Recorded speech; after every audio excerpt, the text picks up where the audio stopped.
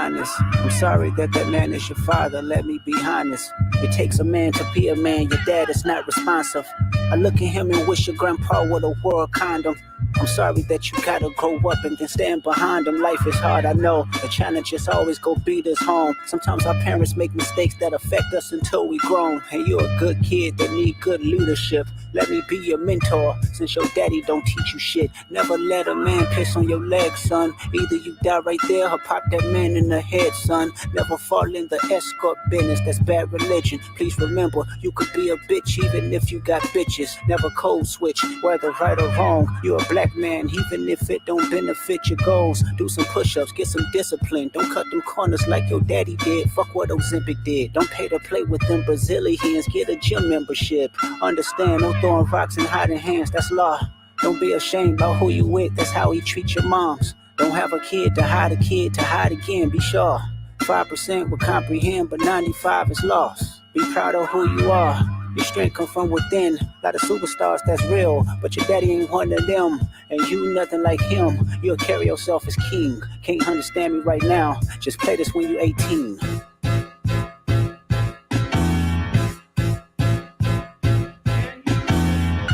Dear Sandra, your son got some habits, I hope you don't undermine them. Especially with other girls that's hurt inside this climate. You're a woman, so you know how it feels to be in alignment with emotions, hoping a man can see you and not be blinded. Dear Dennis, you gave birth to a master manipulator. Even using you to prove who he is a huge favor. I think you should ask for more paper, and more paper, and more paper. I'm blaming you for all his gambling addictions, psychopath intuition, the man that liked to play victim. You raised a horrible fucking person. The nerve of you, Dennis. Sandra, sit down. What I'm about to say is heavy. Now listen. This is your boy Jedi for Jedi Online, Trill Illuminati Live, Red Pill Trill, Trill Illuminati. Clicks, like, comment, share, subscribe. Hit the notification bell so you know when we go live, and please put the number of your like in the chat, you know, like that.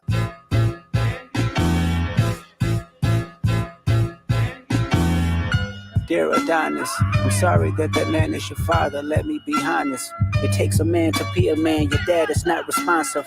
I look at him and wish your grandpa would have wore a condom.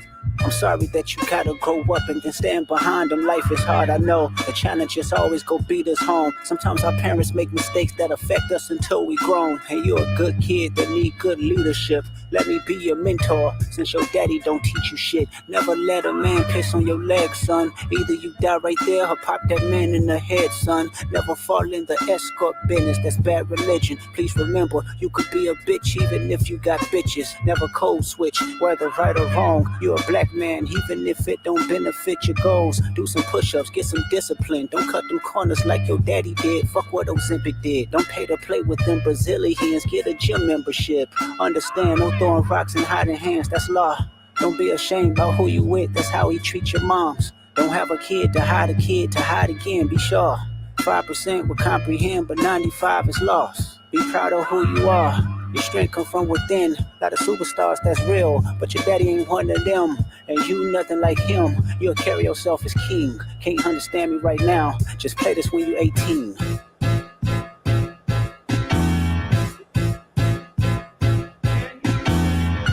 Dear Sandra, your son got some habits, I hope you don't undermine them.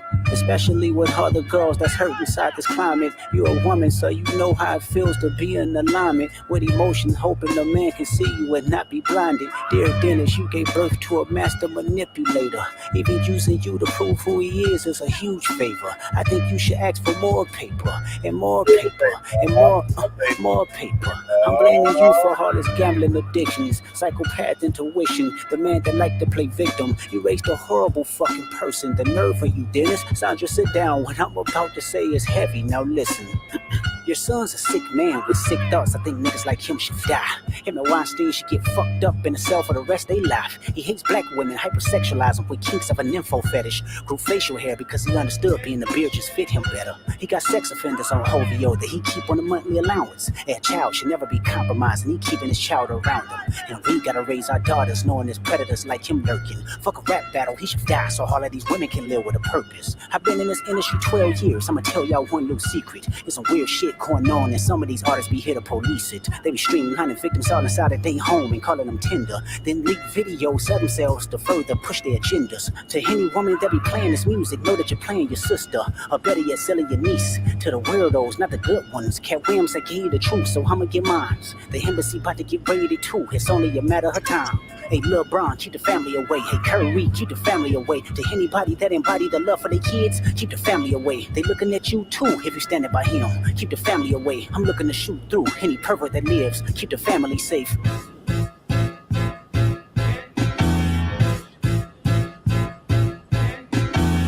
Dear baby girl, I'm sorry that your father not active inside your world. He don't commit to much, but it's music, yeah, that's for sure.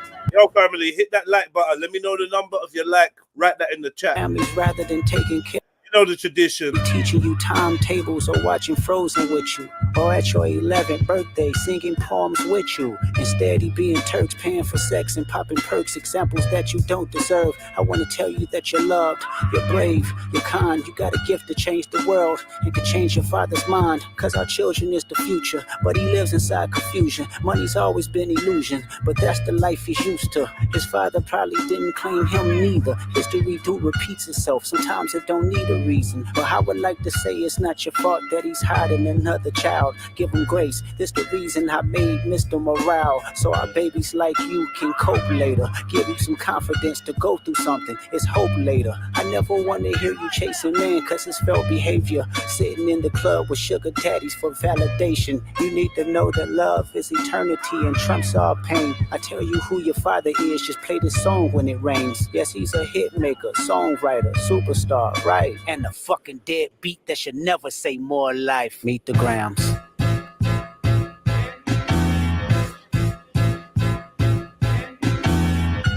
Dear Hobby, I know you probably thinking I wanted to crash your party, but truthfully I don't have a hating bone in my body. It's supposed to be a good exhibition within the game, but you fucked up the moment you called out my family's name. Why you had to stoop so low to discredit some decent people? Guess integrity is lost when the metaphors doesn't reach you. And I like to understand, cause your house was never a home. 37, but you showing up as a 7-year-old. You got gambling problems, drinking problems, pill popping and spending problems. Bad with money, whorehouse, soliciting women problems. Therapy's a lovely start, but I suggest some ayahuasca. Strip the ego from the bottom.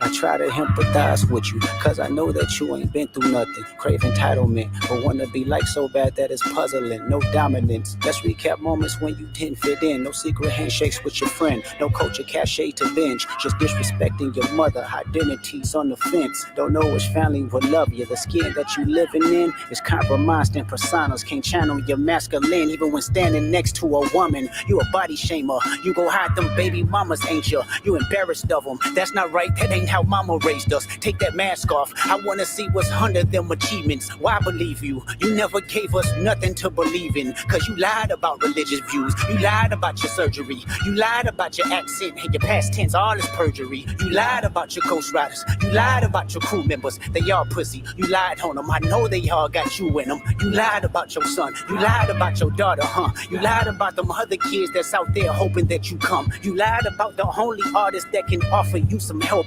Fuck a rap battle. This a long life battle with yourself.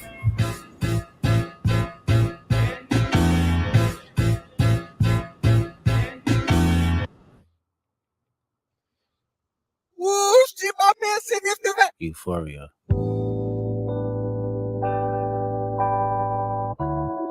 Nah, we're not doing this. Yeah. Oh, fuck it. Let me get. Where's this other one that man sent me? Big up, family. Hope everyone's cool. Did man just send me a song? Where did it go? The fuck? Oh, here it is. They praying on our downfall another time again. After the rainfall, the sun gonna shine again. That's right. Don't bust no U-turns, cause we ain't forgetting shit. And to all y'all that switch, suck my dick! Let's go. Yeah. Suck my dick. What? You talking down the family name, man, you wildin'. What? I dare one of you niggas scream out no diddy. Fuck that nigga. Bro, blow with me. Baddies, they ready to go with me. I just nod and they know to go get 'em. Might see me with some pretty hoes with me, but ain't no hoe with me. I just lay back in that Virgil Maybach. That shit like 450. Police raid the crib like they think we selling crack. But we out here selling tracks. Multi-million-dollar plaques. Rather put this shit on wax. All that gossip shit is whack. When all they had was 50 cent. Who put this city on the map? Stop lying. Pops been hated on by many men. And nigga, that's fine. They gon' try to stop these Eminems, and they gon' die trying. Pull up to the south side. We locked in, we got ties. Don't give a fuck about no blogs, cause we really outside. Hey, yo, CC, what the fuck these niggas talking about? Niggas say it's wartime, then it's war, nigga. What we doing? Niggas playing with niggas' names and all that. Fuck that. Broke nigga, I don't know who even birthed these whole niggas. All that woofing on the net, well now it's time to show niggas. Steady talking on the fam and we don't even know niggas. But go ahead, play one call away. We ain't sparing no that nigga. shit dead. Count bandos in my Gucci sandals. These niggas is sick. Probably hating cause we rich. He must think we fucked this bitch. Knock them walls down like when them Fetty boys ran in both our cribs. Too bad they ain't know we bought the one next door, cause that's the one they missed. How y'all talking like a nigga time up? Throwing shade, get your shines up. Asking where my pops at, he on a G6 getting the line up. Oh, you pussy ass niggas line up. Let's multiply the lies up. We running shit, this bad boy, make a bad bitch want sign up. Yeah. Okay. Okay. All right. Is that what you're listening to, yeah, Silver? Say that, you know. He did his shit. Man said pick a side. That's crazy. That is absolutely wild. All right, man. We got a couple little bits and bobs to get through, so you know, let's get it done. Let's get it done. All right, let's start with this one. All right, let's start with this. All right, so there's been a lot of stuff going on that I ain't been paying any attention to, but now it's come to the point where it's time to pay attention. Hit the like button, family. Hit the StreamYard link. Jump on. Let's have a conversation. Let's talk about the stuff that we've discovered, or the stuff that's been put out there. Let's put it that way. Yeah, we ain't discovered shit. Let's talk about the stuff that's been put out there. You know what I mean? 50 responded, not in bars though. He never responded in a tune. Did he? No way. Wait, hold on. Hold up. Wait. 50 Cent. This. He responded, but he never. What he responds saying what? Like no raps. If you're talking about he like tweeted or some shit, then yeah, I think I saw that.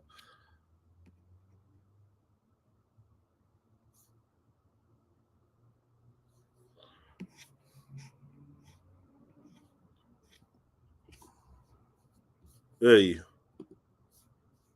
Nah, just a tweet. Yeah, man. Fuck these tweeting dudes, man. Fuck all that tweeting. I want to hear bars. I want to hear this tweeting shit.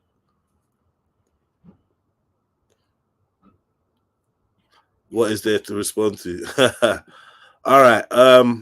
Yeah, let's get back to this one. This is the hotel next to Kendrick's new apartment in Brooklyn, where Twitter user EbonyPrince2K24 first posted this video of the items from the Meet the Grams cover. Some have speculated that Kendrick is running the account, using it to reveal more of his evidence before he drops another song. But new posts have revealed that he's likely a former security employee at New York City's prestigious The Mark Hotel, and a member of the Ballroom House, the iconic House of Ebony. It all started in January 2023, when Ebony witnessed an incident involving Drake, his associate Chubbs, and journalist Christopher Alvarez at the Mark Hotel. That led to 2 staff members at the hotel being fired. The first visit occurred the same day of a Drake New York concert, where Drake was forced to stop his show after a fan fell from a second-floor balcony into the crowd. This screenshot shows that whoever runs the account has CCTV footage of the night. And he also hinted that Drake was rude to service providers during whatever went down. Interestingly enough, Alvarez is posted from this exact same rooftop next to Kendrick's new apartment from the Meet the Grams video. To make things even weirder, 616 has this sound sampled at the start. which some people are now speculating is the sound of Alvarez's respirator. Alvarez still has an Instagram story dedicated to Drake on his account, which implies that he wasn't the victim of this altercation, but something else could have went down that night that the two fired staff members witnessed. It reminds me of when we all found out that Stephen Hawking was on Epstein's flight logs. Recently though, Alvarez liked 2 comments related to Ebony's allegations on his latest Instagram post. Fast forward to July, and Drake went back to the Mark Hotel in the middle of these protests led by a 19-year-old activist that was throwing serious accusations against the Mark for in the middle of these protests led by the latest Instagram post. Fast forward to July, and Drake liked this. It reminds me of when we all found out that Stephen Hawking was on Epstein's flight logs. Recently though, Alvarez liked 2 comments related to Ebony's allegations on his latest Instagram post. Fast forward to July, and Drake went back to the Mark Hotel. I was just looking at this hotel room. It's got that vibe, innit? It's got that vibe, man. Good old checkerboard. In the middle of these protests led by a 19-year-old activist that was throwing serious accusations against the Mark for serving underage teens and having ties to Epstein. Ebony Prince claims that he has footage of Drake from this day because he was assigned as security for Drake after Drake was assaulted by the protesters on the 17th of July. The July incident likely took place at a restaurant inside the hotel, Caviar Caspia, whose CEO was quoted in saying, "What happens at Caviar stays at Caviar. We never say no, or at least we always try to find a way to please the customer. There are many, many stories. If these walls could talk, they would have an endless amount of stories. Thank God they can." Ebony claims that the incident he has proof of occurred on the 27th, which lines up with Drake's last show in New York that year on the 26th. So then how did he get his hands on the items from the Meet the Grams cover? The prescriptions and receipts from the cover are dated July 2023, which lines up with the story. Ebony claims Drake left the items in the hotel during the stay, and then Ebony got them from the Lost and Found, planning to auction them off after Drake's death. What's clear here is Ebony's motivation is money, and that's... I'm not an extortionist or career killer. I'm a black American capitalist. You have inserted yourself in between me and my money. Move, humble yourself and tell the truth. The reason why he's mad at DJ Akademix and Drake. When DJ Akademix was reacting to the Heart Part 6, he admitted to spreading misinformation that the briefcase belonged to Drake's father, when we now know for sure that it's Drake's stuff. There's a chance that Drake bought them, leaked them to Kendrick, and then planted the dirt to try to discredit him. And it seems that now Ebony is having trouble selling the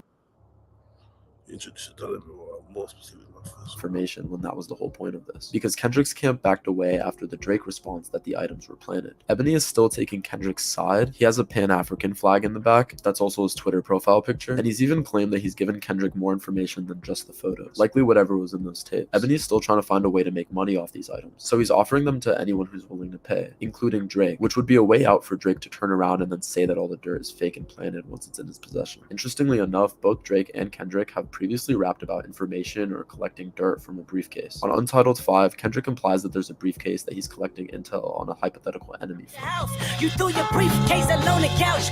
And on Red Button, a song about Drake preparing for this beef. Man, all his luggage in the lobby like I'm getting traded. My theory is that both artists knew about the dirt, which is why Kendrick was ready to use it and Drake was prepared to defend against it with the planted dirt angle. What we don't know about what's next is what else Ebony has from that security camera footage. Today, don't worry, man. It's gonna get this. Just pay attention to the things that you're hearing, because this thing is weird. This thing is weird. Trust me. Man said, is that a pig demon? Man like Zilla. It's not even Zilla. It's RSPCA Zilla, man. It's good. Oh, shit. Say RSPCA Zilla. Sorry, my bad. My bad. Peter. You should have said Peter. Peter Zilla. Because that's... Well, to be honest... Maybe not. You're going to have to do the English, the American, and the Dubai. Whatever they do to protect animals in Dubai. They don't give a shit about animals over there. Sorry. This thing is crazy, bro. Like we ain't even got into anything yet. I think half the spectators and that, I'm not gonna see the plot twist. This Bro, is I was on Twitter. I'm not even gonna ruin it, right? I was sick on Twitter yesterday night. I'm reading, especially from this. Prince 2K24. Yeah, and then there was another person that added everything to. I just stopped reading it, man. I'm like, no way, this is real. This can't be real, man. If this is real. No, this is no, but anyway, let's see. This is deeper than rap. This, bro, This is deeper, bigger than Nino Brown, bro. This is massive.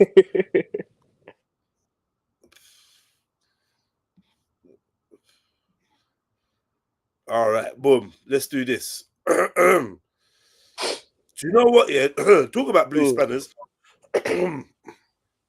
What happened? I was thinking about deleting the blue spanners and starting again. I can't lie.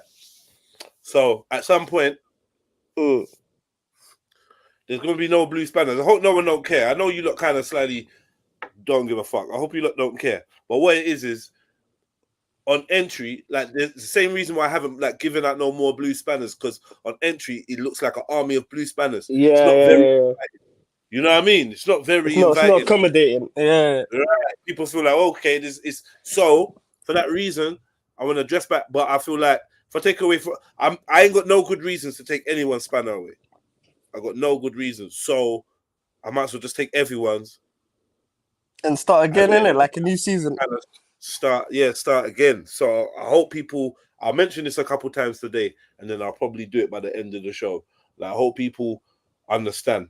You get me? Like it's just to try and get the channel, you know, moving in the right direction. You know what Only I mean? one that should be spannered up is Silverside. Everyone else can buy. Man like Silverside, but like to be honest, I'm gonna need like at least 4 moderators because Silverside is biased, isn't it? You know what I mean? He's the chief moderator. He's biased. You know he's biased. He's biased. He's biased, man. Anything Muslim, anything Asian. Like, you know. Exactly. He's the act. So I think maybe one Israelite. So one Israelite, one Saint, one Betty, man. Whoa. Wait. But you already have the Betty man and all the Sneets is already one, right? So she's already a mod. So Sneets, yeah. Betty gal. Well, unless you know something. One that can't breathe properly, like Darth Vader, reverse Darth Vader, called Shani. We'll give her one as well. Vader Darth. Mad. Darth Vader. What? Darth Vader. Mad.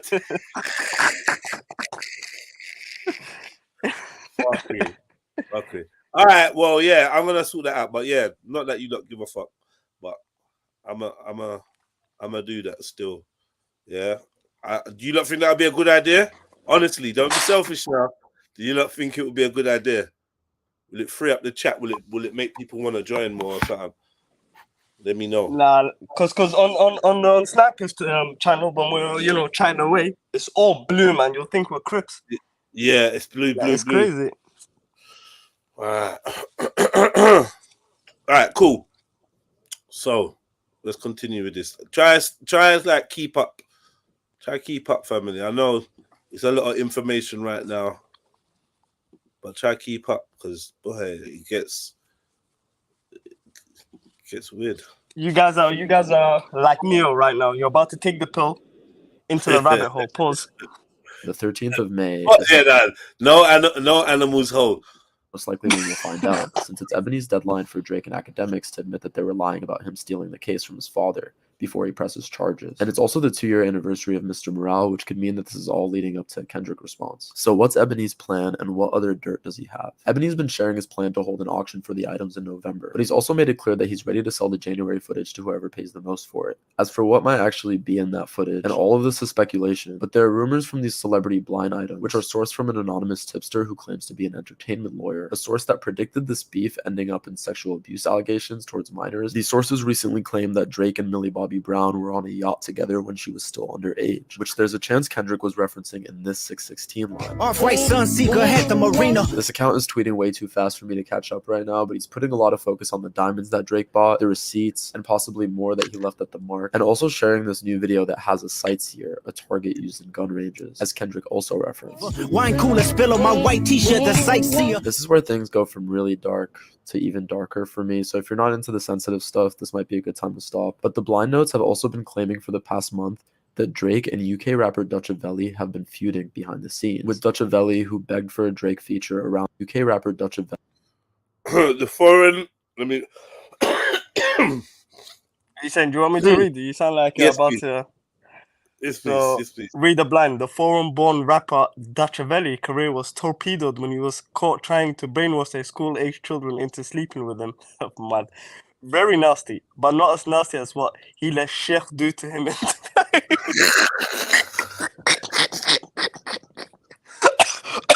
Sorry, people. There are rumors of animals being involved too. The Canadian rapper with self-love tape has been spreading the word Dutchaveli's Drake, Steph London's brother. Controversy and allegations. So people, we already had Dutchaveli, you know, just close enough, just managed to beat the allegations. I don't even know if he beat the allegations, but you know, it's still there. But nah, he just took the animal route, man. It's a bit mad. Them camels are not safe in dubs. My God. What do we listen? What the hell? I'm gonna read it again for everyone, right? Yeah, please, there please. are rumors. Okay, let me start again from the top. This is like a wheel up. The foreign-born rapper Dutchaveli career was torpedoed when he was caught trying to brainwash a school-age children into sleeping with him. Very nasty. That sounds like Trump. Very nasty, but it's not as nasty as what he lets the sheikhs do to him in Dubai. What the hell does that mean? Why? There are rumors of animals being involved too. He said the Canadian rapper with the self-love tape has been spreading the word. Who's the one who's got a self-love tape? I think it's him. The Canadian must be Drake, innit? Is it? Self-love. I don't even. Why? Is that album? He's been spreading the word about Dutchaveli. Okay. Yeah, because they're linked up. They're beefing, and he's making accusations about Dutchaveli. Veli have been feuding behind the scenes with Dutchaveli, who begged. The Dutch the Dutch rapper Dutchaveli can thank the Canadian rapper Drake. Okay, yeah, for drawing the world's attention to his activities. He badmouths him to anyone who will listen, especially when they are women around. He talks about what the Dutch rapper did to a family in some place called Yalding, and how he perforated the father's colon as his children screamed. What? Where's Yoling? Is that somewhere in Dutchland? I thought yodeling was them type of things. Yolding. That's yodeling. My bad. Yolding. Where's? He perforated the father's. I don't know, man. What is this? He talks about how he uses his dog to lure school-age girls. He talks about how he makes money in Dubai. He talks about the dogs and how jealous he was when the Canadian rapper collaborated with the middle alphabet rapper, Central C. Search the Dutch rapper's name on Instagram and videos of the middle alphabet rapper will appear, not as accident or coincidence. The rapper's evil deeds in the UK have made him some very powerful enemies, and some of them are the Canadian rapper's friends. Dutchaveli, okay. So I don't know, man. Don't know. For a Drake feature around the time Drake was first making ties in UK drill and grime, was caught doing career-ending things with minors and animals, and that Drake was prepared to expose him. But what makes this all really weird is that even though the tipster has only alluded to the animal abuse allegations when it comes to Dutchaveli, DJ Akademix had this moment on stream last night, claiming he was... So yesterday, on this DJ Akademix page, he's doing a live stream. I don't know what was going on or whatever, but in the live stream, bare people was putting Dutchaveli's name up. Like, it was like spamming. I'm not even spamming, but I don't know. They were just all talking about Dutchaveli. In the chat, probably in the live chat, yeah. Yeah. I don't know if and what's his name mentions him as well. DJ Akademix was talking about him. So I don't know what they were talking about exactly with Dutchaveli, but it was getting mentioned. Then this happens. He was getting spooky texts and then watching a video with noises of a dog getting abused on his phone. He later claimed in the video that the noises were his dog. But what exactly did he see on the phone then? And why was it so shocking? It seems related to whatever footage Ebony said he had. And it could either be a sign that Drake and his team got the footage, or that Kendrick did and he's getting ready to release a new song with even more allegations and evidence tomorrow. Hope this was helpful in catching up on everything going on. Apparently, Akademix page is down. Which page is it? His YouTube page? I think it's Insta. I'm not mistaken. These lot are doing some hey guys, look over here kind of thing. Like they're proper just trying to draw people's attention. Because what are they playing at? What is all this? Bro, this ain't no rap beef. This is cryptic messages beef, man. Like, because apparently in the 616 thing, he put on so much like hidden messages in that tune. I don't know, man. That's why we didn't really like relate to that first tune. We're like, yo, what is this? It's a slow hair, I guess. Academics looked, y'all, we gotta talk. There have been bombshell, disturbing, disgusting allegations towards Drake, DJ Akademix, Kendrick Lamar, and what's going on now, baby? Let me just start off by saying Kendrick ain't in to no 69 God freaky a mess. But y'all, more information has come out as to what Ebony on Twitter has been threatening to expose about Drake. You guys, so much is coming out and it's being linked to blind items that have been going on for years, and it involves DRAKEAVELI. What am I talking about? Baby, Drake allegedly, according to these people, like dogs as much as he likes youngins.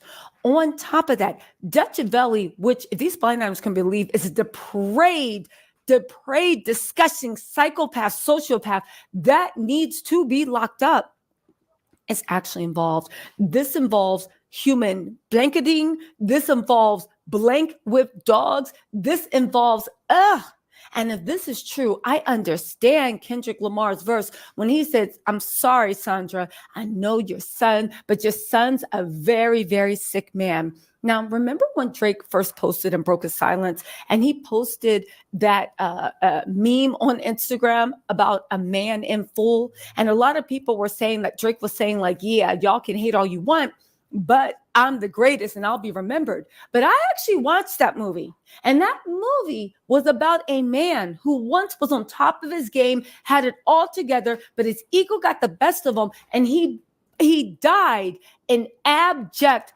blankual humiliation. And no matter what he did, he'd always be remembered as the guy that died in abject, blankual humiliation. Okay. Now that I've given you guys the warm up, let's get into this. Okay, now there's been rumors going around for like the past couple of days that basically what happened in that hotel was a blank freak off, right? They're calling it caviar and potatoes. That's basically what Drake calls his blank offs. They're saying Christopher Alvarez was involved, but more than that, they are saying that they have videos of Drake. I've heard the rumors about the people with dog bowls and dog leashes, baby. It is jumped from that into dogs. Now, how do we know that, or why do we pause it for a minute? Yeah, let me show you lot something. Yeah, so hold on. Let me show you lot something.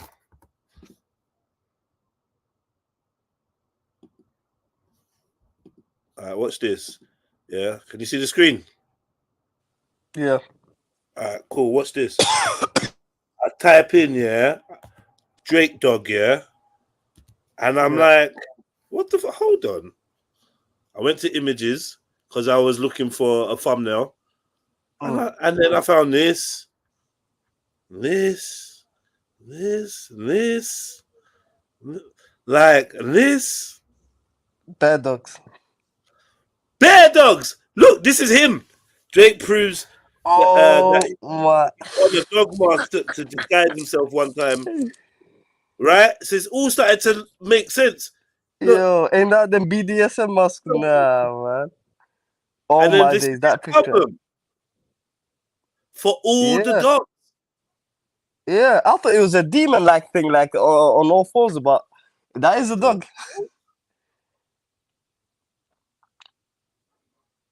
I mean, it could be a dog lover. Man's a millionaire, but the dog mask is a bit too much. Come on, man. Second wearing another different dog mask. Man, that's a pit bull. He's wearing another dog mask. Yeah, that's 2. But So if it's 3, then yeah, it's a bit peak. You got this one and this one. So come on now, fam. How many dog masks have you got? What is the dog thing going on? What's going on? It's starting to. I don't know. Man. I don't want to accuse him. You know, they do say, you know, a dog's a man's best friend. But in this case, it could be his boyfriend. But we're not too sure.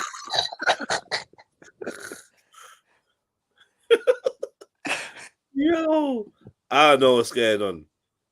Something don't feel right. This is too that's why I turned off my whole computer yesterday night, man. This is complicated, man. This is way too much. We think this DJ Akademix was on live stream last night, and somebody sent him a video. He airdropped that video to himself, and while he was on, he looked at it, airdropped that video to himself, and while he was on live stream, that video was playing. His fans actually said that, and this is from their words, not mine, that DJ Akademix looked scared.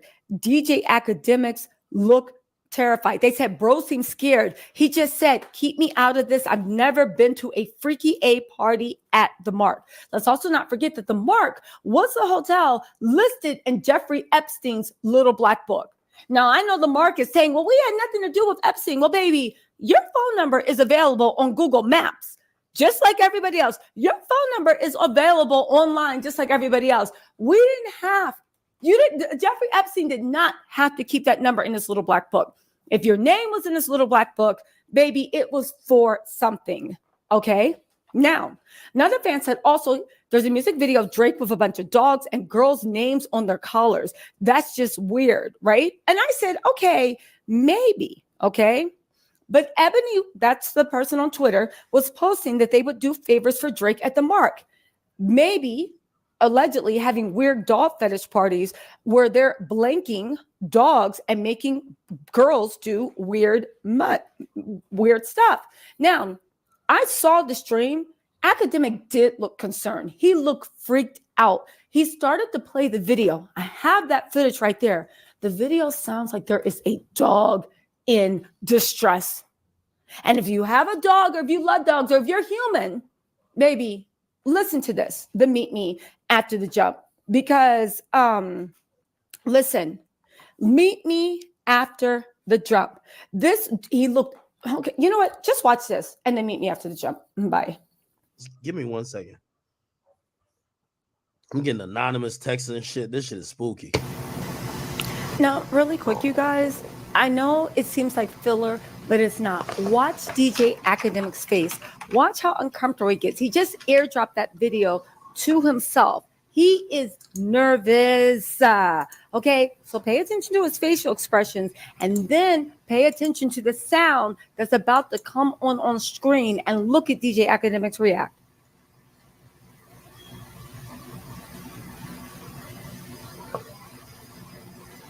So he's watching the video right now, nervous as F, touching his face, deeply concerned.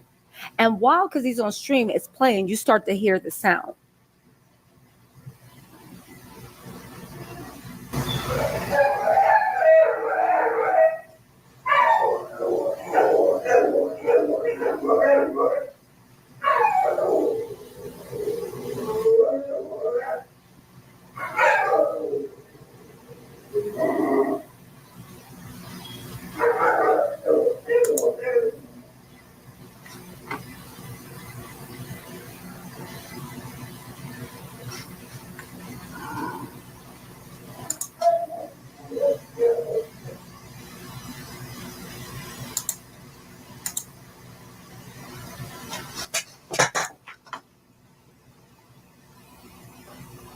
Again, Ak's face looks worried AF.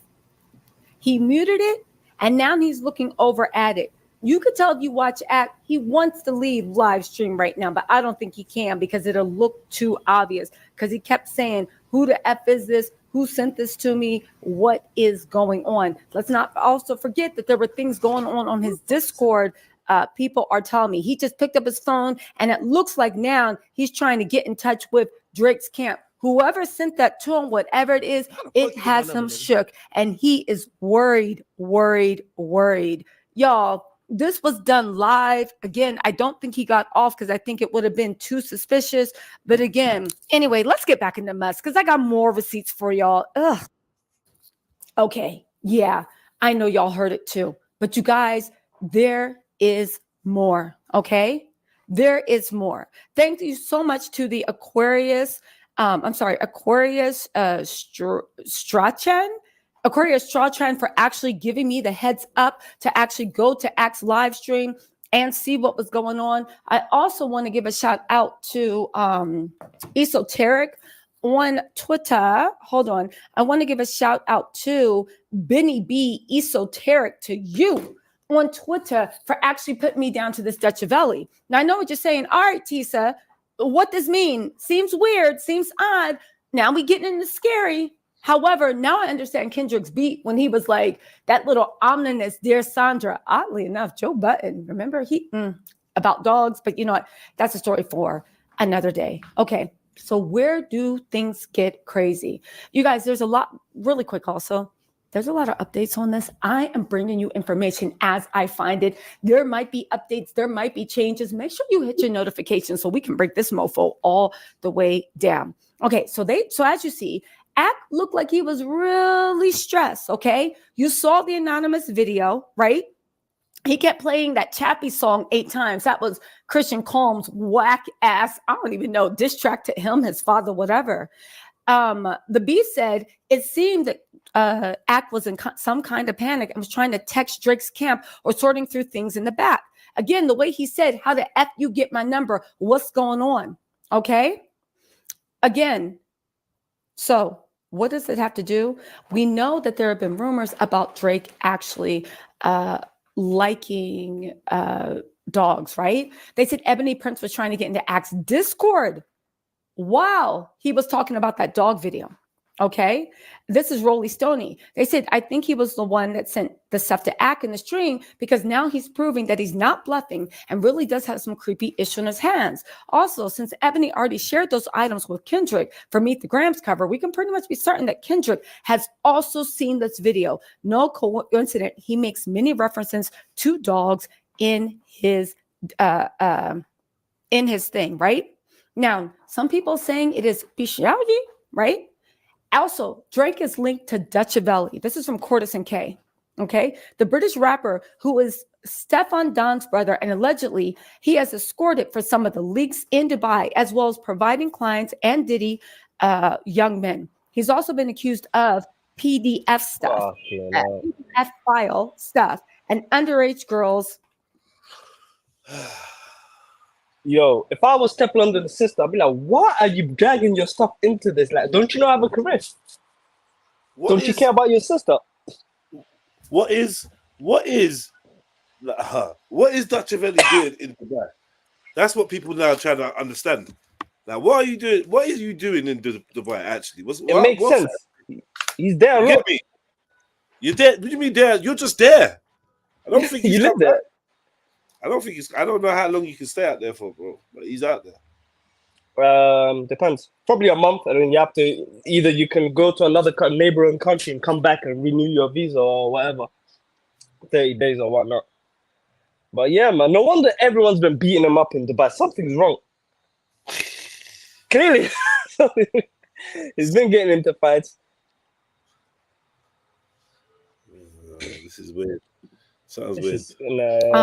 And supposedly there's a video of him doing stuff with a roof. I'm speaking of code. Just all kinds of disgusting stuff. But Drake and him apparently were friends and worked together or something. Again, it was so much. This is what Benny Esoteric to you on Twitter shared with me. Dutchaveli even was telling Drake, yo, a favor for a favor. When you touch down in London, you know what to see. Here is the video. And then meet me after the jump. It's a favor for a favor, motherfucker. And then Hey Drake, make sure you promote my mixtape as well when it drops, cuz. You hear me? You know they say love is a favor for a favor, motherfucker. You know what I'm saying? Okay, so they definitely know each other. He wasn't just talking, they definitely linked up. Okay. However, let's listen to these blind items about dutchaveli and to let us know what these depraved things that Ebony seems to be suggesting she has video of Drake doing. All right, y'all ready for this? Let's go. Bum, bum, bum, bum, bum, bum. Don't forget to hit that like button. You guys know I'm trying to grow.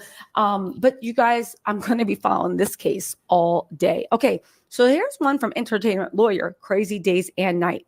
It says the foreign-born rapper Dutchaveli career was torpedoed when he was caught trying to brainwash blank age little ones into sleeping with him. There are rumors of Anna's been spreading the word. And by spreading the word, they're saying that Drake, okay, this is from Crazy Days and Nights, NT Lawyer. Listen, this is supposedly about Stefan Don's brother, Dutchaveli, controversy and allegations. It's a blind item. This was all the way back in January 1st, 2024. Okay. He is into, again, SA, animal intimacy, paid relations in Dubai, and all sorts of stuff. Okay. All right. Are we on it with that? Okay. Let's keep going. Drake and him are super tight. Something's going on in Drake's thing. We also have a few other things that are really, really odd and really, really strange. For instance, right? Why is everybody now saying that Drake has something with Bow Wow Wow's Yippee Yo Yippee Yay? Why is Ebony threatening to expose it for whatever reason? Why are we having all these things come up? And why is there a tape that even Kendrick Lamar appears to have seen? What is going on? I will say one thing, and DJ Akademix has distanced himself from Drake. I repeat, he has distanced himself from Drake. So what really is going on? What is going on? I have to ask. Well, listen, y'all got to answer because, baby, I'm on this case. I have so much more information. I'm going to drop other videos. I'm trying to break these videos up into parts so they don't get too overwhelming. And y'all drop a 1 in the comments if you want me to go live about this later, and we can talk about everything at once. Y'all, we're not stopping until this Scooby-Doo mystery is solved. And all I got to say is, Drake, you better get your ass away from Scooby. Shaggy, come get your man. Shaggy, literally, Drake, get away from Scooby, because, baby, I've heard things, and yeah, he literally a freaky ass ninja. You need to stay your butt inside. By the way, did y'all know that Drake is so predictable? Remember when Ken just said you always run to the Turks? Guess where Drake is right now? Yeah, he in the Turks. Anyway, y'all, let me know what you think in the comments. I'll talk to y'all later. Bye. What do you think about this, man? Do you think this shit is credible? Kendrick dropped knowledge. This is outrageous. You think this is credible, outrageous? I don't know, man. I think something's going on with dogs. Like, I don't know what. Like, I don't know if like this story, but I didn't realize Drake's little dog thing going on. Like I said, just me typing in Drake dog. Like, I was looking for his album. All that. When I was like, what the? Hold on, because I don't watch Drake, innit? I don't pay attention to it, really, like. So I was like, rah, like, you really do like dogs, isn't it? So I don't know what's going on. And then there's another one I saw where it was kind of going a little bit more into like Kendrick Lamar's lyrics. It seems like it was in one or two things, maybe. I don't know. But if this person has these videos, the so-called video, why not release it? It's already like damage has been done. He's already snitching. He's already telling people he does this and that. Yeah. This is release it now. This is all controlled, like, for us to like feast on. Do you know what I mean? And yeah, there's gonna be. I don't know, man. I don't know. I don't know. Like, maybe something big will come out, but it's just enough to make you be like, "Rah, what's going on? Look over here. Look over there." There's like in this period of time, every section has been ordered to do something, get active. Yeah. You could be in grime, you could be in this, you could get active. So there's bare shit going on. Influences, this, that, that, blah, blah, blah. Makes Do you sense. understand? There's a lot of entertainment. There's a lot to talk about. There's a lot of things starting to happen around a certain period of time, and I'm like, what's actually going on, man? You get me? I don't know. I don't know. I'm trying to find this video. 1 second.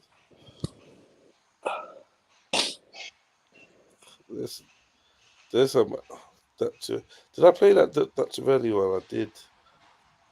There was more. These men are nuts, bro. Too nuts, man. And why the hell is Dutchaveli getting roped in some bullshit again, man? This is potentially first. This is worse than the first one, man. This is. Yeah, now man's linking you. Now man's linking you to dogs and that. Like, you're in trouble, bro. You're it better not be young dogs as well, man. That'll be. Stop it, puppies. He's so stuff.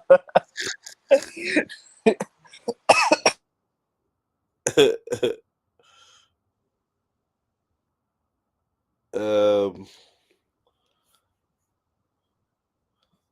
there might be more.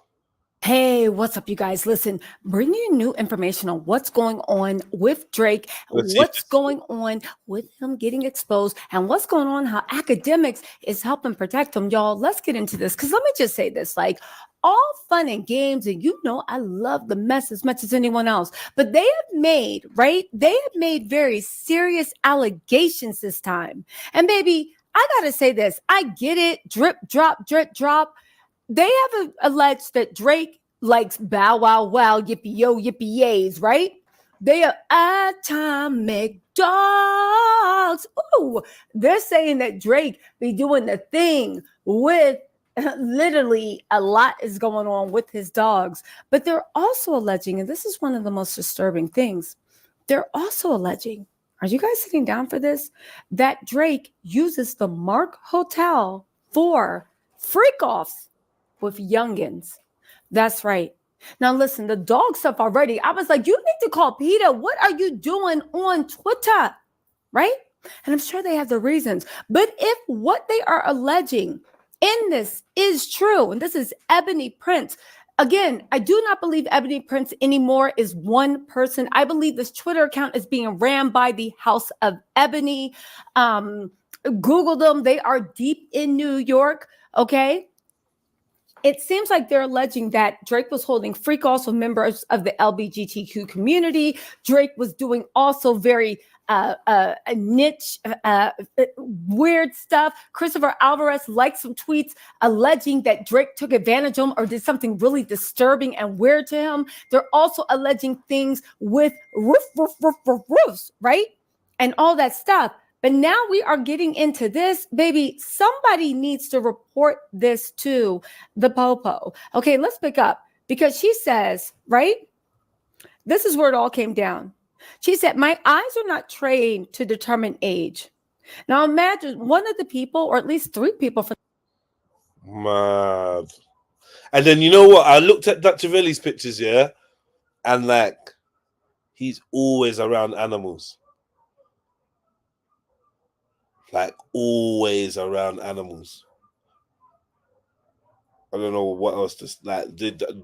I don't mean nothing, but they were just bare animals in these pictures. I was thinking, rah. I never thought. You get me? I didn't come up with these concepts. If you go to check out DRAKEAVELI's page, it's just him and bare animals. And then there's a picture. I don't know. It's just mad. But maybe it's all bullshit. I do believe that there's maybe a little bit of smoke with this fire still. Do you know what I mean? There's something going on with Drake and dogs. There's something going on. Not to say that whatever, there's something. All the dog mask, dog. I'm starting to. I don't know what's going on. I don't know. It's just he's definitely into dogs. But I don't know whether that's a sexual thing. But boy.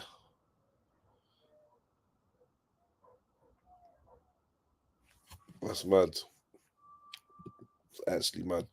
from the House of Ebony. It looks like worse security for the Mark. The Mark was in Jeffrey Epstein's little black book. Okay. There were a lot of stories that Epstein and a lot of other high-end clientele used New York hotels. We're not saying it is actually the Mark Hotel. Use New York hotels to actually do what?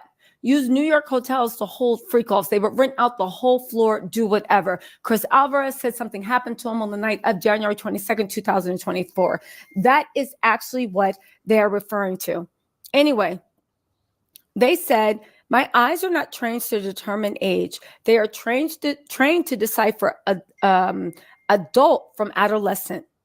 Young Theodore made changes to how we monitored youngins. That was on July 27, 2023. So young Theodore must work at the Mark Hotel security.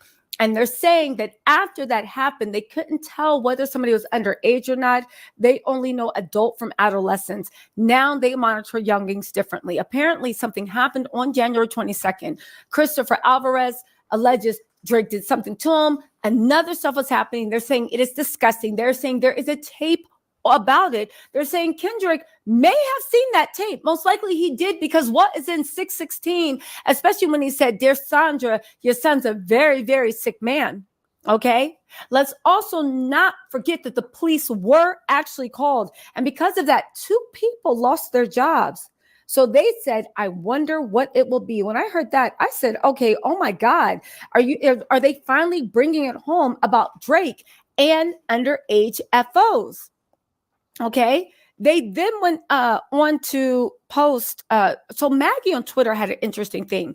She posted something, said Drake blows off steam after New York City concert parties with Travis Scott and French Montana.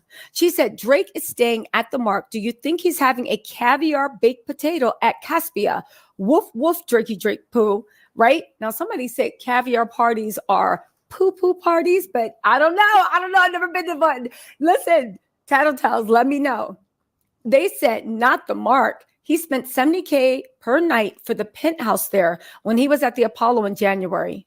Shot, they gave a blank what he does, but go off. They said Drake was hosting a private party at the hotel in New York during this date, which is only a 20-minute drive from the location. They said this is a party, also Caspia. They said he closed down the place, private party. It was this past Sunday. I know because I was there, and the night before was next room to the electric room. Alice Caviar Caspio, CEO Raymond McCronon isn't blabbing. What happens at Caviar Caspia stays at Caviar Caspia. Discretion is the number one asset. We never say no, or at least we always trying to find a way to please. There are many, many stories, he continues teasingly. If these walls could talk, they would have endless amounts of stories. Thank God they can't. Okay. Then they also said they research some more. They said Caspia has captured the romance and glamour of caviar while combining it with the highest level of demand and quality to offer moments of exception, the unique universe that can be found in the restaurant and its private rooms. Again, Maggie said, Drake, staying at the Mark, do you think he's having that baked potato? Okay. So Ebony Prince 2024 said, I was in disbelief at this claim of theft, considering how the items came to remain in that building. I kept thinking back to July 27, 2023. So I guess whatever tape they have happened July 7th, 2023. July 27, 2023. But I digress. After meeting in the office, I later contacted Miss Edwards. She must be the head of security. All files regarding any items in my possession were transferred over to her, so that if I was ever detained for possession of stolen property, my attorney has proof of the chain of custody. Okay. So they say I started asking you, and you're so anyway, they're saying that if academics or Drake tries to sue them, maybe they have proof that they took nothing and it went through the correct chain of custody. Okay. He said anywhere. Well, they said anywhere I've worked, I can attest to the fact that I do my job to the letter of the law. Once there. That's what makes me amongst the most in demand in the city. How many times should have I allowed you to indirectly affect my livelihood? What this means is that I'm obligated under New York State law to report any questionable activity regarding humans this law covers. Good. They sit down to this mandated reported training. Again, so basically they're alleging, and this is me piecing it together. And listen, turn your notifications on. I'm getting this to you as quick as I can, right? Basically, they're alleging that Drake got them fired because something happened with underage people and something happened with Christopher Alvarez, and they called the authorities because somebody had reported an assault. Drake seems to have gotten mad, if I'm piecing this together correctly, right? Things may change. Drake got them 2 people fired and basically cost them his livelihood. And now they want everything. Okay? They said this is America after all. Cash will always be king in spite of what asshole it comes from. Woo! Now, while you have that lens on your eye, do you see the foolery? The regulars there could buy you 100 times over, yet your staff will try and move them out the way. Do you see the insanity? They said, I've started this asking you and your little friend to humble yourselves. You realize that no one has stopped me, right? That's because everyone is in agreements. They like money, not you. And that goes for everyone and everything around you.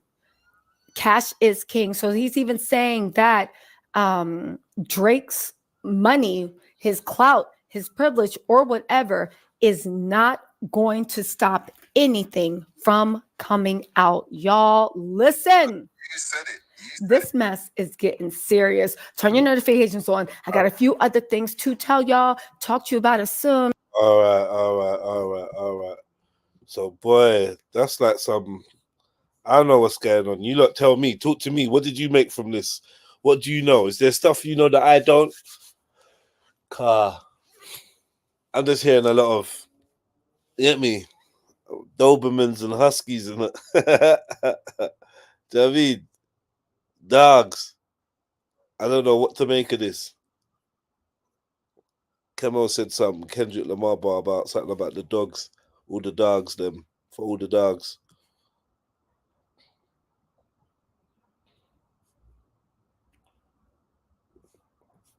And what is happening in Dubai? What?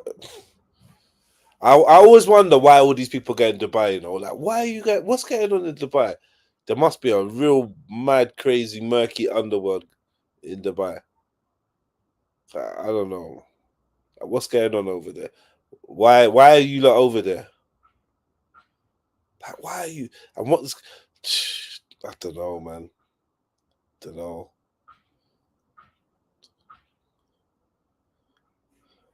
The Prophet said, whoever keeps a pet dog, which is neither a watchdog nor a hunting dog, will get a daily deduction of 2 quirats from his good deeds. Man said a daily deduction to that. Hey, that's mad. I've had dogs for years, and that's crazy.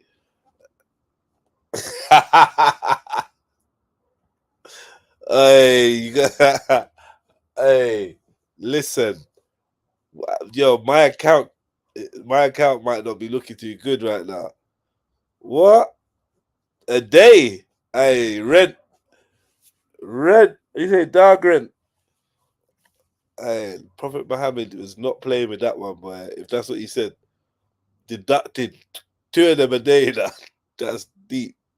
I swear that's more than that. Like, that's a, like, what else does that? What else? Oh my god, that is so deep. That is so deep. What else do you lose points for? Because I like with an actual number. Like, if you just got a dog, you're just losing 2 a day. Standard. That is crazy. That's crazy. That's how bad dogs are, yeah? If it's not a guard dog or what? What was it? If it's not a guard dog or a hunting dog. Mad. I'd love to hear the breakdown of that one still. Like, why is it? Like, why? Why are these 2 dogs these types of dogs exempt?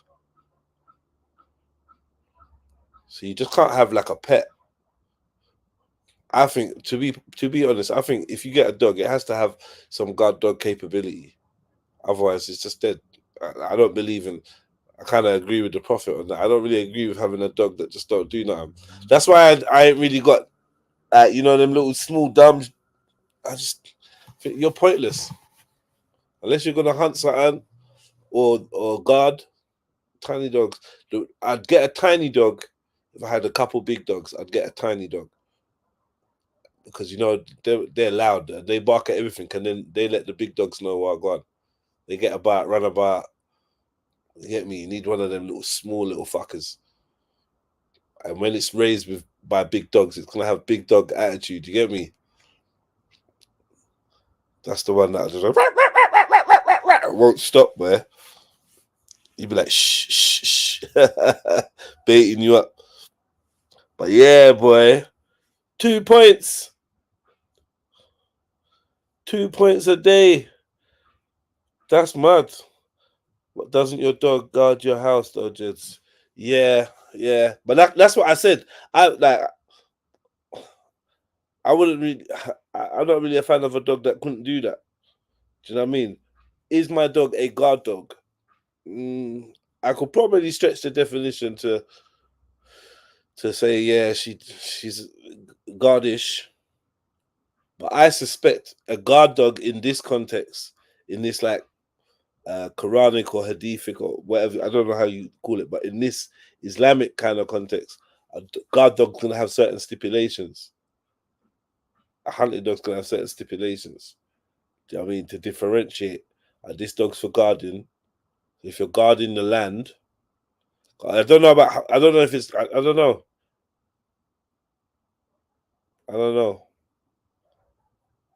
That's a deep one though. Big up Dark Foreigner. Come on, slap the like button, family. Leonard the Yuda, you're supposed to tell me. I know you know your Quran, bro. You're supposed to tell me. Put me right, 100%. Pets shouldn't be a fashion accessory.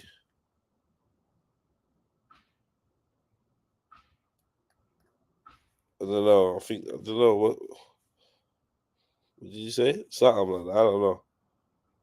Pets shouldn't be a fashion accessory. They need to be used for a purpose. Yeah, man. But I mean, so what's okay? So, is this to do with the dog's welfare or your welfare? Is this because, like, if you've got a dog that's not doing anything, then it's cruel, kind of thing? If a dog's not got a purpose, so it's not a working dog. Is it from that perspective? The Prophet Muhammad be playing Baha when he let the dogs out.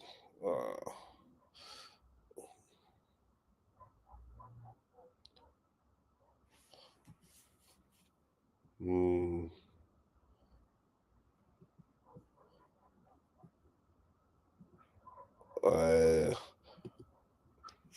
not gonna lie to you, man. That spun my mind. I don't know what's going on. I'm waking up to these dog allegations. Boy, man. Anyway, what did we say? This is the season of black male perversion. I told you, family. I told you, man. We're just at the beginning. We're gonna see some wild shit. Wild. I don't know how much wilder it can get though. But like they're just letting you know. Look, man, the black men are worse than Epstein. The black men are into donkeys and sorry, no one said donkeys. I don't know where I got that from. The black men are into dogs and animals and underage and wait, like, do you know, like it's the season to, and it's been going for a while, for a hot minute. You know, from before the Bill Cosby show case, before Me Too, they've been slowly, you know, R. Kelly's been slow cooking, you know what I mean? Slowly waiting for this era where we can finally see the perversion and the sickness of the black man everything they said about us was true. We are wild. We're just as bad, and we can look at ourselves and be like, "Rah, we ain't shit." And the women can look at men and be like, "Look, men are just fucked up." So black women can look at black men and be like, "Oh, this is what they're doing." The youngsters looking at these men and thinking, "What is this? What's normal?" They got their own set of attacks going on. It's really deep right now what's going on in society, bro. I can't even lie to you. Really, when you break it, like when you actually take a step back and look at it, it's actually deep. The level of social engineering that is in play, broad daylight, steering us to fuck knows where.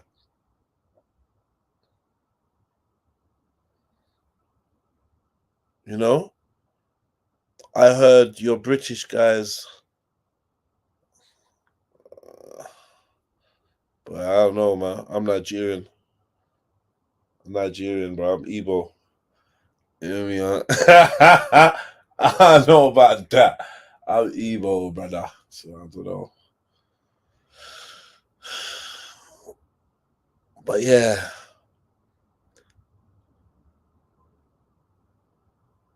Are you the things that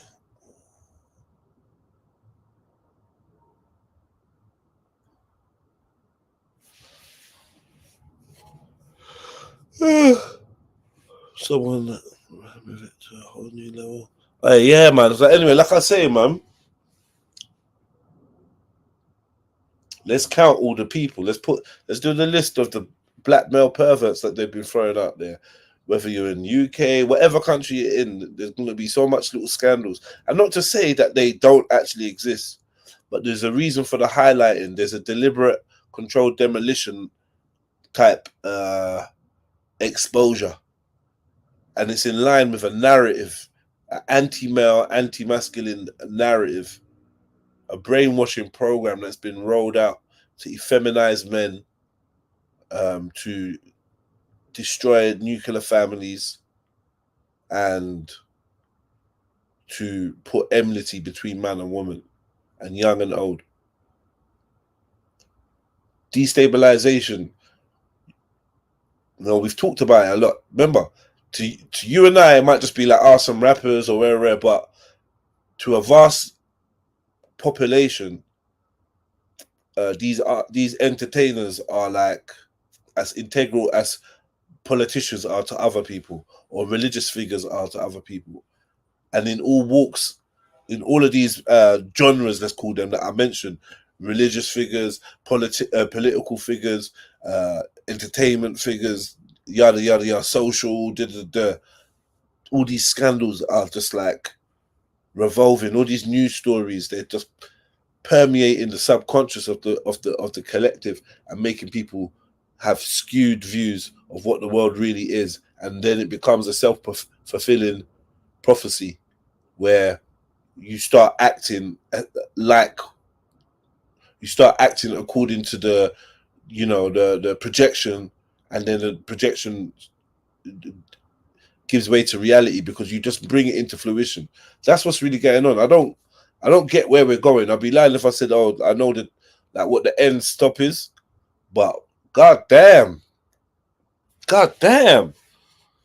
they even give us a chance to get over Diddy. They give us a chance to get over fucking Diddy, mate. All right? Now they're hitting us with, you know what I mean? White folks are like, now you know what it's like. Now you know what it's like. Big up the white folks. They're like, yo, man, now you know what it's like. Yeah? Don't worry, the Arab world, they're coming for you lot too. Yeah, you lot are gonna get exposed. But these men have got money. They just get named. They just sheikh. Just a sheikh. That's it. You don't get to know the names of these dons. I don't know if it will touch them. They got a bit too much money. They got. Not always. This is the flip times. Head becomes tail and vice versa. Black men are always going to be the scapegoat. Nah, I just think that it's a powerful message, because remember, psychologically, I think a lot of people see a black man as a figure of justice and a figure of fairness, and you know,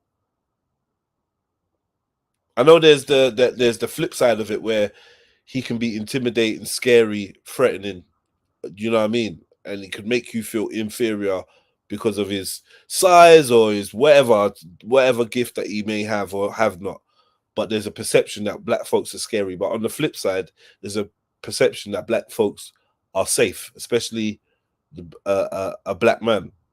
Like, as we discovered, you know, you got the white woman in America telling their child, if you ever get lost, find a big black man, and get me, because she reckons, by her calculations, that if you want anyone to find your child, statistically, a black man would be the best person. I guess just putting it in. You lot think about that? I know we discussed that in the past. Do you lot believe that?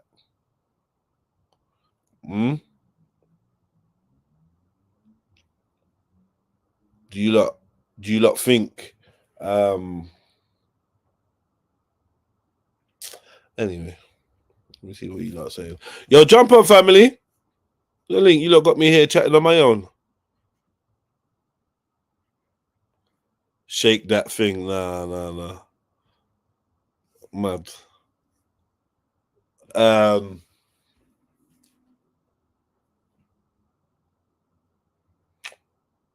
Yeah, boy. But obviously,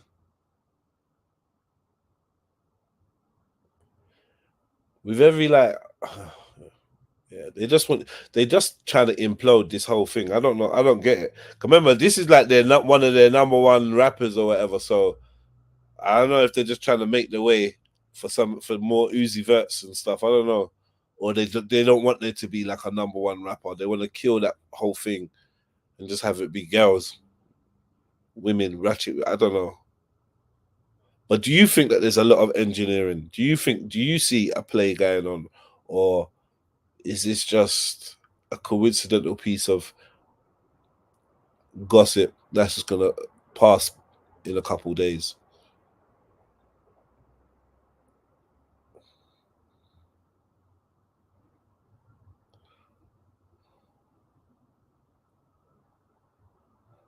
The other races molest people, and then now it's because he's a comedian and not American.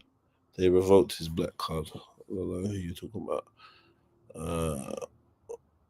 Still fact. Just make sure he's not in the record industry. I hear you, BFM 20. Leonard Diuda says the other races molest people and things at way higher rates than us. Facts, Jedi.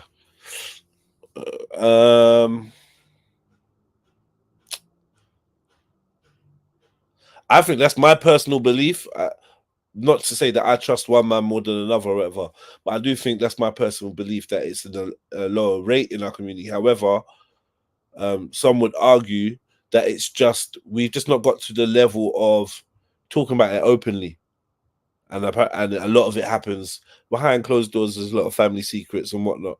Whether that tantamounts to it being an equal trend, I don't think so. But as we all drink from the same pool of media and influence and social engineering, inadvertently, we all are going to end up resembling the beast more and more. Our offsprings, you can't say our offspring's morals. Like I would have said, like me, I'm a first generation person from my family. I'm the first of my family born in the UK. Yeah, that makes me first generation, and I think that I observed quite a lot of folk that came from a certain ilk, all different, a wide demographic of people, black, white, Chinese, and so on and so forth. But there was just a whole different ilk of morality and upbringing, and that's a thing of the past. And even some of them people that had those morals and had that mindset and had that staunchness and had that tradition and had that discipline and had that respect, them values, over time it's been eroded by just being in society, just being part of society, just being part of the world, and just they've strayed far from their origins. They've not held very fast. And I think if a lot of us look at our morals from 10, 20 years ago, I think we could all say that we've shifted. And sometimes we shift in directions that we're not necessarily happy about. Do you know? But it is what it is. You just got to get on, it's the sign of the times. A lot of us was way more staunch about things when we were young. Way more staunch. And as time goes on, you tell yourself that you know what, I'm just more laid back and rare, but really society has engineered you. Society has changed your shit up and made you think that it was just you. You get me? Made you think that you just matured, or you know what, each to their own, everyone do their own thing. Yeah. That's what they want you to feel. Do as thou wilt. Society is definitely playing its role, sanding down the edges. You know what I mean? And making us less, taking us further away from our traditional core values. Now, not to say that we were born with morals. That's a whole different argument, right? I don't believe, well, I'm not sure. I find no evidence that we were born with morals. I don't find the evidence for that. I think our morals are entirely flexible and dependent on our nature and nurture combined. Our environment, you know what I mean? That by nurture, I mean our environment. By nature, I mean genes and shit. Do you know what I mean? But apart from that, I think if you're born in a culture where killing the third baby of the family is tradition and everyone does it, I think you're gonna do it when it gets around to your turn. I think you just do it. If you have no notion that this is a bad thing, if you're you know what I mean, and you're indoctrinated into believing that this is a good thing, like you're just gonna do it. Does that make you a bad person? This is why good and bad is it's a shady little scale, because how are you bad if you've never been shown what was good? If you never knew that was wrong, how could you be bad for doing it? How could you be a bad person? In our eyes, you've committed a bad act, but that's our eyes, very much subjective. In your eyes, you're committing what you've been raised and shown to be right.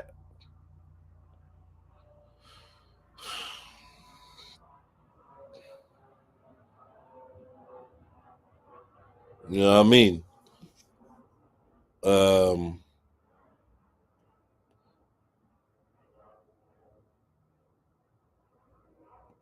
So what are the parents of the first generations called? Yeah, you lot jump on, come chat to me, man.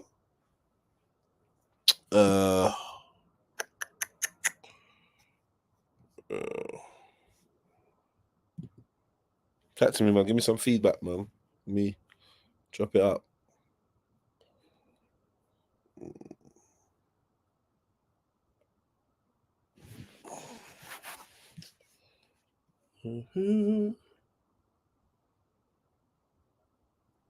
First generation is the ones who immigrated. No, they're not. No. I'm first generation. Yes. On the road chatting to myself, brother. You lot are fucking. You lot are jarring at times, bro. What the fuck you expect me to do? Yeah, mate. I gotta have a little bit more autism, a bit more autistic traits to just sit there and just monologue. It's a skill. I don't really have that skill. I've never really had that skill.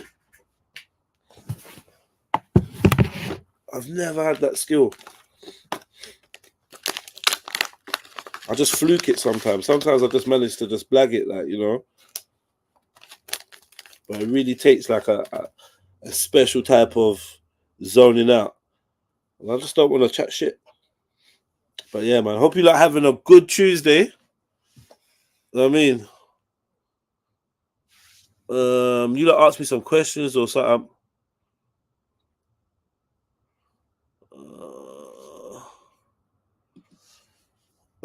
Yeah, you like ask me some questions, man. What do you like want to hear about? I'll deal with it like that.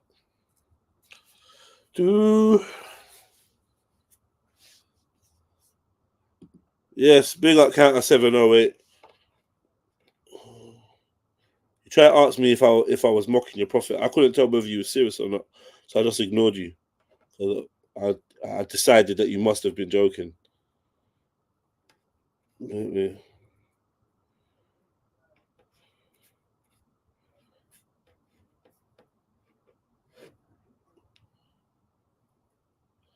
So be on in 5, just eating. Your thought process is cool. Thank you. So yeah, where was we? Why is all of this popping up? Why is so many black guys being embroiled in all these sexually taboo type of scandals and that? What's going on? What's happening?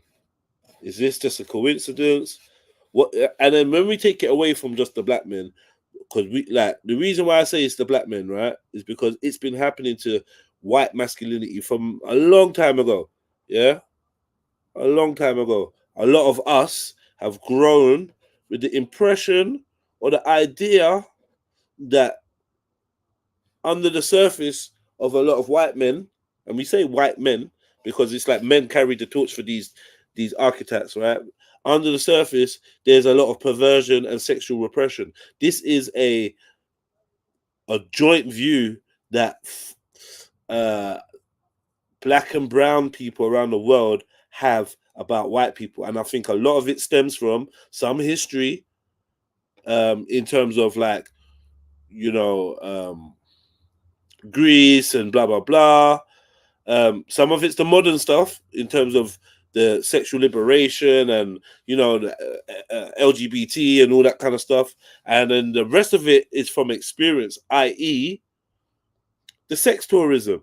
Because remember, this sex tourism, because white people being the folks that have money to fucking travel, right? They've been traveling about, flying and hopping on planes and discovering the nooks and crannies of the world where a lot of people have been priced out and can't go. And sometimes they go to these places and take advantage of like the poverty and the vulnerability of the people. And, you know, this is where we get sex tourism from.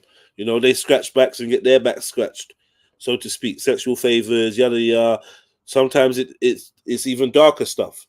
Yeah, but just on that, when hundreds of thousands of us, or hundreds of thousands of you, or hundreds of thousands of white men are flying around the world paying for sex, that also helps to, you know, look at what happened in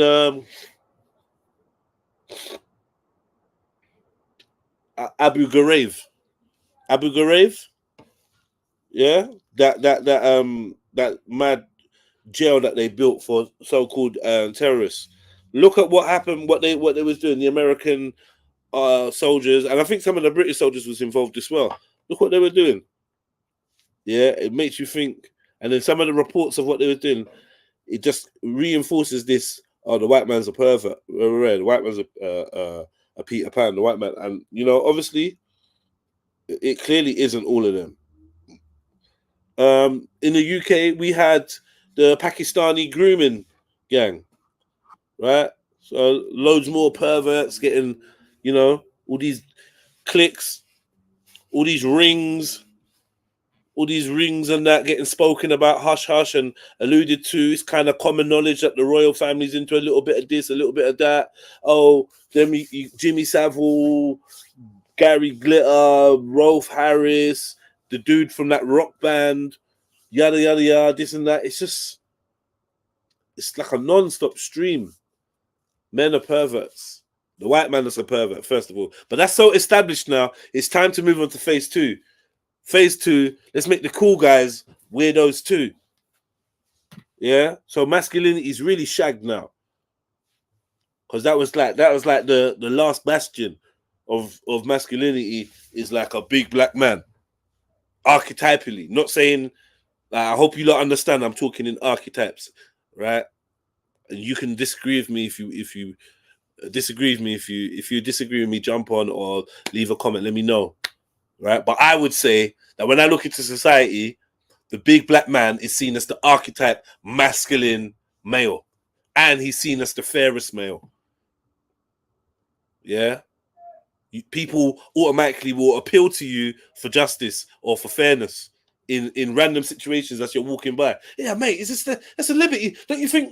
Oh, mate, like, trust me. Let something kick off and have, man, it's mad anyway. It's mad.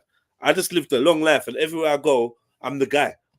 And I know other men feel like have the same experience. I don't know what's going on.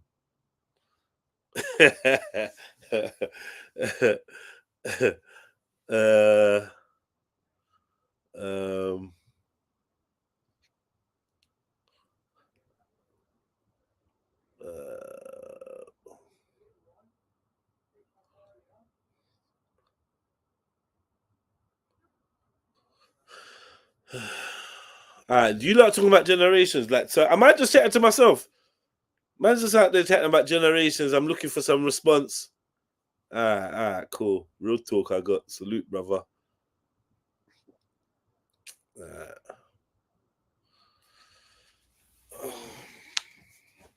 right. Stop, Zilla. You left me, bro.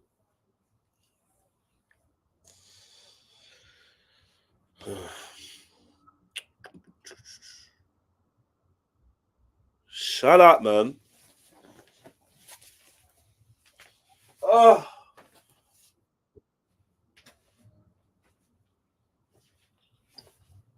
Give me a headache, all that fucking chatting. What is this? I'm here. Oh, big up Jupes. Big up Axum. Big up. Yeah, man. You look, I'll be back in 15 minutes. Yeah? No, don't do that. Nah, you did not do that, man. I want a break, man. Fuck's sake. Nah, for real. Have you been alone for a long time? So, maybe I don't know. Not that long. I don't know. Okay. It's been alright. Walk on. Yeah. It's interesting what you've been thinking. Oh, God of Jacob, shut up. You like me, really? Stay. Yeah, I don't know. So some of this I think is, I don't know about in this particular case, but some of these stories that come out, I think are probably true. And then I think, do you know what I think's happened? There's a bit of a hysteria, isn't there? If you look at just our channels and the way that people, when they lose their temper, with you know, the way that they go, oh, you're a paedophile, you're a paedophile, you're a paedophile. And yeah, let's go. Whoa. See, I've gone this whole show without using that word once. Oh, shit, sorry. Well. But yeah, you know, the way that they go running around saying stupid stuff, I think that it's actually caught on at the upper levels, and that a lot of them are, I mean, some of them probably do have substance to the stories, because we do know that weird things do go on the more money you got. But I also think there's a little bit of an element of, let's take my enemy down by doing these kind of things as well. You know what I mean? Yeah. Yeah, I hear you. Like, it's a weapon. It's definitely a good, but I don't know, man. Not many people seem to be innocent when they're getting shot with this weapon. Like, I don't know. It seems like everyone's, I don't know what's going on. I don't know what's going on. Yeah, but then we have to face the reality of, wow, are there really this many people into it in the world that are doing all this shit? I think there might be. I think there is, it's fucking scary, isn't it? Let's be honest about it. Do you know what, man? yeah, I'll be real with you. Anyway, I think my position is I've always felt that this was always is a big word. I felt like this is the case for a very long time, and I'm really not surprised. And a lot of the time when I'm like talking about these things, I just like to method act and pretend like a surprised person, but I'm not surprised because we've been speaking about this for donkeys. Do you know what I mean? This is not. Yeah, I'm not surprised at all, to be honest. I think there's worse stuff. I can't. They're just not talking about the spiritual stuff yet. When that starts, yeah. Because right now we talking about a bit of filth here, a bit of rare. Do you know what I mean? But when you realize that some of these people are doing stuff not just for sex, but for ritualistic purposes, that's when it's going to get interesting.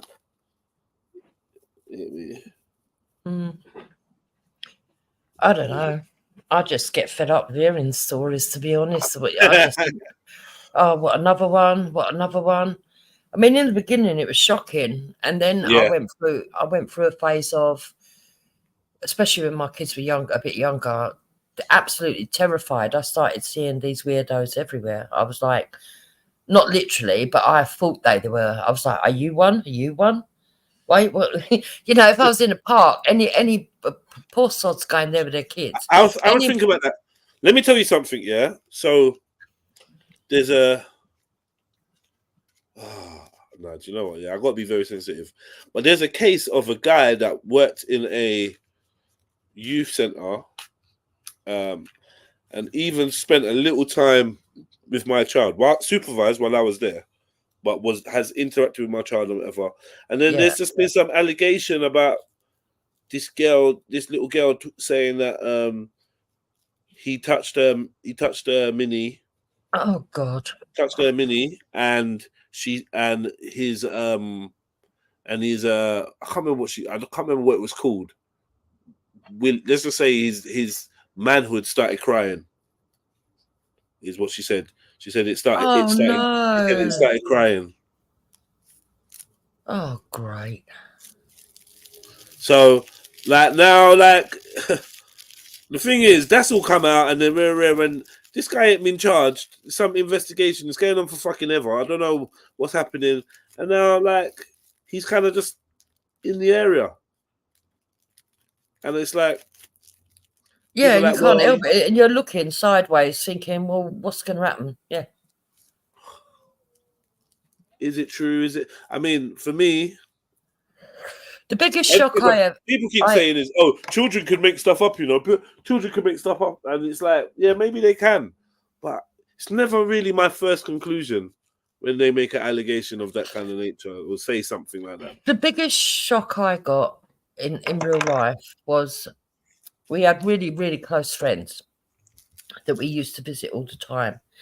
And they had a neighbour that lived next door that adopted kids, loads of kids.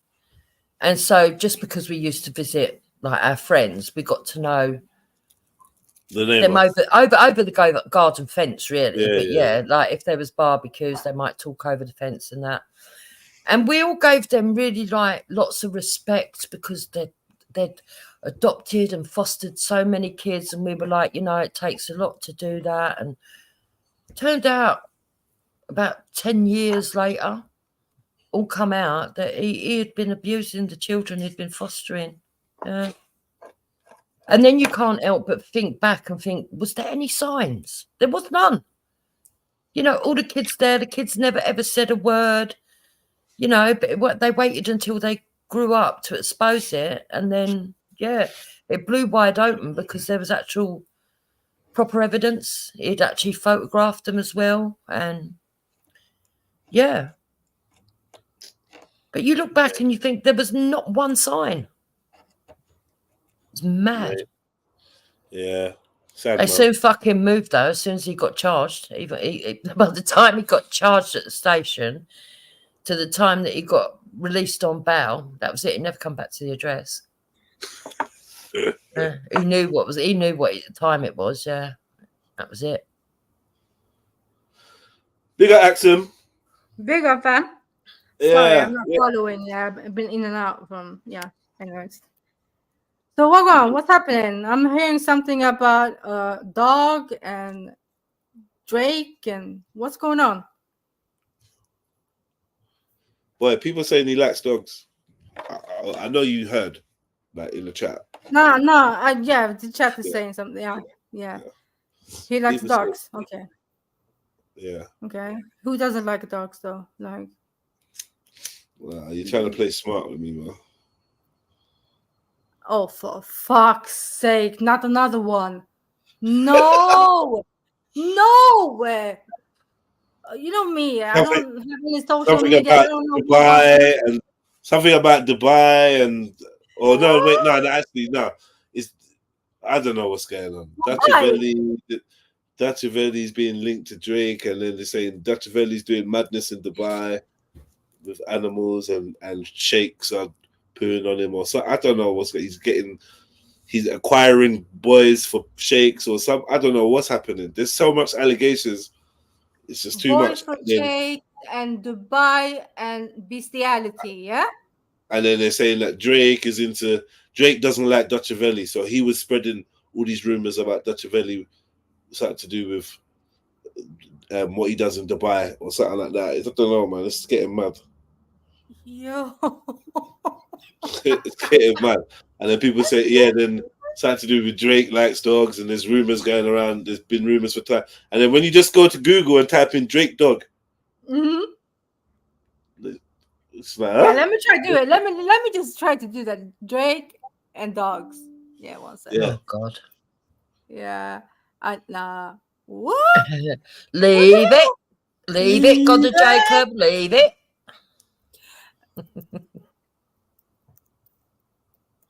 So it just makes me realize, dog is a big part of this guy's thing. I didn't realize because I don't really know like that. So it says, man got a dog fetish. Apparently, I don't know, girls are getting put on leashes before this and that. I don't know. He's left the hotel wearing dog masks 2 separate times to hide his identity, but he chose a dog mask, which I'm thinking, this is a bit of a, I don't know. You're a bit enthusiastic about dogs, bro. Maybe it was humans pretending to be dogs, those furry things. Yeah, no, he's got one. Look, this is him in one of their masks. Look. Oh God. Which I'm just like this, and then he called his album for all dogs, for all the dogs, and this was the album cover. This is him, and I think his. You're not showing us. Show us. Oh, am I not? Oh, sorry. No. My bad. Okay. So, yeah. So, like I said, some Drake dog pictures. He's into dogs, isn't it? Yeah. So I think that was it. This is him out in a mask. My baby. Okay, so he been dealing with women with leashes and stuff, yeah? You said? Apparently, there were some rumors of that. Yeah. And then this is him out in another dog mask. Yeah, I don't like that second photo. The way that he's got the dog spread out like that. That's a bit weird. A bulldog. Yo. Nah. No, I'm good. But I mean, I don't know. But they might just love dogs, love dogs. Yeah, of course. Not doing nothing with them, just being a dog lover, like a lot of people are, right, Jedi? Yeah. I mean, I don't know though, man. Like I said, I don't know. There's something off. There's something a little bit off to me. It's all a bit coincidental. These rumors, this, that. I don't know, man. You get me? I'm looking at it and I feel like there's liking dogs and you like dogs. Like there's a whole dog theme going with you. You think you're DMX? I don't know what's happening.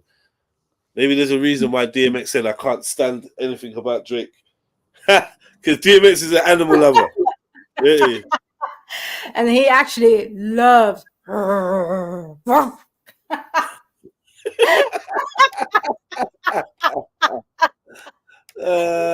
cannot do that. Can you do that sound that he does? Nah, that was a dead attempt, but you know what I mean. Nah, I will not be growling during the course of today's show for obvious reasons. But this shit is scary. I mean, this isn't normal. It's not normal. And if they're going to try and make it normalized, it freaks me out, makes me ill. I'm not going to lie. I mean, what we got to remember is, imagine, I don't know, because we got to remember Drake is possibly the biggest rap star, right? So for the internet to be talking about rumors that he's interested in dogs, like think about the younger generation. Think about like the impact there's youths that didn't know that what could you do with a dog? They're now going to go and look for stuff. And then they're going to be interested in it. This is fuckery. This is fuckery. You just open up. Yeah, it's okay to be a bestiality type of shit. Nastiness. I blame Germany for this. Still, yeah. Let me just say that. Well, Germany, they don't outlaw it, do they? Which is weird. Yeah, man. Over here, you'd be in trouble. Do you remember that bloke that got caught with the chickens? Well, what did you do? I don't even know. Chickens. Yeah. Let me see if I can find it. It was pretty recent. And there's been a couple of, and there's also been a couple of cases of with dogs that have been charged as well in this country. Yeah. Let me see if I can find the story. She said chickens, you know. Chickens. No, I've heard about sheep. I've heard about donkey and dogs. Even cats. Remember? Yeah. Can I make a chicken Caesar salad? Yeah, chicken mayo. You fucked up.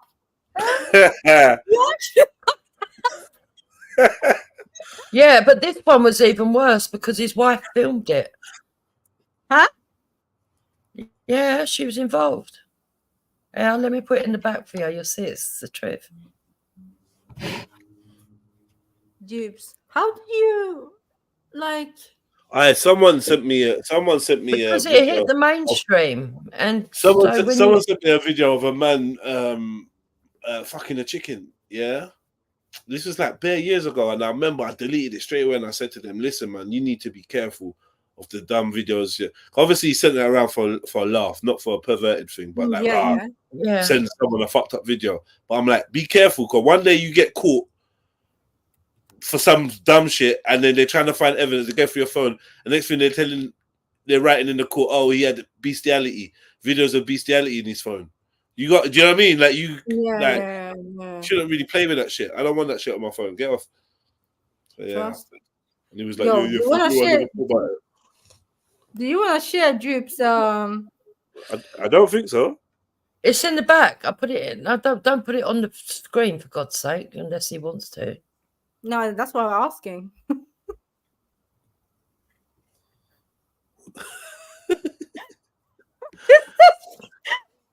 What the hell?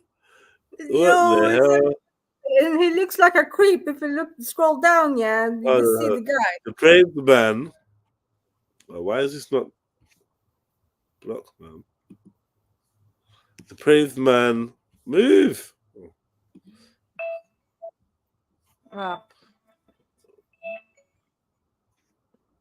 Had sex with his pet chickens in basement while his wife filmed, causing them to die. As a result, has his 3-year jail term cut short. So he appealed. His wife was filming it, footage of my wife, Halima, and found in their computer under family vids. Wow. He was jailed for 3 years in 2020. making indecent photographs of chicken and having intercourse with an animal. Under the family. Fine. Yeah. So what did the wife get? Didn't she get no time? She was involved in it. I don't know. I can't remember. So what do you think? Do you think someone should get sent to jail for having sex with a chicken? I don't. It's animal cruelty, though, isn't it? It is. Okay, I mean, it's animal graping, man.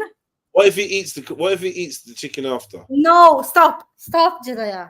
Just stop yourself, Jedediah Ali. He also had images of children, though, as well, didn't he? I can't. Did he? Okay, cool. Yeah. Read but I'm up. just saying, like, if it's legal for me to kill a chicken, it's not legal for me to harm a child, right? But it's legal for me to kill a chicken and eat a chicken. So surely we should be applying different rules when it comes to cruelty to the animal. Do you know what I mean? I don't believe cruelty was a charge there, was it? Was it? No, I don't think so. No, but what is the charge really? Can you scroll down maybe?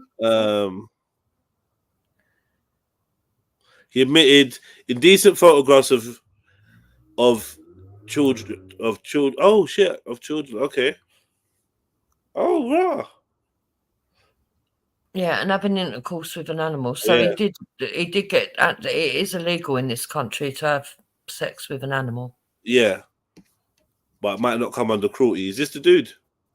Yes. Yeah. Wow. I'm sorry to say. Oh yeah, I was wondering why you sent this. It makes sense now, Dupes. No, there's another story. Oh yeah. Oh yeah. What are you going to say now? There is another one with a white lady, so it's not because of that. No. Okay. Yeah, there's another one. I sent you both.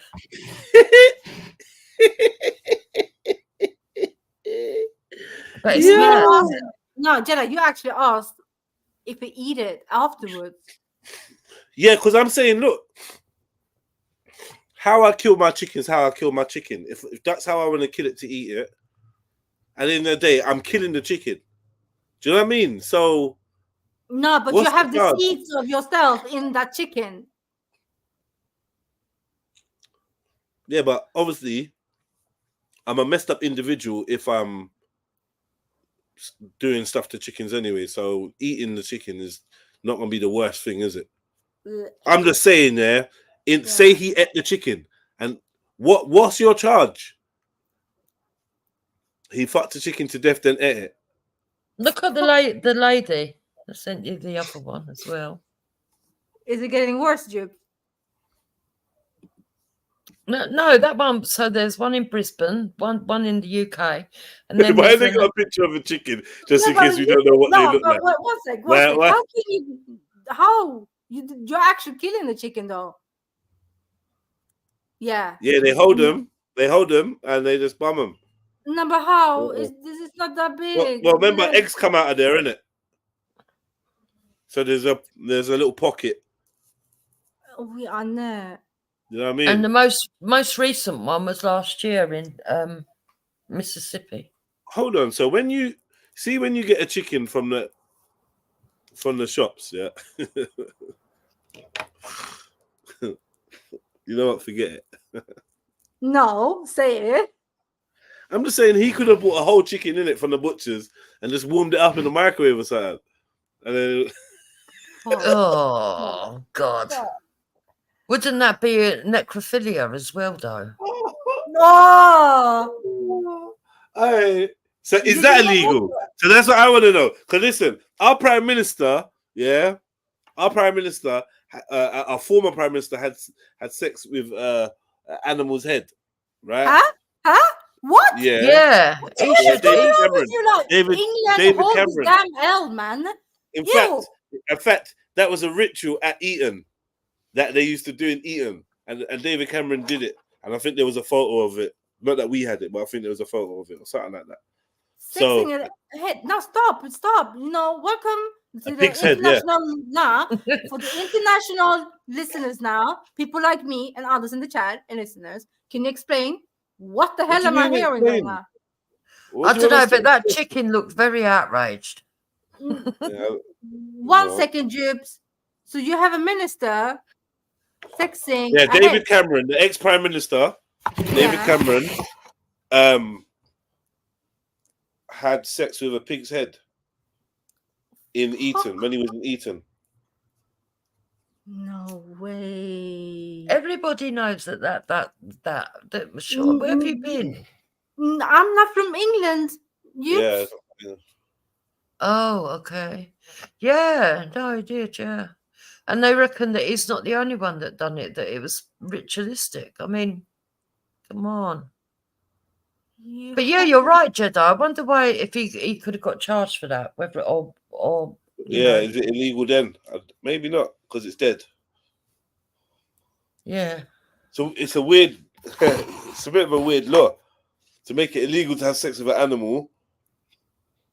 But if you kill the animal, it's cool. You just can't have sex with it. So what's the law based on? It's based on this assumed morality, which is going to be a thing of the past. They're going to erase all of that. Do you know what I mean? Yeah. Because it's like, if it's your pig, don't you have the right to do what you want with your pig? If you want to skin it and wear its skin, or cut it up to see how it works inside, or stuff it, or embalm it, these are all things we can do to pig, to animals. Wear their skin, do this, wear. So why can't you put your willy in it? I'm not saying I'd want to, but like, if you own the animal, then why can't you do that?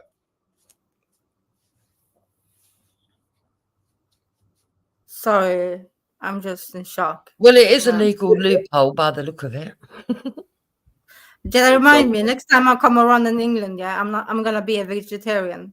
Full stop. Like, yeah. So what, you think everyone's just beating all the animals? No, I don't know. Seems to be some stuff more like in your that. part of Europe than anywhere. Like, are you lot crazy? No, man. Man said pig head. Next one, chicken, dog. The deeper you what get else? into Europe, oh my God. I know Europe, yeah. I'm Scandinavian. Give thanks. Leave me alone. Yeah, Fuck Scandinavia me. is No. Europe. Scandinavia is Europe. Yeah. Don't make me Google Scandinavian and this subject, you know, because you lot got movies. Boy.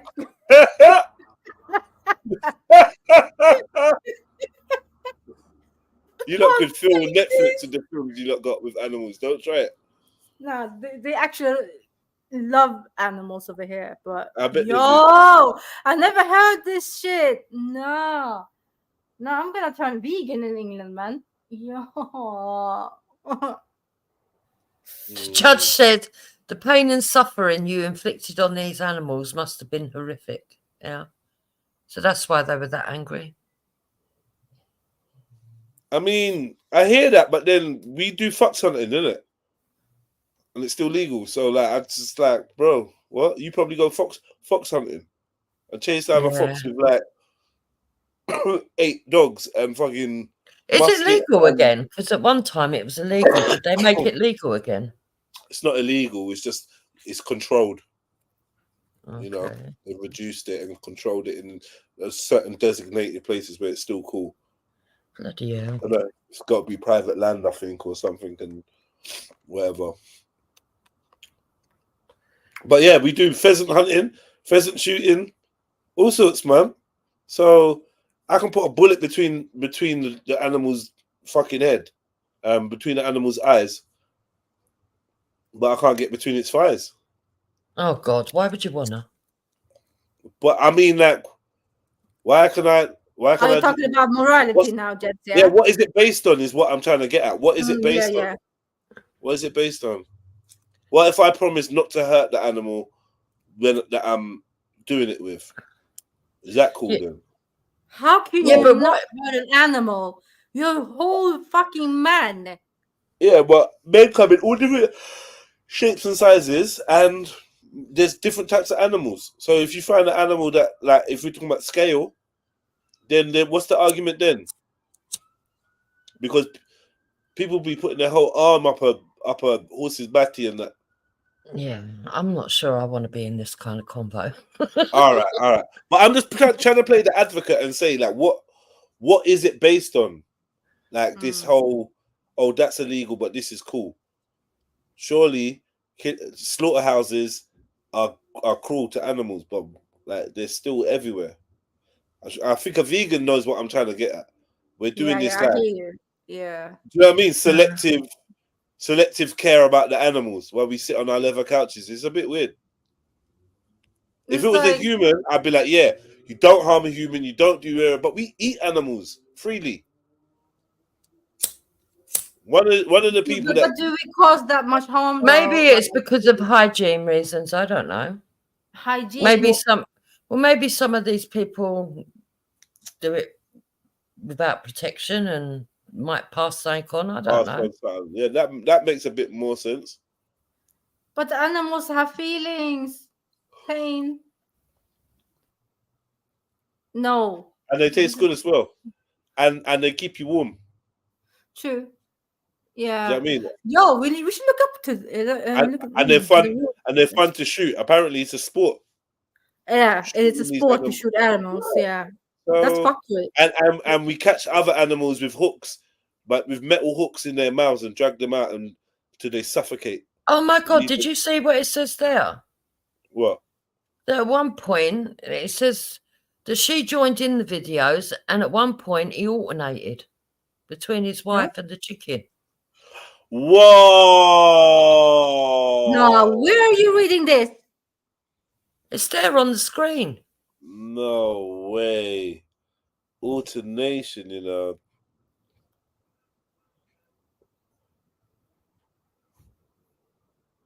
No. Bradford Crown Court heard that Halima Baig joined her husband in the videos, and that at one stage alternated between having intercourse with his wife and the chickens. Nah, that's what you call a battery chicken. I'm just thinking, salmonella, all the fucking bacteria is going in and out. It's a battery. Wow, battery chicken, but yeah, big up. That is not free range. Yeah, that's mixed. I said organic. Ya Halima, ya Halima, ya Halima. Haram Halima, ya Halima. Haram, Halima. What was it? Somali chick? Nah. Huh? We're not doing that. Not today, man. You ain't doing that. We can't be through. No, wait. Somali? Nah, man. Chicken in Somali? Nah. We eat chicken. We don't fuck them. Some do both, clearly. Do you know what I mean? I'm gonna have to hand this L to the Asian brothers. Nah, who is Halima, bro? Halima, that sounds a little bit, you know. That sounds Somali. Nah, definitely not. Halimo would be Somali. I'll be like, you know what? No, that's nah, true. If it's Halima, yeah. Yeah, if it's Halima, I'll be like, damn, you got me, man. But if it's Halima, it's Nah. There's Somali girls called Halima. Don't do that, bro. Yeah, the English name is Halima, but our home is Halimo Kali. Yeah. It gets like that, man. You know? Halimo. Yeah, I'm telling you, man. That's an Asian name. Allow it, man. No. We'll take the L, man. We will take the L if it was us, man. Like, you can't, you know. It's a white woman that reverted. Jubes, that means it's your L, Jubes. Mad, Jubes. It's your L if she we give her half a L because she reverted. The other half goes. Oh yeah, your Umma, yeah, the Umma. Nah, you know, we'll give her all the L. Fuck it. So, how do you swap between your gal and a chicken? Listen, this is why, honestly, women, once you've been with one man, just stay with him, because all of this, I don't know what you've been up to with your ex. You telling me I shouldn't be asking questions? Yeah, because this is the type of thing you like do with your ex. You want to move on to the next man. Talk about, it didn't work out, and rare, and I don't really want to get into it. You get me? Do you know what I mean? Yeah. And this is what you lot have got up to. No, that's a bit scary. Nah, it's true. DBS checks are needed on all females because you don't know what they're doing behind closed doors, especially like this. Imagine finding out you're marrying into a woman, and then like you didn't know like your ex used to be like your wife, your future to be wife used to have chickens with this man here. God damn, man. Do you know? Stop Zilla. You know, like on social media when they wanna say sex, they write segs. Makes sense. Zegs, yeah, zegs, yeah. Zegs. With TGs in it. That's a good one. That's a good one. Yeah, this disgusting, man. I can't believe it. I think that was the worst part of it because, like I said, someone sent me a video before of a man and a chicken. So that's the first time I realized that it was a thing. Yeah. Oh, yeah, there's so much bullshit out on the internet, man. I wouldn't be surprised if I see a man and a chicken. But what you know what I've heard though, once upon a time, about women and horses, yeah, but they died. Yeah. Nah, that was a man and a horse. But no, I heard no. This is long time ago. Long time ago, yeah. It was probably an urban legend because we all heard it. Is it true? Yeah, but the thing is, how does the positioning go? I mean, how do you manage to alternate between something so small and something so I can't get my head around it. Yeah, but maybe I reckon maybe he laid the chicken on her belly. Oh, that's even worse, isn't it? It just gets worse and worse. I just wanted to. You know what? I just put some breadcrumbs in her belly button. Well, it's eating. No way! You did not say that. No, you did not. You did not. Why do I have this image in my head for? Fuck off. Yo, I just wanted to clear the Somali name because it says Bradford Crown Court. That's Asians, man. I rest my case. Thank you. That's Asians. So, but now the chicken can drop eggs on command, right? It doesn't need to, like it'll just the egg will just come out. Oh my god! Hold on. Huh? What now? Remember that thing that we saw about the people that were trying to fertilize? Apparently, there was chicken eggs that were fertilizing by human sperm. Do you remember? It's got a whole name about these things that men are been like injecting sperm into all sorts of things, trying to. Yeah, weren't it a horniculus or something like that? Yeah, you was there, innit? Yeah. Yeah. Where are we going? Where are we? How did we get here? Wait, they want to hybrid what? Jukes, can you explain? Yeah. So there was this phase. Someone did a video and said that it injected his sperm through a needle into a chicken egg and allowed it to hibernate. And then these creatures and then everybody started doing it. You started seeing these videos all over the place of these people seeing if it was true. And they were showing all the outcomes. They were pretty weird. Yeah, but nothing happened in it. Like, it's not possible. No, they claimed they had little creatures. One of them had one that was in a fish tank. Another one had another one that they were weird little things. Yeah. No, we cannot mix species like that. It's not possible. Let me see if I can find a video. Hold on. No, this goes against nature on so many levels. Yeah. Nah, I can't deal with this world, man. I just, you know what? The female, I'm still like stuck on this article. So the female was on it with her husband to mash the chicken up. Bro, that's he was alternating. Don't you see? She put breadcrumbs on her stomach. You get me? The chicken ate the breadcrumbs and he, get me, slipped in and out. Hey, stop. خلاص. No.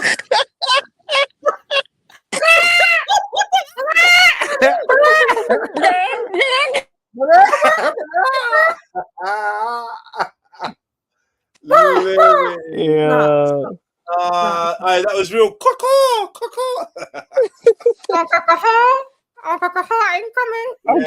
Yeah, it's literally maker. You know, that's crazy. That's where the name came from. Ah! Yeah. We free from this. So this man. not so basically this wasn't a threesome, it was a chicksome, right? Because two chicks and a yeah, 2 chicks and 1 chick. Yeah, kind of. What? 2 chicks? I don't know. Yeah, there's 2 chicks. This is a combo meal, bro. What are you talking? When you think about it, chicken and chips. No, when you think about it, it does make you wonder now why people say, "Oh yeah, that's his That's a bird," chicken and or dick. that's his. Yeah, your girlfriend's a dog, or look at his chick. I mean, it is beginning to. It's crazy. Makes sense, right? Yeah. Right, I put a video in the back for you, Axum. But if you want to go and have a look at more, you can look for them yourself. Because I think I've already fucking done my computer in today with the searches. Jibs! Yo, can you play that Jets? Yeah. Yeah, let's see if Genzino can play this though. For the we played it before, man, but this is not even in English. Oh yeah. What the hell? What language is this? I haven't even. Don't say it's India. No, it's you. I have no idea, but you can put it on without sound, and you can basically see what he's doing, can't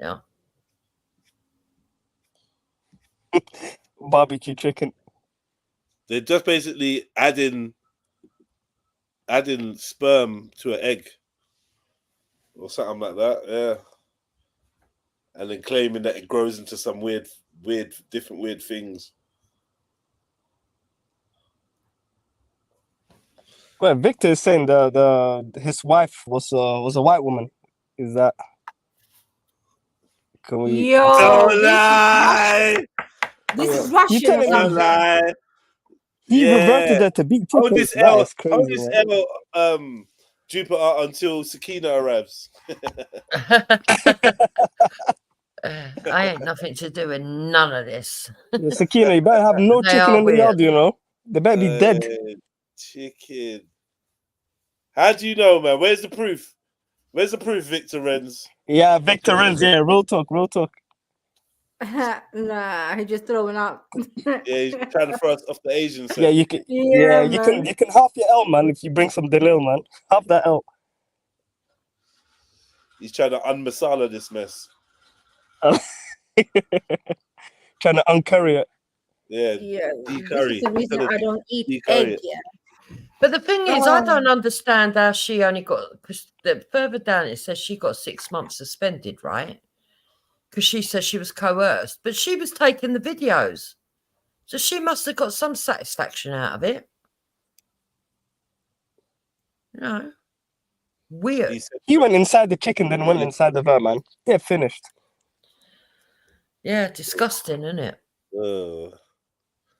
Man. Guess you can call that seasoning. Oh,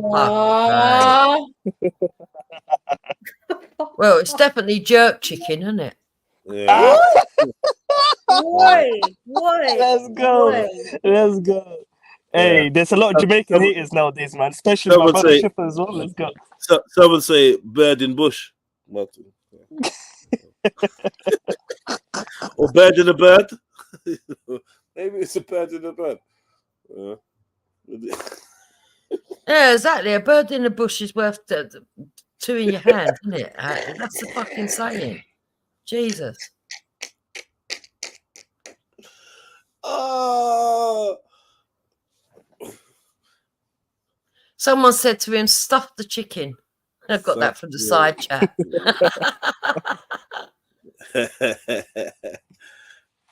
Battery farming to a new level, man. It is, man. Well, yeah, like I said, man, when was this? This recent? We all have a bit of Caesar salad, innit? So talk about yourself, man. About Caesar. So you don't like chicken and mayo? Don't talk to me about chicken, mayo, nothing. What about creamy chicken? Chicken soup? Hey. You love chicken soup, innit? Hey, leave me alone. Chicken Kiev? I said Kiev. Isn't that Ukraine? Like, what's going on? It is. Yeah, but yeah, chicken Kiev has got It's got a little surprise with juice inside. Fuck's sake. Oh, I would shit. never look at chicken the same now, let alone like I don't. No, I'm looking at listen, all of this, when you think of all the animal references that are being used around women, and then ask them, what do they call your private parts? Pussy.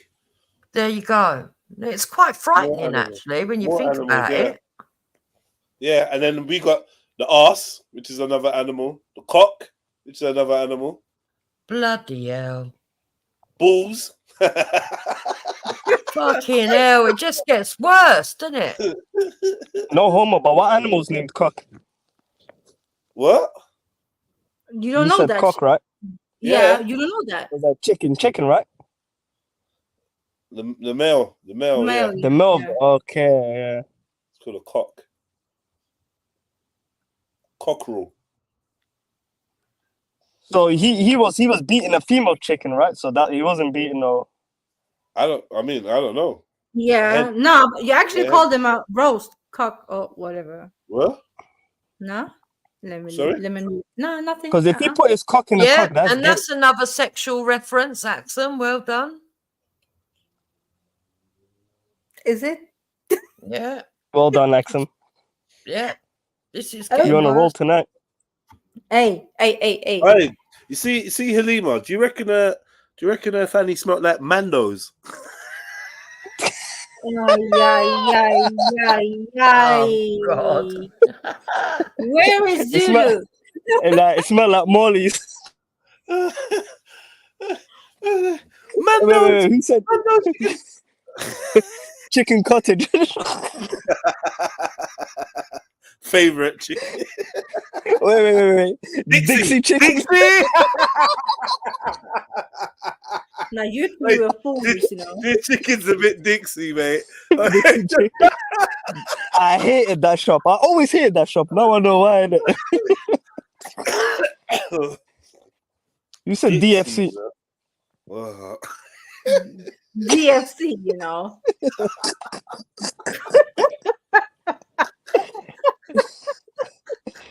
No, man. It wasn't Sam's chicken. It was Halima's chicken. Whoa, man. Oh. What was his name again? Oh, man. That was a terrible story. What is his name? That was a terrible, terrible story. Can't lie. His name was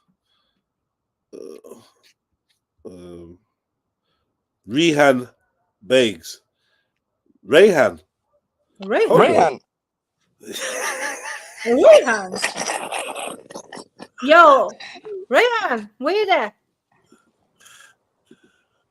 It's basically the Asian version of Rayhan, isn't it? But Rayhan is an Asian. Oh, there you go. Yeah, Rayhan. Yeah, Rayhan, this is you, yeah? Rayhan did it. Nah.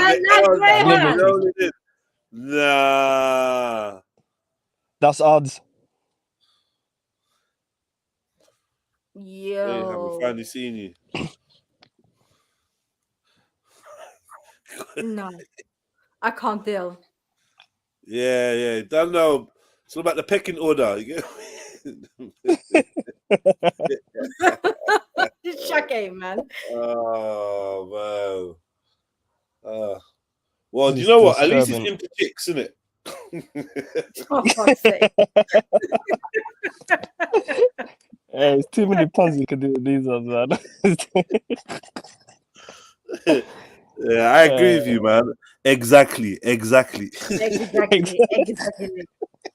Now you sound like a Somali uncle. Exactly.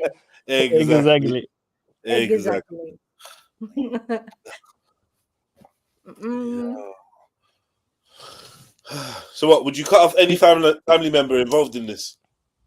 Yeah. Hello. Stotzilla wouldn't. Yeah. How could you trust them to fucking be around you weirdos, freaks? Stotzilla wouldn't. I mean, I wouldn't. We had a conversation before about something else, and he was proper forgiving, like weirdo. Oh yeah, it's still my sister. About what? I can't remember what it was. But it was something. And I put the scenario. I said, what if your sister did that? And you was like, yeah, well, it's still my sister. I can't cut her off completely. Like, do you remember? Or what? No, was it your sister? I know it was. I know what you're talking about. It was about the grape thing and involving like a friend or if your brother did a grape. Yeah. I remember that one. And you stay cool with that person. That was mad. Stop. Nah. They were saying, would you burn him? Would you burn your own brother? Would you kill your own brother?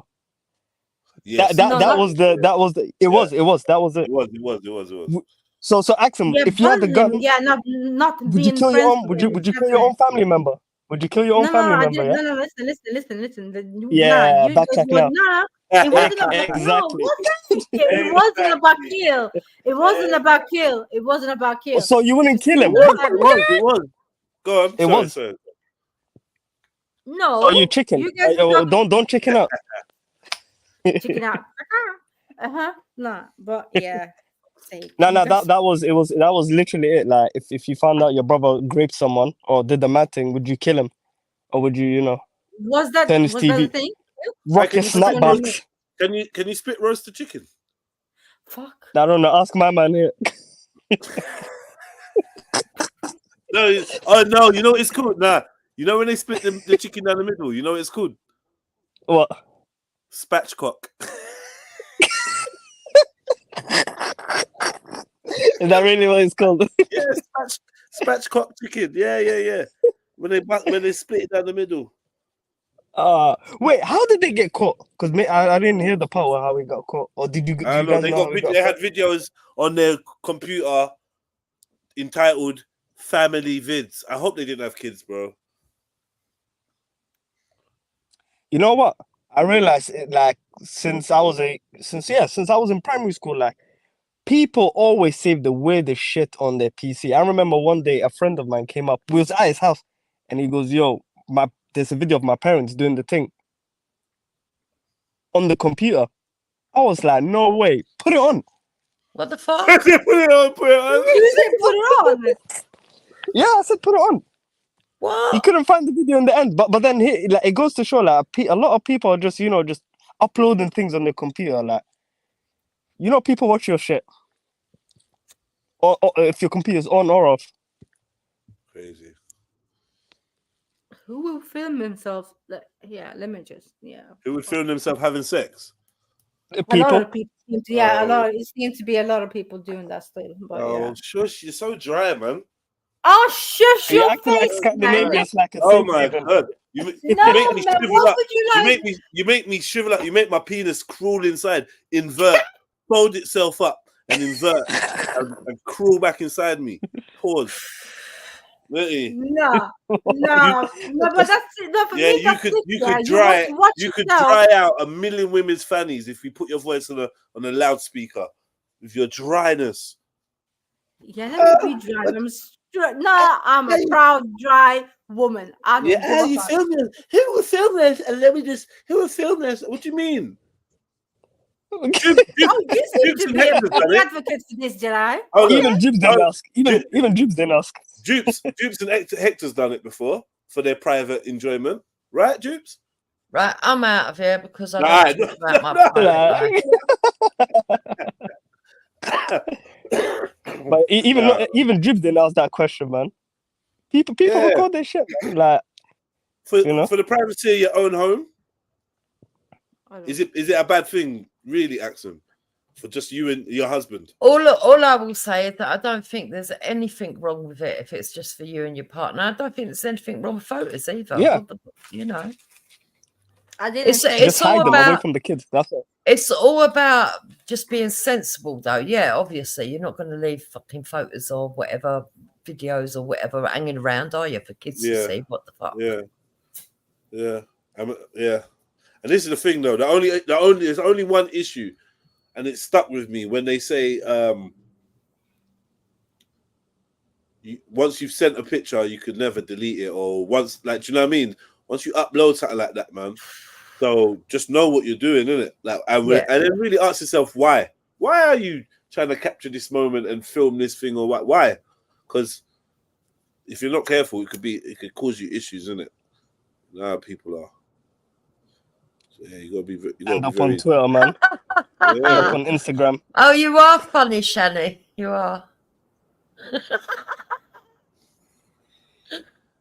She said some people do it for analysis and self-improvement. No, they generally do. Wait, so sitting, so we're sitting and watching ourselves on the TV screen and say, see that movie did there? Remove that. I don't like that part. Yeah. Wouldn't you like that transparency in your relationship where you are cool? Yeah, they do that. Yeah. They do that in football. They do that in cricket. No, fuck that. What, you sit down and analyse it and go, yeah, look, love, when you lift your leg up at that point, I didn't like that. And you pause it. Next time. Nah, that's not fucking, that's not. And then he says, oh, when you did that, or when you said that, or when you were, I really love that. And I'm like, yeah, do you know what I mean? And I actually don't think there's nothing wrong with it. I have done it before, actually. Not like that. Yeah, but yeah, I've recorded myself. No, but I mean, sitting there and analysing it frame by frame. I'm a big man. Tell him, Jeds. Tell him. I've watched it back. Of course, I've filmed myself and watched it back. No, before. but I mean, sat there with your partner and analysed it frame by frame. Yeah, I've well, not analysed it, but I've definitely recorded something and watched it back. Yeah, that's with different. The person and watched it back with the person that I recorded it with. Yes, definitely done that. Yeah, that's different. But actually sitting there and critiquing it, nah, fuck that. I mean, I think that's doable. His own voyeur. You know that. Listen, Jedi, you know that's when the look. Who's had sex in front of a mirror before? Yeah, but you know that the war's going to start if you sit there and you have somebody, your partner, analysing it and going, yeah, right, when you done that, I didn't like that. Then the other one's going to go, yeah. And when you done that, I didn't like that. And then before you know it, they're not even having sex no more. And once you get past that, you both know what each other don't like, and you've got a level of transparency, which I think you should. Do you know what I mean? Obviously, if you deliver your messages with love and compassion and think, you know what, if you talk to each other, communicate in a way where you can be real and you're enjoying that. I think. Yeah, but why can't you do that? Why can't you do that in real time? You lot would more focus on what you enjoyed, and it just be. I don't think you have to watch it to critique. You watch it, and if there is something you were to say that, do you know what? That was hurting my knees. Yeah, I'm not gonna lie, my left knee, yeah, it just fucking burns. But I was doing it because you was enjoying it. Then you might get a blight from doing that thing that hurts your left knee. You lot might just generally I know that hurts her knee, so you know what I mean. We do it this way. Put your leg up. Put this leg up. You're funny. Baby says that he's got a funny story, or she has. I don't know if that's a girl or a boy. But they don't want to say. It's a girl. It's a girl. She's shy. She's shy. Oh no, you need to come up and tell us. Come on. Come on, especially as you've told us all, you've got a funny story now. Yeah, man. Come on, sis. Yeah, join us, your friends. Come on. Go, girl. Go, girl. Wee, girl.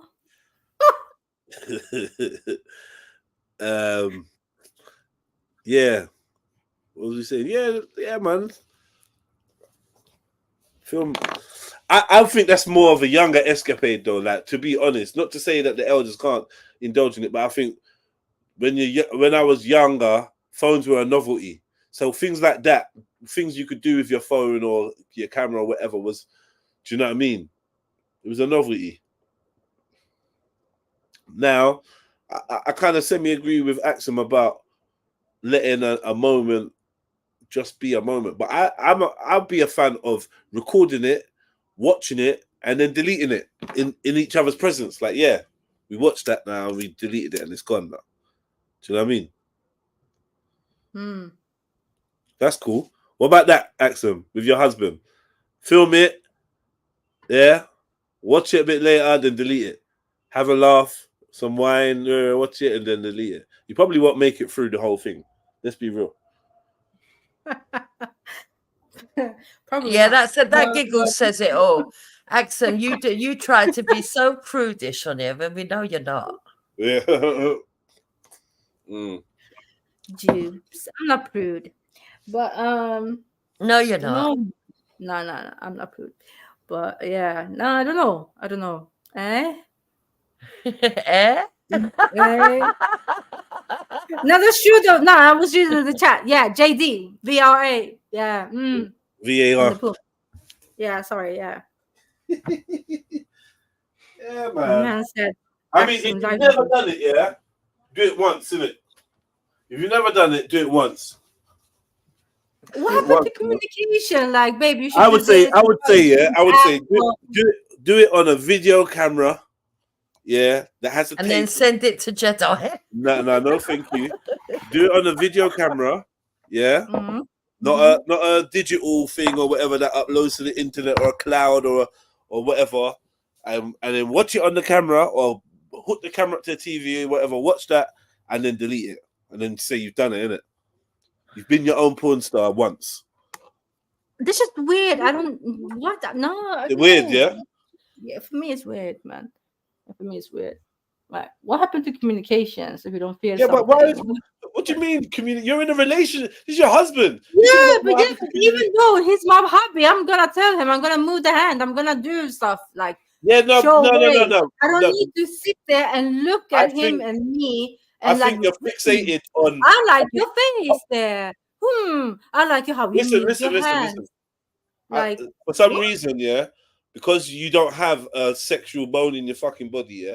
For some reason, you're just fixating on the critique, on the analyzing. You're fixating on that. No, you're going to watch you and your soulmate making beautiful love, and you're going to be able to see it from a perspective that you've never seen you and your partner in before. You get me? So, Jedi, do you get turned on by looking at that shit? Would I get turned on by watching a video of me and my partner having sex? Yeah, of course I would. Yeah. Yes, of course I would. How would you not? No, but is that the reason why people do this though? Like, sorry, I know I sound stupid now, but whatever. Okay, is it the reason? I think it may be some people's reason. Some people may be looking. I don't know. Yeah, maybe some people enjoy other people watching them do it. That's why some people film themselves as well. Let's be real. Some people do. The voyeur. No, fuck that. I'd die. No. Yeah, I don't want that. But for me, do you want it to be in 4K? Yeah. High quality. Oh, hey, imagine. You know, like, just know, because the thing is, yeah, if you're comfortable in who you are and how you look and what you are, and you're both then cool. I think a woman's nightmare is going to be, because you know, like certain women are always trying to hide their stomach and trying to do this and do that. They're not really happy with their arms or some shit. So I think in that video, some women may be tempted to fixate on the parts of their body or whatever that are exposed that they don't like, and then that might have a counter effect. No, it's not that, Jedi. For me, it wouldn't be that at all. I just believe in the old values of what you do is just yours and your partner's, and that's it. Mm-hmm. So there's no way I'd want other people looking. No. I'm talking about you watching it for yourself. Some women watching themselves would become, because they're too body conscious, innit, or don't have enough confidence, and watching themselves would be like cringe, like too cringe. Maybe. You know what I mean? Yeah. I'm more the type that would watch it and then go, I look pretty fit there, considering. I didn't look too bad, considering my ass is massive. Yeah, be laughing. I'd laugh. I'd giggle. I'd whatever. Like, it is what it is. Like I said, I've done it before. That looks sexy. Yeah. Yeah. But yeah, each to their own, isn't it? Some people, like, they're quite two-dimensional, but it works for them. And, you know, it is what it is. Do you know what I mean? Yeah. I've not had the urge to go and draw for a camera while I'm having sex. Do you know what I mean? I've not really had that urge. But I think as part of a relationship and that, at one point, that might happen. That might be like a thing that just happens, and it's like, you get me? Yeah, just I'll tell you what I've taken a secret video before and then sent it. Yeah. No way. Yeah, No like way. you know, like No way. like I my would phone was right never. there. You know, like my phone Huh? was right there, and I took like a 10-second video, and then later I sent it. Do you know what I mean? Sent it to her. No. Now that I would be angry about, because why would you be angry? We're in a relationship. Like what? I don't care. What? You didn't ask. No. Yeah. Oh, whatever, man. Anyway, yeah, I hear you, but nah. Yeah. So would you be happy that a woman did it to you, though, Jets? Yeah, my woman, if she took a 10-second video, she of wasn't me, your woman then. yeah, but why would? Yeah, but that's not the scenario that I gave you. That was someone I was in a relationship with. Do you know what I mean? So we had that whatever, innit? Like, I don't know. We had that. That was cool in our relationship. That wasn't a thing. Yeah, you obviously knew the kind of girl that you were with. That wasn't a thing. Yeah, okay, yeah. I feel the woman is, however, yeah. Like she reacted in the way I hoped, and I would have expected her to react. Like, do you know what I mean? Like, oh my god, when did you take that? Oh my god, very rare. And then obviously the rest, like whatever. Do you know what I mean? Yo. And the joke thing is, I remember specifically deleting the video. So you get me now. You've got the video, innit? You do what you want with it. If you want to delete it. But I've deleted it. I took it for you as a gift. It's your gift. Hold that. Really? Yeah, man. How would you feel? Cheeky little one, and then you're at work. You're at work, and you're supposed to concentrate, and you got this little cheeky little video that's to stir up all this. Come on, man. Yeah, but how would you feel, Jedi, right? Yeah. If you went to collect her from work and everyone goes, "Oh, we see your video." Nah, I would literally hate that still. Yeah, exactly. Nah, you would just go there with your head up high and it was me. No one. That's not what I'd want. I wouldn't want that at all. Trust me. I wouldn't want that. Yeah, I don't want that. I don't want people watching the video of me having sex. That's dead. It's like when I used to, it's not the same thing, but similar. When I used to work as a parking attendant, most of my colleagues were male. And sometimes you'd overhear them having a conversation where they're telling each other what they'd done the night before. And I used to think, God, if their wives knew what they were telling each other, how disrespectful that is. Yeah. It was quite surprising as well, because sometimes I knew the wives because they'd come to work dues. And so I was like, really? She don't come across like that. Is that what she's on, yeah? That's so dead. That's dead, bro. Men who talks like that about their wife is dead. No man. Yeah. It's usually women, though, that do the talking, isn't it? Yeah, it's true. But when the man does it, it's just like, Lord. Yeah, don't tell me about your woman's ins and outs, well. But there might be a little funny story that lads share, innit? Like, no, it's your woman. Why do you want to share her? And then the man is gonna, because you men are more like, it will stick to you. It's like when you tell her my business every story. time you see her, then every time you see her, then it's gonna be like, oh, you did this. Now I know how you're doing in bed. We're not really judgmental like that.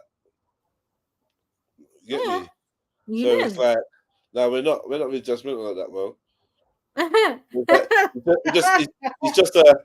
It's just a my missus, her indoors story. One of them ones. My missus, one time, get me, leave out some details or whatever. But if there's jokes in it, depends though, man. Like obviously, live conversations on a live stream are slightly different than how the man them talk when we're just chilling somewhere or in a car on a journey. No, man might tell a funny story about his missus, and you might meet her one day, but it's not a disrespect. I think men tend to talk about it when they're satisfied about it, whereas women more likely to gossip when they're bitching. When they're bitching, or when they're trying to put their friends off someone that they like. Yeah. Oh well, I've been with him for, and he's got a little dick. He's not worth it. But I feel like this is some young man thing, like chatting about women like that. It's not grown ass men. They don't chat like that. No, grown ass men as well. I think it's the grown men that do it more. Really? Yeah, but you got to think. You're thinking about a certain demographic. I'm thinking about a certain demographic. They might be slightly different in the UK. I'm thinking about like this kind of like lad, pubbish, man them banter kind of culture. It's not necessarily even really a black thing at all, to be fair. But there's a general man them's kind of club where you run jokes and you might tell a story that involves a they do it in a jokey way, don't they? Yeah. That's normal. They might say, if you say like this, Saxon, they'll go, yeah, got home last night, and before I even had a chance to fucking get my clothes off, she'd had the dinner ready, candles burning. Fucking hell, nothing I could do, innit? I just had to smash it or something like that. You know what I mean? Some jokes, it'd be like, you're a joker. Whatever. Yeah, but that's more like a chilled one. That's not that deep. You know, I mean, women do talk much more than that. We enjoy the character because it's like in work situations, or places where it's like there's groups of men. I do enjoy that character that's like he don't give a fuck, and he normally will get stripes for like just being that guy that will just bust joke and like seemingly not give a fuck. So he'll be like, yeah, my missus, fucking hell, smashed her up the arse and we'll just be cracking up like, right, you're a madman, like. But it's like it's almost like a character, and you don't really know how much of it is actually true or how much not. But he'll usually just keep coming in with a missus story. Yeah, my missus, she's done this now, or she's done that, or I don't know. Yeah, that's more like a storytelling type of thing. Yeah, exactly. It's not that deep. But with women, though, we go detailed, like fully detailed. Yeah. Have the knowing. No, I've never known no one do that. But then I've got to be truthful, Axum. If someone started going into detail, I'd be like, no, I'm not interested. Not in that kind of detail. I mean, I think it's the levels, right? And also what type of female friends you have, right? You can speak like that with. Yeah, just saying. Yeah, but I think I'm old-fashioned, right? Because unless I was actually interested in the fucking fella, why do I want to know what he gets up to in the bedroom? It make me feel sick. Yeah, it's usually down to like it being a funny story or something interesting. Yeah, I don't mind the funny stuff, but detailed, no, Axum, no. But it's more like, what the hell did he do that? Like, is this normal type of shit or whatever? They ask questions. Sorry, I'd have a detailed conversation with man. Like, I'm not gonna lie, but it would be mainly me cracking up and asking questions like for clarification. Like, what? He did this? Did what? How? Nah, you're lying. Sit down, and that's just what it is. Yeah. You get me? I'll be asking questions like, nah. What should I do? What can I do, man? I don't want to do this no more. Blah blah blah blah blah. So it's gonna be a lot more to the story. And you tell me, and the more you tell me the story, I'm like, no way, swear down. Yeah. And then the other woman walked in, like, so, and I was I could think of 101 different stories. I think though, if I'm honest with you, most of these stories come from people that are like not necessarily in my direct social circle. So maybe I might even bust a joke about an ex or a situation that I might not bust in my close social circle because they know the people involved or or it's just too close to home. But subconsciously, you might be somewhere and you bust a joke that you wouldn't be you wouldn't be busting in front of your regular mates or whatever, because obviously I might bust a joke about my mate. Get me? I might tell a story about something private that happened to my mate, right? But I'm so far away from my mate and rare. I'm just talking about a mate. To you, like, it could be a story because it's whatever. But in the ends, obviously, I'm not gonna, because that would be me chatting my friend's business. But like to a complete stranger, I feel like you're at liberty to just say, not liberty, but you know, you can. I don't know. You know what I mean, isn't it? It's a story. It's the story, so isn't you it? Just tell a story, innit? And it depends on who you are with, right? So, you know the levels of the people you're around at that time when you're telling. So Yeah, that's it. We need to like for instance, your friend has come to you for some mad advice, right? Mm. On a crazy situation, and then a year later you're on holiday, and you chat to some people and some people on holiday, and then they're talking about a similar thing, and you're like, you know what, that happened to a friend of mine, you know, and so like, you know, you can feel confident to just, yeah, without, of course, that's how men do it, kind of about their girlfriends and that sometimes. Trust me, I've been standing there in a party or outside smoking, and man says, "Bro, gents, listen, let me ask you a question, yeah." Have you ever had a girl say to you like, like, you know what I mean? And I'm like, "Rah, well, yeah, I mean." But the thing is, even though my friends have been telling me X, Y, and Z, right?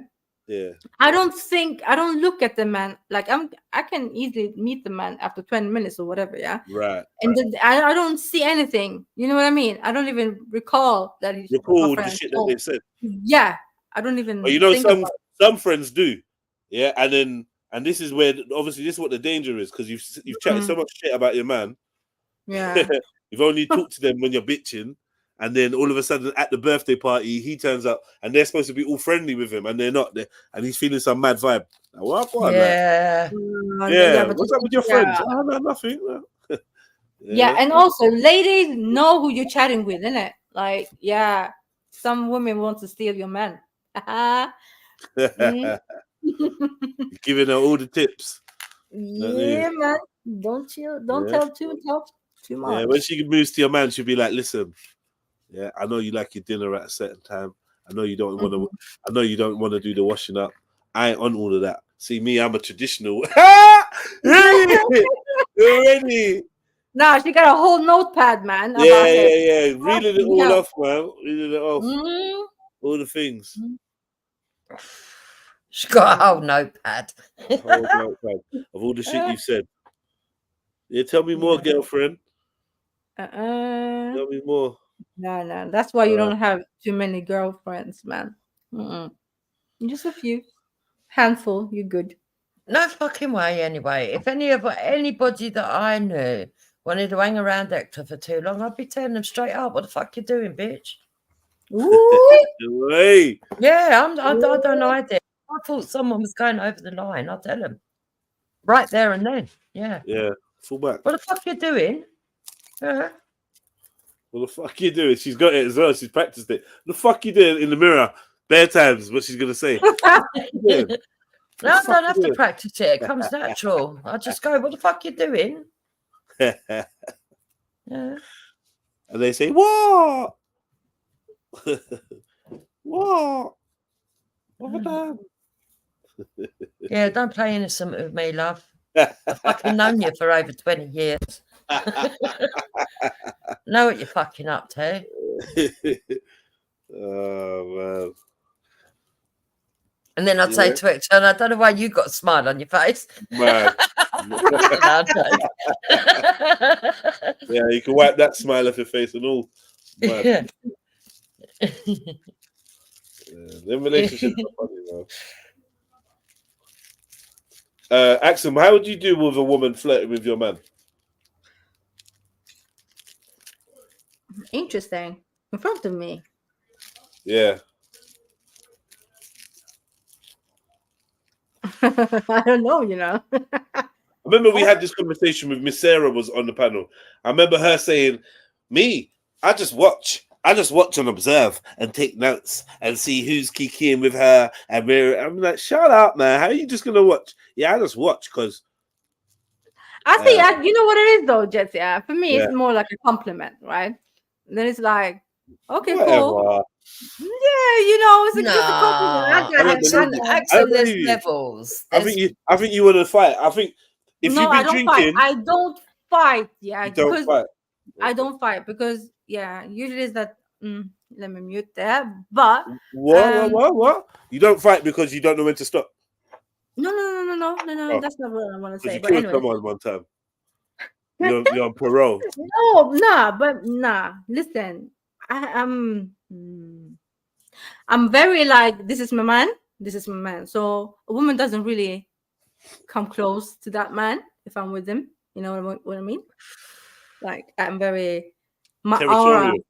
aura. My aura is there, very strong. So most women are already quite frightened by me. Yeah. So they will not even try to get close and try to chat to him.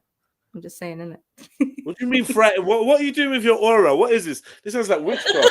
What are you doing with your fucking aura? The active juice in full effect. No, but I'm very like, I don't know how to say it. Like, if this is my man, yeah. So I'm gonna show my energy is very like around him and me, you know. So his no women, bodyguard. Yeah, like kind of, but with my energy in it. So no women. I have to think, you know.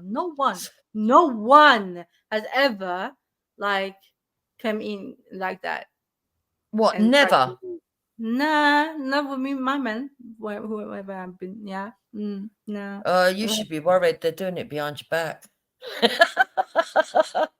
If you Nah, have never seen anyone no, but I'm flirt talking with about him. no, Jubes. We're That talking about means women. that means your man's busted then. Huh? That means your man's busted then, isn't it?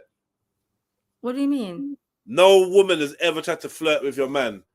In front of me? Like me to come and talk? No, not like that. No. Yeah, then that means your man's not been worth the risk.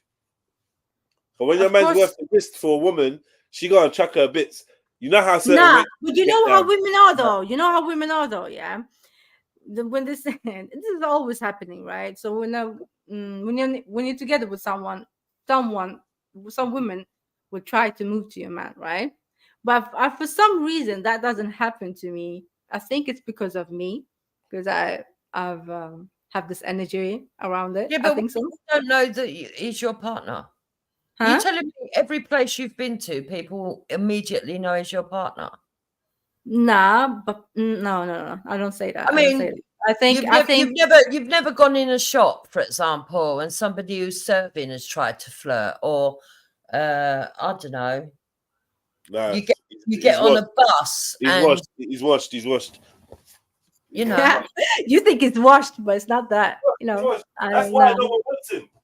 Like you should be. No. The man that you had, nobody wanted. No, you can't say that because you haven't. Yeah, it's true though. It is. No. You haven't seen the men I've been dealing with in it. So yeah. Send me a picture. No, I'm definitely not doing that. Why? Because what? Why I'm not doing that. What? No. Why not? Anyway, move along, man. Huh? Send me a picture, man. I want to see a picture of an ex, one ex. Now you're gonna send me one now. Actually, not like might as well send it now. Let me see. Come on, man. You know you're my homie, so you know that I ain't gonna do nothing with that picture. Yeah, I know that. I don't know that. I saw what you did with me on the stream, man. Hey, that's you. And I'll continue to use that picture. No, stop! Fuck's sake. Anyway. Like I said, you know that your man's butters, and it's cool. Enough pretty girls. Girls like butters, man. It's fine. None of my men. None of the men I've dated in my entire life have been butters. Yeah, all right, cool. Maybe you don't realize that, but obviously, no. Women of the world are showing you. Hold on, women of the world are showing you by not flirting with him that they don't want him. Man.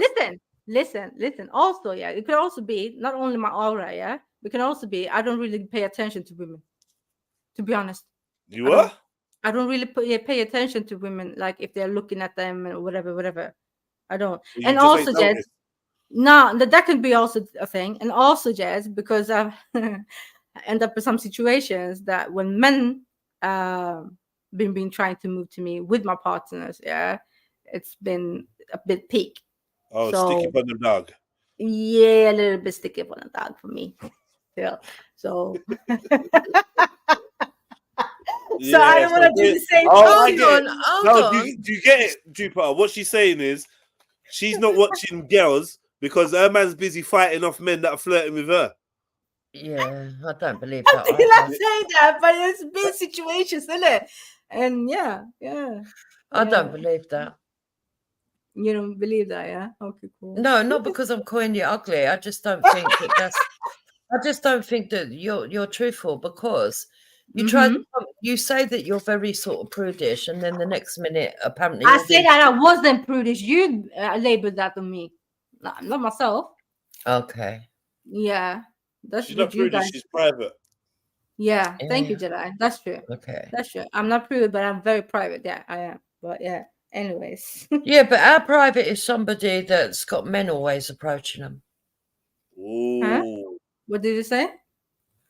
Our private is somebody who's got men always approaching them. And don't get me wrong, I think it's healthy that men actually approach women and vice versa to a degree. Okay. So what do you mean? But just because I'm walking on the streets and men approach me isn't? No, you're saying that you're fighting them off so much that you can't even notice if No, someone's no, I didn't say that. Don't ask shit on to me, man. I didn't say that, Jubes. I didn't say that. Mm. I was talking about when I'm with my hubby or my man, like what situations have been exploring. Yeah. So you do have time to notice then if people are coming up to your man, but no one does. Yeah, no one's coming up to your man. Yeah. No one is coming up to my man. Exactly. Yeah, no, but no one's coming up to your man. No one, no woman sees him for a split second and thinks, "Raw, you know what? That's a bit." No, I don't. No. Not to be honest, yes, not my. Boy, I've had to warn the gal, you know. I've had to warn the gal, you know. Do that symbol, you know. Do the cutthroat one, like you better stop now. I have to warn the gal, cause it's dangerous territory. I'm not sure I can stop. You get me? But yeah, women be flirting all the time, man. Come on, man. Even if but that's the thing. Yeah, that's the thing. If I'm out with a friend, a female friend, like I'm out with you or something, yeah, you will see girls like do things, innit? You know what I mean? And in their head, they think that they're flirting in front of the man's gal, but it's just my brethren, isn't it? But we're just laughing at you, like, right? Do you know what? There was this one time, right? I was in a shop, right? I'll tell you this story. There was this one time I was in a shop and he went up to pay for something and I was like in another aisle looking for something else. And the girl was flirting with him, right? So I see it and I come over. Like I said, I always say it, I will say it there and then. So I come over, I said, "Sorry, love, he's taken." Do you know the cheeky bitch kissed her teeth at me? Can you imagine that? Was she a white ginger thing? No, but it don't matter where it was.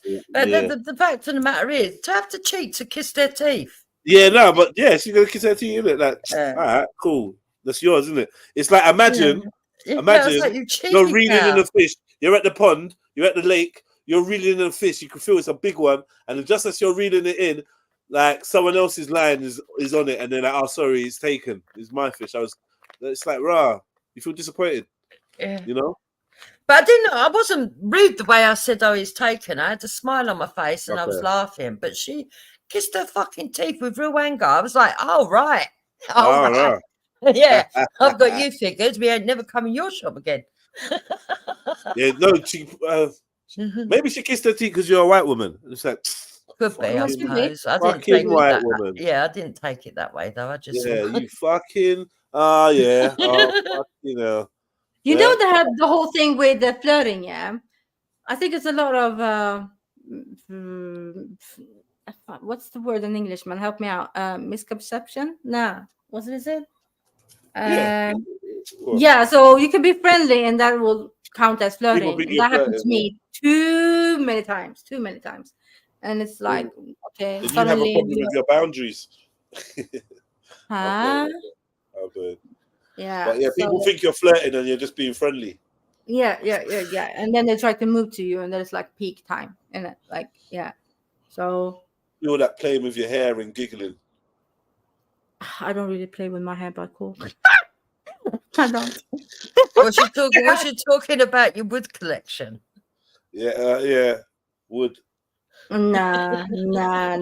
That's only for the internet and some of my friends. But actually, you do this thing where you act like you're innocent and you say something dirty, and you're like, "Oh my god, did I say that?" You do it like on purpose. That's probably what you're doing with these guys. And then when they go in for the kill, you're like, "Oh my god, what are you doing?" No, I don't like you like that. Mixed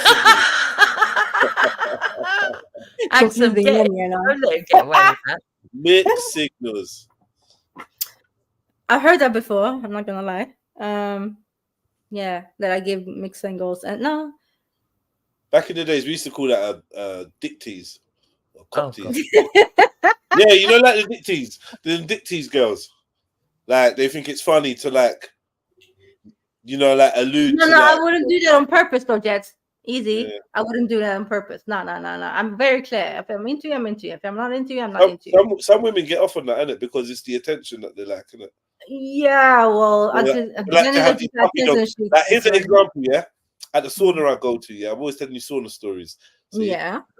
There's this guy, yeah, and he likes this Spanish woman. No, Italian woman. He loves of this Italian woman, and she's got a man. Or she had a man. She was with some black guy before. She told him to his face she's not interested. But over like the months and that, it's like he's just always opening doors for her.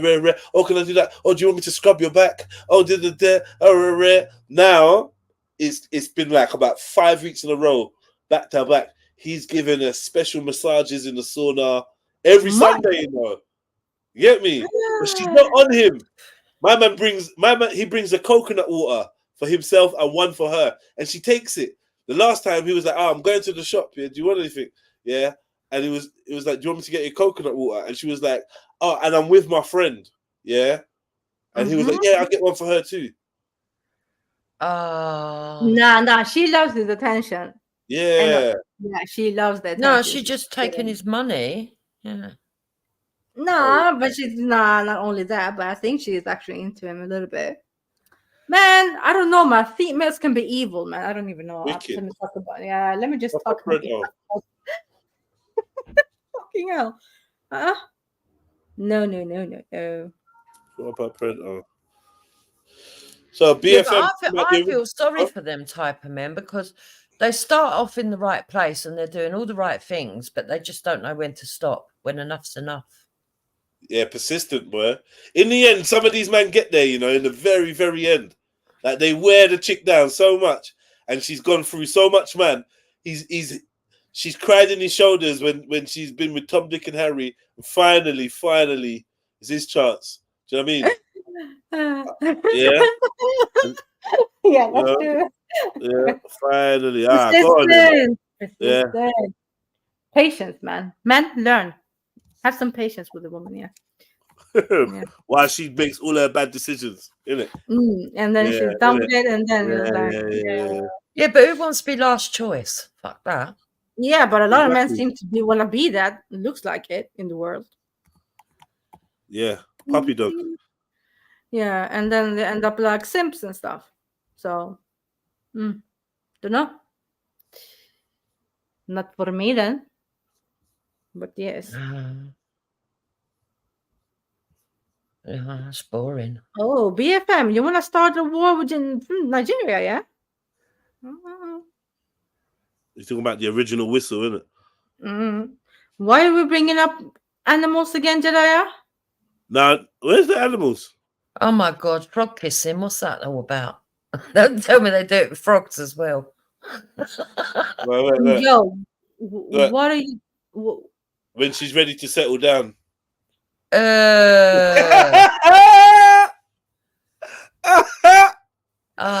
no. When she's ready to settle down. Look at this one. Fuck's sake.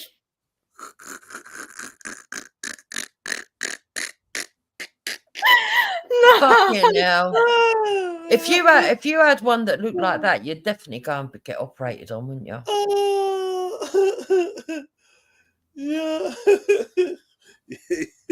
You'd have no choice, man. Trust me, you whistle when you run. Now, who wants the balloon though? Like for real?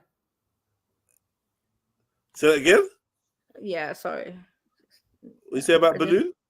Yeah, who wants the balloon? I said the balloon. What's the balloon for? The man who's peeking into a fucking big hole, man. Just like balloon. Balloon?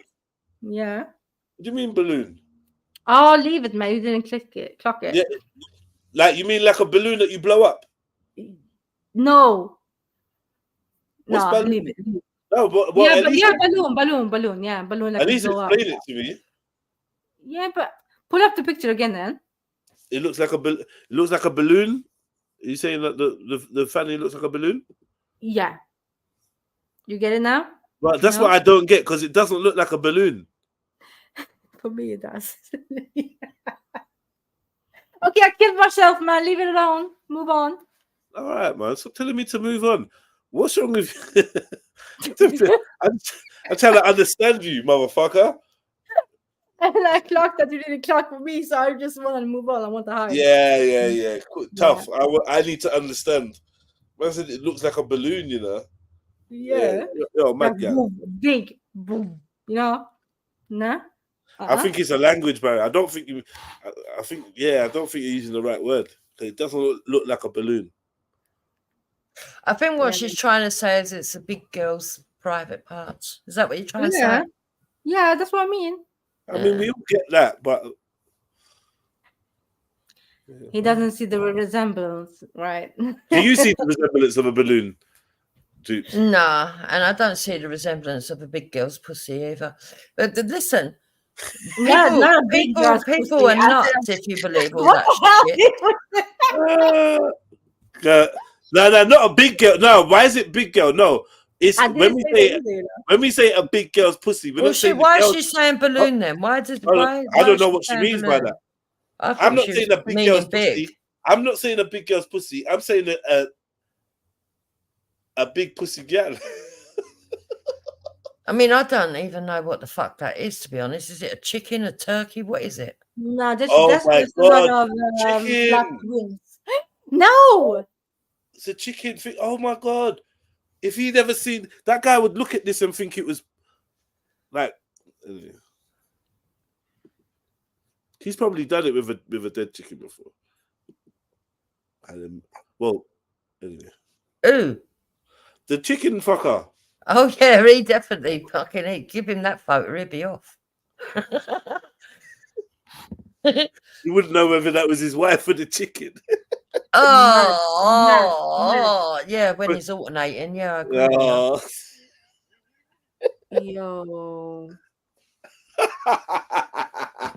Well, what kind of infection do you think he's given her? It's mental. If you can get bird flu, just imagine what else you can catch. Yeah, food poisoning. Salmonella. Yeah. Imagine having salmonella in your pum pum. Like, what the actual fuck? That is crazy. And die from septic because of that. Nah. Crazy. Yeah, bestiality, fuck's sake. Leave it. And then there's the bacteria that you only get on dead things that you're transferring into yourself. I mean, it'd be like putting raw chicken inside yourself. Yo. I'm sure someone's done that before as well. Necrophilia at the finest. Well, I bloody hope it ain't no one on this panel, because I know I ain't. Put animal parts inside, raw animal parts inside of their pum pum. Well, I think I'm gonna listen. Why can't I say pussy, Mood Best? What's the matter with you? What do you want me to call it then? But he liked it. That's why he said, "Don't say it again." He didn't like the way it made him feel. Weirdos. Yeah. Weirdos. What do you want me to call it? Man said this is what we do, we go take it in turns, not like the chicken and the wife. Why did the chicken cross the road? Pause on yourself, man. Why did the chicken cross the road? What I'm gonna say is give me different names for the vagina. In different languages, or well, whatever the names you know. I don't know. Banny, Minnie, Moo Moo. What did you say? Pussy, Banny, Minnie, cum, vagina, minge. Minge. That's a good one. Clunge. Clunge is a favorite. Yeah. Gash. Flower. Banana. Flower. Cherry. Cherry. Nah. Okay. Cherry is not pum pum. Yeah, I do. They said, well, yeah, it's your virginity, isn't it? I don't know. CUNT. Yeah. Punani. I don't know. There's loads of names for it. Vag. Flange. What the hell? Slit. Slit. Slit? Yeah. Yeah. No, not slit. That's horrible.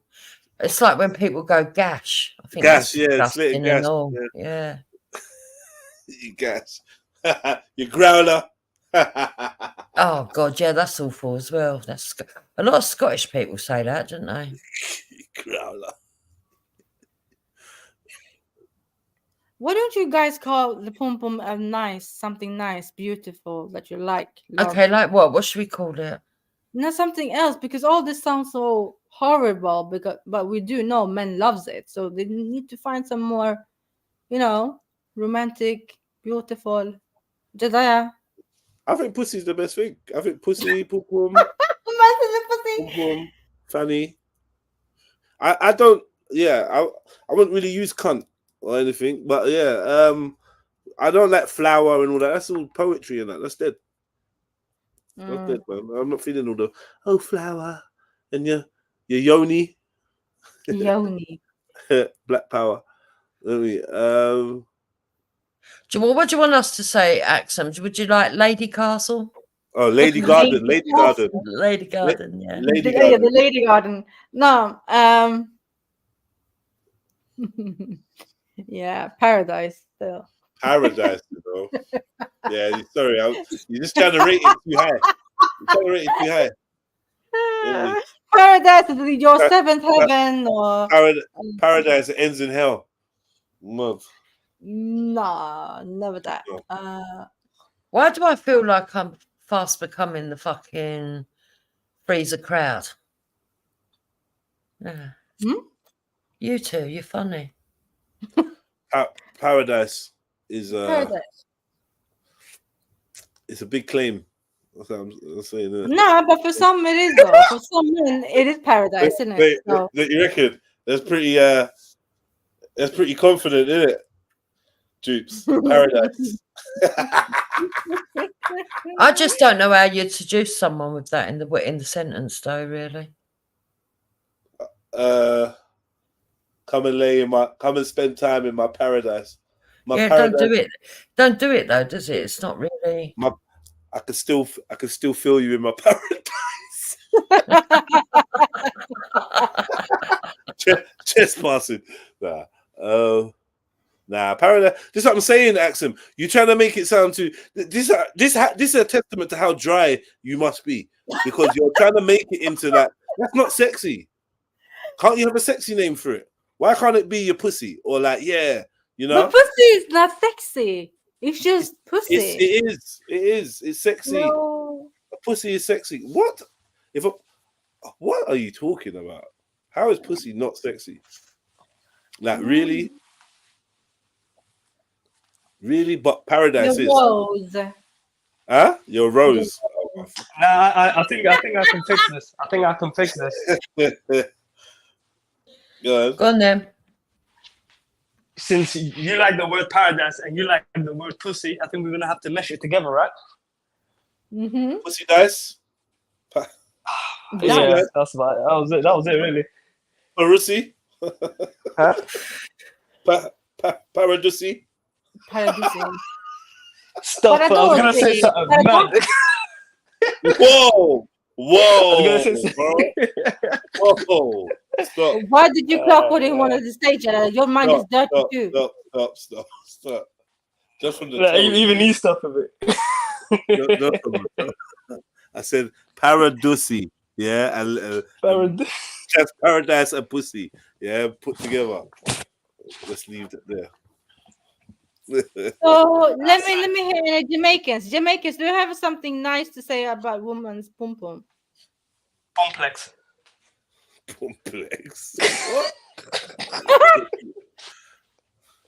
What about tuntun?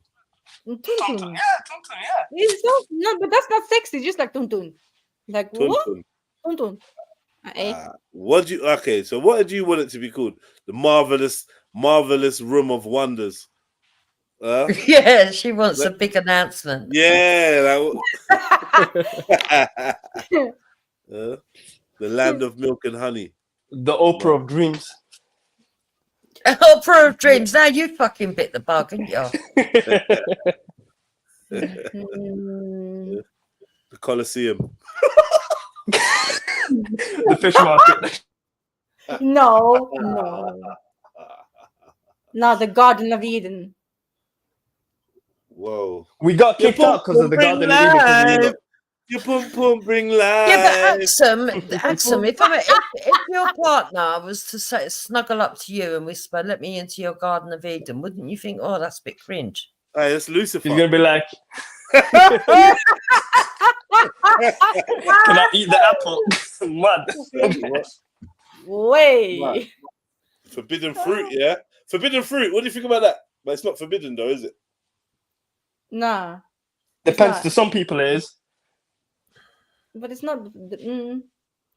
Nah. Eat the forbidden fruit. Fuck we. Imagine someone. Nah, man. I don't know, man. I don't know. But What's the full name? What's the sign? What's it? Vaginala. What's the root Latin for vagina?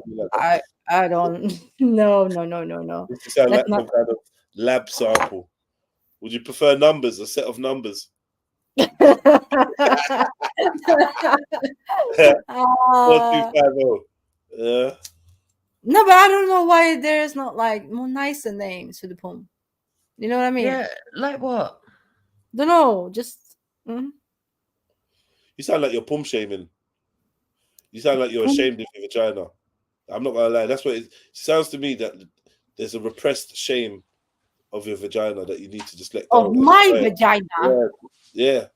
No, I'm not ashamed of my vagina. Do you think that like men's private parts have better names than female private parts, or did you think that they're all dead? Some people actually name their private parts so that they can talk in code anyway. Some people. Yeah, I know people that have. I remember when I called one of my kids Thomas, right? One of my children's called Thomas, and someone said to me, "Oh God, I don't know what I'm going to do now because that's what I call my partner's private part." Yeah, it's Thomas. You will find some next man's name on your man's private part. Yeah, like, do you think Thomas would be awake later or something? Like, you know what I mean?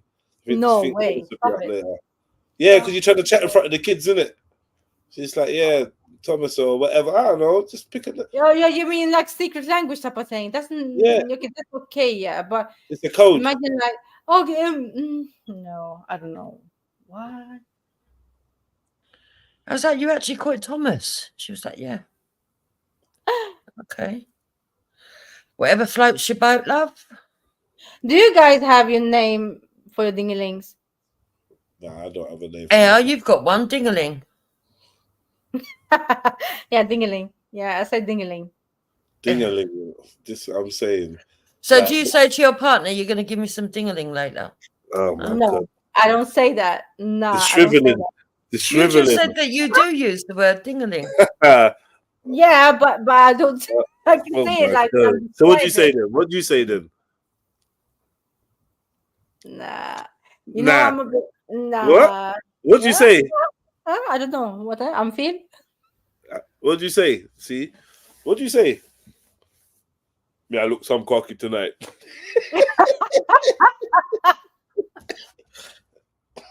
In some patois plus there. Mud. Fuck off, baby man. You're fucking nanny anyways. She just goes in all fours. Oh no, that's naughty. We're not doing all fours today. That's banned. That's banned because of the maybe on another day, but not today. We're not doing the all fours. Oh, yeah. some women get their man's name tattooed in their on their pum or in their pum. Wow. Like Yeah, he said in. He said in. Oh, on. Like I think if they do that, they're stupid. Why? Because they really are. Because the way that women are today and the amount of casual sex that they have before they settle down, and even then they can split up. Can you imagine how off-putting that's going to be for the next fella? Come on. Might encourage them to stick around, isn't it? That it. Huh? I'm gonna write my man's name on my pum to make him go around. Yeah, you're not even gonna address his penis like a woman. You're not even gonna. You get me? Listen. I have my ways in it. You're not even gonna say like you want any. What ways? I have my ways, man. Yeah, that does not make for a good convo though. Like what ways? No, yeah, but we don't need to talk about my ways anyways. Can we move? Hey. Can we move?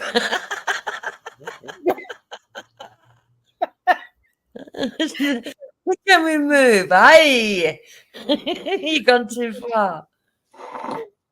Let me have some privacy, my own privacy. Come on.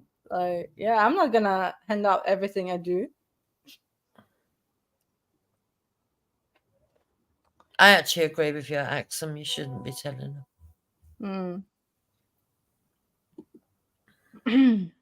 Zilla! Min lillebror is on mute.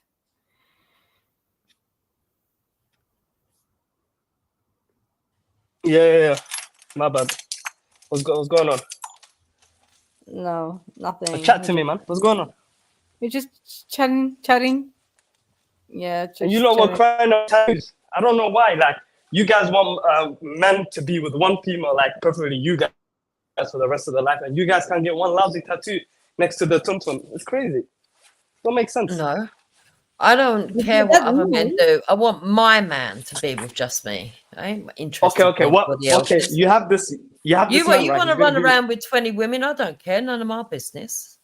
Nah, 20 is a headache. Like maybe 2, but let's just say, right, if you're with this man for the rest of your life and you know he's going to be with you for the rest of your life, wouldn't you, get initial or something to show, like, it's... No, I don't like tattoos. Come on, man. No, I don't agree with tattoos.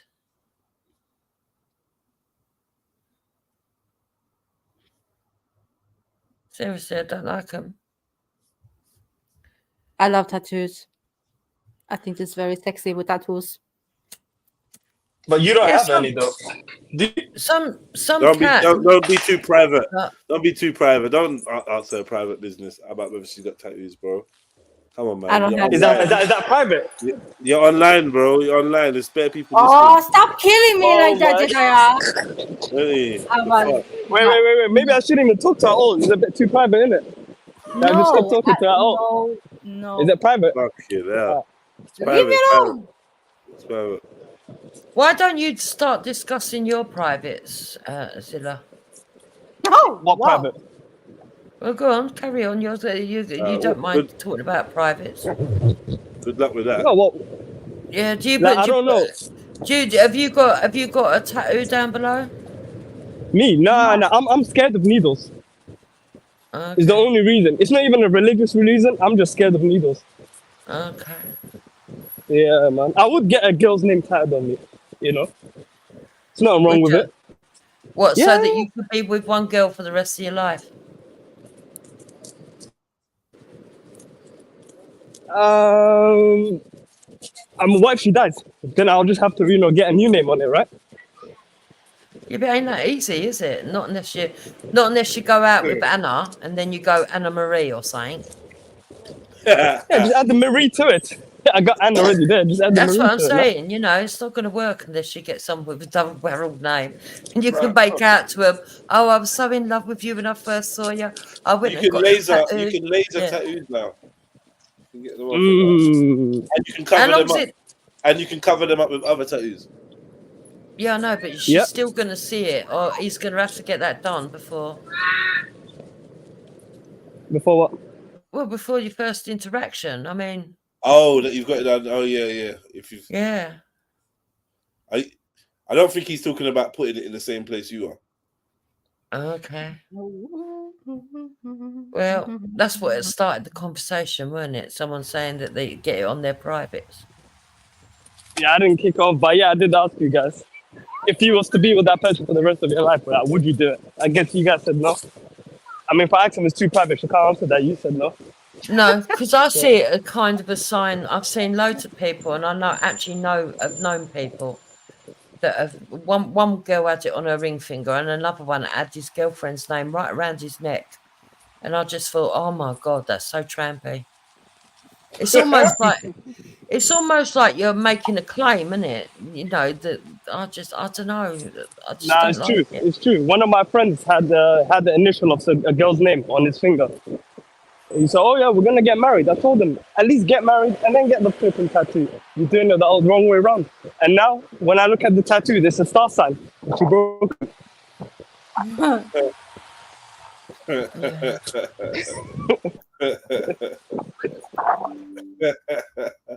Hey, their matching tattoos they look good on Instagram though.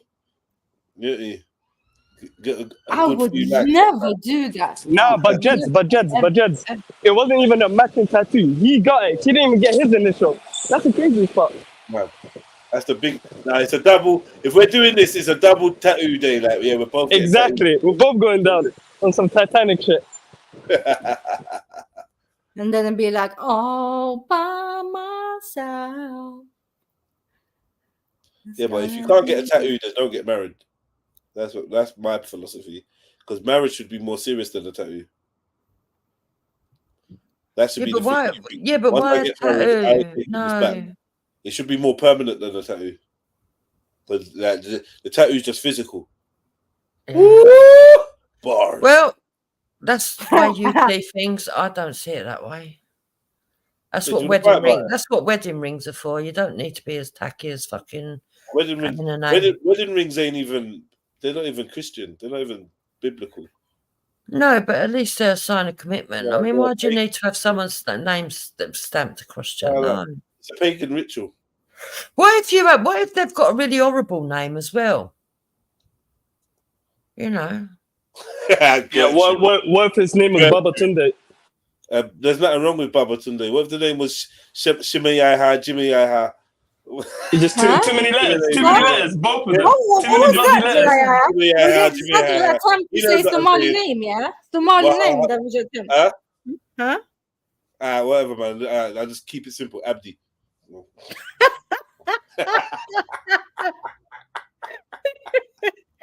Nah, why did you just say Halimo? Yeah, well, but what if his name was Survivor?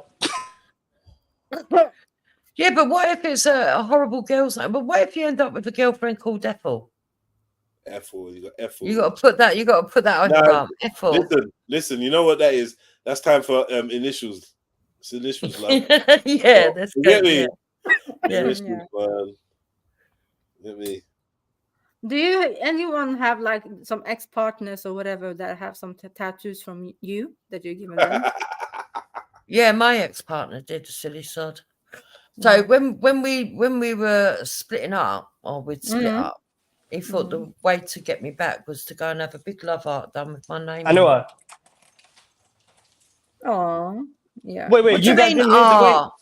You guys didn't hear the way that blackmail, for fuck's sake. Yeah, I heard it because he done it, and yeah. Me? Yeah, I'm just joking, man. I'm not gonna lie, that's way too private for me, so I'm not gonna. No, I'm gonna expose myself. Don't worry, Jet. Okay, you go first, and then he can expose himself too. No, my ex had a couple of things about me. Yeah. Yeah, it doesn't matter though. My couple. Ex couple. Got something else put there. Thank God. Couple tattoos. Not even one, couple, You're a G accent. What do you do to him? You're a bad girl. How many you got stamped? 2? Fucking hell. I think it was like clinical pump. So you don't just collect wood? Easy, Jupiter. Easy. They say prudish pum pum's good pum. Wait. I just want to get it right. Axel, you said Listen, the guy you were seeing had a couple of tattoos of you, yeah? Multiple. Yeah, like from me, and From like me. that's like from me, like from me. Have you got a tattoo? No. No. I don't have any tattoos, But but you yeah. So Mashallah, but he was sister. into tattoos, and and yeah. Imagine if there was a girl, right, that had lots of boyfriends, and they all fell in love with her, and they all went and had their tattoos, and then they all met up by accident in the same place one day, and they're all sitting there with the same name on their arm. That's happened. That's happened. That's 100% happened. You probably could Google that. It's happened. But whoever that guy is, he must feel like a G. Who? Imagine it. One after the other, they walk in with the same girl's name on their Because it's the thing of, if you break up with someone, you don't want your name on their body. Not names, but it was some symbols or whatever, like. Okay, but if it's a name or initials, if it's a name, basically, because you don't want the next man looking down and and seeing your name there. No, you need to cover her up, man. You need to cover her up. Axel, that's a crafty way of doing it, though, isn't it? Little symbols. So you've got a symbol there, and you know that it's for you, even when it's with his new girl. I would do that as long as I like the symbol and the way the tattoo looks. I'd do that. So for a French girl, you'll get like a tattoo of a baguette, and that'll remind you of the French my God! I'm just saying. And I said, as long as I like the image, so you're weird. I wouldn't get a baguette. Baguette, but baguette, like, that was the the French girl that you had fun with like 5 years ago. There wouldn't be enough space to put the whole baguette on. Okay, what about Snell? Mad. All right. Why if they tattoo and erect the Eiffel Tower on you? Sorry? Yeah, but you're thinking why is it all these the Eiffel Tower? Why is it all these symbols? Why is it all these phallic symbols? Long symbols. Like, why is it all long? Stereotypical symbols of a French woman. Now I get a little beret. A little beret on my elbow. Yeah.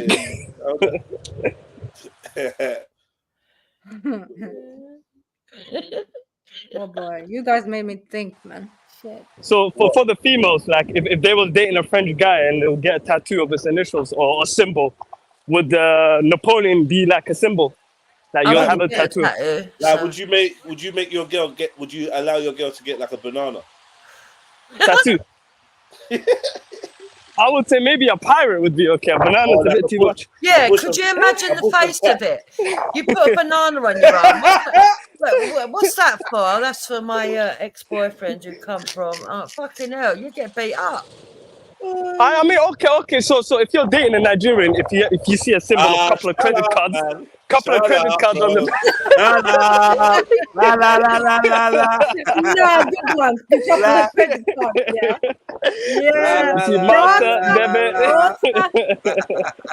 Why do you have credit cards? Nah, man, I just got Okay, but so what's the symbol for an English person then? Alcohol. Nah. That's a European symbol. A portion of chips, fish and chips or something like that. Or a pint. Bulldog. No. A crown. Queen. No, that's not the symbol to represent. Huh? No, it ain't. No way. Yeah. It would never be voted for as the symbol to represent Britain. It's going to be a bulldog, a pint, a telephone box, a post box. Huh? Shepherd's pie. Big bet. Shepherd's pie. Shepherd's pie. You won. Hey, no, do you know what? A tattoo of like a queue. Like just a line of people waiting. Yeah. Traffic. Do you know what I mean? Fucking hell. Nah, blood pudding. That's it. Blood pudding. Nah, what about a royal god? Yeah, what's that? A royal, those guys with the black hats. What about Eritrea though? Just meat. Eritrea, just show like Ethiopia just beating them into submission. Like I swear to God, you need a beating now. How about that?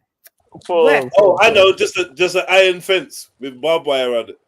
Yo. Oh no, I know. Show a soldier doing national service. Oh God. Yeah, for Nigeria, is the man eating rodents. Yes. Yeah. Oh, Yeah. for fuck's sake.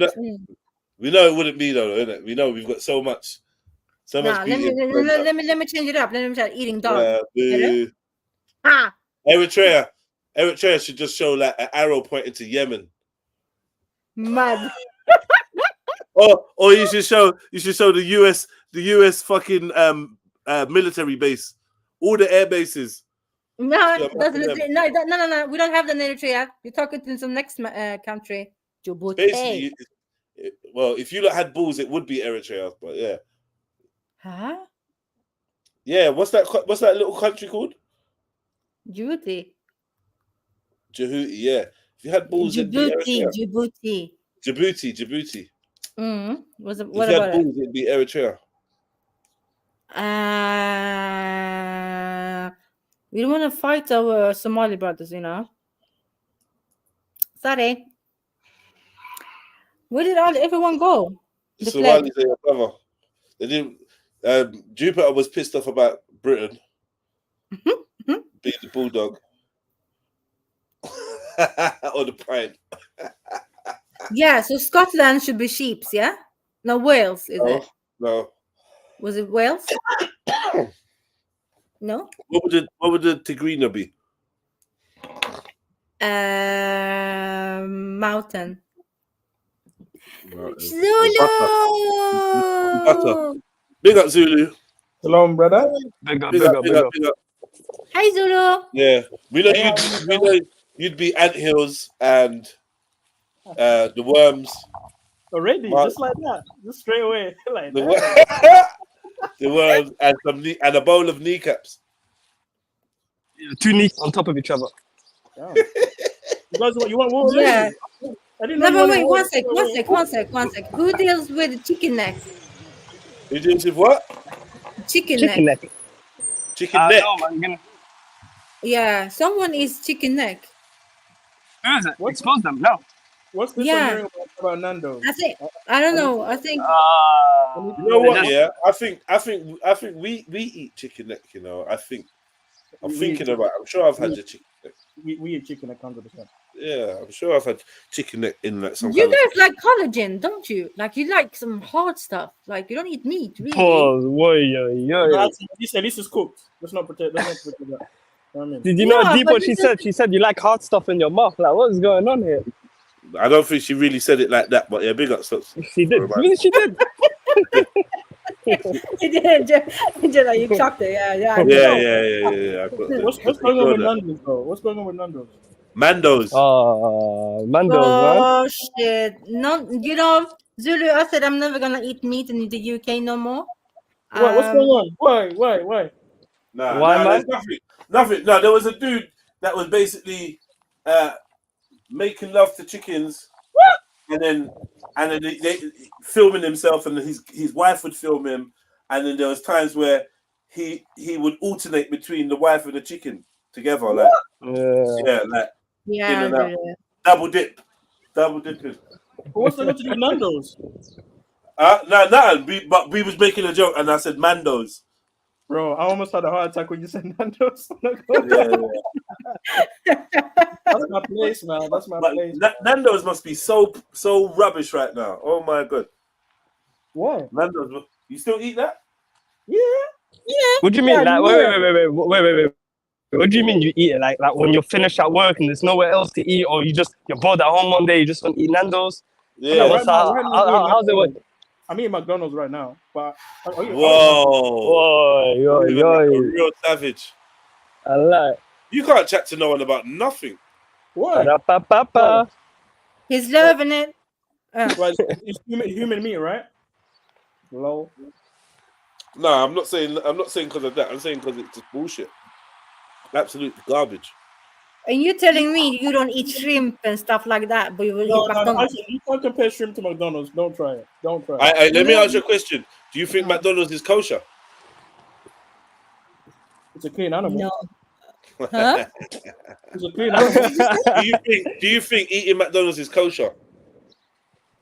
Shalom Shabbat. Listen, it may not be the healthiest form of cow, but it's cow. It's still kosher.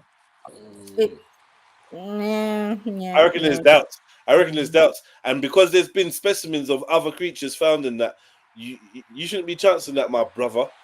Where's the evidence? Where's the delil? Bro, So horse meat. Horse meat. You see, man's eating and he's saying, "Where's the delil?" I was eating this. Nice, man. Horse, donkey, human, all found in the meat in McDonald's.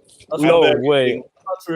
And Iceland and all them ready-meal kind of things was in all of them, man.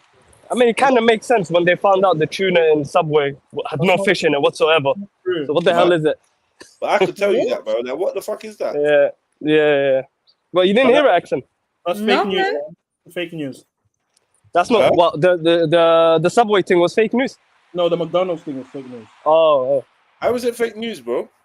It was actually in the news everywhere. Maybe you was a little bit young to remember. Nah, Zulu's not too young to remember. He's remember 80 shows, man. He can remember it. Yeah, so what are you playing that, Zulu? Strenuous checks on these towels, on this. Bro, it was a whole probe. And then they even started probing in Europe because they found it. So they followed the chain. It was in France. Then I was looking it up and I was realizing that this is a ritual. Because back in the days, there was like a link to the occult and eating horse, right? And it was like people used to do it a lot. Then it got banned, and very rare. And I just went down some whole rabbit hole with the whole thing. But yeah, definitely they found horse, donkey. Yes, and Tesco. Say again, family. I was in Tesco, and it was in Tesco, in McDonald's, in Burger King. Are you crazy? Burger King, yes, but not McDonald's. Yes, McDonald's. Yes, it was McDonald's. It wasn't. Yeah. You're crazy, bro. It wasn't. Yeah. See, I'm reading right now. It's the so horse meat scandal. Come on. Yeah, read it out. From The Guardian. Let's see. But Zulu, they do these things to Subway and stuff. Like, don't you think it's not far-fetched if they do it to McDonald's? Surely. Yeah, but McDonald's, they literally have their own farms where they actually grow the oh my God, that's even worse. Are you in that role? You're playing that role? Okay. I see. I think they all have their own farms. We sat here and watched. You're not even eating McDonald's anyway. You're eating. I am. I swear down I am. I promise you I am. We sat here and watched the chicken nuggets thing. We watched so much things. Links. I mean, me and you specifically. So much links of things that we couldn't show on the show, like atrocities. So I know you know. You've eaten McDonald's though, Jeff. You've eaten McDonald's. Yeah, of course I have. Yeah. Everyone eats from McDonald's, but you just, you know. Come on, bro. Come on, man. But you know, horse meat is not bad though. Yeah, but I also smoke and drink. There we go. So if I'm eating human meat, we're all eating human meat. It is what it is. So it's okay. It's okay. But now you can actually eat some shrimp. No problem. No. That's worse. Listen, I'd rather eat poo than eat shrimp. That's worse than eating. What? No way. That's dumb. That's the dumbest thing you can ever say. That is the dumbest thing you can ever say. That's that you are so dumb because you eat vegetables that feed off poo. You're chatting so much shit. Shrimp it grows off poo. Listen, shellfish is the worst thing you could ever consume. It's worse than pork. It's worse than pork. So you're telling me a shrimp now from the sea and a McDonald's, which one's more healthier? Which one's more, you know? Okay, you're talking about an animal with an exoskeleton that doesn't release toxins, that has a bag of parasites. And we're talking about meat that's mixed with a sea cockroach. God knows what's in there. A sea cockroach that eats shit in the sea. No, thank you, mate. No, thank you. No, thank you. You guys enjoy that? He's saying no. He's saying no, thank you. I'm gripping into that Big Mac right now.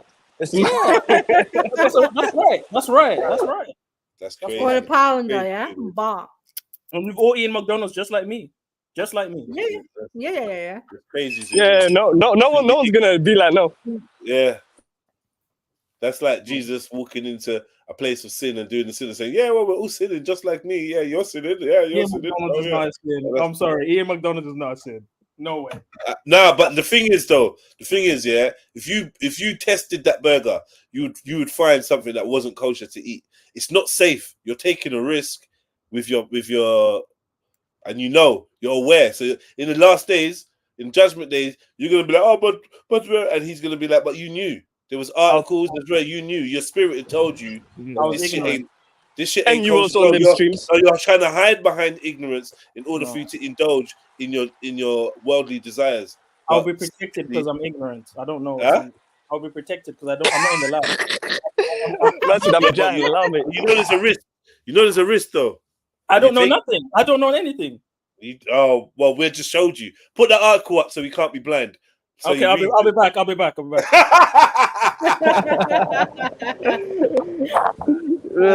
man. Fighting for that Big Mac. Okay, hold on. When was the last time you had McDonald's? When was the last time? I don't know. Say like 3 years ago or something like that.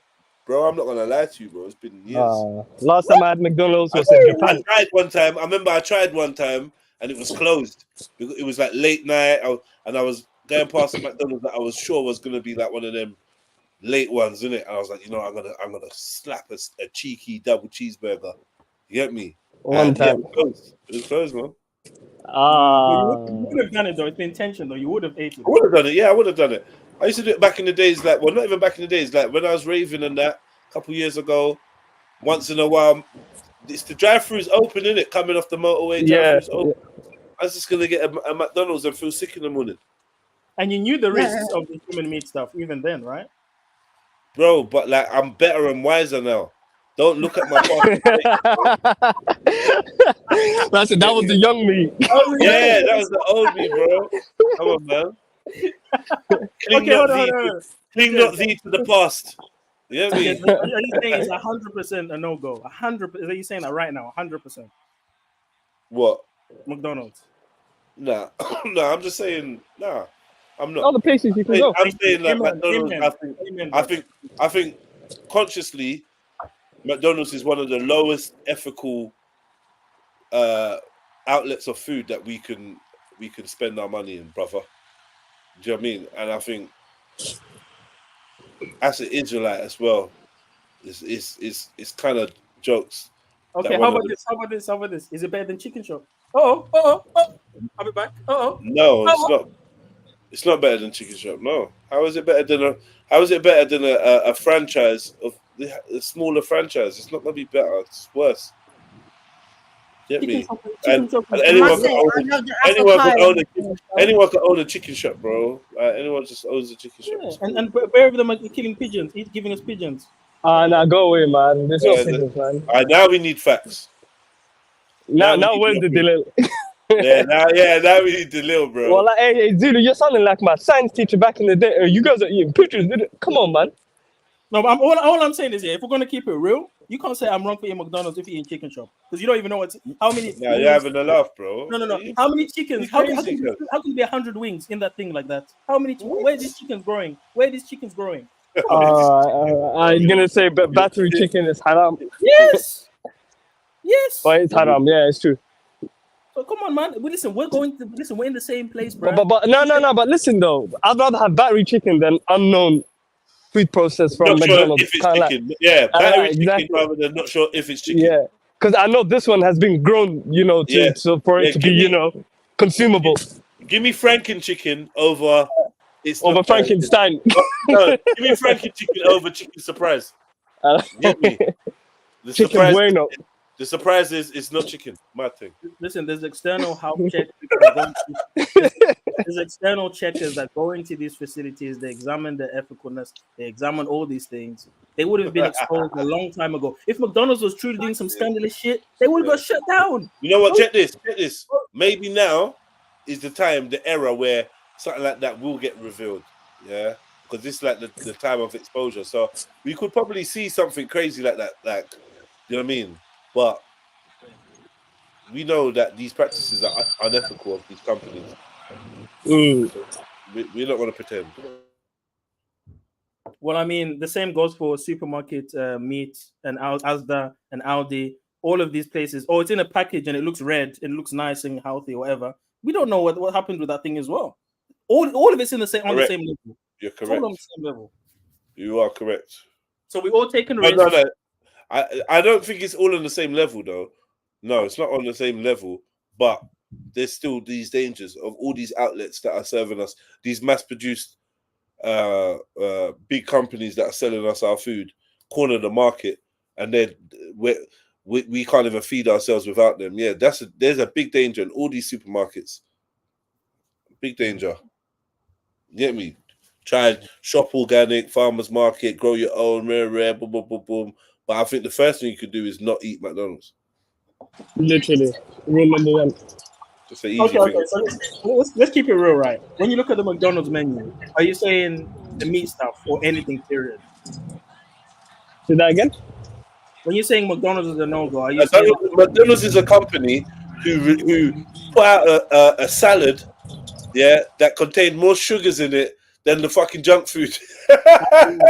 No evidence. What do you mean there's no evidence, bro? It's there, bro.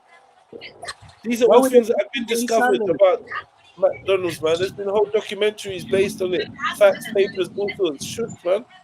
Why would they put sugar in salad, though? Who cares? They did it. Why so people can get addicted and keep eating it, thinking it's healthy. All right, I just looked up. It says 1.7 grams of sugar. Yeah, but is there not sugar naturally occurring in the salads anyway? Come on. Bro, but is it natural sugar or are they putting it in? And I think they've changed it now. That ain't the one that's what it's in there now, isn't it? But I'm saying a company that's like that. Come on, man. I don't even know what you're doing, but yeah, I do know. Sugar's good for you, though. Sugar's good for you. You're moving like an ambassador, you know. Man's moving like his name's Ronald. Mad. Think about it, right? You got a red afro. What's the alternative to sugar? Oh, diet this, zero Coke this, all this. That shit is dangerous. Bro, their logo, their mascot, yeah, their guy, their main character is a referent. The demon, bro. I don't know. In your face. I don't know about that. Red-haired, white-faced demon. You say referent? Yes. It. That's the word, okay. That's it. You get me? That's the clown. I mean, I can see it. I can see it. Yeah. If he had a little bit bigger forehead. No. If he had a bigger forehead, then yeah, I can see it. It, man. Ronald McDonald is it. It's the same entity that they keep depicting. That white-faced, big, whatever. They call them clowns and that. The jester, right? Come on, man. Yeah, but this is an entity that they're depicting. Just people don't know it. It's a rephaim, or whatever. The other branch of the fallen ones, aside from the Nephilim, mentioned in the Bible. Well, I haven't seen the connection with clowns and demons, so I'll have to look into that. You know. Well, yeah, go on. You know, you'd be like, bro. I would be honest, right? I do agree with everything you're saying, but like you said, it's a risk. We don't know, and because we don't know, I'm okay. You're just gonna damn it, yeah. Yeah. You know, I'm still here. I've eaten McDonald's a lot all my life. I'm still here. You know what I mean? Yeah, no, I hear you, man. I hear you. It's just one of them ones, you know. I've had a sneaky McDonald's, man. I've had a sneaky McDonald's. As enlightened as I am, as enlightened being as I am. Oh, you get me? I've given in to my lower chakras. Pause. It's just a little treat, man. Once in a while, you know. Yeah, if you work out, listen, I work out. I eat good most of the time. It's just a little treat, man. There's nothing wrong with that. A little treat. Yeah, McDonald's is nice, man. Let's not get it twisted. I don't know what they're adding there. But Thank you. Come on, bro. Come on, bro. No. We all know it's nice. But the thing is, though, McDonald's don't taste nice anymore, though. It don't, though. So you're lying. They've changed everything, you know. The new what? You know what? They've changed the buns. They've changed the patty. They've put salad in the burger now. The thing tastes different, bro. I'm not even gonna cap. You gotta try the new I'm not burger. gonna lie. Last time I had it was in Japan, man. I took one bite and I looked at my brethren. We threw the food away. We went home. I bought noodles. Yeah, but Japan is whack. Dead. All right, listen. Dead. Literally, man's got to stop messing with them noodles, man. Them seafood noodles. Yeah, man's got to stop messing with it. If any of you not mess with them, it's just consistent things coming up about these noodles. It's not going away. Like, do you know what I mean? Yeah, I was mites found in them, this and that. Like, I don't know, man. I was eating those in uni days, man. Yeah, damn. Been going on for a couple of years now, boy. They've been finding all this. Now they're saying it's linked to this, it's linked to that. Certain types of noodles, instant noodles. Damn. I'm not gonna lie. Over in Asia, they make the noodles look nice. I can't lie. I remember I picked one up, and then it had prawns on it, right, as a picture. So I was thinking it tastes like prawns. There's actually prawns inside the noodles, so I had to throw the whole thing away. Oh, you don't eat prawns as well? Well done, bro. Nah, it just the way it looks is disgusting. There's no way I was gonna risk my life. Yeah, man. Some freeze-dried prawn. Yuck. Now, prawns are all right, man. Every now and again. You know me, every now and again, I love a bit of seafood. I mean, you may as well eat pork, though, Jez. I know we've spoken. Every now and again, I might have a bit of pork. Really? Yeah, why not? So that's not off the table anymore. You're saying really like it's religious. I don't eat. No. I'll be honest with you. I don't eat pork. Yeah, but like, obviously I've had it. Like, there's times where I would Yeah, try I had it as well. Like, it's not in my diet. But why? What's the reason? What's the reason of what?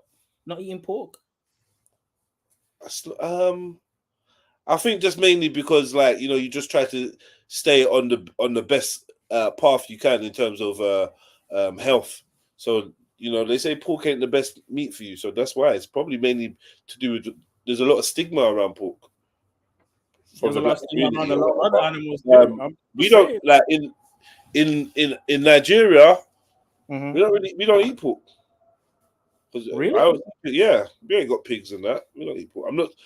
It's not necessarily a religious thing. But yeah, I mean, you are right. I've never heard of a Nigerian dish with pork in it. I'll have to agree with that because when I worked at the Nigerian restaurant, I didn't see any pork. Nah, we just don't. But there's a lot of shellfish though. Are you sure they don't have secret menus in that? Because we do seafood, fish, all sorts. Tilapia, we like fish and that. We not necessarily.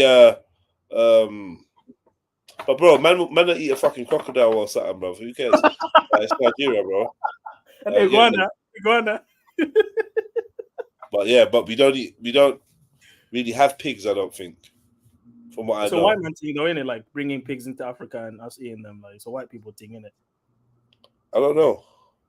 Do you not eat pigs in your country? Not really. Like the Boers came and brought pigs. Like we didn't mess with the Boer, like the boar. We didn't mess with that. To be fair. Like even in our traditional dishes, there's not really pork. Not really pork. That means there's pork. Yeah, because colonization, right? Like they brought Fix your tone when you're talking to me, then, isn't it? Knowledge, right? There's a lot of nation, bro. No, but Jed, a lot of things changed after colonization. It's not just the language. Come on, you're just gonna blame on the white people. We can't blame everything on them. Yeah, we were colonized too. That's the whole of Africa was colonized. You like the real Hamites, mad. No, hold on. You're telling me there's no pork in Nigeria, bro? I bet you there is. I don't know, bro. I'll be real. I've never seen it or heard of it. I'm not saying there isn't. I just can't think. I don't know. You can Google it if you want. Ask them. Do you not do pork over there? In Eritrea? Them guys don't eat pork. How do you know? Because they eat camels, man. They eat raw camels and shit. It doesn't matter. Everything's raw anyway. All tastes the same, Is there pork? Is there pigs in Eritrea? I typed in the thing for Nigeria. Do you want to read it out? Go on, man. Why are you saying that reluctantly? Go on, man. I know, man. Why you sound so eager? Go on. I'll share my screen so you know I'm not lying, right? Hit the PayPal family tree before they embarrass Nigeria any further. Hit the PayPal, my brothers. Yeah. And remember, we eat grass cutter, so we're not afraid of the pig argument. Why? Move with your pig argument. What's this? This is the graph, right? Meat consumption per capita in Nigeria. And then here's the breakdown here, right? It says here, pork meat consumption per capita reached 1.50 kg in 2021 in Nigeria, according to Fastat. This is the 0.671% more than in the previous year. Historically, pork meat consumption per capita in Nigeria reached an all-time high of 1.54 kg in 2014 and an all-time low in 0.470 kg in 1961. Nigeria has been ranked 113th within the group of 156 countries we follow in terms of pork meat consumption per capita. I mean, 113. There's a lot of countries in the world, so that might not be that. You know what I mean? So we're low. Nah. How many countries are in the world? There's 150, and we're 113th. So there's countries like so. Come on, man, do the fucking maths, bro. What's wrong with you? Okay, you're right. It's gone up, though. It's gone Man, up. fuck off, man. Go to your country now. Nah, that's all right. Let's leave that now. Nah. We gotta check it. Hey. Come back. Let's check your country. Actually, I've got a video. Listen. Hold on. They said 1.50 kg. Bro, that's tiny, bro. No, that's the wrong measurement. I read it wrong. That's enough for a sandwich. What? I read it wrong. It's the wrong measurement. My bad. I read it wrong. So read the measurement again then. Put it back on the screen. I can't find the link. Yeah. Wow. Peddler of purveyor of madhood. Like, bro, what in the Lion Academy are you doing, bro? Smoke mirrors and trickery. I've got an article here. Top 20 countries with pork consumption. I've got an article here, right? Bro, can you go? What are you doing, Zulu? Go back to the other thing that you was on. Why, man? Because I want to see your country graph. I want to see your country's graph, please. Yeah, you gotta compare it to his country now. Do the right thing, man. Do the right thing. All right, I'll type in something. Bro. Go back to the page you was on, and then swap Nigeria for your country, please. It doesn't let me put another country in. It's just specifically for Nigeria on that page. Alright, then type in exact. But anyway, see. I'll type it in. Oh, that's mad. Please. And by the way, I'm not Shona, right? So remember, I'm not Shona. Yeah, that's beating people, isn't it? Beating people, bro. Remember Don't that. Don't worry. Yeah. You got me right, Scott. What we do? What did I miss? Every time Zimbabwe is on the smoke, it splits. Yo. What happened? What you guys? Oh, pork, Zimbabwe. Why you sound excited about pork? Don't worry, we'll look at our country next. We're gonna. Oh shit. That's it. Oh, shit, you can't even read it. Nah, I can't see the text, man. It says consumption of pork in Zimbabwe is projected to drop to 10,200 metric tons.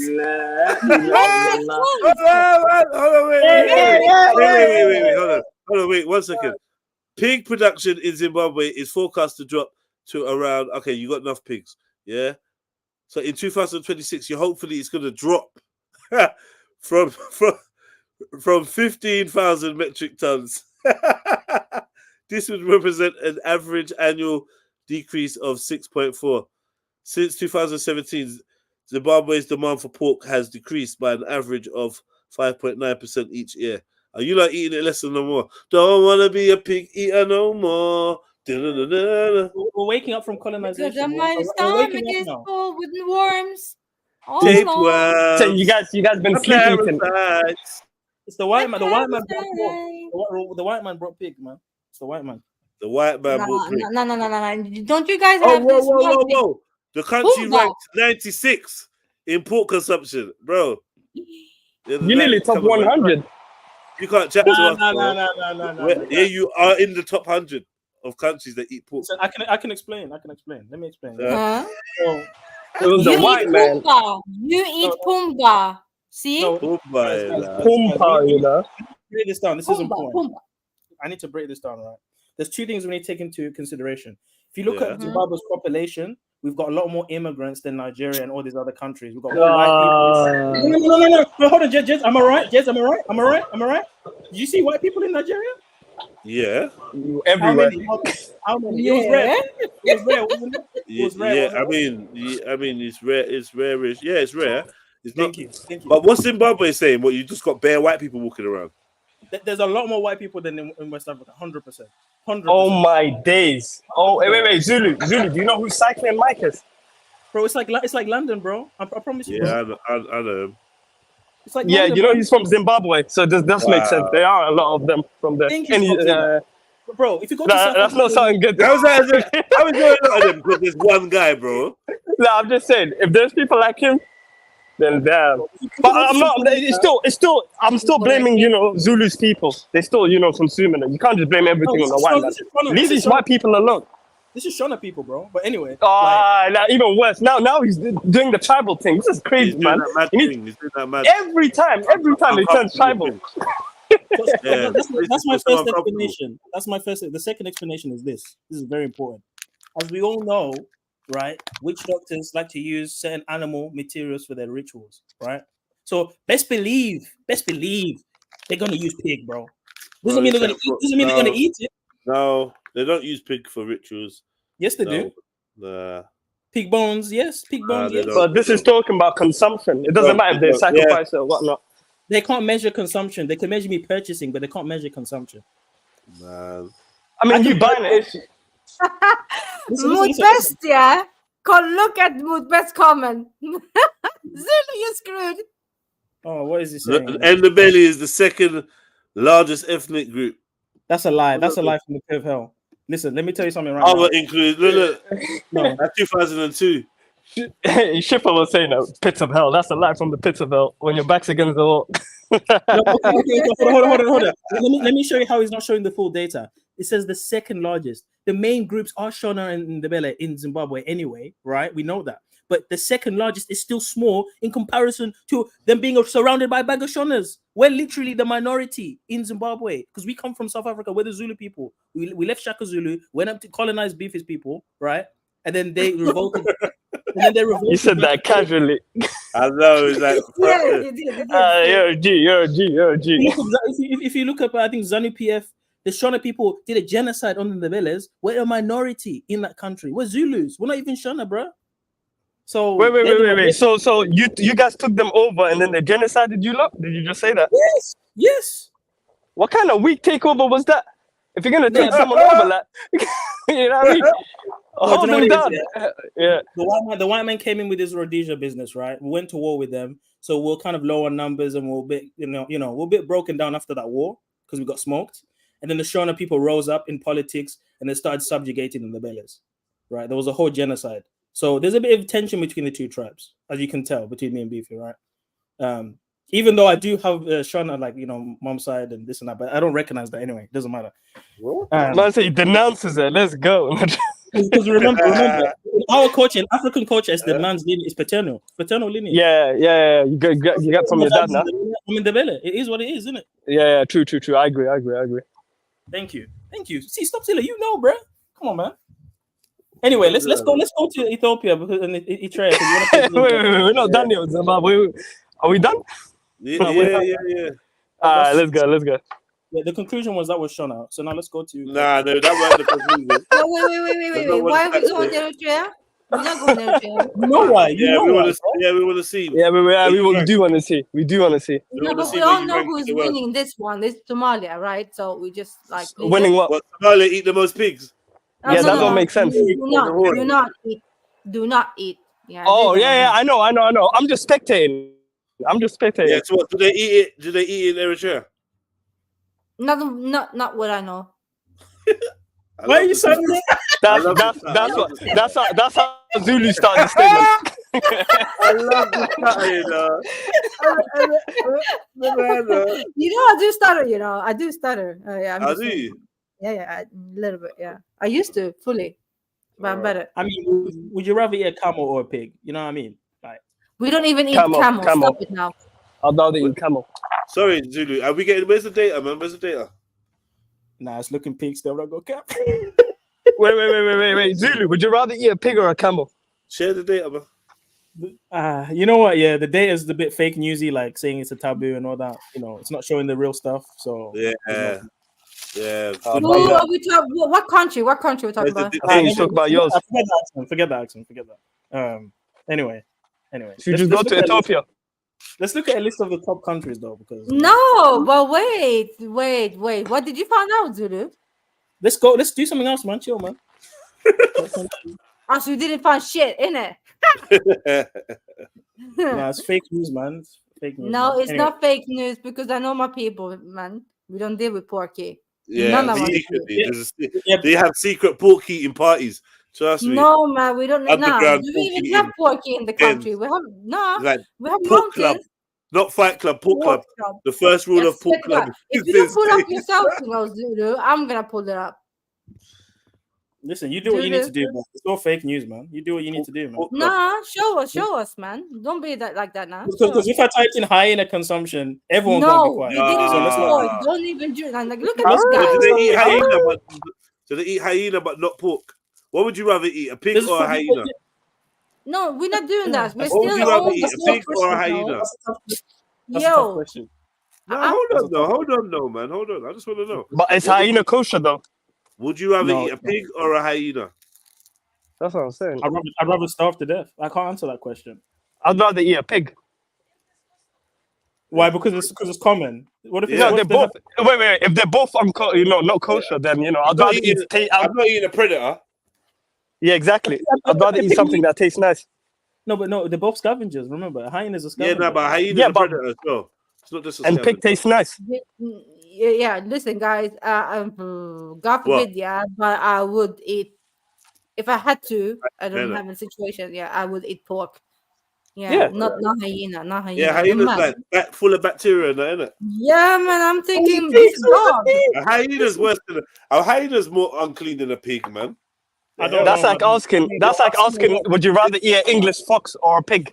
Nah. Whoa, a pig. An English fox? No way. I'd never eat that in a I would never eat an English fox in 1,000 years. Unless for 500,000, would you eat it? Yeah, it'd have to be in woodland. Money. It'd have to be one in woodland that lives. No.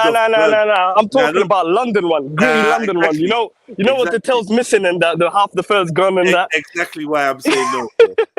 Those ones there, oh my god, dangerous. This is crazy. Cyprus is like, this is the least. It's going from least to highest, right? I think. Okay, that's fine. I was gonna say, is it? Yes, it is. Okay, so at number 20, we have Cyprus. Which one? Turkish Cypriot or Greece Cypriot? Or was it both? I mean, you might as well lump it together. You know what I mean? Might as well lump it. Fuck them both. The pork is considered a major source of protein in the national diet. Afuela is what's afuela? It's a dish, innit? It's a flavorful marinated pork dish that is a traditional cuisine in Cyprus. Hence, Cyprus ranks as one of the 20 countries with the highest pork consumption. And number 19, when you need them. Taiwan. Yeah, I can see that. It's Chinese people, isn't it? Yeah. Like, come on, we're not surprised. Let's not play We're not games. surprised.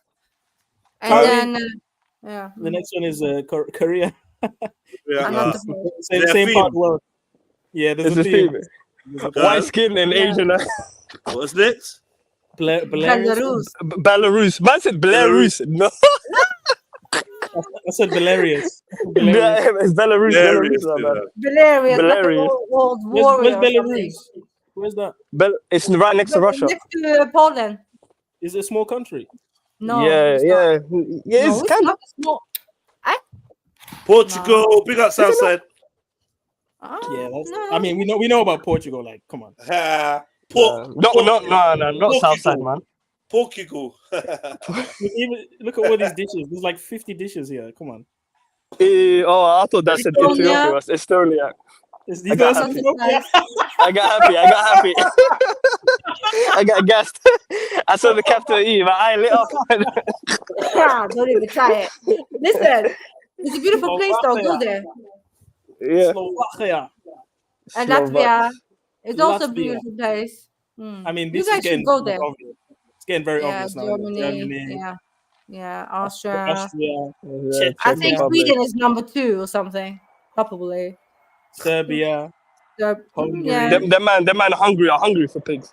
Hong Kong, Hong Kong, Lithuania. Lithuania. Damn. Where's the rest? Wait, where's the rest? You have to pay for the rest. Fucking hell. There's no way to go for the rest. Wow, that's crazy. No, really? I'll find another one. Yeah. Yeah, find the proper one. What the hell? Yeah, What kind of retarded website was that? Yeah, preferably. Yo, Kemo found some delil on Somalia eating porky. Yeah. Uh-oh. I never knew. Yo, I'm in shock. Somalia. I mean, wait. What, you think that all Somali people there are Muslim? Like, they're not Muslim, man. Nah, maybe not 0.05. Yeah, but it's like 90%. It's like 90% Muslim though. Stop. Come on. Yeah, but they're not going to. Hey, listen. Look, there's no numbers in what he's dropped there. Look, it's just exactly. Symbols. It's not copy and pasted. Man said X. Well, X Twitter. Like, what's going on? Man's doing algebra out here, bro. Man did the little maths together. Like, what is this? Yeah. Man said the square root of Somalia. Man. It's a forehead. It's crazy. It's a forehead. Zulu go on the World Population Review site. Okay. How is America not on this? They're blocking out the numbers. They don't want people to know. Yeah, how's America not on there? No, stop. Just say it from now. How much pork do you not eat? Just say it from now. Be real. I said minimum. It must be like less than 5%. Nah, but have you seen? Are they pigs in Somalia? Obviously. I haven't. They could be, but I haven't seen it. But maybe in the forest, man. Stop. You mean like wild pigs? I'm not even sure. Wild pigs, yeah, wild pigs. Kind of like in Ethiopia, wild pigs, isn't it? Yeah, wild ones there that no one kills. Yeah. Kind of. Yeah. No one kills. It just lives. So what do you mean? So when you lot was doing feed the world and there was pigs running around, you just didn't want to eat them, yeah? Yeah, they're like haram. You did not do that. You did not do that, Jedediah. No. I've got one. This is even better. It shows every animal: cows, mutton, everything. Let's Chemo. Let's not do Jamaica, man. If we do, Jamaicans eat pork. That's a fact. Huh? Jamaicans eat pork. Yeah, man. It's already been 4 days of Jamaicanism, man. Trenton. Look at this. Bovine meat, yeah, kosher, clean, yeah, sparkling clean. And Zimbabwe is number 2, yeah. Come on, don't play games. He's getting gassed. What's Bolivia? Listen. Look at the man. Hey, you have Argentina over there, and you have Brazil that eat porky. Come on, huh? No, but I'm saying the clean animals. Yeah, that's our thing. Look at that.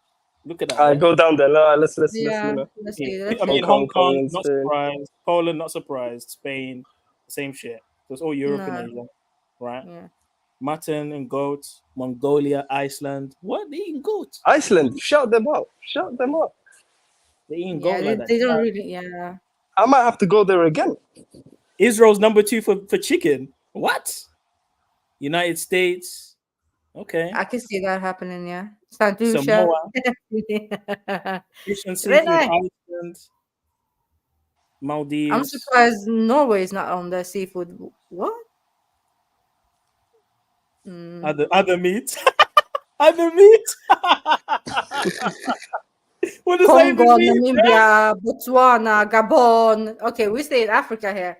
Yeah, see how the other means Africa. Look at that. That's crazy. I can see that. Other meat basically means bush meat. Yeah, look at it. Like, that is crazy. That is crazy. Yeah, well. I can start holding my breath then, yeah? Yeah, we good. Yo, dude, stop. You see our countries, yeah, they're not even colored. That man said we don't even eat. No, it's other meat. No, look, it's gray. Eritrea and Somalia don't even eat. No, you guys are other meat, bruh. Look, No. it's great. Nah, ain't no way. It's true. Other meat. No. I understand, but What? wait. Other meat. Wait. No, it's not gray. It's What? white. It's a different. No, look. Got it. No, look. No, listen. No, look. Got him. Don't do that. Don't do that. Yeah. No, Other that meat. was up. No, you crazy. guys are fuckery. Show us again. Other meat, girl. That's counting the hyena, the hippos. Yeah. Nah. They didn't say what it means. Yeah, God the knows what it Somali means. warthog. These men ain't talking about the Somali warthog and that. Big animals, yeah. No data, Listen, man. How we gonna pretend like we ain't seen the video of you guys filleting hyenas? Like we've seen the video. You don't want to talk about the Somali warthog. I don't know about that, you know. I'm not there. I don't know about Literally a video of them filleting a hyena in Somalia. Yeah, but that was not Eritrea though. It wasn't. Can we talk about the Somali warthog, sir? Oh, shit. Pumba! Yeah, what are you at? They must love life because no one needs them. No. Kale, Pumba, Kale. That's a warrior right there. Jeez. We might as well just take him to Zimbabwe. They'll eat him there. It looks kind of Somali as well. That's the thing. It does, yeah. It's got a Somali look to it. Don't look that. You get me? I can see that with some spaghetti and a So we say banana. you lot are known for it. It's a famous thing. The Somali. Yeah. That could run with some spaghetti, you know, and the banana, you know. Nah, definitely not. Somali warthog. I'm trying to look at that proper, like. Man. That looks mutated, bro. It looks like came out of lab. It looks messed up. It didn't even look like a pig. Whoa, that just came up straight away. Jeez. No, but this is bullshit. This is over here, man. Yeah, but we don't even know if that's a pig or not. It's just from me everywhere. That doesn't even Yeah, but we don't deal with that. No. With Angela. No. Oh my god. Insane. Yo, listen. We don't eat ulwa. No. You need to explain. Don't do that. No. No way. No way. Got him. No. Got him. Eritrean, probably a Protestantic someone. Yeah. But this is not us. 3 out of 5 as well. Not even a high rating, man. Yeah, wait. Accent. Just do what Zulu does. Just blame it on the them people, ice people. Yeah, just blame it on the barriers. No, you know what I do blame it on those. It's these ones who are Catholic in Eritrea, isn't it? The Catholics over there. Blame it on the barriers. That's what you need. No. I'm blaming the Catholic. Yeah. No, we don't eat pork. We don't eat pork, man. We don't eat pork. What meat is this? It's raw. Whatever it is. Eritrean meat pictures. What meat is this? No, it looks like mutton, no? pork in Eritrea. I'm telling you. Yeah. Whatever it is, it looks cooked. Overdone. Well done. Overdone. It's ready. We don't eat pork, man. There's a lot of fat, man. Jeez. Wow. This is not. Find something better, Jets, because this thing was not cutting. Crazy. Is that what you lot on? No, man. We can close the case now. Yeah, pork belly. Pork belly dinner one. Injera and pork shoulder. Listen, if you go to go to our leaders here and say that we're gonna serve you some pork and you will get the white standard on your face. Are you mad? So what about injera and like ham with like ham pieces in it? Listen, we don't deal with pork. We're like, what are you doing? With a knob of ghee, with a knob of butter, just a little knob. Ew. Knob of ghee, you know. English Ethiopian breakfast, yeah, English breakfast, you know, just a little ham and you know. That's mad. Big up Eritrea, man. I didn't know that's how you lot get down. Listen, stop irritating me, man. About we eat pork. A full English. Like, hear me? Full English breakfast. No, man. Gwen. No, we don't deal with pork. I don't care what anyone says. You have your coffee infused black pudding, mad. Coffee infused black pudding, you know. No, leave me buna pudding. Buna pudding. Buna pudding. Buna pudding. No, fuck it. No, Gwen. Black love Buddha this one. pudding. Man. Hey. Hey. Crazy. Yeah. Or just have the black pudding with bunna and popcorn. You get me? Yeah, someone had some Eritrean ceremony here. Okay. Yeah, man. Oh, I love me sometimes. Yeah, man. But yeah, man. I don't know. They eat pork in Nigeria somewhere, but like it's not in our cultural dishes or anything like that. So we don't. You know what I mean, you would never go to a restaurant and see that on offer.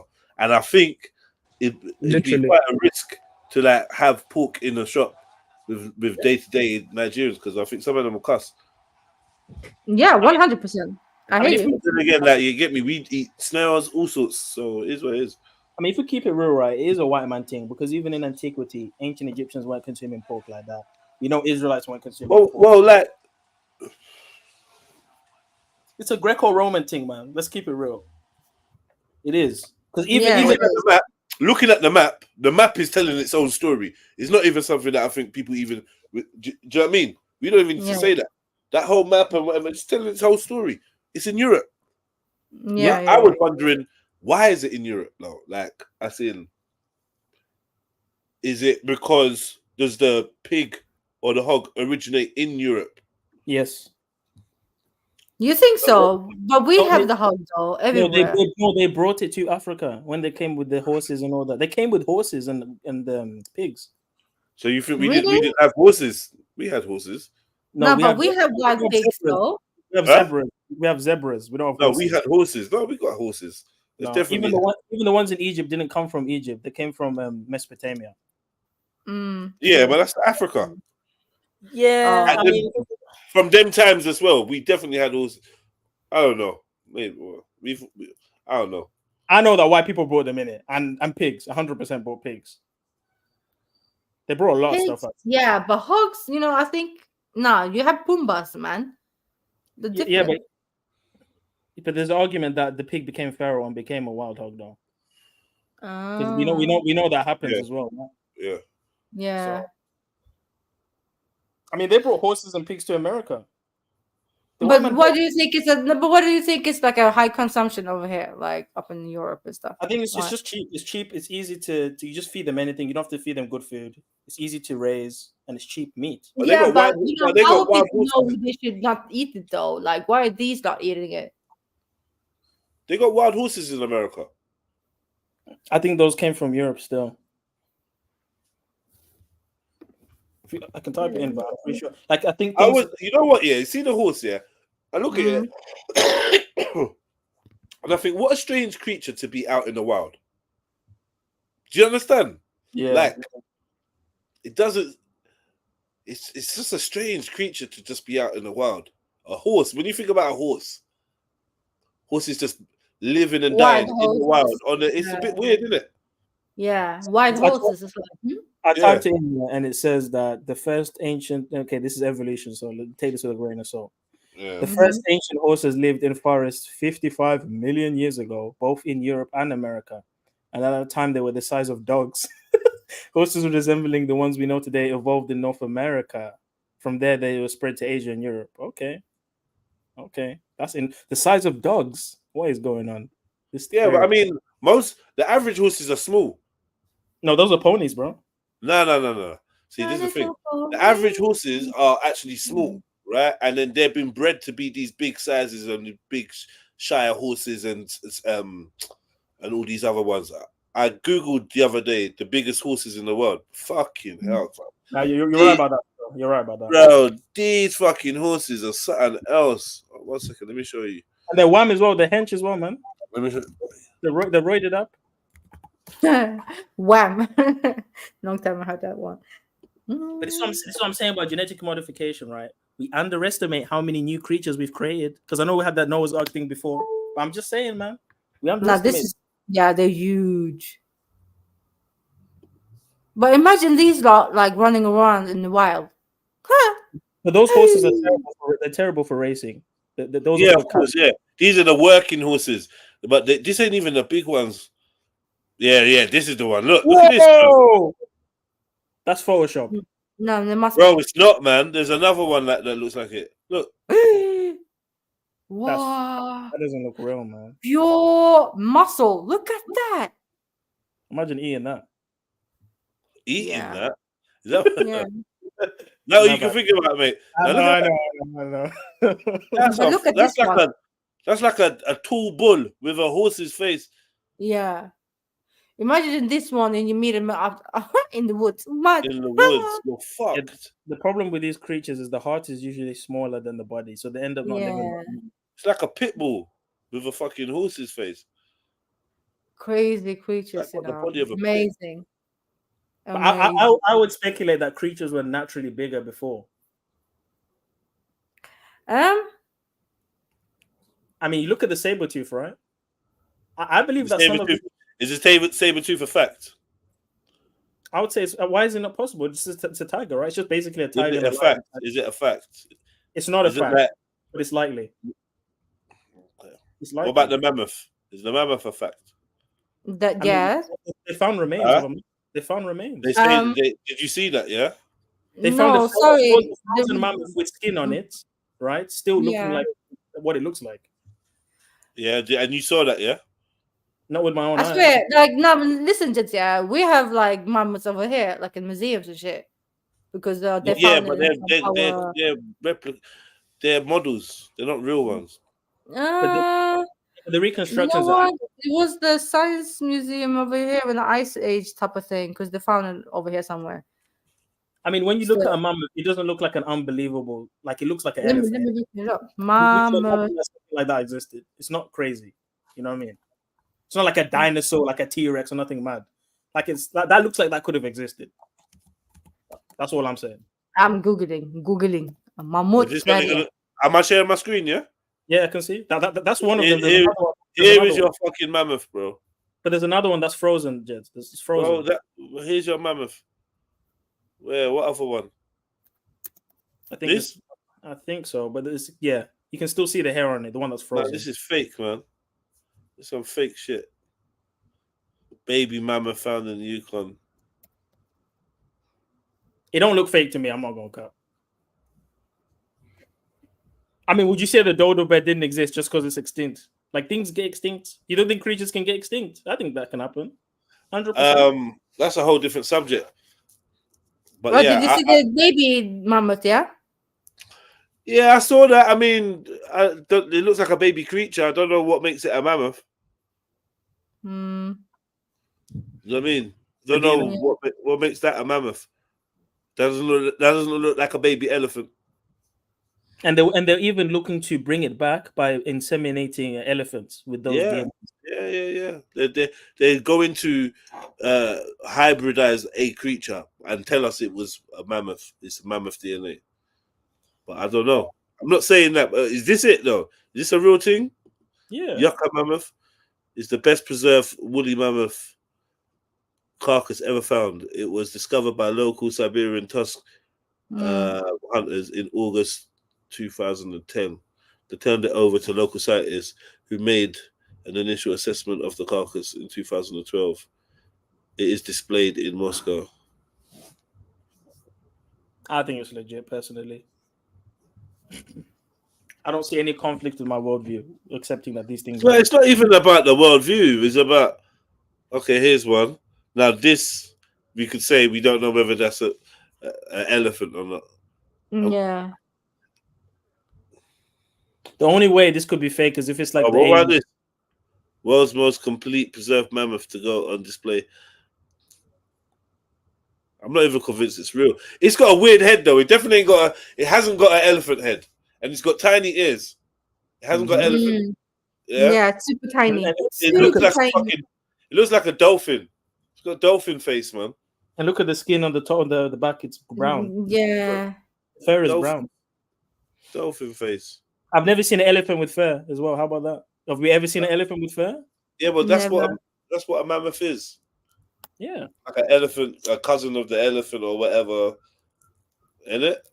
And this goes back to my theory about the speciation and the variations coming after thousands of years. Because I don't think the elephant we have today looks the same before the flood. Maybe the elephant before the flood looked like a mammoth. What is this just a species of elephant though? It's just like, what's the issue with that? species of elephant that is no longer here, doesn't Why mean can't it? Why why can't they it have to have evolved. You understand? That's how it happens. That's how things work. Why? Because what if the original elephant existed at the same time as this, and this species died? I don't believe maybe that. not all species, huh? That's like saying Neanderthal existed alongside human. No, no. But Zulu, think here now. Yeah, we have different species of monkeys now at the same time. Yeah. Okay, but there's a primary monkey where all these monkeys came from. Can we at least come to that conclusion? Nah, No. I'm not going with that one. Why is that not a logical point? No, because I'm not thinking. Nah, sorry, that's Darwinism. No, it's not Darwinism. It's not Darwinism. It's observable. We can see that things come from. No one. You don't need to. That's a lie. Okay, so human beings with all the different looks and sizes and heights and all that will all come from the same species. Explain that. From the same what? We're all the same species, right? We're all the human beings. Are we? Well, I mean, you can propose a different theory, but would you not agree that? I don't know. I don't know where you're getting your facts from, your theory from, because to me it's a theory. So I'm just saying, is it? Are we? Huh? So is everyone not related? I'm sure even scientifically that's the case. I'm not sure. Well, I don't believe so. I don't believe so. Well, in the evolutionary model, there is a thing called chromosomal Adam and mitochondrial Eve. Eve. Yeah. It's theoretical, based on the small sample rate that they've got, and plus, we got to take into consideration the 98% of junk DNA that they consider useless, which could be holding more information. It's only recently that they had to do a U-turn on their original stance about the mitochondrial DNA, and now they realize that it is passed down through both male and female, where they had a stance where it was just through the female. So I wouldn't know. I'm not too sure on that, buddy, about us all being related. We all have similar traits, yeah, but I don't know if we're all related, unless Noah and that we all descended from Noah and his couple sons and couple wives. I mean, even if you strip away that worldview, even the mainstream scientific worldview does acknowledge that we are related, because either way, there's a common ancestor. Yeah, but they acknowledge we're related to pigs as well, though, bro, and cucumbers. Yes, millions of years before. But then see, so it's like we can't like to cherry pick and even use them as a I don't know, like as a confirmation or anything is risky, because their worldview. No, I don't. I mean, the whole thing of us being, it's them giving us all these sciences anyway. Go on, Axel, talk to me. No, I feel like they're flip-flopping anyways when they come with the theories, right? Zulu, I hear what you mean, yeah. If you're gonna go by like belief, I hear you. But do we actually know? Nah, we don't know. And when you're saying like a species needs to have like one old father and from that start to evolve, nah, I don't believe that either. I think so what's the likelihood of all these species come? Like creation would say that all these species were brought about. Yeah, were created. Yeah. Right? And just because we want to undermine the ability of this creation, we're thinking that things came in stages. Maybe there was less animals here, more animals there, rare. But like in terms of the adaptation, we're talking about micro adaptation, at a micro level, and not enough to create speciation or variation of species. Why not? I mean, can I give you an example? Because it's not observable, so there's no reason to believe that. Can I give you an example? So a polar bear, grizzly bear, black bear. Observably, right? Forget all the data and what we think the science. When you look at that just with your own eyes, that's the same thing. Let's not play games. That's the same thing, right? Yeah, but you look different from the middle brother and your uncle, and you're all the same thing. You're all the same family. Sure, exactly. But that's the point I'm making is observably the common sense. That's not evolution. That's not evolution. That's just biology expressing itself in a multiple range of ways, and sometimes due to whatever circumstances, you may get anomalies. So you get a albino grizzly bear that looks like a polar bear, but it's not.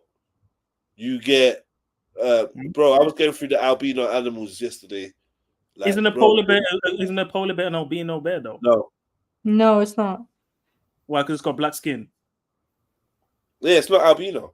It's not albino though. But you know what it is though, Zulu. If you look like over here, like up north, all the animals, most animals are like white.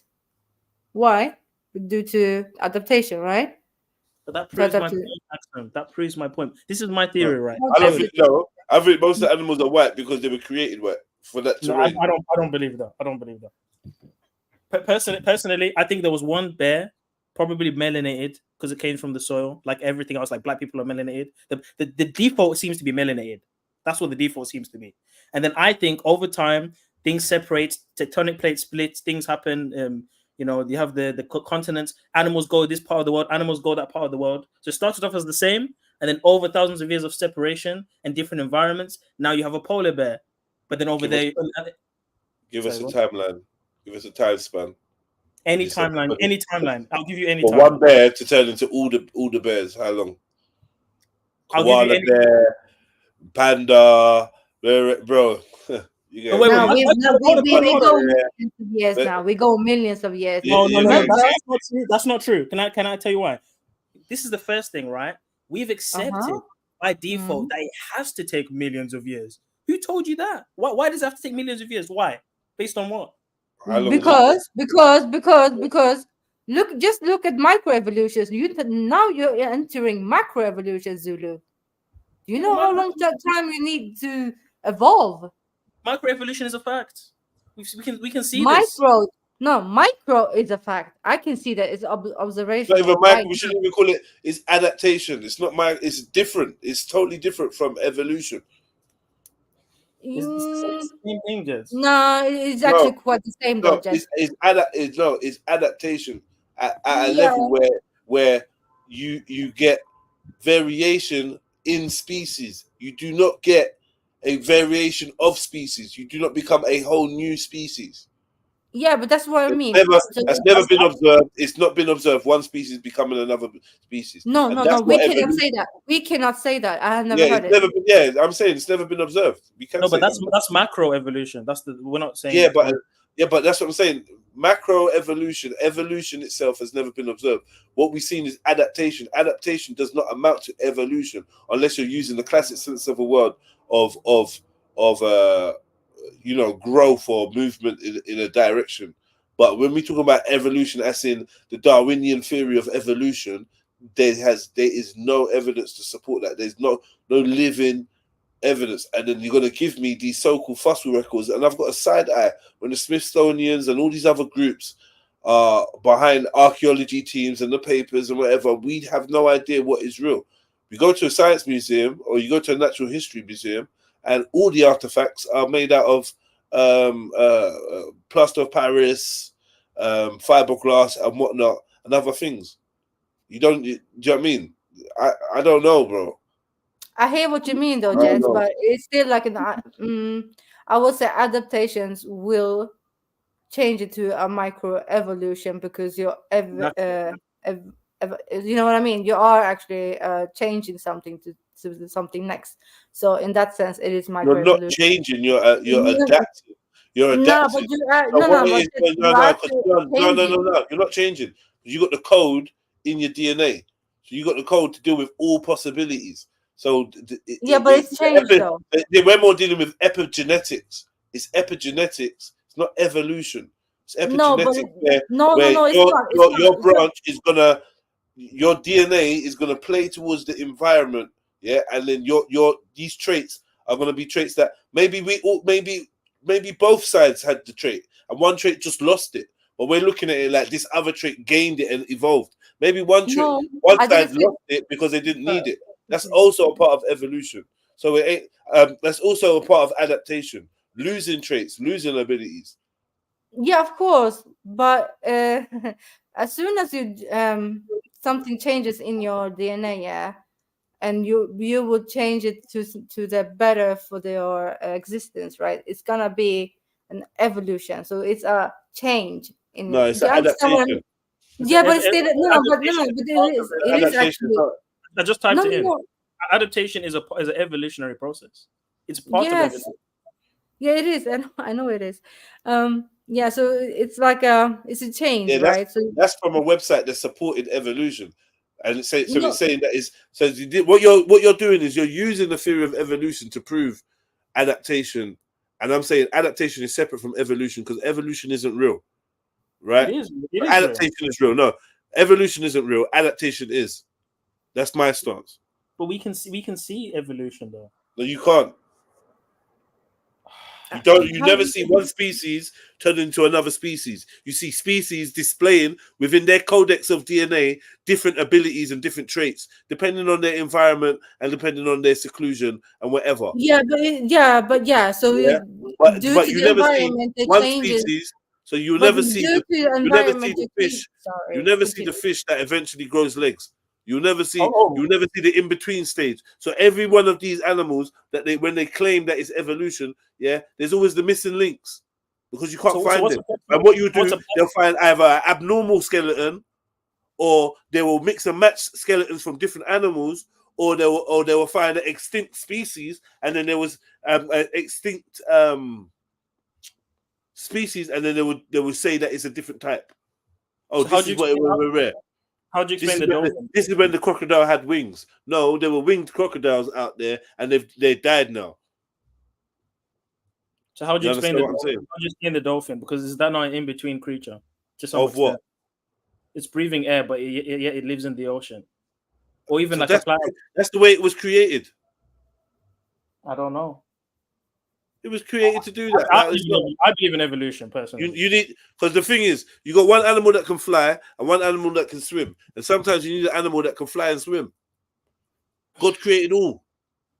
We're trying to take out creation and the variety, because we can't face the wonder of what this creation is. God created evolution. We want to run from creation, and we want to minimize creation and give more, and then lean into evolution. Evolution is false. Adaptation is real, but you can't give me no evidence. You can't give me any proof. But you're mixing up stuff, though, Jets. Sorry. Okay, Sorry. Because when I'm speaking, at least, about microevolution, I'm talking about mutations happening. And because of the adaptation you're in, you will change forms. And in that form, changing is called microevolution. And if you keep doing that for a long period of time, it's due to the adaptation. So you're right in that sense, right? But when you're talking about big species changing to the next form, I don't believe in that part, right? That's me personally. But that's what your microevolution leads to. Yeah, adaptation doesn't. Microevolution leads to macroevolution. Adaptation doesn't. Case closed. It does. And guess what? Yeah. Kemo said something about a caterpillar turns into a butterfly. Unfortunately, that process is known as metamorphosis. Yeah. Chrysalis. Yeah. That is the process of that animal. That's not evolution, bro. I mean, it's not a good example. That's the life cycle of that animal. That's the equivalent of a fetus to a grown man. Yeah. True. Is it? Of course it is. It's just in different stages, right? It's not evolution. Of life of an animal. Yeah. Hold on, but just a caterpillar is a larvae though to begin with. That's the fetus. Yeah, but it's changing. Yeah, but either way, you was a sperm. Okay, I'll take you. that. You was an embryo. So yeah, I hear that still. Okay, but let me say this is my position, right? Me personally, I don't have a problem with microevolution or microevolution. I think what needs to be reevaluated is what we class as a species to begin with, because we've been told that a tiger and a lion are different species. That doesn't make sense to me. Personally. Well, I understand. I'm with you on this. I'm with you on.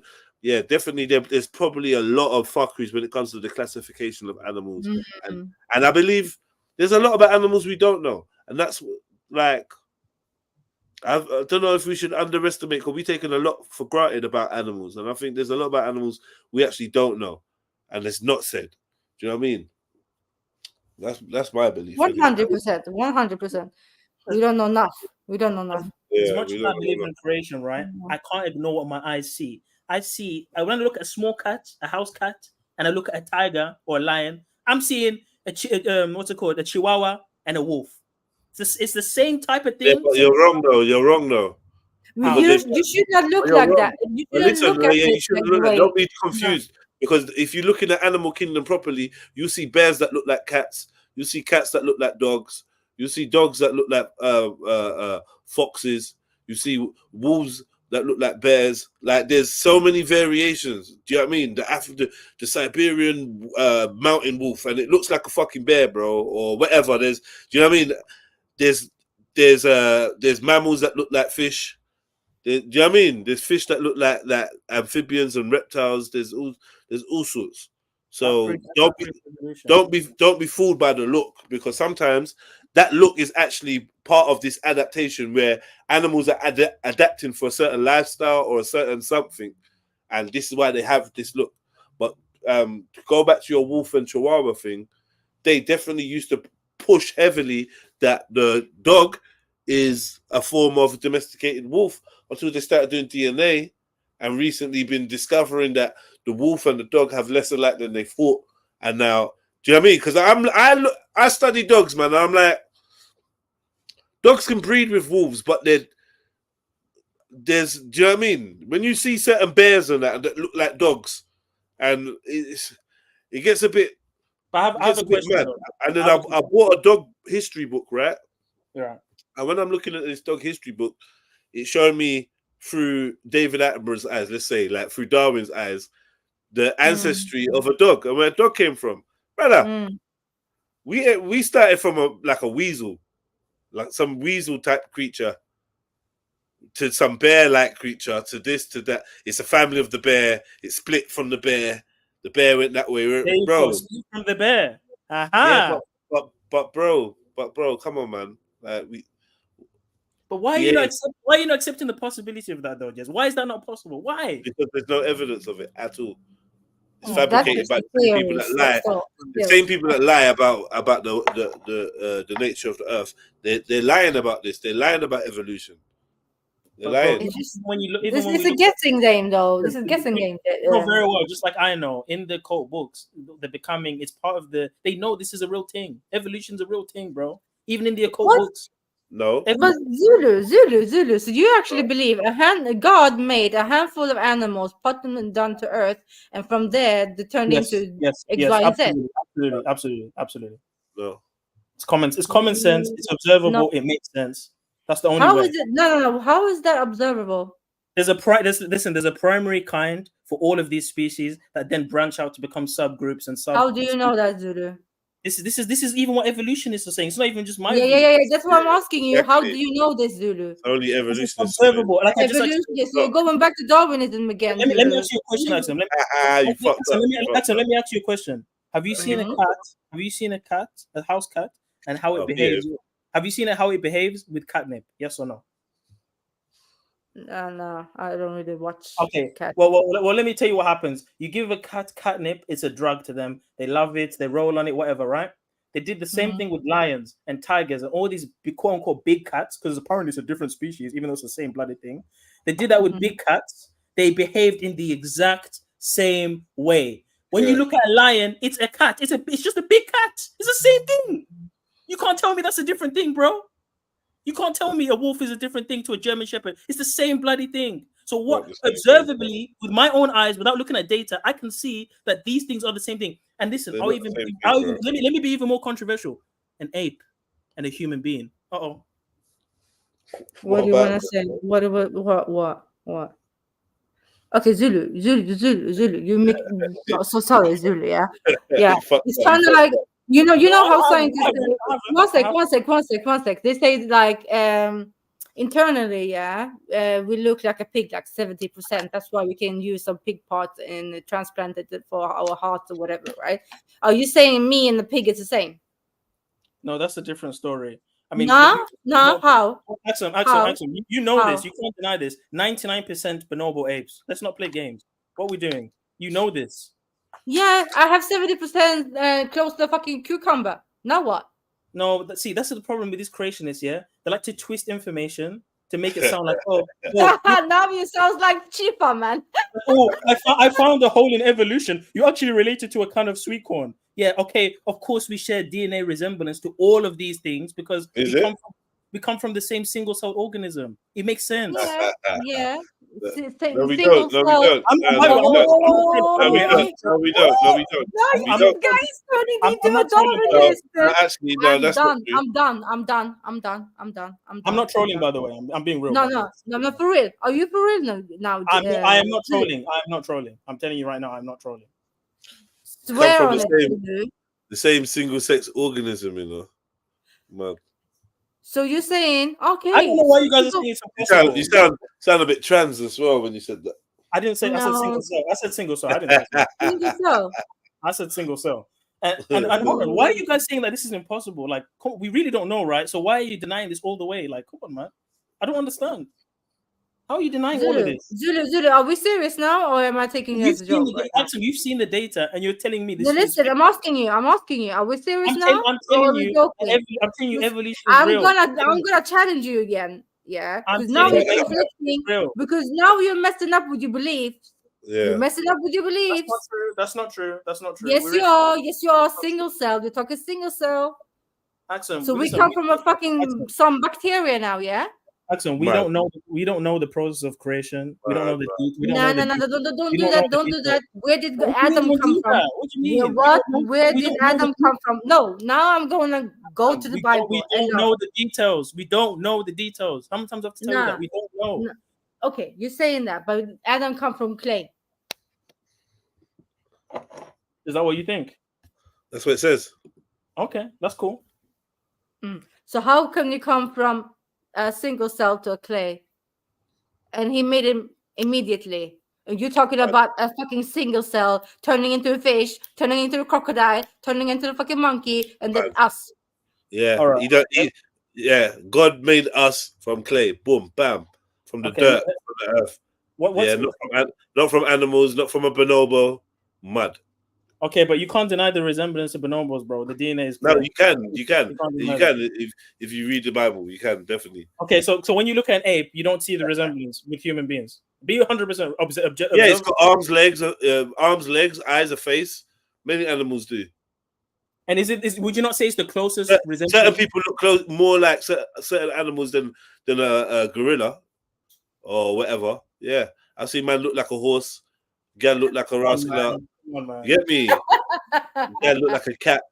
Yeah, man. Sometimes you know what I'm asking because when we look at all the animals, when you look at all the animals, you're telling me that we don't look the most like an ape. Let's not play games. Be completely objective. But look like having similar attributes is no problem. That's not a problem. What does that doesn't conclude anything. That's a fallacy in nature. I warned you about that with like other animals. Just because they look the same doesn't mean nothing. Many animals mimic each other. Yeah, or certain animals mimic other anims just to survive or whatever. Or it may be coincidental, or maybe environmental, or it may be that it was created that way for a reason that's unbeknownst to you. Bearing in mind that many animals have a further stretch of the light spectrum that they can see. So, you know, who knows what they're seeing and how they're actually interacting with reality. So that might have something to do with how they were designed and why they look the way they do. There may be a good reason why gorillas and apes and that have similar structures to us. There may be a great reason. Right. And not only do they have similar, and I reckon that reason is that we were created that way. Yeah, because we came from them. And secondly, an ape. There's been evidence of apes using tools. They're going into the Stone Age. There's video footage of them using tools, hunting. How do you explain that, though, Jet? How do you explain it? There's animals handling tools to hunt. There's a dog. There's a dog that sucks a Canadian rapper's dick. It doesn't mean nothing, bro. Not, do you know what I mean? You know what I mean? Where'd you get that from? What the fuck? That threw me off. Where did you get that from? What the hell? What? Oh, okay. Is that a fact though? That's a bit crazy. That's wild. Woof woof. But you know what I'm saying though. Clearly, these things are growing just like human beings. They just represent an older form of a human being, right? Human beings have gone through their own form of evolution. Can you explain the missing link now, Zulu, please? I can explain the missing link. The problem with the missing link is there isn't really a missing link. That's just the thing that creationists say to sound smart. But really and truly, they have found transitional fossils between the Australopithecus and going all the way to the Homo erectus, but it's just in fragments. So it's not full, complete forms. So that's why it's a bit wishy-washy, but there's still evidence to say that. And we've got the genetic data to show the relations to Australopithecus and to Homo erectus. We are related to those hominids. People have Neanderthal DNA. How do you explain that? We are related to these hominids. So even if you want to say, oh, where's the in-between, the complete in-between fossil, you still relate to Australopithecus though. Explain that. Oh, no, let's go then. No, let's go. I'm ready. Let's go. Yeah. Even though I should be a bed now, but yeah. Neanderthals, you actually believe they existed? It's a fact. It's a fact. There's people today that have Neanderthal DNA. We've got Neanderthal fossils. What is it? What is a Neanderthal, Zulu? A Neanderthal is a hominid. It's not Homo sapien. Essentially, what happened was, right, you have the hominids that came before the Homo erectus and the Homo sapien. The Neanderthal is just another branch that shot off in a different direction, but it's the same source. We're related to Neanderthals. We have the same source as Neanderthals, essentially. So how did we go from a Neanderthal to humans? Well, Neanderthals are humans. Have you seen what Neanderthals look like?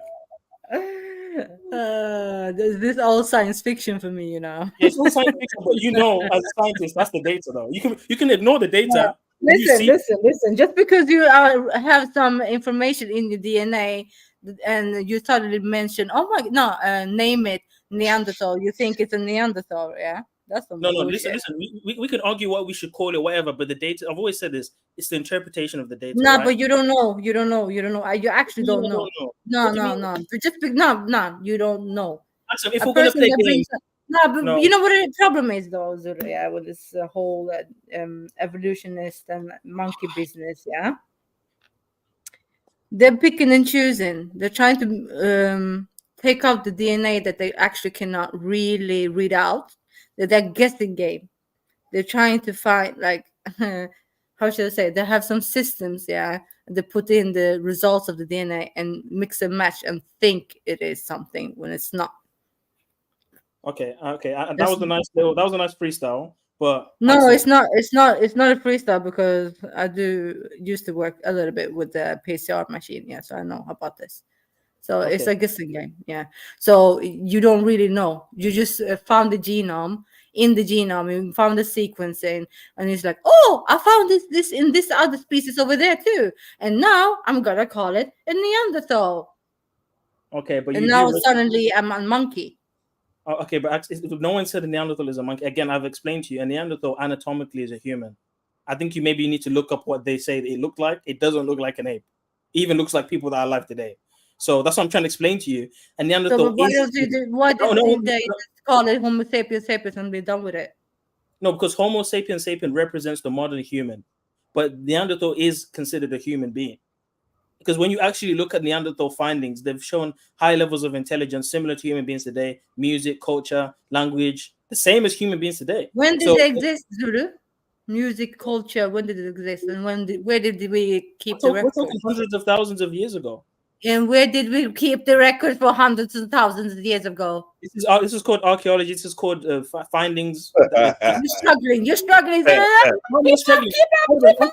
Axel, so you're telling me if I type in now, hold on, Axel, you know this. Why are you even laughing at me? If I type in right now, Neanderthal findings or showing intelligence of culture and this and that, you're telling me nothing's going to come up. I've seen it. What are we talking about? No. You bring it up, yeah. Bring up the Dalil on the Neanderthals, and then let's see at the timeline and let's laugh a little bit, all right? I don't know why you're saying this is impossible. Like, why are we playing games? I thought you would at least say you know, as a you know, the creationists that make up stuff, I thought you would at least say, oh, Neanderthals are just Nephilim or something. That's more scientific, right? But to say it didn't exist and we're making it up, who's making up what? We're finding this shit. We're finding this shit. Show me the records. Show me the records that they know that the Neanderthals was acting, listening to music from hundreds. Okay, I may have over-exaggerated about listening to music. I'm just trying to explain that they're very cultural and they had their own intelligence. They're not apes. They're not dumb. They're not apes. That's clear. They're not dumb. They're not apes. Yeah. So how long do you think these creatures have been existing? I don't know the exact date, but they existed alongside the Homo sapien for some time. Yeah, and so that is like 300,000 years or something like that. Roughly, yes. But then roughly, and what happened was the Homo sapien interbred with the Neanderthal and kind of. How do you know the dates? How do you know the timeline? All of these dates are rough estimates. It's based on carbon dating. Rough estimates. How can we now go back in time and prove that this is how it happened? The problem with this level of skepticism is you end up being a nihilist. No, don't go there. No, I have to say this because we always question data. You know what the problem is, Julia? We cannot even be sure 1,000 years ago, let alone 300,000 years ago. But Axum, it's all estimation. No one knows anything 100%. But we have to deal with what we've got. We have to deal with So you go under the belief that you believe in like carbon dating too, then, right? Carbon dating is pretty accurate. Like it's not like 100%, of course, but it's pretty accurate, man. Jedi, do you want to take over his trolling? Yeah. No. Why do you keep saying I'm trolling? I'm telling you, I'm not trolling. This is what you did with the Cabala thing that day. Oh, he's pretending. You know what it is, though, Zulu. You know what it is. If this is you, which I know it's not, but if this was actually you, I blame the Cabala. I will blame the Cabala for this madness. Cabala corrupted your brain. Whoa. I will blame all of this on the Cabala. I told you, be careful with this Texas. I told you, man. Well, you're the one that said I need to stop being narrow. I need to widen my perspective, and that's what I've done. Widen your perspective, yeah. You said that. Yeah, but easy, my brother, easy. You're scaring me now. How am I scaring you? Am I saying anything crazy? This is all within this data. There's evidence to support each thing I'm saying. I'm not making shit up. So how am I sounding mad? 1 second, Zulu. Let me adjust the chat. Chat, do you believe Zulu actually believe in this whole bullshit they're speaking right now? Even in the occult books, they talk about evolution. The next stage is transhumanism, becoming metal and AI, and this is all in line within that model. So no one. Yeah, they're trying to. They're trying to get there with the meta thingy, but it's not. That's never gonna happen either. You cannot transfer. That's never going to happen. But never gonna. So do you think you're gonna be able to transmit your consciousness and your soul into a fucking metal box? Yes. Yeah, I will pray for your soul. Why are you doing that? Just chill. I will pray for your soul, and I hope to God. That's never gonna happen because I've only expanded my knowledge from reading that. So I don't know what you're doing. Anyway. Yeah. Let's move on. Yeah, this is the thing, Axum. I wish I was doing what you're doing because then I could actually look at the data instead of scrambling on inline, because you actually know this is a fact, but you're pretending it's not a fact because you don't want it to change your perspective on this and this and that. But the facts are the facts. Like you can deny all you want to feel good, but the facts are the facts. None of this is a fact, man. None of this is a fact. It's speculation and theories.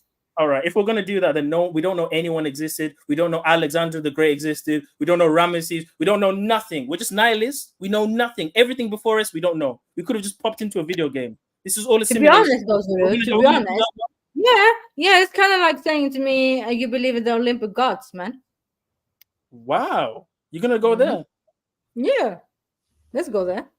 What is it? This shit is exactly the same thing. You believe in taking this monkey man to be my ancestor? Gue, I don't know shit about this. Yeah, but you're related to one though, so you have to explain that. Like I don't know what you're doing. No, I'm not related. I'm not. No. I don't come from one cell organism that you were saying. Like single sex organism. You said. Protozoa. Man talking to me about protozoa. I come from a protozoa, becoming bacteria, becoming a fish, from algae to a fish. Make it make sense. I beg. And let me just say this, yeah. If anyone's saying, "Oh, this is not in the Bible," I don't see how this conflicts with the Bible in any way. I mean, there are theistic, theist evolutionists. There are people that recognize these processes, and the way I understand it is, just because God says, "Let there be this," or He's doing this, there's a methodology, and there is something happening behind that. It may not have been revealed in the text; it may have been simplified. Just to but didn't God make the animals though? With the help of the angels. It says that the animals with the help from the angels, right? Wasn't it? This is my position. This is my position. I'll explain. All right. As I said before, I do believe there were primary forms of every kind of creature, and evolution is an automated system, obviously guided by the Creator, that happened over millions of years after the first initial creatures were created. How can you now say that after you said you come from a single cell? You are going crazy with your bullshit now. Okay, but again, like I said, there's a process. There's don't do this. No. It's me you're talking to. Axum, it's me you're talking to. Remember that? Axum, it's like you're not listening to what I'm actually saying, though. Because if you listen, you'd agree with what I'm saying. You just listen very carefully to what I'm saying, right? Okay. There is a structure. There is some sort of poetic story of how things were ordered in creation. We do not know how. First of all, Yom in Hebrew could mean a period of time. We've already gone through that. That's a possibility. So again, this could be within millions or thousands of years. That's one point. Secondly, just because there's stages, this comes first, then this comes first, then this comes first, whatever, it doesn't mean that there isn't a process behind that thing coming into being. There is a process behind that thing coming to being. Of course. We see this happening even in our observable reality. Things don't just poof into existence. Do you think God is poofing things into existence? Things are being formed. Things are being created, right? Even when you take the argument of speech equals creation, that's vibration and frequency. Every single thing has vibration and frequency. So in a sense, yes, there is speaking things into existence, but in that process, there is things happening and forming and morphing, cells becoming, fishes becoming this, becoming that. Things are happening on a scientific level, maybe at an accelerated rate, maybe even on a supernatural level, but things are happening which are being detected by scientists today as what they claim is evolution. But those things happened. I'm not denying that. No, I don't deny. Oh, so you see, I told you would agree with me. One sec. Easy. No. You cannot switch around from X, Y, and Z. Yeah, no. You move from A to Z in 1 second. That's not happening for me. You cannot tell me you come from one single cell and then turning into a fucking crocodile whenever God wants it to happen, right? Yeah, but that's not happening. You're making a big jump from one thing to another. We know that takes millions of years. So I don't know what you're doing. Oh yeah, let me go back to that. Yeah, I forgot about that too. Didn't you believe that Earth is only 6,000 years? No, it's not 6,000 years. Okay. Yeah. Did I can't tell. Yeah. This is when Zulu. Actually, this thing, you actually agree with what I'm saying. That's what I don't understand. You actually agree with what I'm saying. I don't agree with you. I really don't. Listen, you believe the Earth is millions of years old. We've already had this conversation months ago, right? You also do acknowledge that the data is kind of mapping with evolution. You can't cap, even though you want to pretend it isn't. You kind of agree with No. 1 second. I say this Earth is very long. I've been here for a very long time. I don't know how long. I don't know when we came into play. I just know we've been here. Yeah, that's the only thing we know, that I know that I've existed and that I have ancestors. That's the only thing I know. Everything else is just a guessing game. Everything else in the history is just a guessing game. Yeah. Okay, but Axum, be honest. Is this based on the information you've extensively studied, or is it there's information there, but you're choosing to reject it? Yeah. Because it's just theories, isn't it? It's not facts. Okay, but it's easy to dismiss something as a theory because it maybe provides implications to your current worldview. But no. It's not because of that. It's not because of that, Zulu. It's not because of that. Because we don't have the type of records to suggest that this actually happened. We don't. You're saying we don't have, but again, that shows that you haven't looked into it, because we clearly no, but we don't. We actually don't. I don't care about anyone. Whatever, for every fucking course I've been taking in university in biology, are you telling me that we know? Jess, can Me? you explain this? Can you explain this to her, bro? I don't know what she's doing. She's right. She's right. What? She's right. So wait, you don't think the Earth is millions of years old? I don't know. I don't know how Okay, old if you were gonna guess, I don't even know what Earth is. So yeah. If you were to guess, no, I can't guess. I don't know. Come on.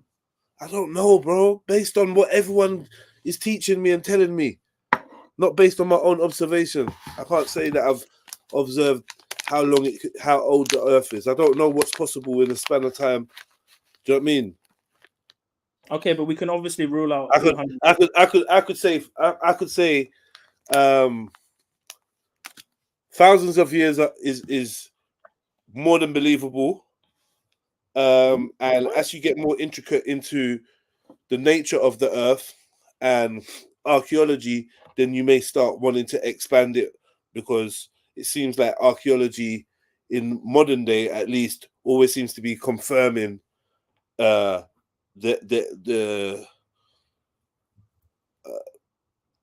old Earth model.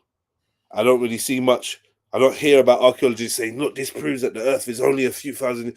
But then, when you go and look it up, there are people that try to counter the arguments of things like erosion, and say, "Yeah, this can be done under these circumstances. If the climate was different by this many degrees, then there's a natural gas that emits from this ground that actually causes a speed up of what we know to be." You know what I mean? I've seen there's enough little people that are out there, but it's not mainstream. But yeah, I've looked at the old Earth theory and the young Earth theory, and to be honest, I feel like from what I've seen, the only way it seems like the old Earth theory seems designed to try and disprove creation. But I don't see how. Yeah, and it's like only it seeks to validate evolution. Okay. And then it's like the young Earth theory kind of go against evolution, and they call it the creation theory. So it's like almost like the atheist theory or the disbelievers theory or the naysayers theory is the old Earth theory as in terms of popularity. So would you not say that old Earth doesn't equals no creator though? It doesn't.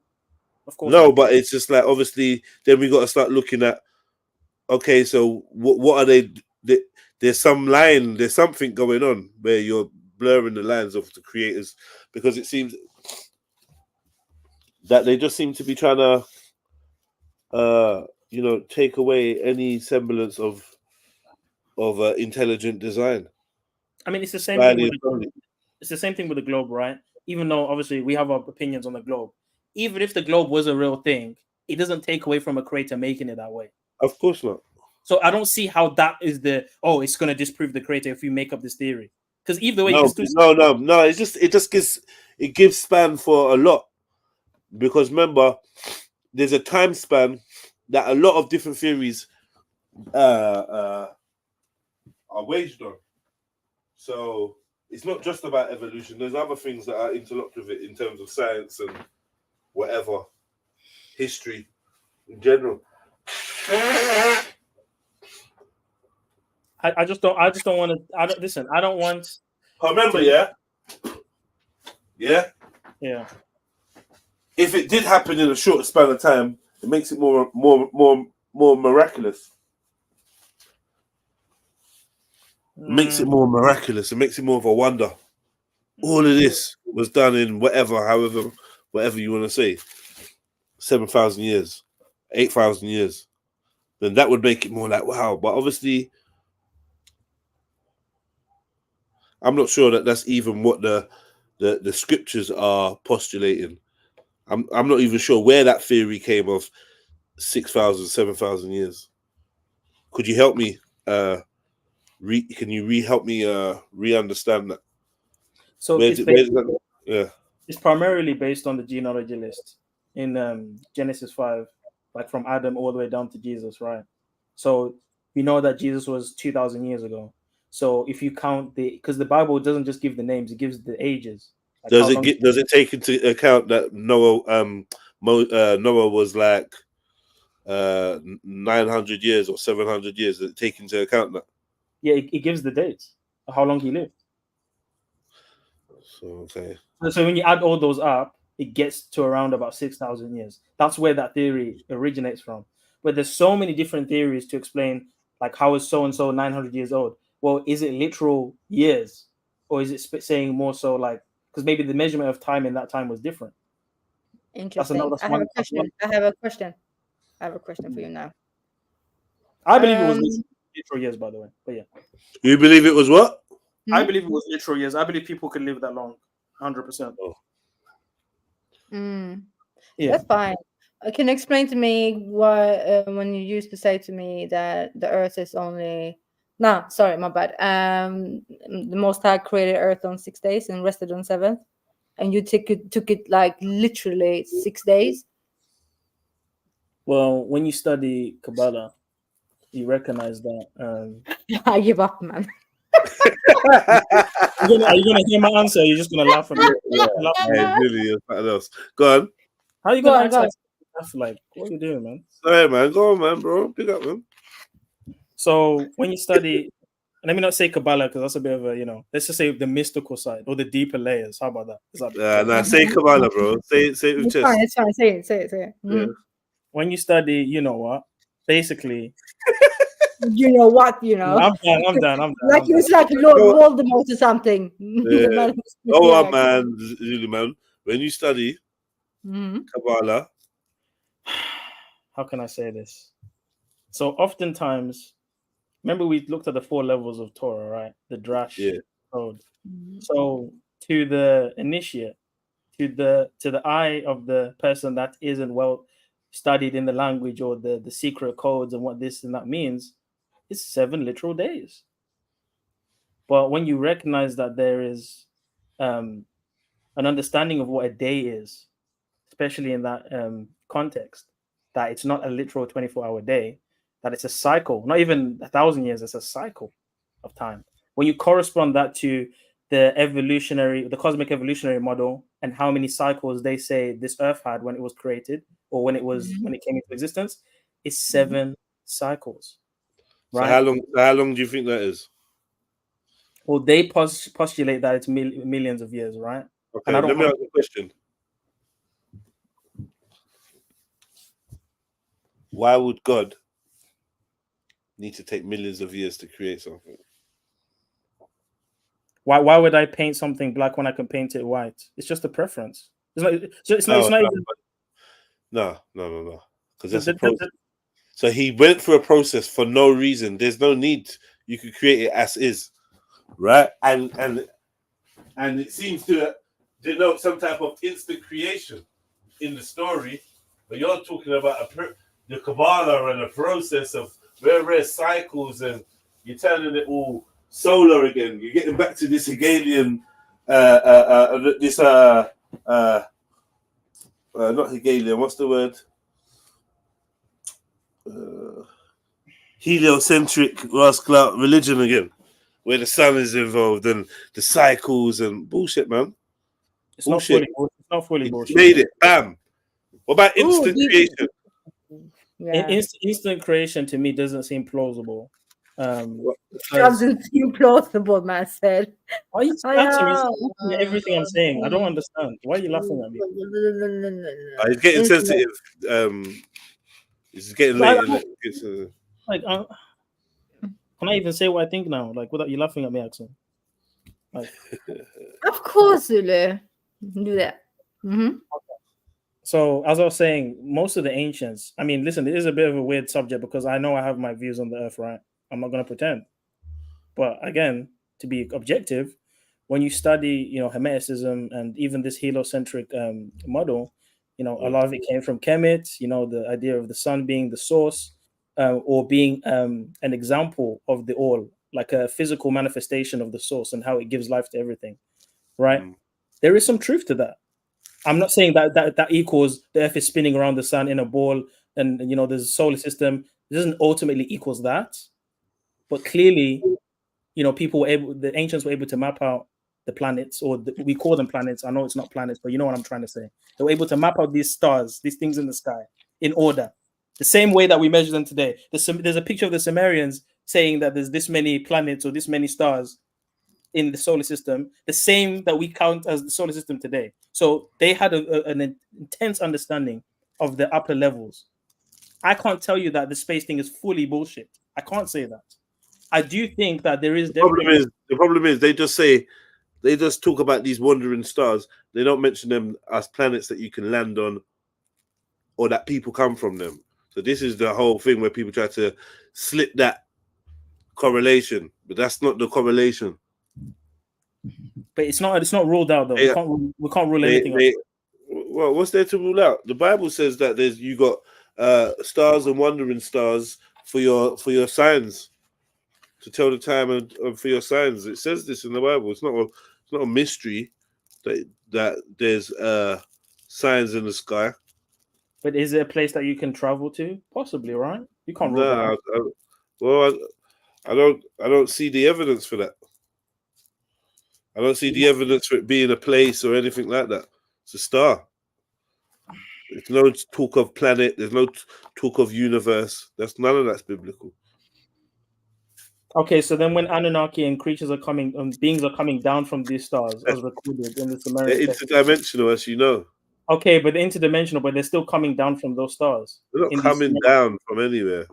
But the Sumerian text, Anunnaki comes from the stars. Well, you know very well that in the Sumerian text, the Nibiru and the home planet of the Anunnaki, or the home star, whatever we want to call it, of the Anunnaki, they recorded they came down from those stars, from those locations. No, that's a lie. They don't say they came down from those stars. Oh, okay. They don't say they came down from those stars. I'll look it up. The planet Nibiru. So what's going on with you, Zulu? You seem confused. Axum, stop saying that, please. You seem confused, man. You going to Nibiru, sounding like an Awabian, sounding like a Darwinist, sounding like I don't know where you are. Hey, you're moving like Blue Lion right now, bro. What's going on? I've not said nothing crazy, bro. I've not said nothing wild. That's what I don't understand. Yeah. Listen, we can do you believe in this holistic, the old fathers who did all this? Yeah, do you believe in them? When you say the old fathers, you're talking about the old father. No. I was talking about the Copernicus, the Galilei, all of these lot. Yeah, Aristotle. Copernicus, Galilei, and all of them. Yeah, you good with them? All of these people were well initiated hermeticists. They have studied Egyptian and Greek sciences to the max, right? They know how these things work. Of course, it may not be exactly how NASA's telling us about a ball and all that, but we can't say it's all bullshit. Are you saying the Egyptians are all bullshit? Because that's where they're getting it from. That's where Hermes, the thrice great Hermes, is getting all this shit. Stuff, right? It's all from Kemits. We want to big up Kemet when they're building pyramids to make us look cool and to big up our egos. When they're telling you that these planets, when the Egyptians are telling you these planets, you don't want to accept it. So work that one out. Okay. So the Anunnakis were dealing with that one. So, and because they're talking about the planet Nibiru and blah blah blah blah blah. So how did the white man come along? Do you remember that one? The white man is a process of evolution. They came around when the pre-hominids stopped climbing trees and they started to walk on open plains where they were exposed to more sunlight. They started losing hair. Actually, no, it's the other way around. Sorry, that's how black skin came around. My bad. What happened? Sorry, that's how black skin came around. What happened was the Homo sapien left Africa approximately. I think it was approximately. Correct me if I'm wrong. A few 100,000 years ago, when they left Africa, the Homo sapien, right? They left Africa. They went to more colder climates in Northern Europe, and over time they started to lose melanin. Due to the lack of sunlight. And we can look at the anyone doubting this, look at the equator. There's no coincidence that when you look at the equator, there's darker skinned people where it's the hottest. Let's not play games. But yeah. So I never heard him chat so much shit. We're not going to do this pseudo. Oh, the Eskimos, they're not white though, Zulu. Bro, like, we ain't got time. We ain't got time. You're not gonna hear none of that. We're not doing no that one's today. gonna play this game. You know better, isn't it? So I ain't taking no L's, so we're not doing that. You know scientifically. No, but you're giving yourself L's all the time you're talking. You know scientifically. Intelligence. Yeah. That whole theory that you just spat was just a mad thing, but yeah. I mean, it's proven. It's observable. No, it ain't. No, it's the opposite. You're lying. It's the opposite. It's disproven. Debunked. I mean, it's debunked. That theory is debunked, bro. There's a reason why there's no black Scandinavians, bro. There's a reason why there's no black. You know, have you show me the ancient black Scandinavians? You won't find it. You won't find it. No, I wonder why. I wonder why. Huh? I wonder why you won't find it. Black Scandinavians, you know. Ancient black Scandinavians, not ones that migrated there recently. You know what I mean?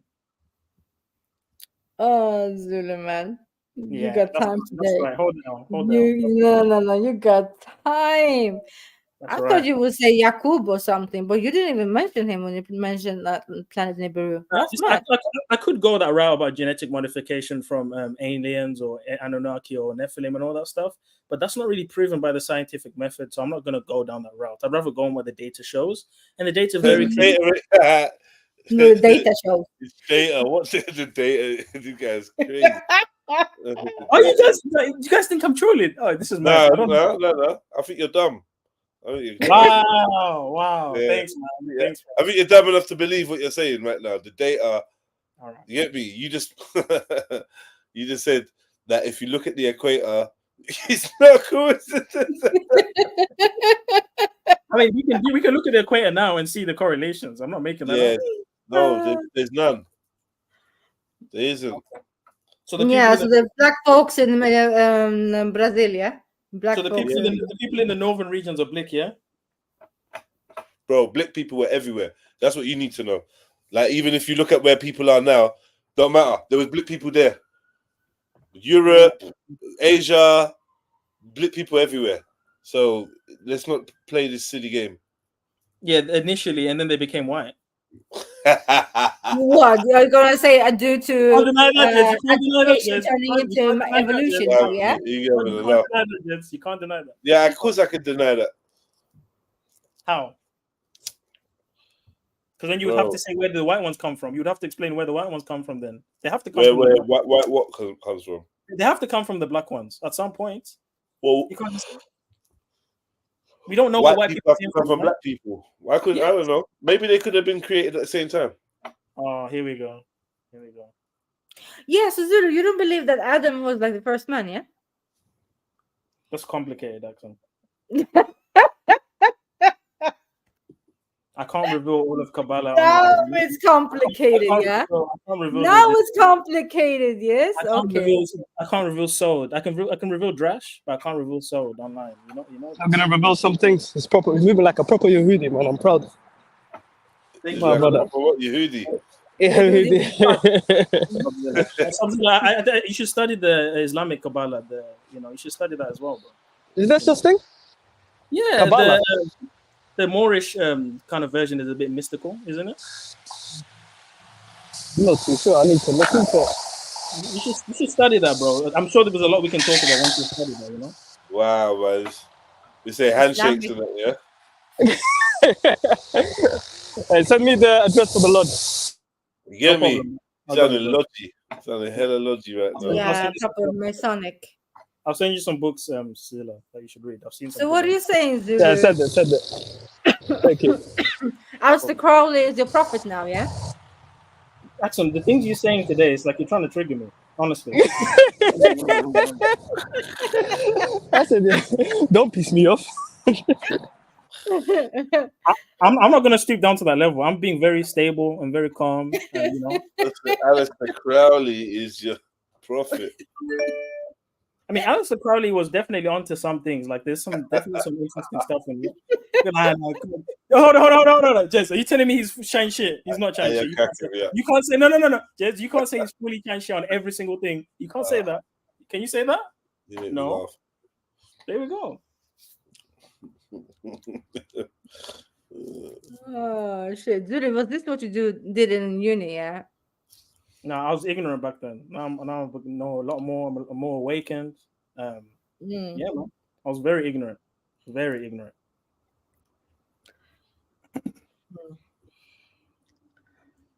Wow. Yo, that was a good laughter still. He's on the Cabala wave, you know. Evolution, Cabala. Jeez. Look at you go, bro. It's the progress. It's the progress. Yeah. Man.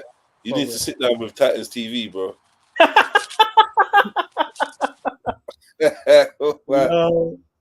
Love. Yeah, the old Sumeria. Gang. Get me, gang. Huh? Kemet. I remember when I spoke to Callum back in the day, I would disagree with everything he was saying about Kemet and this and that. But I'll probably agree with him a lot more now, to be honest. Yeah, of course, man. Okay, so what you're saying, you guys was actually dealing with sperm lettuce, yeah? What? What? Sperm lettuce? If we were to be honest, like the sperm lettuce story isn't really that deep. Like it's not that bad. You know how many times you've been like mashing up people with that story, Zulu? Sperm lettuce. No, it's not that deep, yeah. I can explain that. I can explain. You know why? Hey, crazy. I'll be honest. Yeah, I was ignorant. I was trying to score points. I was trying to throw shots at chemists. Well, really and truly, it's really not that deep. Like sex is a very natural thing. It's a scientific thing, right? It's a spiritual thing. So of course they're going to express that in the story. Like, what am I going to do? Oh, sperm lettuce and just mock the thing. That's dumb. I mean, you kind of have to. It's sperm and lettuce. You can't get away without not making jokes. 2 jokes from it. When you look at the phallus, the generative force, these are all scientific tools. And once you elevate your consciousness, you won't laugh at penises and vaginas. Scientific tools. Nah. You're going against gravity now. What are you doing to Newton? Mad. Yeah, I don't see the correlation with all of that, but nice freestyle, nice word salad. Nah, anyway. Speaking about salad, sperm salad. Well, let me just say this: I never put mayonnaise on salad, so never. You're lying. Never. Wallahi. If I see mayonnaise on my salad, I'm vomiting. Wait. You said wallahi. I'm gonna catch you now. You've never had a salad with Caesar salad dressing or mayonnaise dressing. You're lying, bro. Don't say no. No, wait. You're lying, bro. Wait. You specifically said mayonnaise. You never said no Caesar dressing and that. Okay. Mayonnaise, just mayonnaise itself. We're talking about mayonnaise. No, you can't. What? So what's coleslaw? I know there's people here eating mayonnaise with rice and that, but nah, man. What's coleslaw then, bro? Coleslaw. I don't know. Ask the islanders, man. I don't eat no coleslaw. You've never had coleslaw, yeah? Anything white gets banned. This guy is a liar. He's lying, bro. He's lying.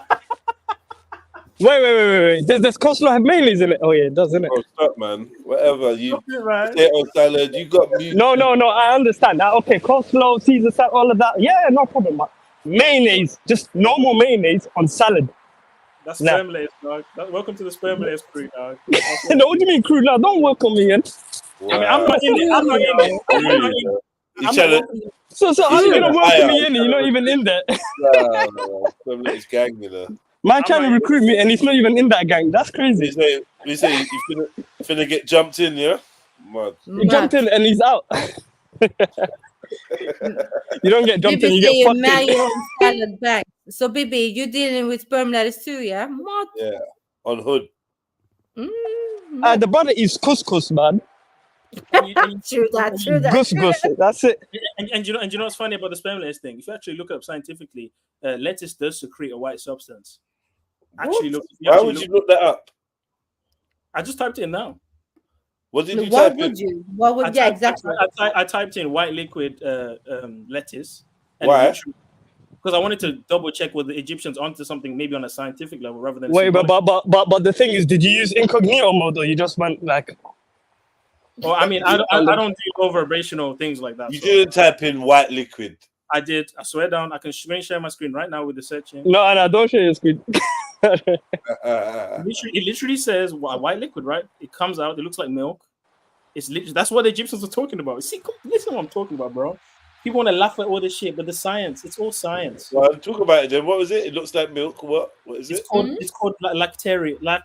Lactacarium. Lactarian. Okay. Yeah, it says it's a milky white substance secreted by certain types of lettuce, such as romane and wild lettuce. The latter of which is used for medical purposes. Oh, so it's even used for medical. Game over. Which is used for medicinal purposes rather than consumed as a cultivated vegetable. The root of the word lactarium stems from the Latin lactus, meaning milk in English. But it doesn't taste like milk at all. It's slightly bitter and earthy, but fresh tasting like lettuce. Mic drop. And a little bit salty. Mic drop. And it's got sedative effects. It's used in medicinal. Whoa, stop Zilla, man. Yeah, big. No diddy on that. Or pause, whatever. It helps him. It helps sleep, improve sleep. So again, the Egyptians were extracting this from lettuce to help with sleep. It's a medicinal thing. But people That's like me, that's not what it said. It said that someone nutted on some lettuce. That's what the story says. but that's been misinterpreted, Jez. That's been misinterpreted. You're remixing it. No, there's a whole. Isn't there like a hieroglyph of him nutting on the lettuce? Or something? Yeah. There's an account of the story, but I believe it's been misinterpreted. You believe? I read the whole story. It's actually even worse than that, but I think that's been misinterpreted. There's let us know. Let us know about the story. I'm not reading that out. I don't want to mock Kemet because I'm not going to pick up down sisters. Like I'm not mocking Kemet. No, we're not mocking. We're not mocking it. We're not mocking it. We just want to see what the ancestors were on back in the day, innit? Oh, you guys can look. I'm not looking up. I'm all right. No, we don't have to. But do you know the story, or if you can summarize the story? I read the story to Shaka when he was on here when I was mocking the thing, and I'm disgusted I even did that because I didn't even know what I was doing. And of course, the story is more graphic than him just eating lettuce. There was even a situation where Isis, to help Horus after that situation, she masturbated him. So this is why I don't want to read it because I know it's going to get misinterpreted and it's just going to look nasty. So I don't want to read it. It is what it is. Yeah, you just stick to the Cabala. Yeah, you deal with the Cabala in the end of times, yeah? What do you mean by that? What are you implying that I'm not going to go to heaven because I'm studying Cabala? Is that what you're implying, Axel? Oh, Lord. Astaghfirullah.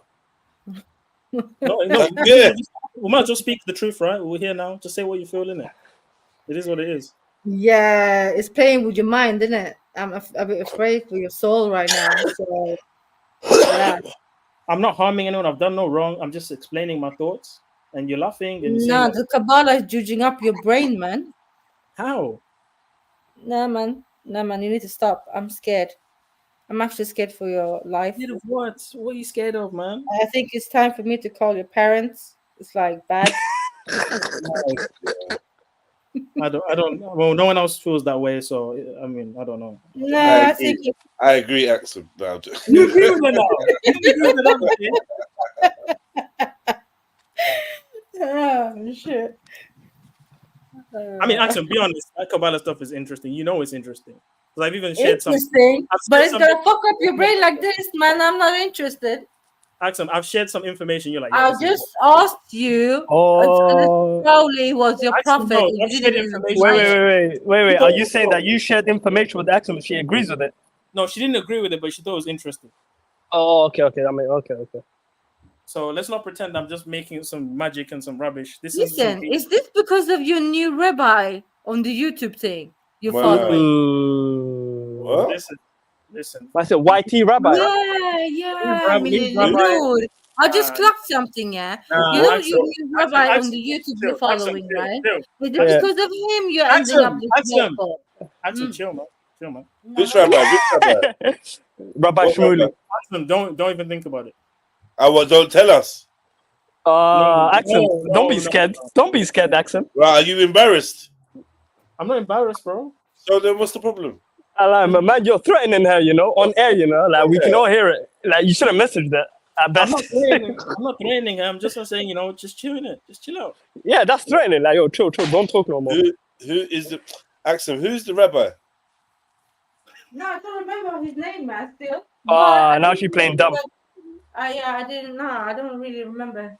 But yeah, is it because of him?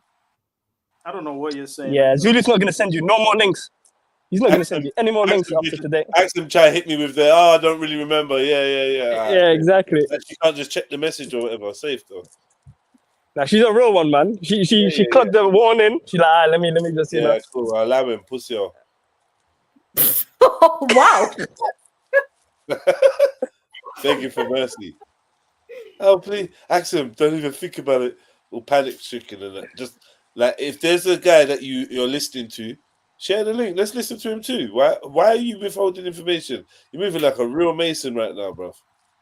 Wow. Why are you withholding like if he's good, or even if he's bad, share the information. That's what we do over here. Bruh. Yeah, man. Take a look at yourself, man. I'm not Make sure all the changes you're making are the ones that are fruitful, my bro. Yeah. Cool. So, what's the name of this rabbi, online rabbi? I don't know what she's referring to because I don't remember telling her about that kind of stuff. So I know I said Wait. So you're saying that she's making it up? She's lying now, basically, yeah? I'm not saying anyone's lying. I'm just saying I don't know specifically what she's referring to. Yeah, of course. Is she making it up then? Then what were you talking about then, Axel? If he doesn't know what you're talking about, what do you think? Because I watch a lot of rabbis on various different topics. I don't know exactly what she's talking about. Yeah. So Axel, was this rabbi black or white? What was he? Was he asking that, or what was it? It's irrelevant what his skin color is. That's true. That is true. As long as he's not a Zionist. Because would you not listen to a white sheik? As long as he's not a Zionist. Well, yeah, that's a whole other thing. Nah, you can have. There's a lot more Christian Zionists than there are Jews. So. I mean, I'm not a Zionist person. I'm not a Zionist person. No, not you. I know. I wouldn't even. Nah, man. I'll be a dick. No, you don't. No, stop, Zilla. Don't even say that. No, Zilla is a confused soul right now. No, no, he's not a Zionist. You can call him whatever you want. No. Zulu, my brother Zulu is not a Zionist. No. Don't say my brother Zulu. My brother Zulu, my poor hippo boy, has been transferred to something else. Nah, she's not. More insults. My poor hippo boy. Why was the hippo like? I can take it. I can take it though. That's the thing. That's what Cabala's trained me to take these insults. So I don't care. So pause on taking it in, but yeah. Yeah, big pause on that. I'm guessing you're vulnerable. You're not vulnerable to our words. My bad. Yeah, man. Yeah, I ain't sending no more information. If that's how you're gonna go, I'm not sending you nothing, man. That's how you're gonna be, man. Cool, man. Right, he's sending you again, twice on the air. Hell, man. Bare threats of blackmail, emotional blackmail. I like. I'm not sending you nothing no more. If that's how you're gonna be, mad. I'll send you this. I can send you the videos, Jed, because I know you're not gonna snake me like Axum. Right? I'll send you this. Nah, he's playing with emotions right now. This is crazy. No, it's true though. I know it's just emotions taking him over. But if you do send him the link, he's gonna play for everyone, right? So well, Jed wouldn't snake me. He wouldn't snake me. If I've asked, he wouldn't. He would. I'll respect. Okay. I understand that part. Yeah. So nice. Thanks for letting me know. Axum, what's really going on. But fucking out, man. Okay. She's a little bit sneaky, innit? It's a bit mad, innit? Lily Blue, you relax over there in the corner, right? See? Now she's threatening me after you were threatening her. That's crazy. You can't stop threatening the man them. I like. Stop threatening the man them. We're not scared of you, you know. Yeah. Zulu said he'll stand up to you. We're not afraid. Everybody, come take a stand, especially you, Zulu. Come on, let's go. Yeah, I see the question about that land over there. I'm not going to answer that question in the chat because it's very controversial. What land over there? There's in the chat. Let's just put it this way, right? Both of them. They both need to get out. I knew it. No. Both of them were there, man. So They're cousins. It wasn't both of them are there. One of them were there. One of them were there. They just turned to some. They just turned. No. I understand both of them were there, but majority of them turned to something else, and then they say, "Hey, since you guys switched up, you're not one of us, even though they are by blood." That is what it is. Okay, well, religiously now the Palestinians are Muslim, right? But what were they before they converted to Islam? Jews. There we go. That's what I was saying. They're one, but they just switched up, and so now they say just because you switched up, you're not one of us. So I mean, I'm just a day Hamite. Like I'm not even an Israelite, so I don't even know. But yeah, man, those people over there. So what are you, Zulu, if you're not Israelite? I'm a Cushite. That's what I am. You're a Cushite. Yes. You're a Cushite now. Yo, Yes, you see, you know what? Let me just shut up. Kush. Listen, historically, Kush means black. First of all, secondly, Greeks, Romans, they all called us Ethiopians. They all called us Kushites, Africans. That's what we are. We're black. We're Kushites. We're Hamites. We're not Israelites. This brother really sounded like a Kemet now, you know? Okay. Well, Kush is older than Kemet. So what? You guys are Israelite because you got that Semitic, you know, you got the Ashkenazi in you and all that. But where'd you find this? You know what? Today I'm not sleeping. I'm not sleeping tonight. It looks like I'm not gonna sleep tonight. She's gonna fuck off work. Yeah, literally. No, really, I can't buy it. I want to. Yo, did man just say we are Ashkenazis? No, he said you are Ashkenazi. I mean, listen, there are some African tribes, only a few African tribes that might be Israelite, right? But that's who are they then? Who are they? Yeah, I mean, like, okay, just you know, put it out there. Of course, you've got the Ethiopian ones. You've got some in West Africa, but in small numbers. And the only reason why the Israelites is because Israelites went there and mixed with the native population, but majority of them are Hamites. So it is Hamites now. Yes, because the Israelites weren't black. We know that the Israelites were olive skinned, and when you compare the people there today, that's pretty much what they would have looked like back then. So, so what happened to Middle East being black? You don't believe in that no more? Yeah, this is another misconception. We know that the original. I gotta love this brother, man. Actually, please, I find it incredibly disrespectful when you're laughing at me while I'm talking. I love it. Continue, baby. Baby. You just call me baby. Whoa. Save that for WhatsApp. Anyway, she's a female though. She's a female. She can call you that. Save that for the DMs, cool, man. Cool. But anyway. Easy now. That's a good one. That's a good one. I put my sunglasses on for the WhatsApp, you know. But yeah, to answer your question, my sweet hyena girl. To answer your question, essentially, of course, Nimrod was a Cushite, right? We know this biblically, and he was a black man because he's a Cushite. At least to stick with that one, Nimrod is a black man. Okay, continue. I mean, I can't deny that he's a Cushite. He's black, right? So what you do have is you have a mix of in the population. You have some black people there, and you have some olive-skinned Shemites there, right? And they're just all mixed around this location in Mesopotamia. But what happened was, as Cush got into wars with Japheth, we know that the Sumerians had wars with the Gutians. The Gutians are like people from the Caucasus Mountains, like the white people with the blue eyes that you see, right, in Mesopotamian art. They came down and had wars with the Sumerians, and it pushed a lot of the Cushites back into Africa, right, into like Kush, where you're from, and Nubia, all them places there. So there were black people in Mesopotamia, but they weren't like the original like Shemites. The Shemites were like Arabs looking people today. So yeah. They lived amongst Arab looking people, but they're not the original. They're not the original. Okay. I hear you. You know who you're satisfying right now? Mezzo. I was just about to say Mezzo's happy eating the shawarma. You co-signing with Mezzo now, man. Mezzo's eating that shawarma nicely right now. Happy. Yeah, the falafel with the tahini. Yeah, Mezzo was right, man. That's a real one, man. I didn't take the debate because I low-key agreed with him. That's why I didn't take it back then. But yeah. Now, his argument was completely different to their argument. That's why he won on that one. Yeah. So we're Kushites, man. Just face it, man. I don't know why do you want to be something you're not? Like, I don't understand.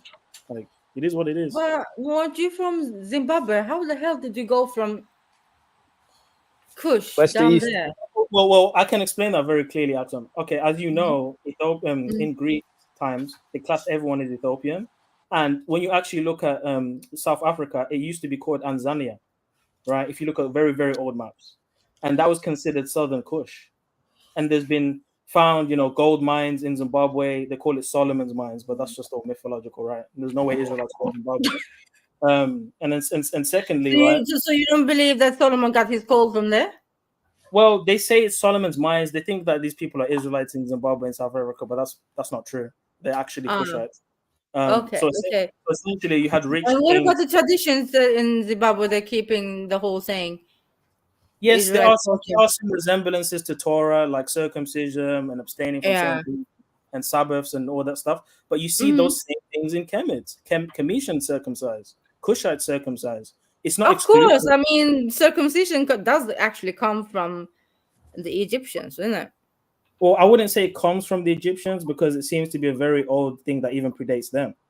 But it's a but what is no? So timeline check. So what are you saying? So Egyptians before Abraham? Well, here's one thing about Egyptians, right? When they circumcise, it's a bit different to when the Israelites circumcise, and I'll explain how.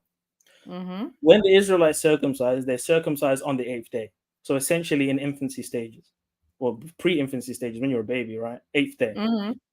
But the ancient Egyptians, when they would circumcise, a lot of times it would be at adult age. And they would usually circumcise at the age of 30, and it was a part of initiation. So in order to become part of the priestly class, you would need to be circumcised. And that's what you see the depictions when the man's holding the man's phallus and he's cutting his foreskin. That's part of an initiation ritual. So it wasn't something that was done mandatory at birth for all male children like it is with the Israelites. It was done specifically for initiation into the priesthood. But here's an interesting thing. Even from the Israelite side, all Israelites, all descendants of Jacob are supposed to be a royal nation, a priestly nation, right? Because God is supposed to be king and the Israelites are supposed to be priests, right? Even in that system, it is a priestly initiation, but just at an infancy stage. Yeah. Okay. Good answer. Yeah, no problem. I didn't know that. So you're born a priest in the Israelite system. Like you're born, into this thing when you get circumcised. And this is why all the descendants of Abraham, Ishmael, Isaac, they all circumcised. It all comes from Abraham in that way. But everyone else does it when they're older. They don't do it when they're babies like that in most places. And this is why I want to get circumcised. It's a shame, when my parents came to this country with me. Obviously, I was 2 years old when I came here.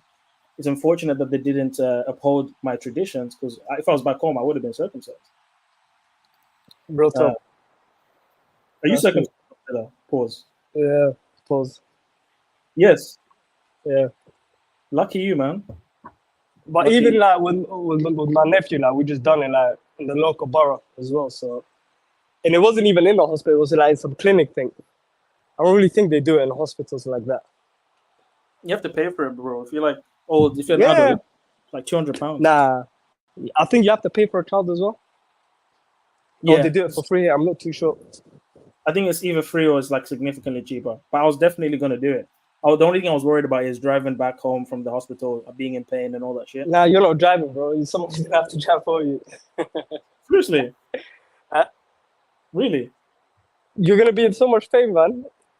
But they can give you something to numb the pain, though.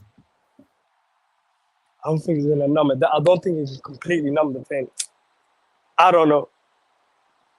I just feel like uncircumcised people are less of a man. You know what I mean? Because it's like, nah, you shouldn't, man. If I was you, I'd be like, you know what, God, I would have done it. But the fact it's still a do. You still have to do it regardless. If you really wanna, you can't just say, "Oh, I wish my parents would have done it for me." So now I'm not gonna do it. I guess it's just it's a bit more complicated when you've gone through puberty and you've grown, and it's a lot more complicated, the procedure. Way more complicated, yeah. And you might bleed out and shit. You know what I mean? Swear down. So is it more of a risk when an adult does it than a kid? Yeah. Is that what you're saying? You don't heal up that fast, right? Yeah, it takes a bit longer, and plus, it might cut a vein, and yeah, it might be a bit nasty. Fuck you, no. Now, dude, if you're gonna do that, if you're working, you're gonna have to take like 2 weeks of work,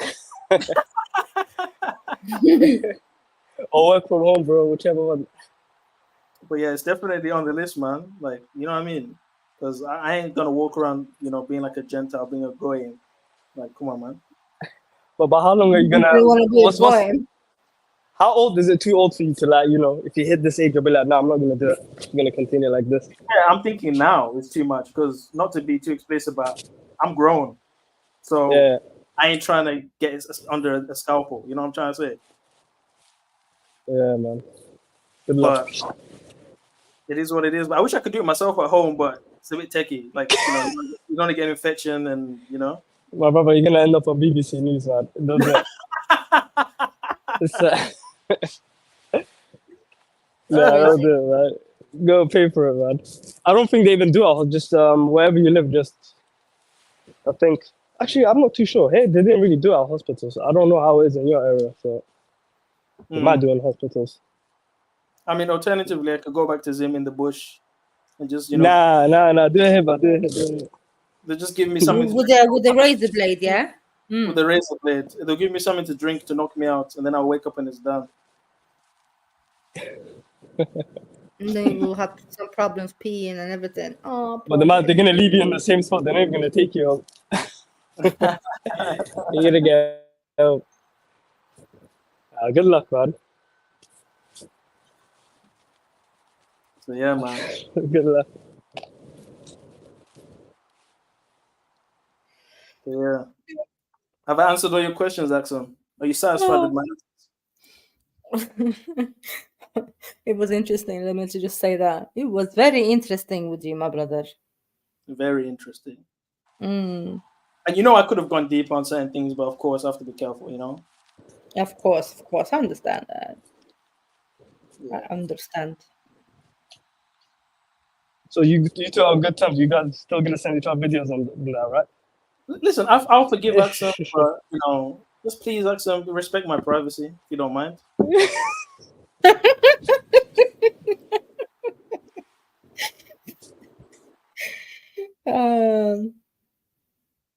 Yeah, let's see. So someone has a question for you, though, in the chat. I just read that question. I'm done. If it's inappropriate, I'm not responding. Nah, it's not. Nah, I'll let Axel read it, man. That's crazy. He said, Zulu, you class other men more of a man based on the penis. I'll tell you why it's not explicit, because you made that claim. I mean, there's many ways I can answer that question, but again, it would lean more into the spiritual aspect.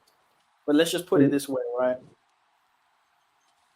What will separate you from an animal in terms of that location, right? Is being circumcised. So if you are uncircumcised, you're basically an animal.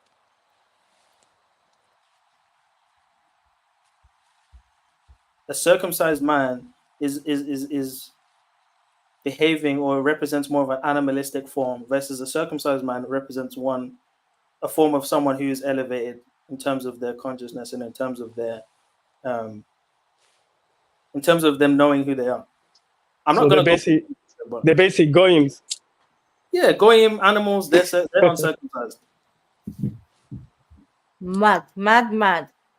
And this is all in the Talmud, you know. This is what I'm saying, Sam. Yeah, don't read this text, man. You will end up like Zulu's confused head. It's information, Axel. It's information. So that is the proper classification for goyim, because the other one is just like anyone that's outside the race of the religion or blood.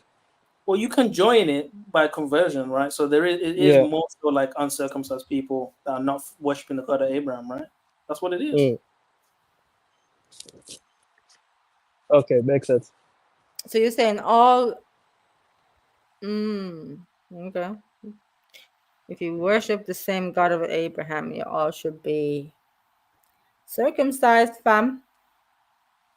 I mean, that's why I see they classify Christians as goyis.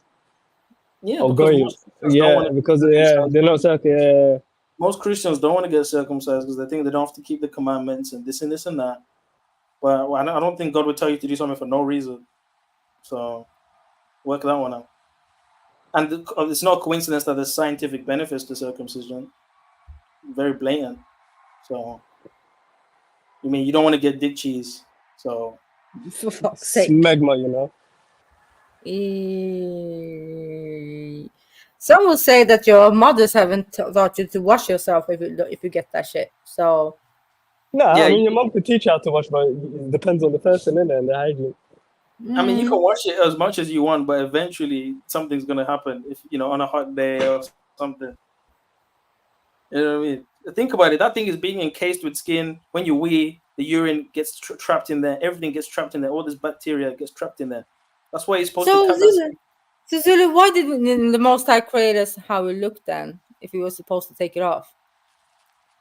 Well, in certain conditions, being circumcised is it's a protective layer around the penis, right?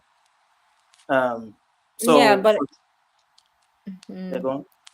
Nah, but it doesn't really make sense. I thought Most High created us perfect. All right. It's a protective layer, but it's also for pleasure because there's sensitive nerves there, so to make sex more pleasurable. But you're more exposed if you are circumcised, right?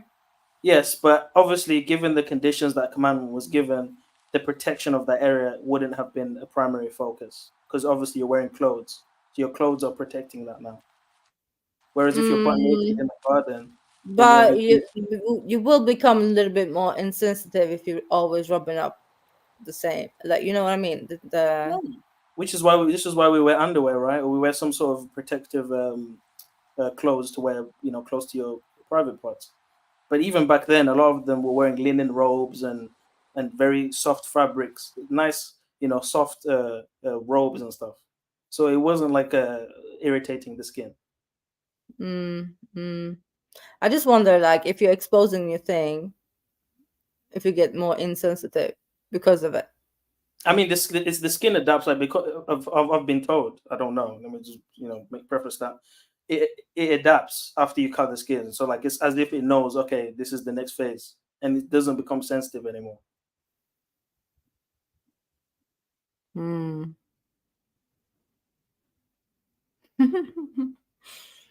Crazy. Next question. Yeah, the chat. Do you have some questions for Zulu, man? Because he's been going in. And you're agreeing as well. Let's not forget that. You're not even don't even start with me agreeing, man. I didn't agree with nothing. Cabala is me, Axel. Let's not play games. I'm not. Yo, big up ass, big up side Don, Sneed, all of you. Jump on the fam. I don't think even Judd is. Oh, he is one. I think he's on his phone. Yeah, Judd is here. I mean, even the argument of, if God created us with it, why would he tell us to cut off? Well, God created you with hair and nails. What happens if you leave your nails and you don't grow and you don't cut them? It starts looking like a freak show, right? So there is. So what are you saying? So if you have a hood on a hood, you will look like a freak show down there for men. No, I'm just saying that there is an idea of grooming, right, and taking care of oneself. And yeah. So what? Like, nah, this doesn't make sense. Clean this up, Zulu, fast. It's a form of grooming, right? Why do you agree with this? Say that again. I mean, he has to agree because in his custom, he's circumcised. He has to agree with me. He had no Pretty choice. Much. I mean, I had no choice, but I thank God that they did make that choice.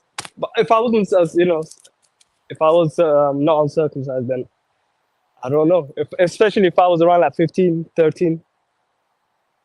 It's crazy. I'm not gonna be like, yeah, just do it. And girls prefer it though. They don't want to admit it, but they prefer it that way. Accent? She's gonna say, "Oh, I don't really care." But I'm joking. Don't even answer that. I'm gonna say you don't care, accent, but of course you know what you want in it. Let's not play games. So it is what it is. I'm doing the right thing. Yeah, you hear the silence?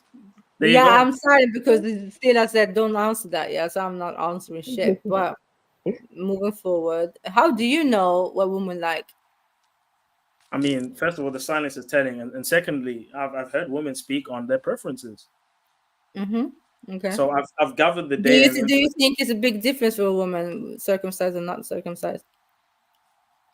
I mean, obviously, there's more to a man than him being circumcised. Obviously, there has to be that connection in terms of relationship and compatibility on so many different variables. But I think it is, if they were to choose, they would probably prefer a man that's circumcised if there was a choice. Just like I would prefer a woman with, big breasts and a nice back, and these are all aesthetic preferences, right? Oh shit! Aesthetic, yeah. So don't you think that? But it's about the function, though, right? It's the function. So do you think a woman will be some differences? Well, it's not just aesthetics. Actually, for the circumcision, it's actually improves function because it makes men last longer because there's less sensitive nerves.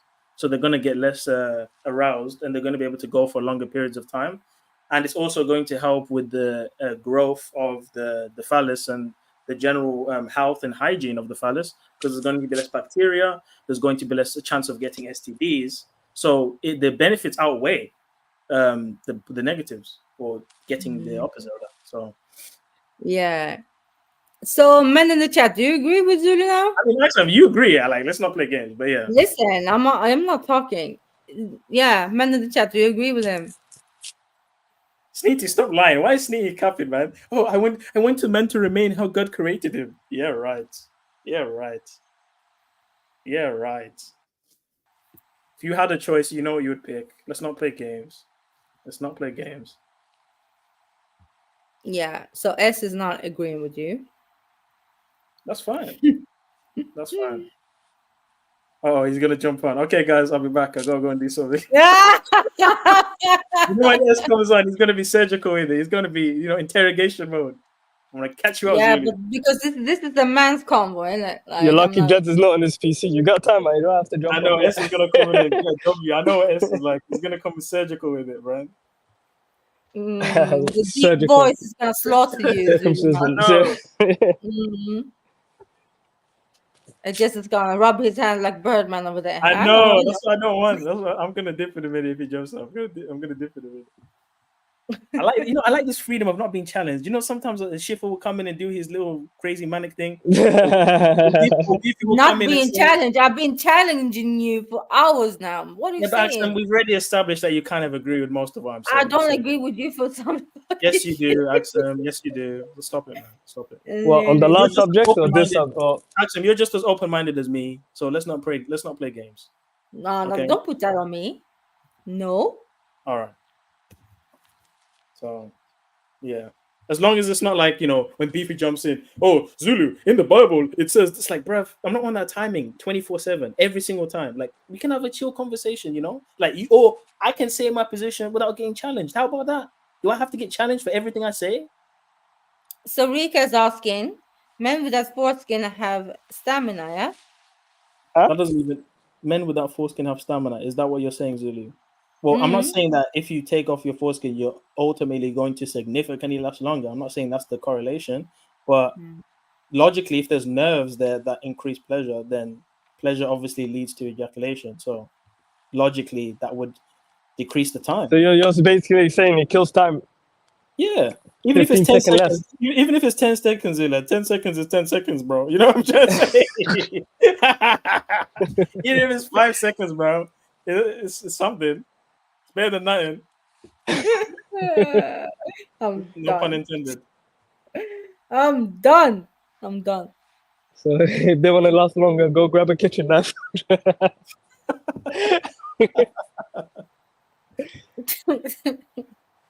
says, don't go. I only have questions, not proof. Yeah, but these questions, I know S is like, these questions are going to be led to a point. To proof. It's an interrogation. I know where this is going to go. I'm not doing this today. Yes, of course you're gonna do this. Man, you've No, been no, doing no, it. no, no, No, no, no, no, no. Don't run. Don't I run. like to say what I think without being challenged today. How about that? Huh? I would like to say my opinions without being challenged. How about that? But you've been challenged from me and Jets today. So why are you Yeah, but it's like it's light challenges, right? Because, like I said, you agree with most of what I'm saying anyway. So it's No, just, I didn't agree. oh my I gosh. didn't agree. Watson, why are you doing this? Now, Zulu, I'm thinking of coming down to England, take away your Cabala, and just throw it in the bin. No, Yeah, you're gonna come to England. You're gonna study the Kabbalah and you're gonna learn. That's what you're gonna do. No. No, I don't want It's to have only this. gonna go 2 ways. Nope. I'm gonna send you some books, Zilla, on the Shriners. You're gonna love No, them. Zilla, don't touch send on nothing Discord. from him. I'll send you on Don't. Discord, No. and then we can have some deep conversations. You are not gonna corrupt my little brother now. No. Man said you're gonna love it. You're gonna love it. My bad. Nah, I didn't even mean on a pause level. I just meant it was funny. Yeah, man, I'm gonna send you a book of the Shriners. You're gonna love it. I was cracking up. Proper salesman. I blame you know, Jedi. Me? Why? Yeah, because all of the occult stuff we've been listening into on the streams over the years. Look what happened to Zulu now. It's not his fault. You can't blame Jez. That's not fair. You can't do that. Yeah, all the occult stuff. Zulu's in a great position. Zulu's in a great position to be able to hold this adversary standpoint and conduct himself with you know what I mean, fluently and whatnot, believable, good points, solid. It shows it shows balance. Because obviously Zulu doesn't believe all the points he's saying. He's mixing and matching. Yeah, of course. But it actually shows his growth. You guys saying I'm a liar then? Why'd you guys keep denying me? Why are you guys saying I'm a liar? Like, what is going on? Like, Zulu, we know you, my little hippo boy. We know you. Yeah. Stop this. But it's been entertaining, I must say. And you have a lot of knowledge. You can have good, yeah. Listen, as you know, there's a lot I can't say, right? Well, that. Yeah, there's a lot I can't say. We just leave that there. So what are you saying, Zulu? You're gonna tap into demonic forces now, and play with them? I do not have the guts to do the Solomon route, right? I don't have the guts because I don't know if I'll be able to come back. Solomon, by the grace of God, came back to his senses, right? I don't know if I'm capable of doing that. So out of precaution, I will refrain from accessing the clip off and the shell, right?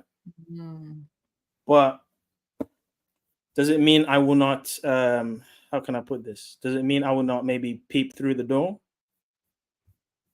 And take a risk? No. I'm not going in. I'm not going into the room. But can I take a little sneak peek? I don't know. If you're having a sneak peek, you're literally looking into the room. It's access now between you. Yeah, but you're looking into a room, but you're limited by what you can see in the small gap, right? You're not looking through the whole room, right?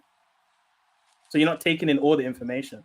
But maybe you're having a little peek, like, okay, that's what that is. That's what this is. Okay, cool. And then you say, okay, I've had enough now, and then you walk away. No. This sounds like a guy saying, I'm gonna smoke once and never smoke again. It's kind of like something. See? Or start from a little peek to you. The door's open now. But that's the trick, is to be able to master that, right? To know when enough is enough, right? That's the trick. I'm not going to cap with you. Like, learning this information is like a drug. Like, when you start reading all this hermetic and all this shit, you just want to keep going. Next thing you know, I believe in that one. That's exactly what happened. Next thing you know, you're a wizard. You know what I mean? It's dangerous. But that's why I believe I have the ability to pull back when I know things are getting a bit too intense. And I've done that on many occasions. Zulu. You open up your vessels to demonic forces, yeah? They can't do anything. Pause, yeah. Demons can't do anything to me. So because well, do they want to get sent into the abyss to await judgment day? It's up to them. Because you have the power, yeah. So you're gonna exercise them. I don't have that power, but I access a source that has that power, and I'm guided by. What source is that? Who's the source? Yasu al-Masih, Yeshua HaMashiach.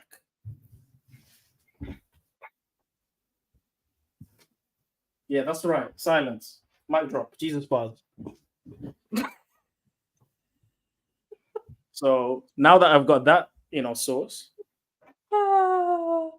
Okay, you got Jesus on your side, and you're gonna boom. Your faith is strong, isn't it? It's been tried and tested. This is not theory. Like, I'm telling you from my experience, casting demons in the abyss in that name, it has worked. Yeah, have you ever done it in real life? I don't get sleep paralysis anymore. I rarely get, tormented by demons anymore. There was a time when that was happening, but that doesn't happen anymore. So sleep paralysis, that shit was crazy, man. At one point, I got used to it. There is a name that can be called upon that can resolve a lot of these issues. But it's not just calling the name. I think there's intention is a big thing. Even those that study the dark side, there's intention is a big thing. It's not just saying spells or saying incantations or saying words. It's the intention behind those words that give those words power. So Zulu, are you sorry. So are you still a 7 days Adventist? That's a tricky question, because even though I do agree with some of the fundamentals of what they propose, I can't say I'm fully aligned with that doctrine anymore. Only because I've expanded what I know. That and what I know does kind of go outside of that branch. So I can't say I'm fully that, but I do align with a lot of what they teach.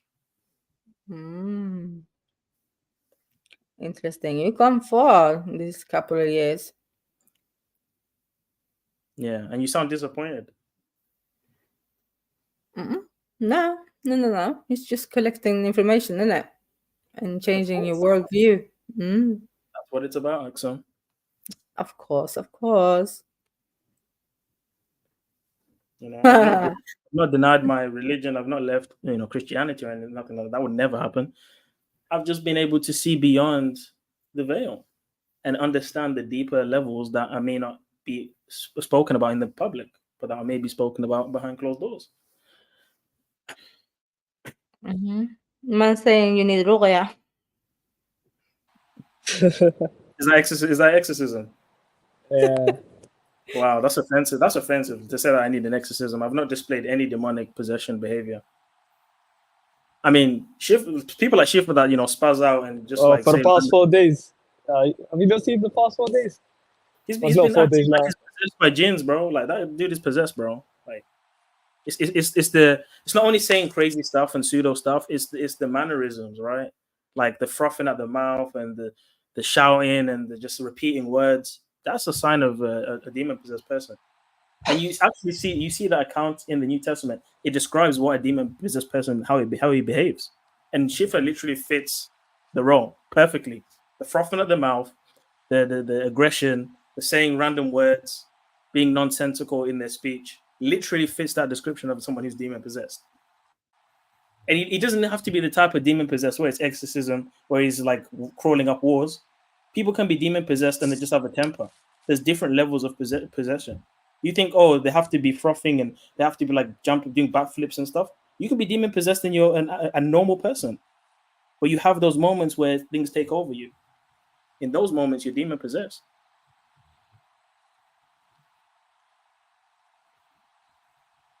Yeah, I don't understand the silence though. Do you understand tiredness? Tired of what? Nah, for me. Yes, Zilla, 1 sec. Yeah, you do you. I'll be back. Yeah, hello. Yeah, sorry. Where you going, Axel? Change it to my PJs. I got a phone call. Okay. Decline that one. What did you say? Let's go phone call. Yeah, so my friend. So Zilla, I meant to ask you about this. Yes, Zilla. Hello? Am I lagging or someone lagging? No. She's just being rude and interrupting you. But anyway, I want to ask you about the Kendrick and Drake thing, right? Before I ask, you're a Kendrick fan, right? I'm neither. What? Neither. No, yeah, I'm neither. But if you had to give me a choice, I'll listen to Kendrick. Why? Because I think Drake's a bit too mainstream. And I like 2 of Kendrick's songs already that I had on my Spotify back in the day. Which the famous one, the one Headshot Drink, that one. Okay. Which one? And the other one. You know that one, right? The name of it. Yeah. What's the second one? Second one, I don't even know the lyrics of it. But we'll say one for now. So I can't remember that one. But I love that one. So, with Drake is a bit too mainstream. Not really my type of music.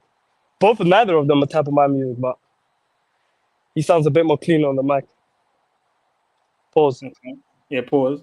So then when it comes to the beef, right? Because I'm going to ask you a series of questions on this, right? So when it comes to the beef, first question. Sorry. Jedediah. No, ask some chill, man. Chill. So, but anyway, what I was saying, you know what I'm saying, chill, Axel. Like, come on. Anyway.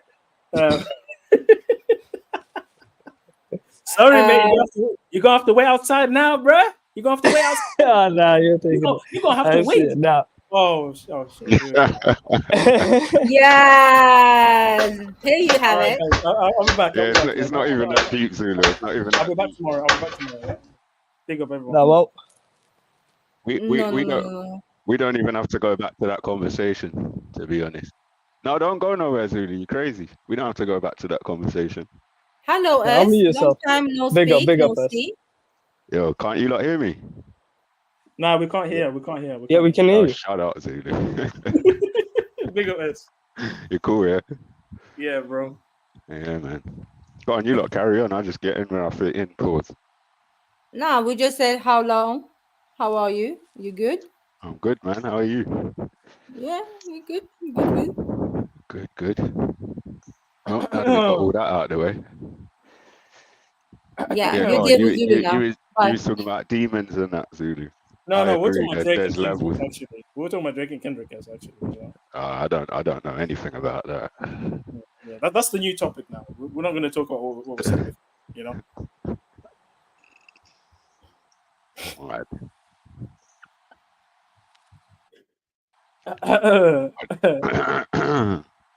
So, stop Zilla. Where were we?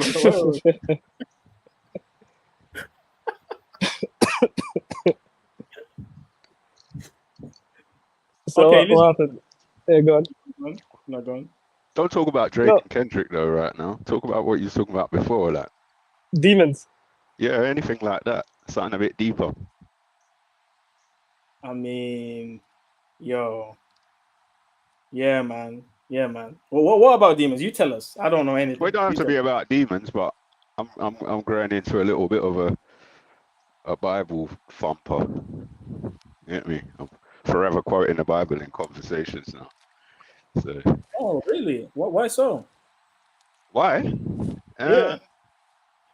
Just for like, obviously, a lot of people are familiar with the Bible or aware of it, and just for obviously, every time I quote it, I have to disclaim I'm not Christian, I'm not even religious, but like a lot of the stuff I read in the Bible aligns with my values. So that's something that people who know and recognize. I refer to it, and a lot of people claim to be Christian or religious, or at least believe in God, or however they want to word it in a secular way. Do you know what I mean? So what's your views in terms of evolution, whether it be cosmic or biological?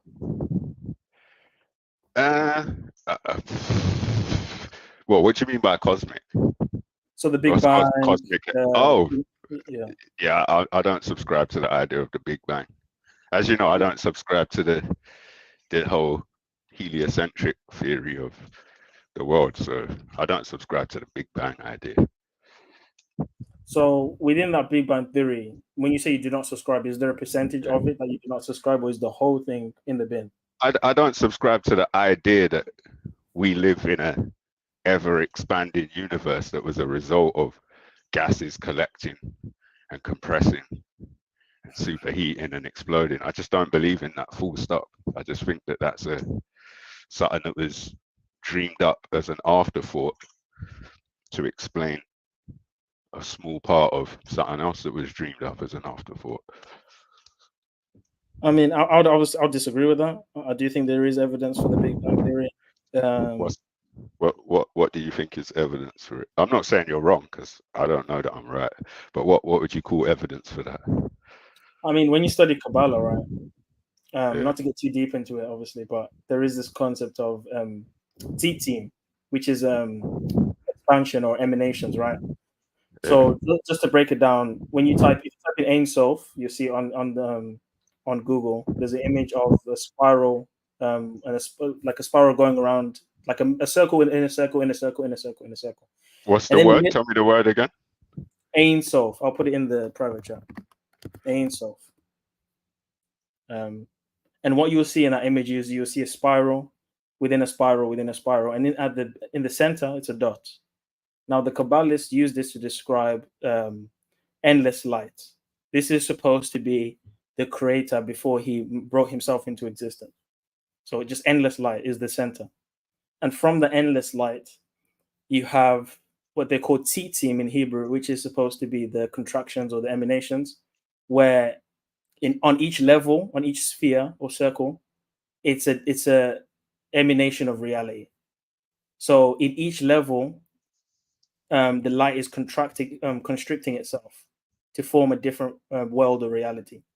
When you get to the go on, finish then. So in a sense, it is an expansion of some sorts, but not in the same way as obviously what is prescribed in cosmic evolution.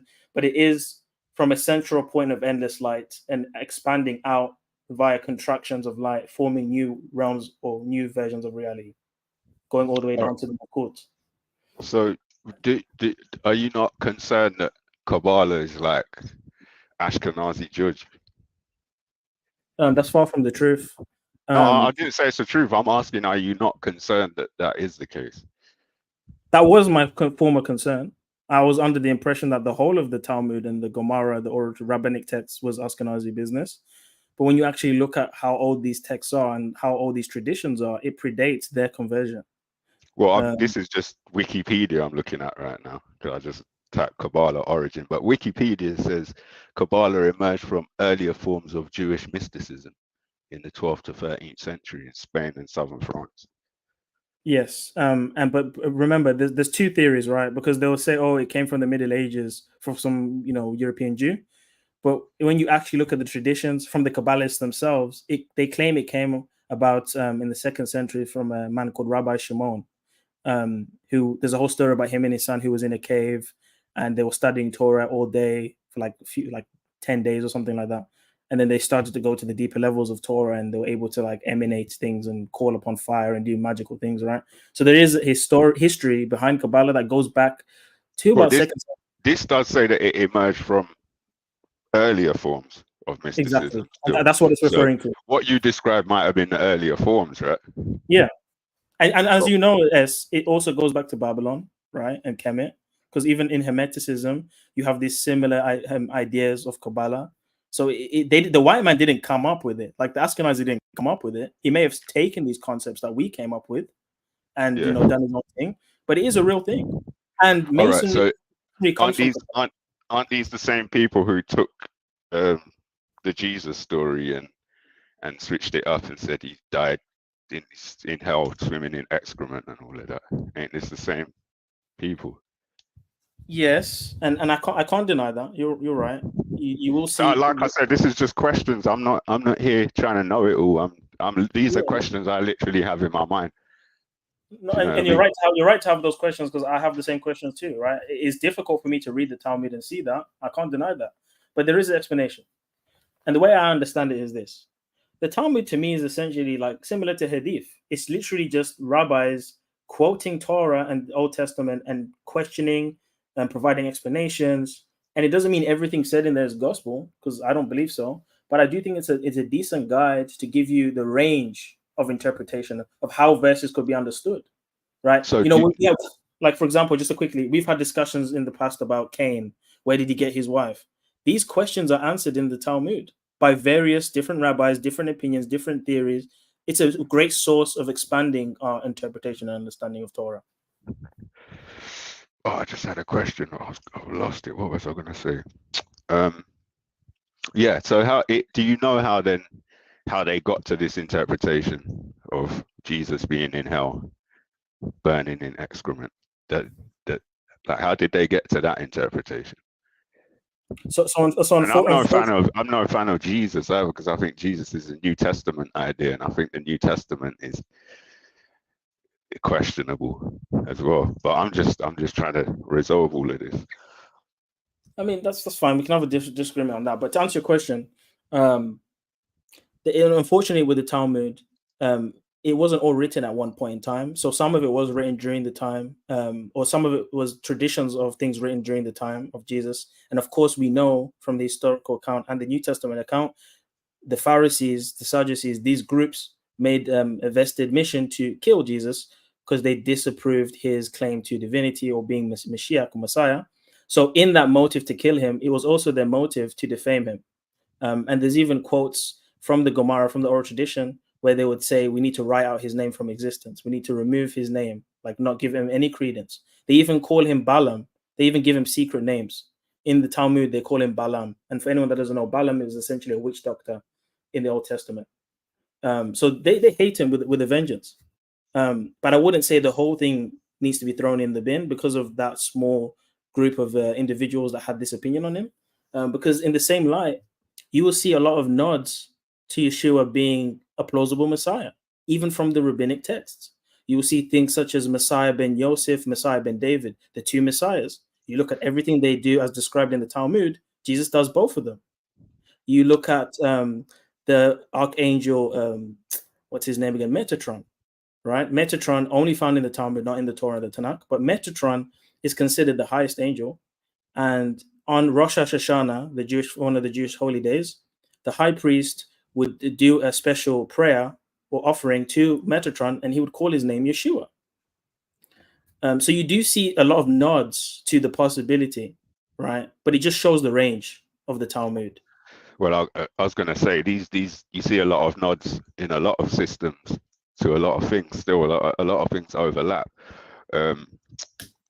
But okay, so I was watching some rabbi get interviewed the other day, right? He was like ultra orthodox, right? And he was saying that Jewish people is only supposed to study the Torah and follow the Torah. And if you're not following the Torah, you can't call yourself Jewish, because Jewish is a pure religion. This Jewish, what we have now, is a pure religion, nothing to do with race. The Talmud is sin. Taking yourself out of exile is sin. It's rebellion against God and all of that. What do you think about that? So, not to guess the position of the people that you're watching, I'm presuming they're anti-Zionist, right? Clearly, yeah.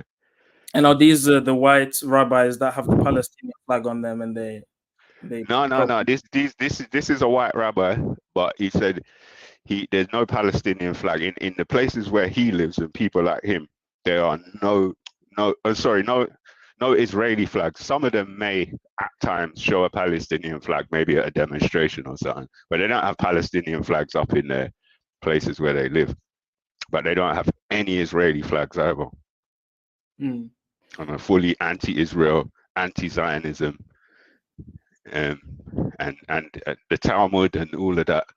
They say that's not them. That's some next thing. That's not what it's meant to be about. It's meant to be about the Torah, and anything outside of that is some other stuff. I mean, I can explain like my position on that personally. Like I said, I'm not like a full-blown Orthodox Jew that solely relies on the oral tradition. I've just become accustomed to this recently, and obviously I know Hebrew now, so I'm able to read the Torah in Hebrew. But I have to be a completely objectivist and say I've seen a lot of points that hit in these rabbinic texts that give further explanation to the questions that we've had on the panels about certain things. That's expanded my understanding, and that's been confirmed when studying, because they don't just tell you things. They'll say, I mean, look at it yourself. Look at the language. Look at this letter. Why does this letter this? The Gematria is a real thing. Gematria is part of Cabala. It's a deeper layer of Torah, because why did Jesus have 12 disciples? Why you see 12? I'm not disagreeing with none of that. What troubles me though is this: you are likened Talmud to something similar to Hadith. Not that you said it's the same thing, but similar, right? The theologians or whatever, it's their interpretations, and other theologians, people study it and people agree, people disagree, and this stuff kind of holds out over time as something worth studying, right? But these are man's creations, right? And a lot of it is coming from what I would consider to be I wouldn't even say an untrustworthy source, a demonic source, if not a devilish source. But where's the evidence for that? You're saying that the people that wrote the Talmud are demonic. I don't see the evidence. No, that's not what I'm saying. I'm saying that. Okay, sorry, I don't know. When was the Talmud written? Well, you are right in the sense of like when it was written, it was like when the Jews were in Babylon. Not talking about Old Testament times, but like after the exile 70 AD. It was written after 70 AD. But as you know, the traditions are oral before they become written down. And even in the New Testament, you will see some traditional aspects that are not in the Torah as to why the Pharisees were arguing with Jesus at times. Because Jesus was proposing, like, keep the law of Moses, like what's actually in the Bible. But a lot of the Pharisees were doing things that were not in the Bible. Like there's this ritual of washing hands before you eat. You literally have to say a prayer and wash your hands before you eat. Sometimes this thing could take 20 minutes. None of that's in the Torah. So these are things that the rabbis were arguing with Jesus about. So you can see that some of these Talmudic and traditions were done in those times, but it became formulated and codified after 70 AD, when obviously But you're talking about cultural like customs that are not in the Torah, right? Yeah, that's essentially what it is. So nothing to do with God's commandments then? Or not nothing to do with, but interpretations. Yes, but the ultra orthodox will say this though. They will say that when God gave Moses the 10 commandments and God, revealed the Torah to him, he didn't just reveal the Torah, he also revealed a secret or oral transmission that only the elders or the rabbis know, like an ear-to-ear type thing. And that's what they consider the Talmud and the Mishnah, all these rabbinic texts to be. Okay, now we're getting somewhere. So now my spider sense is tingling like crazy right now. They put it on the same level as the Torah. Obviously, you asked in my opinion, I wouldn't do that, but that's what they do. The fact that you said that he transmitted a message that only certain individuals are able to understand or know of, or do you know what I mean? It just gets a bit like, hold on a minute, what are we doing here then? I mean, I haven't seen any evidence of that in the narrative in the Torah itself, but I have seen them take certain verses and come to that conclusion and expound on them. And they're fine to do so because it's all interpretation. So just to clarify, what we're calling the Torah is the first 5 books of the Bible, yeah? Yeah. Okay. So this same rabbi was saying that in the Torah there, if you just from reading through the Torah, not the 10 commandments laid out, but in total, he's saying there's 613 commandments in the Torah. Is that correct? According to...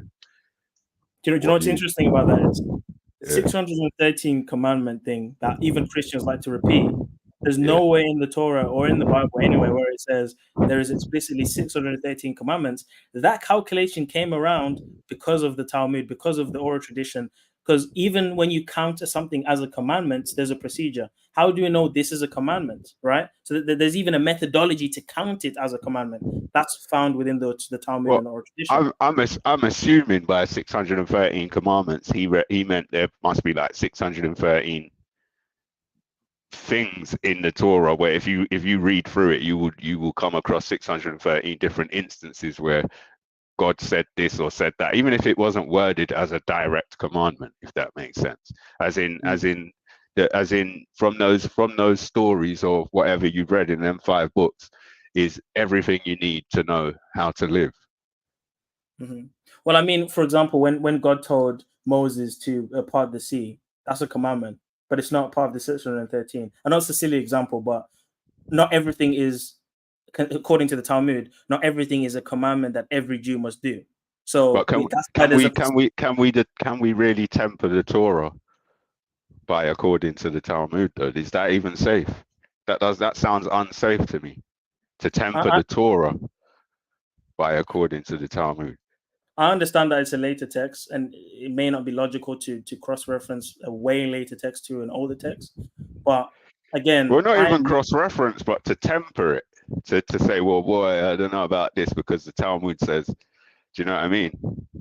True. I just think that's kind of an unsafe avenue to take. It seems dangerous. It seems like you got an opportunity to miss something really important and get led down the wrong road without knowing. And this was what Jesus' biggest issue was with the Pharisees and the religious orders in his time. But my thing is this though. Unfortunately, us as modern day, Israelites or people who study these religious books, we don't know the language to that extent. We don't know the idioms. Like for example, when we say, "Oh, that person's bad," like we know what that means. Yeah, if someone thousands of years later reads that, they're going to think he's a bad person. He's a bad person, right? yeah. So there's certain cultural nods and things that we have no clue. All we have, at the very least, is Jews near around the time of Jesus and their Talmuds and all that, where they can give us a little inkling to what they meant by certain things. So were they even called Jews back then? Well, Jew is definitely it's obviously a Germanized because there's no J's in Hebrew, right? So it would have been Yahudi. Oh, Yahudi, okay. Yeah. So it came from that word, Yahudi. Okay, all right. So maybe when we're talking about Yahudi, we should say Yahudi, and when we're talking about Jews, we should say Jews, and then we don't need to call anyone Jewish. Yeah, Jewish is a made-up thing. That's just some. Yeah. No, but it's like Jews is kind of like, was anyone using the term Jew to refer to living, breathing Yahudi people? Is what I'm asking. Was that ever being? Not in antiquity, because even in the Greek, there's no J as well. So it would have been called it was Judea or Idea with the I instead of a J, Judea. Like in terms of the region where they're from. But obviously in the Hebrew, it's Yahudim for the people descendants of Judah. Because remember, Jew comes from a tribe. Like when you're a descendant of Judah being the royal tribe where the kings come from, it became the encompassing label for all Israelites at that time. So they'll just call like how they call all of us Bantu, or they call all of us African. It became the label for all Israelites. But that is from one tribe. What became the label? Yahudi or Yahudim or Yahudi? Yahudi became like the encompassing label of all practitioners of the Israelite faith because they represent the royal tribe, the descendants of Judah. So at this time we're talking like 2nd century and all that. It was about Israelite faith, not about bloodlines at that point as well, yeah.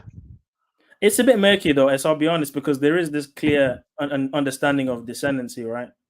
But well, according to this rabbi the other day, he was saying that there should be no confusion about whether any of that line of descendancy has anything to do with Jewish as we see it today. It's nothing to do with it, according to him. Nothing at all. And anyone who's saying we've got a claim to the land is just outright lying. So we don't even I'm just trying to clear it up in my head. Like in the 2nd century, was it Israelite faith or was it bloodlines? I would say it was a mix of both, because as you know, there were Hellenized Jews, just like in many other regions where the Greeks went. Yeah. People would, become, Greco in their culture. So even though they're ethnically or bloodline Jews, they were, going into gymnasiums. There's literally accounts of Israelites going into gymnasiums and following the Gentile ways and being like some bad man, right? So that doesn't take away from them genetically being a descendant of Jacob. Oh, bro, right? you know what? I'm not gonna not obviously not calling you B word, but I was actually shocked to hear you today talking about the Talmud, because there was a time when you were saying only the Torah, and I made reference to something in the Talmud, and you laughed at me like, bro, that's not in the Torah. That sounds like the Talmud, and you were telling me that's some judge thing. So I'm kind of shocked to hear you now saying this today. But it's all about growth, It's all about growth. Of course. I'm not saying you shouldn't read and form your own opinions, but I'm just sharing. And in that conversation, as I'll be honest, I was out of my depth. Like that was the first time I heard of Rabbi Hillel. First of all, that was the first time. So I was kind of taken aback, and I had to kind of freestyle something to respond to you. That's why I maybe got a bit emotional, because I didn't want to take an L, right? So, but obviously now looking back after studying Rabbi Hillel and his sayings, Rabbi Hillel is a G. Whoa, you know what I mean? Rabbi Hillel is a G, bro. Whoa. We need to go back to that conversation then. Like, not now, another day, because that day I can't even remember how we came across Hillel, but weren't we having like a Lucifer type discussion or something? Or was it like from what I remember, I guess you're trying to present like, well, you know, Jesus says these things, Hillel says these things, they're very similar. How do you explain that? Or we were looking in the Hebrew, the Hebrew thing online on Bible Hub or whatever it's called. I think it's Bible Hub. And Hillel kept coming up, which just means light bearer. A light bearer isn't a bad name. Of course, it's attached to an individual who we understand is a bad character, but it just means light bearer. So you're saying Hell Prometheus and all that, yeah? I mean, a name is a name. There. So a name is a name. I know. But from look, my understanding is limited, and I'm picking it up as I go along, and I don't know it all to be true. But in my understanding, Lucifer, Prometheus, Baphomet, Baal, Moloch, these are this, like different names for the same archetype, right? I would agree with that. So then how does Hillel get a pass? And now he's a G. Well, I mean, Hillel is just a name. Of course, if we're talking about the person Hillel as prescribed in Isaiah and the fallen one, right? The son of the morning, whatever, right? We know that's talking about Satan, but it's just a name. Hillel is a name. You know what I mean? It means light bearer. It's not even a negative name. Is that a negative name? Because of course, before he fell, he was given a good name. So if someone named Rabbi Hillel was called that name in the 2nd century, does it mean that the name itself is evil? That anyone called that name is, you know what I mean? No, not at all. Yeah, because if I remember rightly, we're talking about an actual man whose name was Hillel, who was a rabbi. Yeah. And he's one of the top rabbis. Him and Rabbi Gamaliel, who's Paul's teacher, they actually came up with the Mishnah. So they're like top. They're sages. They're top rabbis. What's the Mishnah again?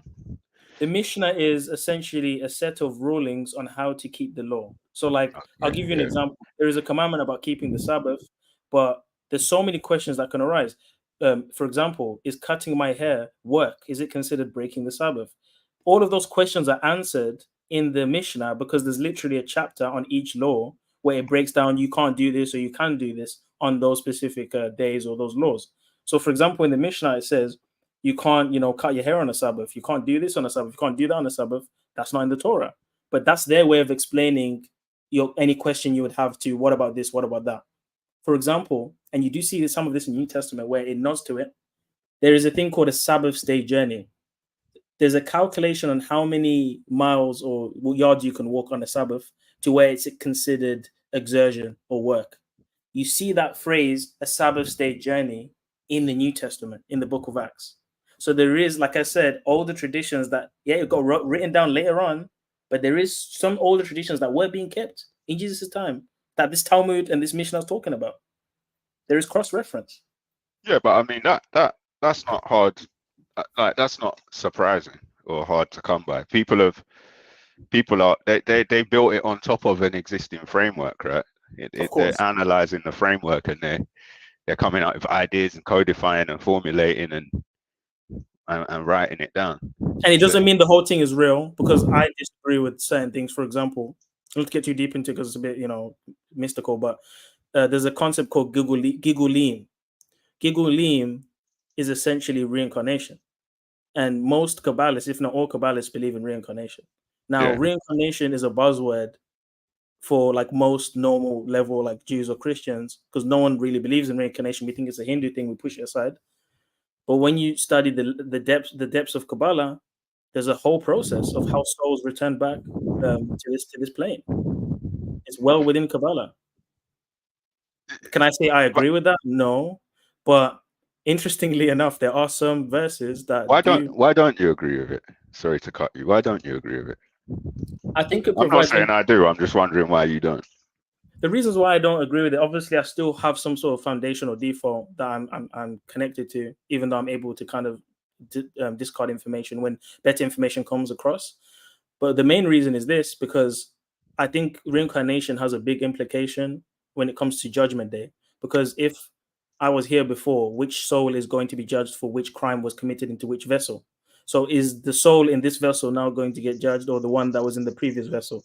Do you see what I mean? So it's like, how is judgment going to play out if I've had 100 different tries at this? Because there is a judgment day, there is a final day. And I think that conflicts with reincarnation. Because if each soul is an individual and judged individually, then judgment day makes sense. But if I was here hundreds of times ago and I've done all sorts of things in different life experiences, which one of those life experiences is going to determine my end result? And is judgment day in the Cabala as well? They have a weird way of perceiving Judgment Day because they view Gehenna, which is hellfire, as a purification site. So you don't go to eternal hell or you don't die in hell. It's just a temporal zone where your soul is purified. Like purgatory for the Catholics. Pretty much, yeah. And I personally think that's a misleading theory, because then there's no final judgment. You can just do all the effery you want, and you just have a temporal punishment, and receive eternal life. That kind of fits hand in hand with Zionist culture, though, right? Yeah, because they have this idea. The hell you want. Exactly, and obviously we can't say too many things, but the event that happened in World War II, as you know, was orchestrated. And, yeah, of course, yeah. And when you look at the meaning of that word, cost, not the full word, it actually means sacrifice in Hebrew. Which word are we talking about? Sorry, you're gonna have to give me some clues. Not to say the full word, but I'll say the latter part of the word, cost. Oh, yeah. It means what? Sorry. It means sacrifice. Sacrifice. Okay. So the question is, who is being sacrificed? Well, we know. And who's doing the sacrifice? We know that as well. And what did the sacrifice let them obtain? The land of Israel. Yeah, well, that was their intention. They would have got it one way or another. The sacrifice was just a really, I don't know what the word is. Just a really sick way to do it. Well, I mean, they extrapolate verses in the Old Testament that allude to some sort of destruction or punishment, so that they could arise. They call it the crucible. So when you purify metal, right? Destiny. So exactly. So they have this concept based on certain verses, which they interpret to say, well, we need to put ourselves in the furnace so that we can come out as gold. And so in your opinion, is that a rebellion to the Most High? Would you say in a rebellion to the Most High? Yes, I can't hear you. Jez, can you hear me? Yeah, sorry, my phone rang. Oh, sorry. I'm on the headset and my phone rang. Yeah, I said. Oh, your phone cut again. I don't know if it's me. Sorry, they just keep ringing, even though I sent the fucking iPhone message. Can I call you?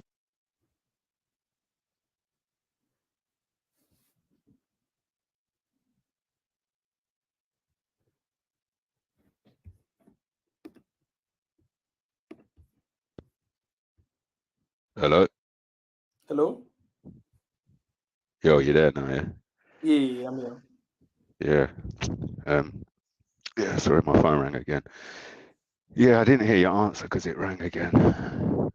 Because because you were talking about you said there's references in the Old Testament about a crucible thing, right? Mm-hmm. But that particular rabbi said,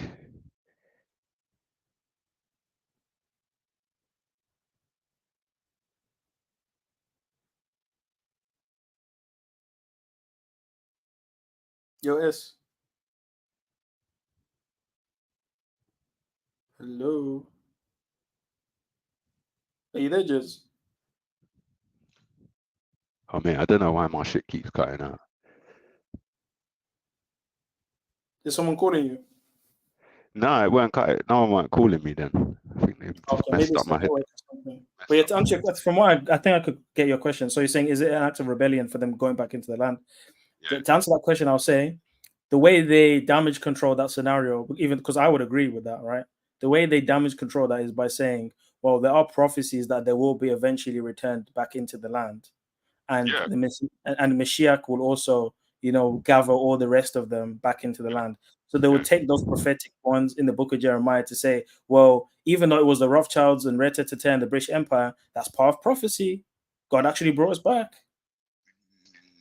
No, but that's what the rebellion is. That's what he's saying the rebellion is. He's saying that is total freestyle. That I don't know the full ins and outs, but them getting into that land wasn't something they were supposed to do of their own hand. According to this rabbi, they were supposed to trust in God and remain in exile, because that was their place, and they were supposed to trust in God. I would agree. Yeah. I would agree with that. And then the reason, I mean, if anyone did coping for a Rothschild, it's like you're gonna say God was using the Rothschilds to let you back in. Like, chill out. I don't know about all that, bro. Like, especially what they get up to. Like, I don't know about all that. Yeah. And I mean, I've got other theories on the Gaza situation. I don't want to say everything because it might be a bit too controversial. But let's just say there is a connection with the red heifers, and the Gaza situation might be them making room because a special figure is going to arise that's going to bring in more people in that region, and that's going to commence certain rituals and practices that they claim is a way of returning back to the old ways, i.e., temple sacrifices, high priests, etc., etc. I'm sure you're familiar with the red heifers, right? I'm roughly kind of, just from like glancing on the channel a few times and hearing you lot talk about it, I've got a rough idea of what it is. But I'm not sure what the exact situation is with that, whether or not it happened, or I don't know. I mean, I can't say for a fact it's happened or not, because ironically, there's been not much coverage on whether or not it happened. There's been coverage on them, obviously, finding the cows, raising them, getting the priests ready. And I've even heard some extreme Zionists on TV literally saying, we need to get rid of the Alaska Mosque, because that's where the temple is supposed to be on the Temple Mount, Mount Olives. They're saying they're going to get rid of the Alaska Mosque. If they even think about doing anything like that, it will be World War III. Because Saudi, all these Islamic nations, they're going to go to war with Israel because that's literally the third holiest site in Islam. So things are in motion for that Third World War. And as we know, Albert Pike spoke about the Third World War involving Islam. So something's going to go on very soon. The whole Iran thing with the bombings and the missile launches, that's all, the catalyst to the eventual Islamic war versus the Jews.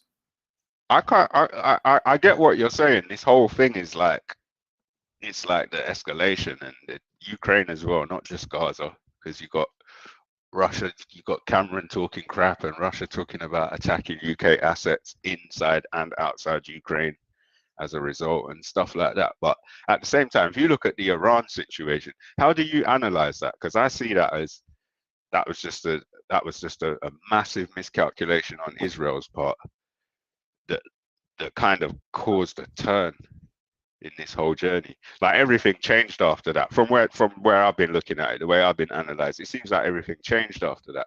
America changed after that. You've seen them pulling back on Israel support now, right? It's interesting, isn't it? Yeah, immediately. From the time they did that, immediately. And they were clear about certain things. No, we ain't attacking Iran with you. Yes, you know why they're pulling back? Because they know that they're going to have to back their boy, and they don't want to be the ones going to war. So for America to go to war with Iran is a really, like, it would basically just bring about the end of America in the long run. Because going to war with Iran isn't just Iran. It's everyone else. And everyone else means pretty much everyone else.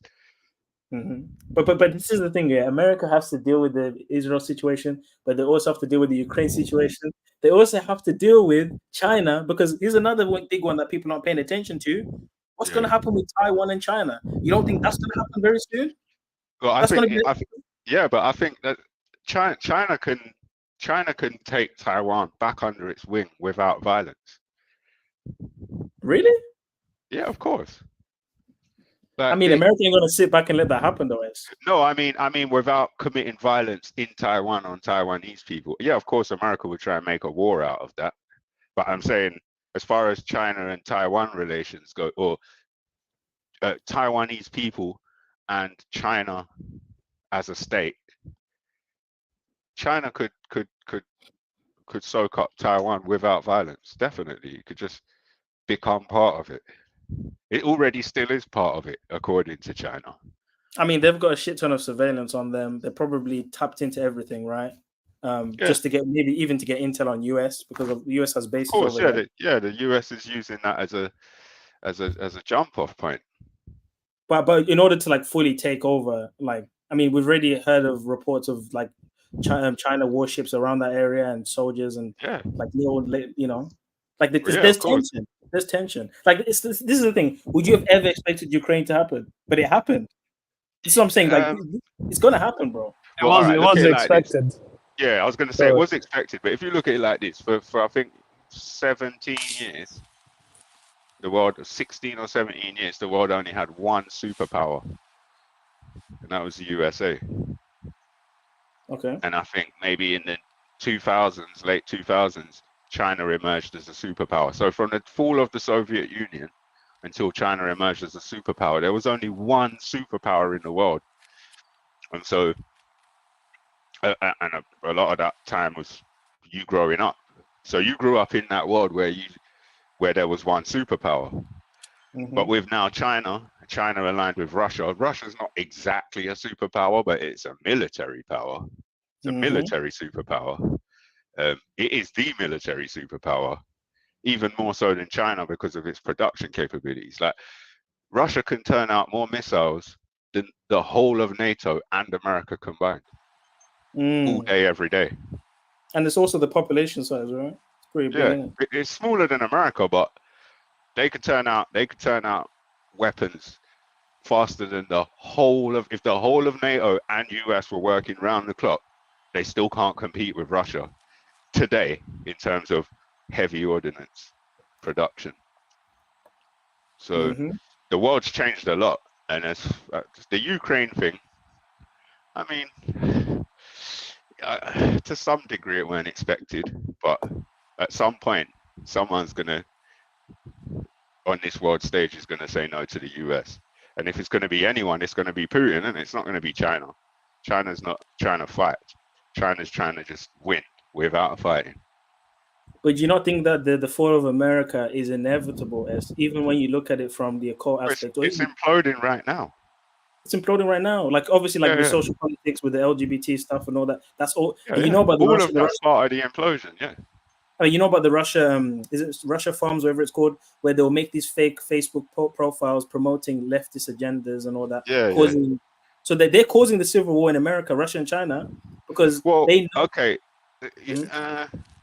You don't think so? Okay, Russia obviously will be doing what Russia does, right? Yeah. China will be doing what China does. But a lot of this leftist stuff might be it's coming from America. They say stuff is Russia that it's not. Yeah, a lot of it is. Well, I say coming from America. If you look at America and Israel as one entity, do you know what I mean? It's the same kind of, it's that same driving force behind that entity. That's where that agenda is really coming from. Like wait, hold on. You're saying that the J's are at the top? Come on, bro. There's no. That's true. What do you mean? I mean, you know, listen. I'm not going to deny. What I'm saying is Israel is at the very least is an American project. At the very least, you can put it in terms where they with their foreign policy comes number one before their own policy. So Israel comes before American citizens and UK citizens in the US and UK governments. Israel comes first. Is that not because Israel over everything? Is that not because of the strategic location being? No, of course not. It's because Israel, US, and the UK are one. Israel, US and UK aren't allies; they're one. But who's the daddy though? Who's number one though? It's UK, someone whose name we didn't just mention. It's not US, UK, or Israel. It's whoever controls those three entities. But even if you take the rich families or the unnamed, right? Within what is named in hierarchy, in terms of a hierarchy, who's over top? Within what's named. Okay, well, if we look at it like this, there's names people throw around as powerful families, right? And we agree that those same names set up the whole World War II drama and whatever else for the purpose of getting Israel, right? Right. Do we agree that those same families have had a stranglehold on the US and UK from way back when? Yes, but would you not also agree that those families arose at a particular point in time in history, and they don't predate the nations itself? They, like the earliest Rothschild, I don't even think he was as old. I think it's like what, 18th century? It's like late 18th century. 17th, late 17th. It was So like obviously England and the monarchy and the Saxons, this was well before the one family, right? So there has to be someone above them. No, because they've been what's the word I'm looking for? They've been taken over. It's been a hostile takeover. Because these used to be countries. These used to be sovereign countries that were based on natural law, right? But now they're nation states which are based on fiat currency, inflationary currencies. The whole thing's been subverted. Everyone's been thrown into slavery. And whoever's shelling out whoever's in charge of those central banks controls the whole nation.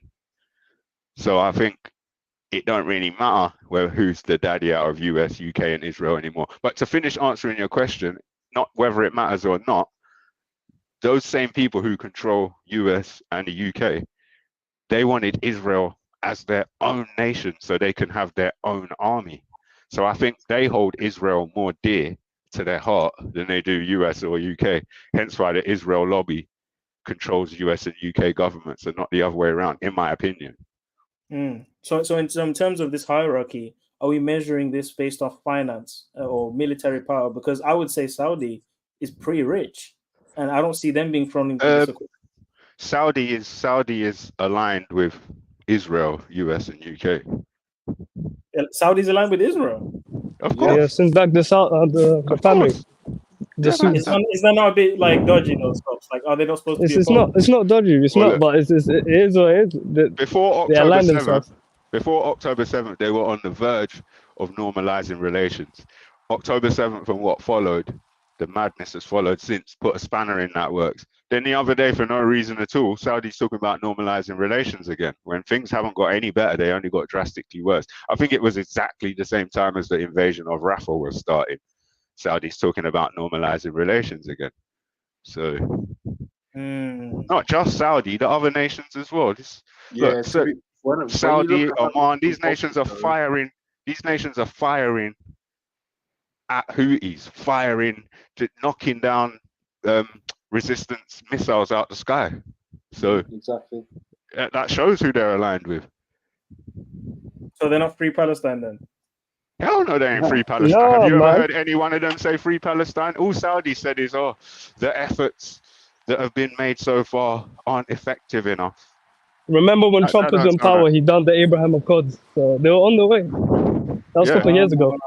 Yeah. So this was pretty much done deal until this happened. Yeah, man. But, literally, it's gonna go back. Most of the Arab nations are directly aligned. Egypt. They're reliant on Israel. Yeah. They're reliant on Israel's technology. They want Israel's spy technology. But there's bloodline relations as well. But they're reliant economically. There's people who have got been bribed and paid off, just like here in the US. There's probably like Epstein-related stuff, probably Diddy-related stuff. Do you know what I mean?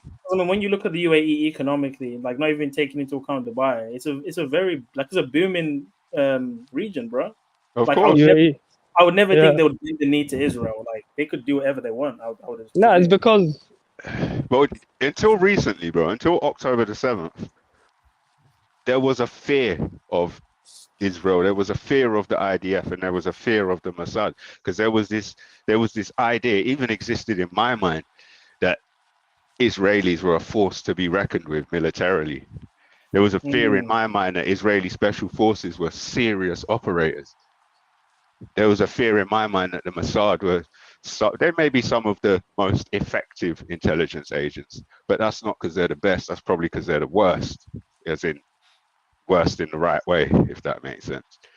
But after everything that's happened, that whole mystique is completely gone. The world, the countries that were scared don't have that fear at all anymore. No one's seen a video of IDF soldiers fighting Al-Qassam brigades or Sarai or Quds from an Israeli perspective. All you see is them destroying civilian infrastructure or rifling through women's drawers. Whereas when you watch Al-Qassam footage or Sarai or Quds footage or any of these other brigades, all you're seeing is ghost operators hitting off super effective work every single time without fail. That's all you see every day. So yeah, it's just changed. Israel's army has been decimated. Their vehicle. What? When you say it's been decimated, you yeah, mean man, they've been hurt. They've been. Bro, do you mean in the invasion of Gaza? Since the invasion of Gaza, yeah, they've been decimated. They've been decimated in terms of morale. They've been decimated in terms of, since the ground invasion of Rafah, full stop, all they've done is walk in and just get slaughtered. What? Bro, they were. Zulu, I'm gonna send you videos on Discord. Go on, Zulu. They literally. But hold on, as you're saying they've been slaughtered, but there was an article released recently saying that Israel was using US type drones and bombings. Like they just obliterating with bombs. Like no, but what are they? What are they obliterating? They're obliterating civilians and Hamas. Well, Hamas how? By just dropping, they're just dropping bombs. But the Hamas are under the ground when the bombs are dropping. Okay, that's a good point. But they're not all under the ground. Israel knows they're under the ground. Israel knows that. Israel knows they're not killing Hamas with them bombs, because lay people know that, like me and other lay people. Exactly. Do you see what I'm saying? Yeah. Did you see that Piers Morgan video when the representative of Israel was questioned on whether or not they know that they said there's 40,000 that have been killed since October? He's like, and Piers asked him, "Do you know the breakdown of which ones are civilians and which ones are Hamas?" And the guy could not answer the question. They don't even know the breakdown. Of course not. And that's 40,000 recorded deaths. That doesn't account for the ones buried under the rubble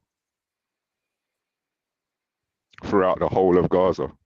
So are you telling me that there's massive tunnels where there's like thousands of Hamas just like waiting and camping in the tunnels? Hamas there's an entire tunnel network. There's tunnels into Israel.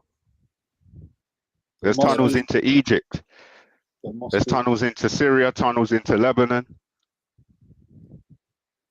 I mean, to think that IDF wouldn't have found that out, I mean, with all that technology, it just doesn't seem... Well, this is the fear. This is the fear of Israel being so amazing, right? All their technology. But the Iron Dome's been destroyed. David's Spear's been destroyed. And that third layer that I can't remember the name of has been destroyed as well. Every single day, rockets, missiles, and mortars are just hitting their targets non-stop. There's no Iron Dome. There's no nothing shooting any of it down anymore. What? Their surveillance installations in Golani Heights have been destroyed. The Never Team Air Base has been destroyed. They're wiping out chunks of their soldier units every day. You can go online to find out how many Merkava tanks have been destroyed. Do you know what I mean? How many bulldozers, how many infantry fighting vehicles? Like Hamas are not playing. Okay, but on the ground though, like in terms of like the decimation of like the land and the cities, they've definitely broken. They've caused mass destruction and they've killed huge numbers of civilians, but that isn't winning. By doing that, they're losing the war of hearts and minds. The war of hearts and minds is won already. But when you look at the actual reality of military achievements, they have not achieved one of their stated military objectives since October 7th. Which was to wipe out Hamas. Wipe out Hamas, get back the hostages, a new security reality, and make it so Hamas is never a threat again. And then there's the hidden objectives, which is to drive out or wipe out all the Palestinians. They haven't achieved any of those objectives. Whereas if you take Hezbollah, for example, every single day since October 7th, Hezbollah has carried out no less than 5 military operations, all of them successful. Hezbollah's carried out over 1,700 military operations against Israel since October 7th, all successful. So it's propaganda.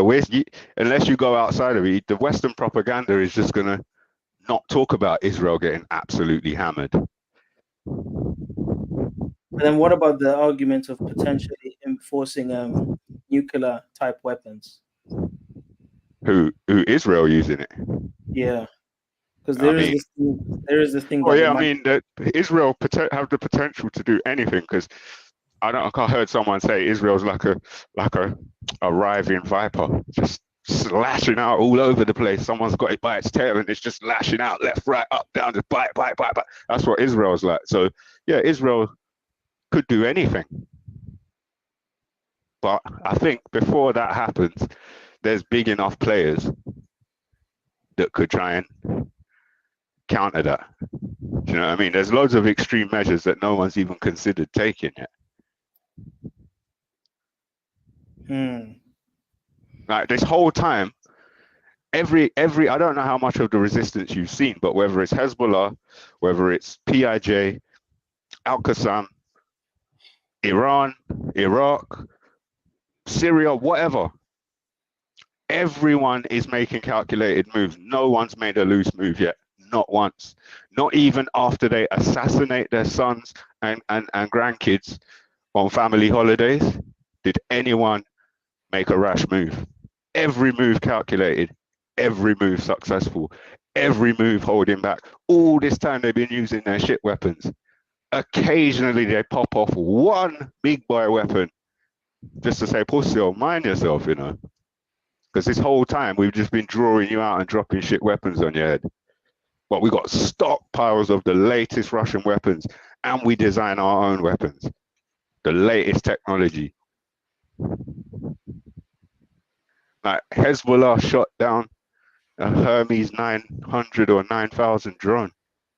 The latest generation Israeli spy drone. Hezbollah shot it down over Lebanon or over Syria. I mean, that's a big deal. You see, like stuff, sorry to cut you, that's a huge deal to someone hearing that might not mean much. But to the entire world, that's a huge deal because nobody thought that was possible. US didn't think that was possible. Israel didn't think it was possible. Now they know it's possible. They can't send their spy drones because they're just going to get shot down. And they cost too much. Means they can't send their fighters because they're going to get shot down. But you don't think that Israel is limited in terms of what they can do because of the criticism? People were going crazy over the Gaza situation. No, they don't give a monkeys. I'm saying like because of the potential of sanctions, they don't want that. No, they don't give a damn. They've already said that now that it's looking like it's leaning on, and they've already said we don't care about that. You don't have jurisdiction over us, even though it's to do with a convention that you signed up to. Now they're claiming there's no jurisdiction, and the US is claiming, yeah, you don't have jurisdiction over Israel either. So they don't give a damn. Both them parties know damn well that the ICJ does have jurisdiction over the genocide case because of the genocide convention. Israel's a party to it. I don't think America is.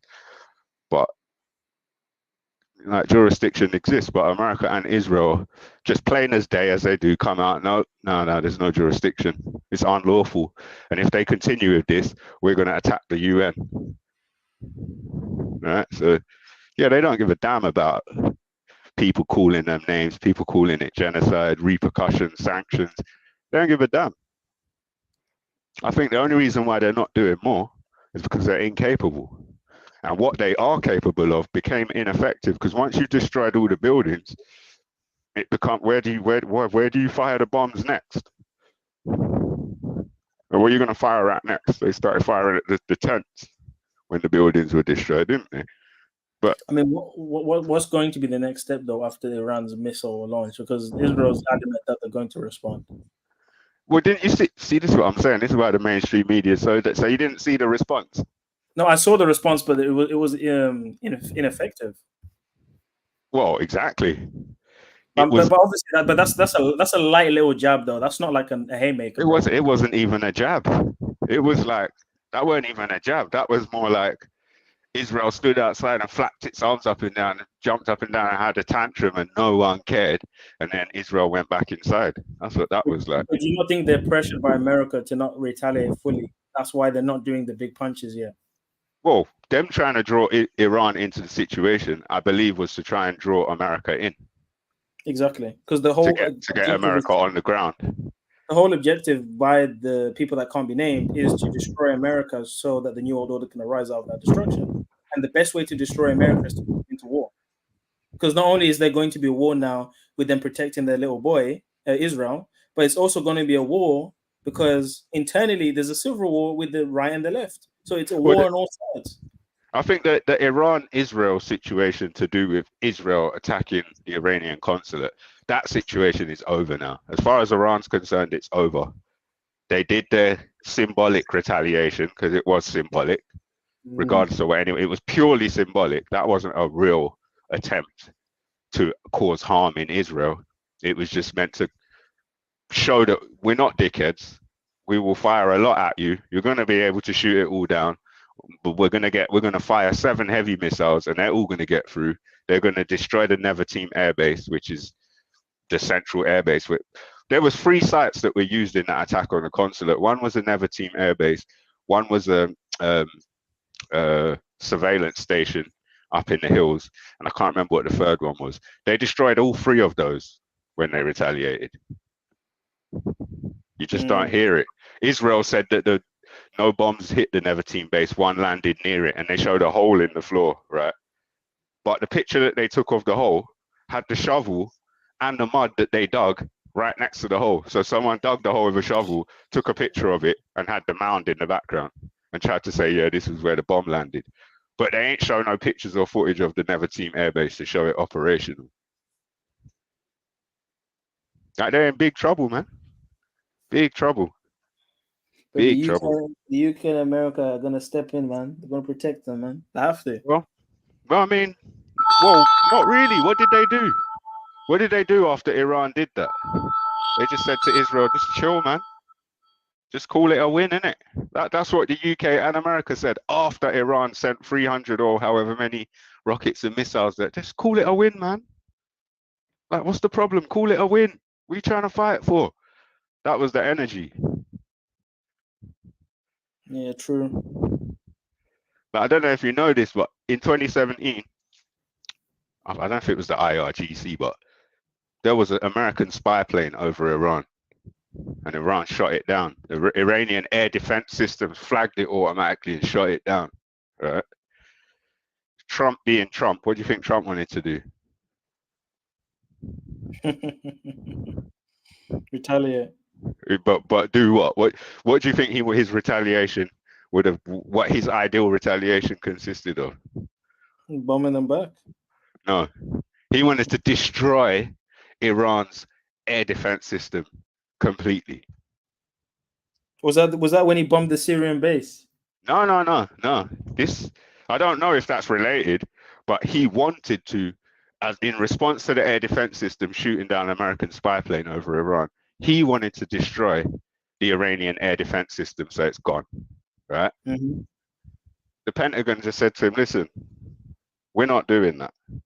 The reason why we're not doing that is because if we do that, Iran's response will be so severe, the economic collapse for the United States is guaranteed. Guaranteed.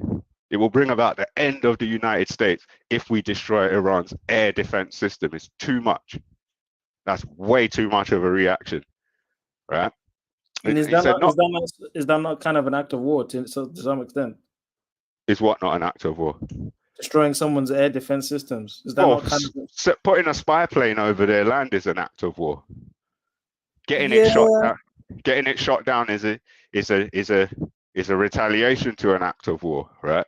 To then go and destroy their air defense system completely, so now they're undefended. It's an act of war, but it's more than that. It's far too extreme. The Pentagon also said not only would it bring about the collapse of the United States, they said financial collapse is guaranteed. Economic collapse would be guaranteed just from Iran's response. But not only that, even if we were to do it, it would take us months and months and months and months just to get the people and the shit ready, get it all together to go and have the fight. And they wouldn't win. There's no win. There's no win for America versus Iran. Iran's closest ally is Russia. Russia's closest ally is China. I mean, China and Russia alone are too much for the world. Yeah. America ain't got shit on China and Russia, man. Them Well, two America, things, if we lived in an ideal world where shit was happening organically, all America would have to do right now is diplomacy. You don't have to do any of this fighting. Just fall back and be diplomatic. America spent the last 10 years weakening itself. But this is why Trump was trying to promote more factories in the US, becoming less dependent on China. And he was also promoting diplomacy. He would go, he flew to Russia, got off the plane, met with the man, shook his hand. Flew to China, met with the man, shook his hand. Had conversations, made plans. I mean, let's be honest though, Trump was a G though, compared to Biden. There's not even any comparison. I mean, I wouldn't go as far as to call him a G, but I get what, yeah, Biden's just, well, we can see what Biden is. We don't even have to comment, do we? We can see that Biden's not even all there. Right. But can you imagine if Trump was president this whole time though? What do you think would have happened after October 7th? I mean, October 7th wouldn't have happened if he was president. That's a whole nother thing. Yeah, it would have happened. Of course it would have. No, there's no way. When Trump did the whole embassy thing, showing his allegiance, even Trump was definitely supporting the Abraham Accords thing. Like he was on the, and I think Trump was even supporting the two-state solution. He was pressuring Israel to resolve the Palestinian situation as well. Yeah, but that's politics. A two-state solution isn't really a solution. They throw that around as a solution because they know nobody wants it. There's no way Israel wants that. And that's not a solution to Palestine. The only solution is a one-state solution. And whoever's got the courage to remain or the desire to remain should remain. But apparently in Israel, the left are very much against, and even some of the right are very much against Netanyahu.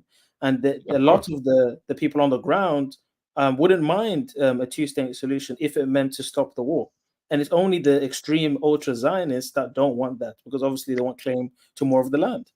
But the two-state solution includes the 1967 lines, right?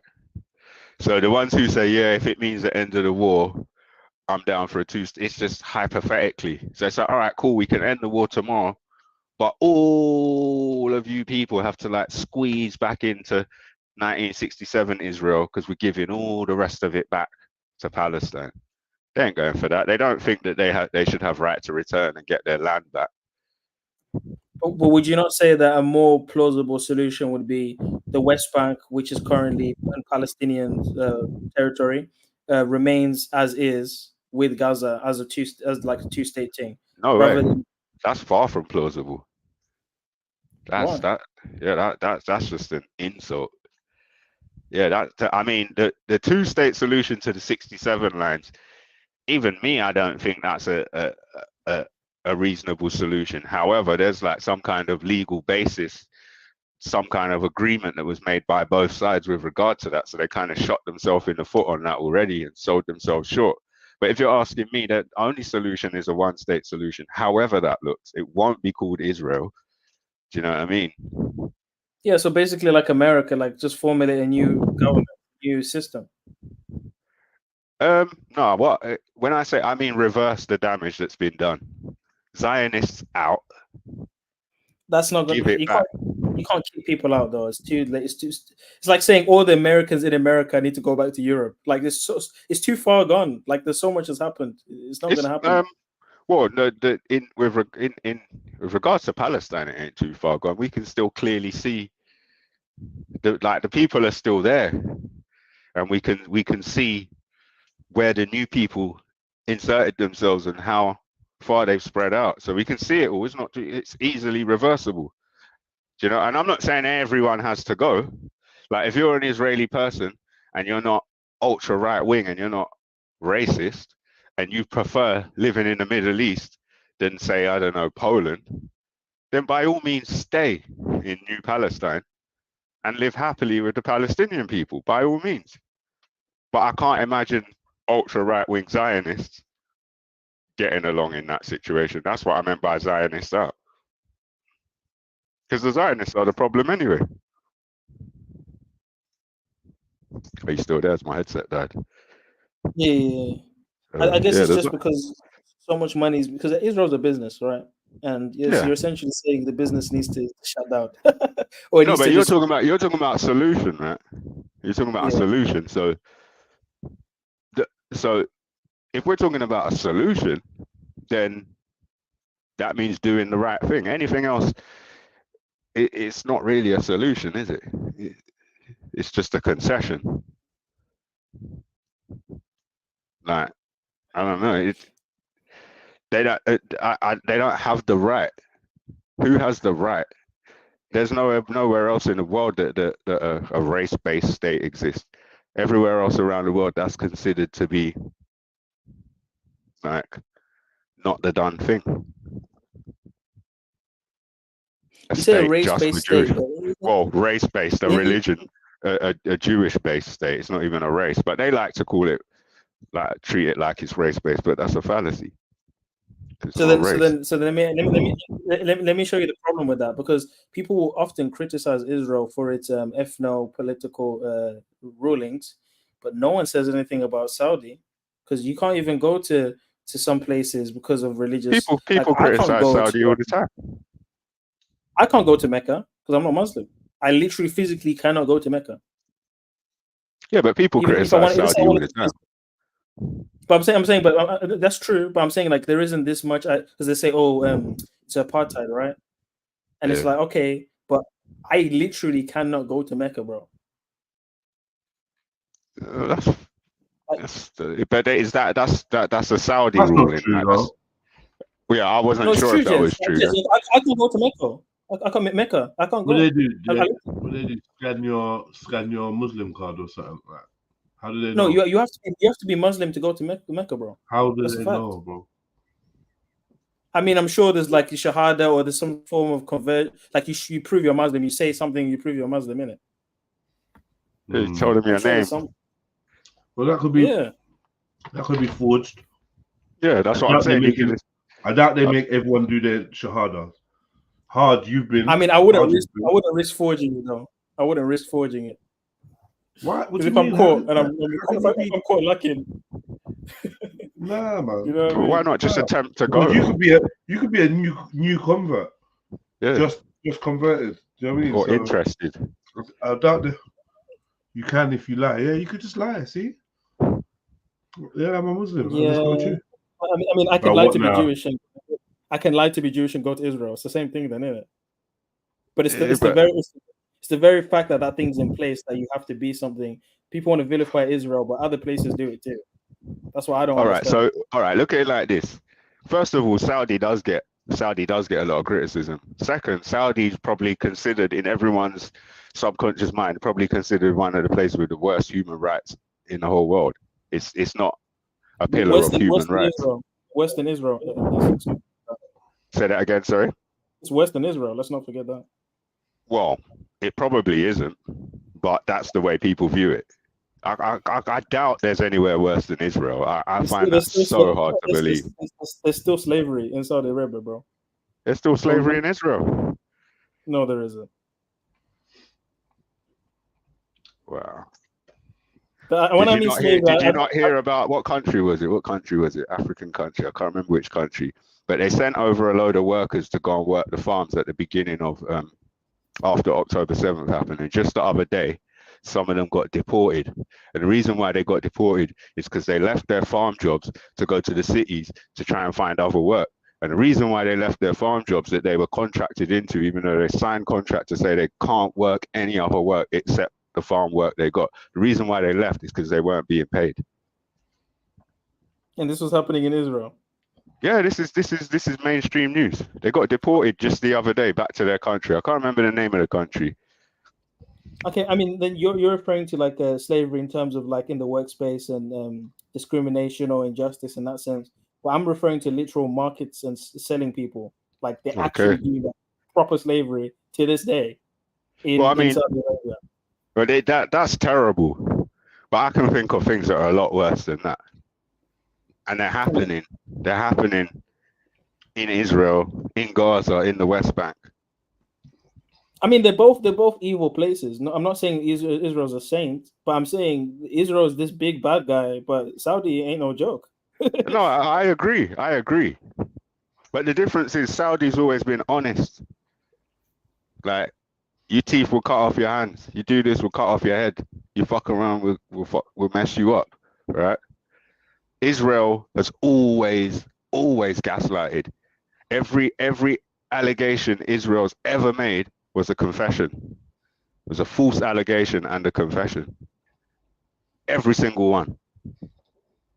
So I think that's more. I class that as more evil. Just by my reckoning. I mean, let's put it this way, right?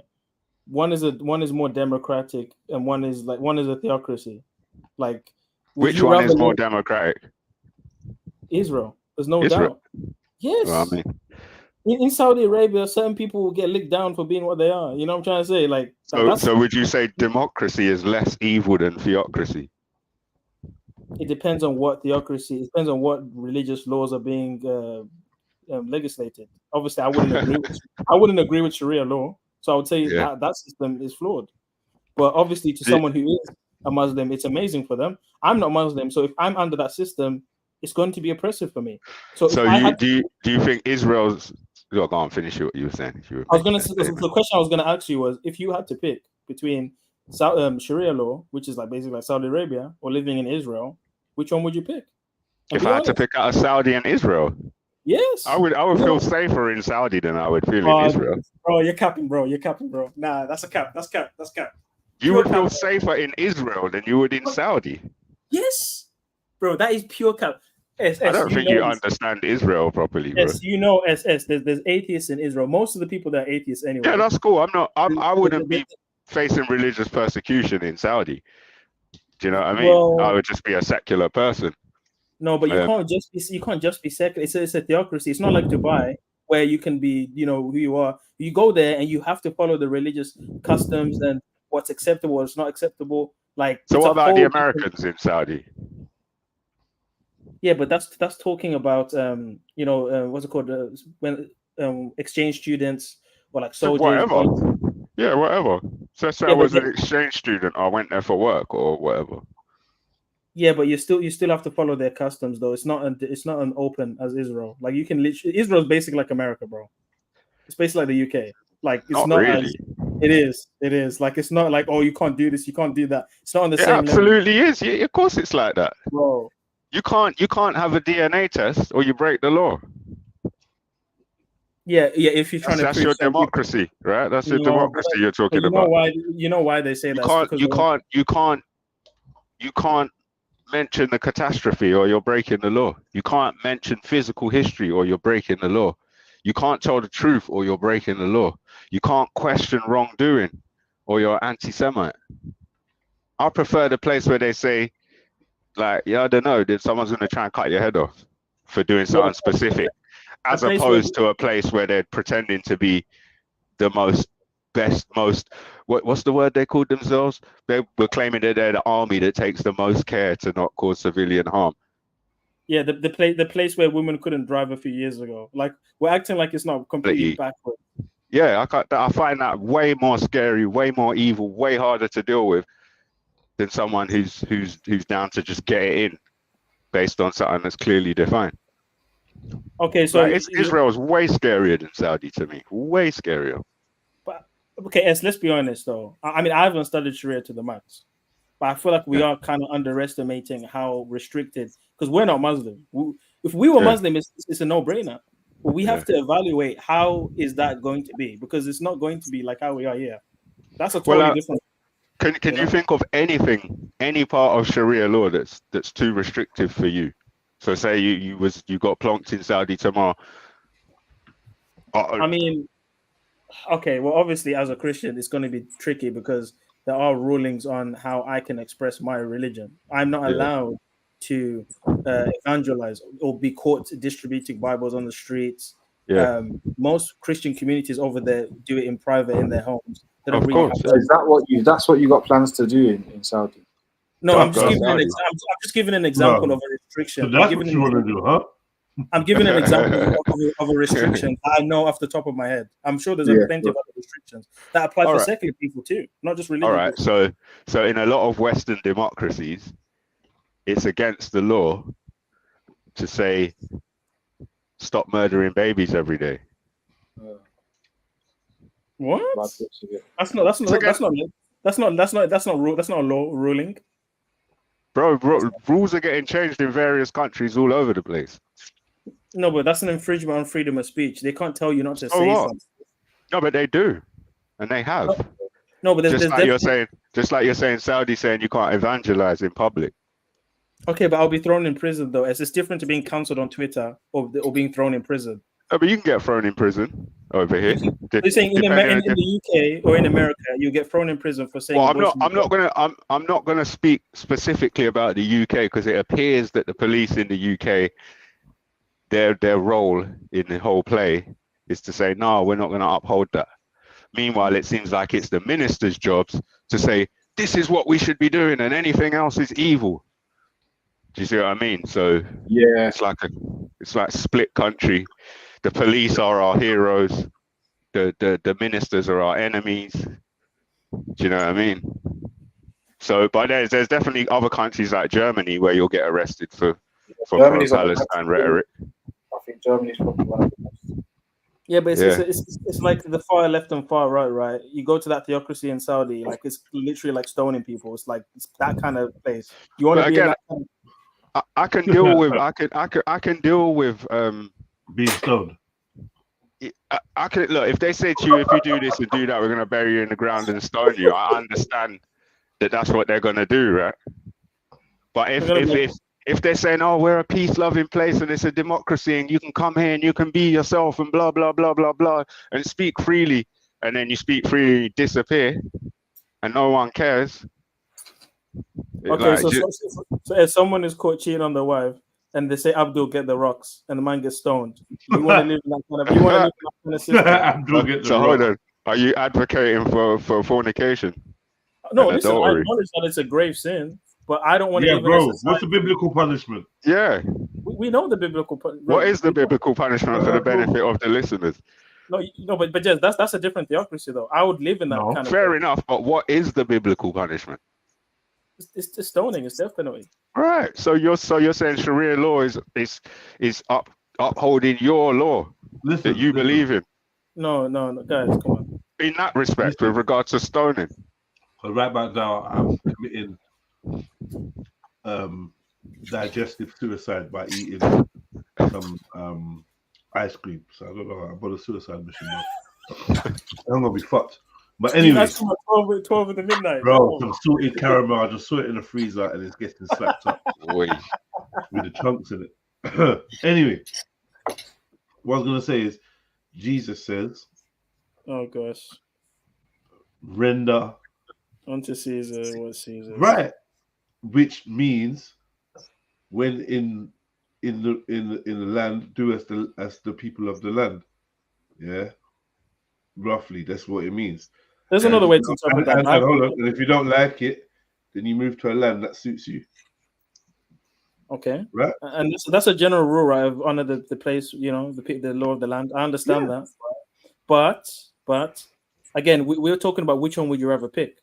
I'm proposing Israel based on the fact that it's more of a liberal state. Even though liberal stuff has its problems with the alphabet crew and all that stuff, at least there's a little less stone him Abdul type stuff going on over there. Yeah, but I'm seeing the Jewish shit looks kind of vicious though, bro. Yeah, it's vicious, man. Yeah, vicious on just Christians. Bro, are you all right, Zulu? I've seen the videos of them just moving to the Christians. I've seen them spitting on Christians. Yeah, I've seen that, right? I'd rather get spat on than get thrown into prison. Well, I've not seen black guys just being thrown into prison, but I'm not really. It's a really shit choice for me as a black man, right? And I'm not interested in living under Sharia, and I'm not interested in living in Israel. There's black people in Israel. I don't know. I feel like I'm going to choose Israel, but regret it. Because them man, do you know what I mean? They got a Nazi vibe to them. The vibe? You know what it is? I feel like the Yeah. psychological. That's the new Nazi, man. Sorry, man. But then, I'll be honest with you, Qatar and Saudi Arabia and these places hold no interest for me whatsoever. Look how women are treated. Like they can't even come outside. I've seen big people going on holiday vlogging. You don't see any women, bro. I don't want to claim it because I know there's Muslims in the chat. I don't offend anyone, but you know what I could say and where I could go with that. Like, bro, you really want to be in them kind of ends? No, I want to see women outside. But you asked me which one I would find more scary. I find Israel more scary than Saudi. But yeah, I want to see women outside. But then, the racism in Saudi is on a whole other level. If I'm surrounded by women who can't see reality and they don't see what's going on as a bad thing and they think it's the right thing to do, I won't be attracted to those women anyway. Yeah, and to even get the women there, like you have to give them the ends of. You have to give the parents the ends of the earth to even marry. No, you don't. You just have to give them the gift of the gab. The racism over there is on a whole other level. I'm not gonna lie. Just for the fact that it's gonna be hijabbed out in Saudi Arabia. Now, stop. And there's no alcohol. There's no alcohol. Yeah, so I only need to say those lines, and then we're gonna leave it there. Then. And there's no alcohol. And there's no alcohol. Let's not forget that. I mean, whatever, isn't it? Yeah, it's not that deep. Yeah, and I heard that as well. I heard fermented camel's piss is quite. Quite heavy. I'm done. Quite the euphoric effects. Listen. Now I'm just gonna go there. A man's gonna say, "Raw, Jenny, I saw you took a corner, man." You see? Come on, man. I mean, listen. There's some great things about UAE, like the dates, the cuisine, the environment, all that stuff, dates, right? Bro. But you can get dates in Israel, and they're way better than the ones in Saudi, by the way. No, you can get dates in South London that are absolutely banging. And they're produced in Israel, most likely. No, these ones weren't produced in Israel. These ones, I can't remember what country they were from, but I asked the dude specifically. It was a Muslim brother. No. But he did tell me what country, but I can't remember. He was Moroccan. It was Turkey or something, or one of those other.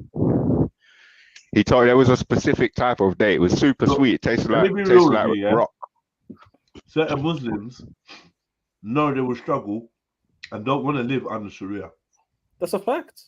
They want to live the life. They want to live the life, bro. They ain't gonna go there. But then there's Jews that obviously don't want to live in Israel and don't think it's right.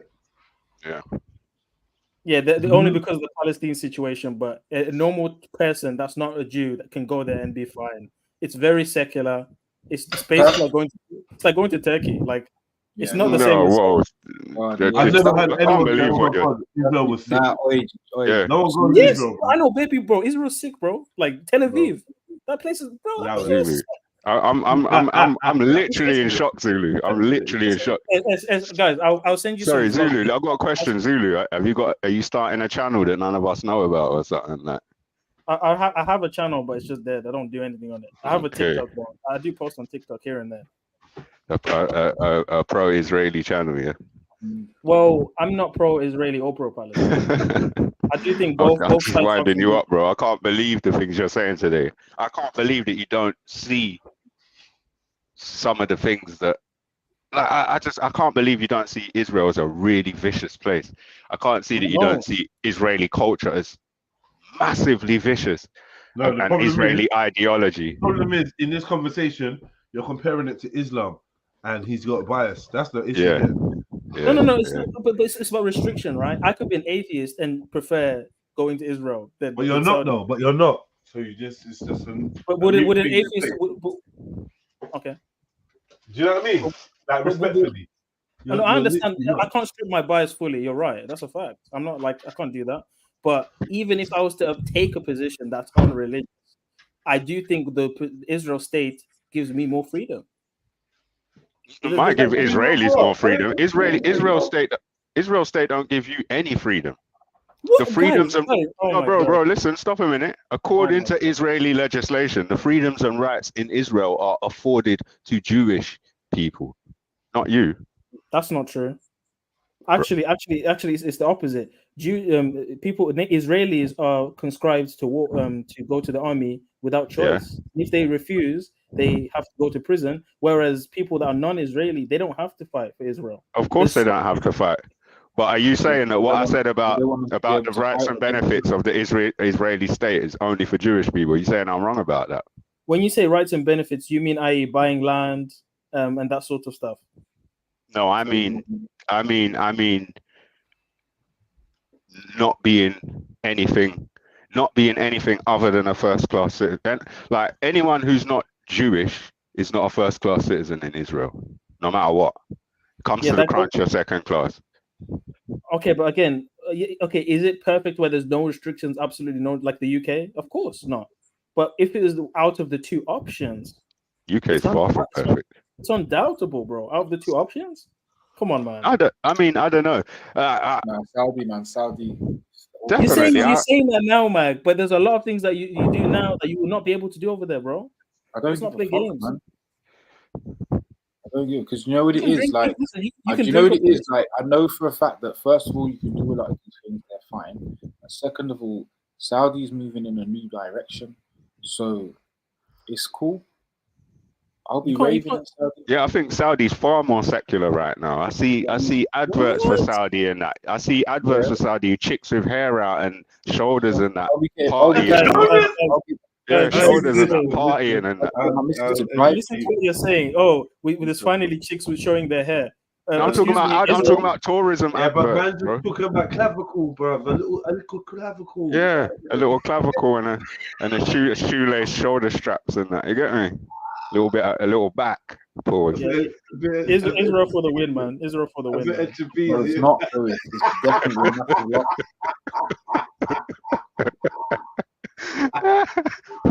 And Del, slide Del, you get me?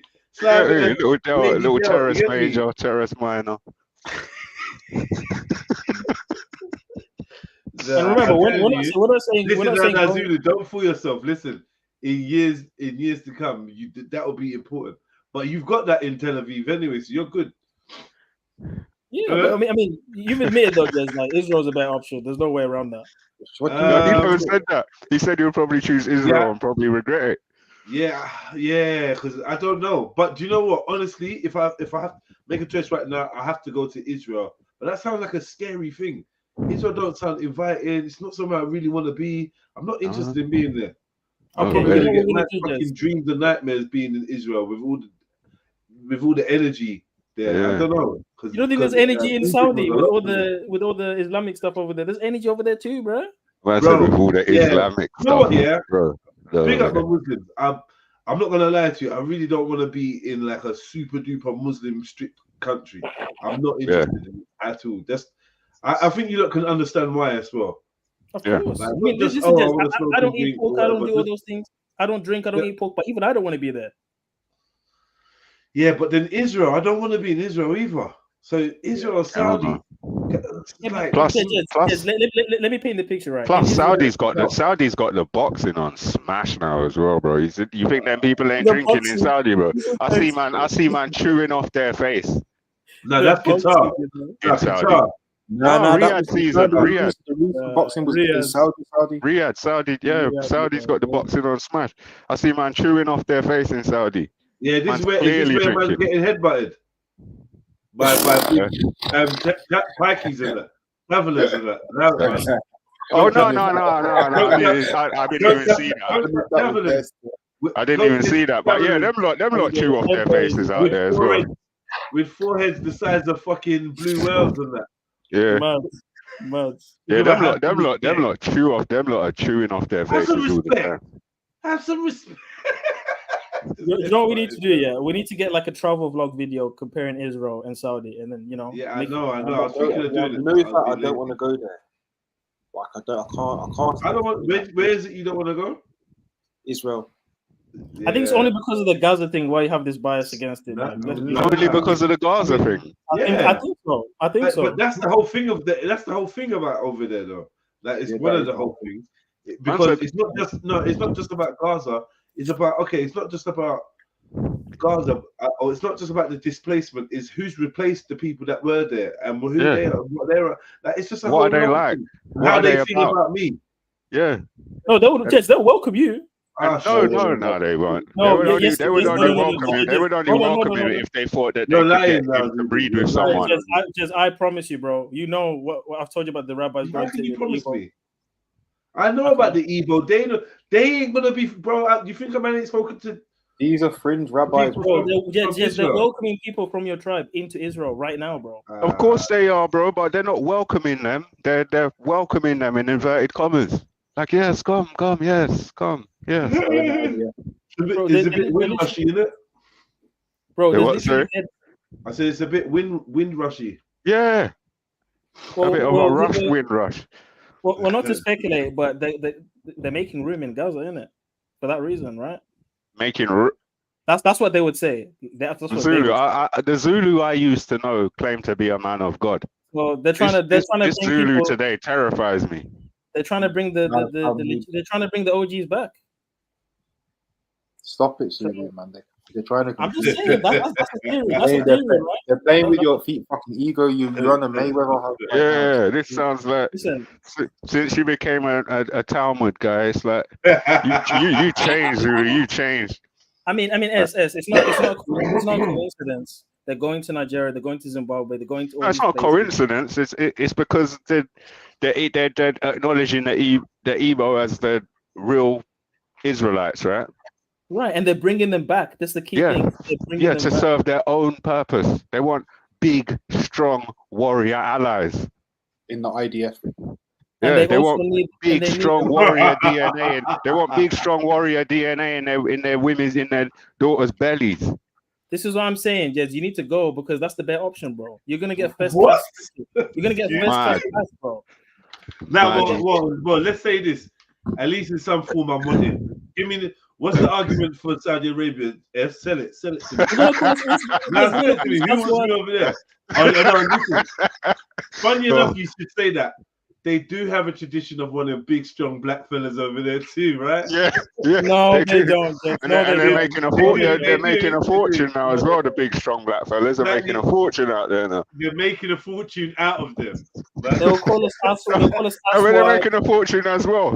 No, they call black people Abid. They call them Abid. They call them Aswa. They're racist, man. They're racist, man. There's no way. That's everywhere, Zulu. They're not racist in Israel though. Bro, how can it be racist when there's literally black? Man said, how can they? Israel is openly racist. Okay, remember, this is the dregs of these people. Openly racist. Sorry, Mac. Israel's so openly racist that when you say to them, but those ideas are racist, though, they say, so? Yeah, exactly. That's how openly racist Israel is. Okay, you're saying racist because they're only racist to the Palestinians, though. They're not racist to us. No, don't do Arabs. Don't do Arabs. Whoa. Not racist to who? No. Say what you mean, bro. Don't say bullshit, bro. Yeah. We sat here and heard their racism. We know about it. Okay, yeah, the one guy that said that Africans are like monkeys. I don't say one guy, bro. Yeah. Then people took their little holiday festival where they could do whatever they want. Or what did they want to do? Pops and clicks. Like... Oh, shit. I forgot about that one. Okay, Pops and clicks. Guys, there's extremists in every nation, right? Like you got, but this isn't extremist, bro. This is Israeli culture. Well, not Israeli culture. Wait, hold on, whoa. It's not. Whoa. It's not. Because I haven't done it. Whoa. I'm gonna show you vlogs of black people going there. How about that? Yeah, we generalizing now, innit? And we. Yeah, of course. Yeah. You know. Yeah. Yeah. Zulu, tidy it up, man. You're causing fucking troubles. You're a bit more responsible if you're reckless, Zulu, man. A little bit, bro. Please. I was there nothing away, and I'm thinking, yo, relax, bro. There's whole like, think about this. Show me the Saudis inviting Africans in and they're literally bringing in Africans. Riyadh season, bro. Yeah, Riyadh. Yeah, season. they're bringing Africans in to fight and do sports and be slaves for them. That's what they're bringing them in. Coliseum. Yeah, Colosseum. On a But Emmaus and that. when I go to, but hear this, when I go to Israel, hey, my brother, my Aki, welcome, my brother. Yeah, bro. Yes, facts. Bro. Who's these happy? Who's these happy sounding? Yeah, who are these happy Israelis? Hey, Do my you know- brother. This is the thing. I've actually experimented this. I've gone on those Amigo things where you speak to people from different countries, random people. I chose the Israel server, and I was speaking to Israeli IDF people, rabbis, bad people. IDF. Yes. As soon as I mentioned, okay, I'll be honest, right? Initially, some of them were saying negative. We need to do an exorcism. I'll be honest, yeah. Zulu. Some of them were saying the N word initially, right? But then but then they showed their true colors. No, but as soon as I started speaking a bit of Hebrew, I showed them my menorah. You fucking. You begged it. Oh my you God. begged it. You make me sick. That's like back in the day when man was converted to Islam because they were shook. Like the Muslims come from us, like, yeah, salam alaikum, salam alaikum. Oh, you're a good one. Oh, okay. You're a good one. Yeah. You're not like the Hamas, right? You're not like the Hamas. Speak Arabic. Oh, mashallah. And we got to understand as well, because Israel's liberal and they're feeding This to is America. much better, Aki. This I like for you. It's much better. There's also the aspect of Israel being influenced. Sorry, by Zulu. Before you go on, I just want to add one more point to what Jed said. But Aki, stay away from the blacks, though, huh? Yes. Yeah, right. Yeah, these black guys. You're nice, guy. You're nice, brother. Don't go that circle. It's bad guys. Jedi. They're smoking ganja and playing the rap music. Don't go to the circle. They're way more racist than Israelis. Way more racist than Israelis. And here's the thing as well, right? With Israelis, right? You got to remember they're liberal, so they're feeding into the BLM stuff, the influences from America. They're way more. You're talking a devil shit, bro. They're way more culturally aware of black struggle and this and that. Yeah. BLM, did you say, bro? And did you just attach BLM to black struggle and cultural awareness? No. Hear what I'm saying? I'm saying the mainstream idea of black struggle, right, is BLM, right? Unfortunately, but they are aware of it, so they're more cautious about racism. Versus Saudi, they don't give a fuck, bro. They're still thinking slavery, Arab slavery days. They don't even care about us. Enough. Whoever this is, tell your masters, return Zulu to us, take away this throne. Wow. Slavery. Bro, they're still thinking about us. They're calling us Abids still. Like, what we're playing games. This is still Arab slavery days, bro. Like, come on. As long as we keep acting like Abids, then they're gonna keep calling us it. You need to stop, Zulu.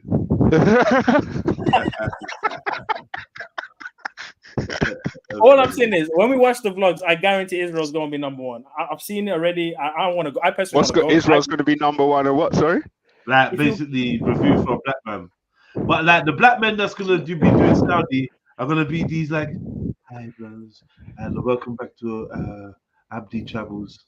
Yeah, literally. They are in Qatar, and oh, it's lovely. We're gonna go to some players, and then we go to the Islamic Museum, and then we ride the camel, and then we take some mint tea, and we have a lovely time. No women, no alcohol, no weed. No women, no alcohol, no weed. Just honey and cardamom. Of alhamdulillah. And I'm like, bro, it's not even interesting to watch. I don't even want to watch the whole vlog. How about this argument, right?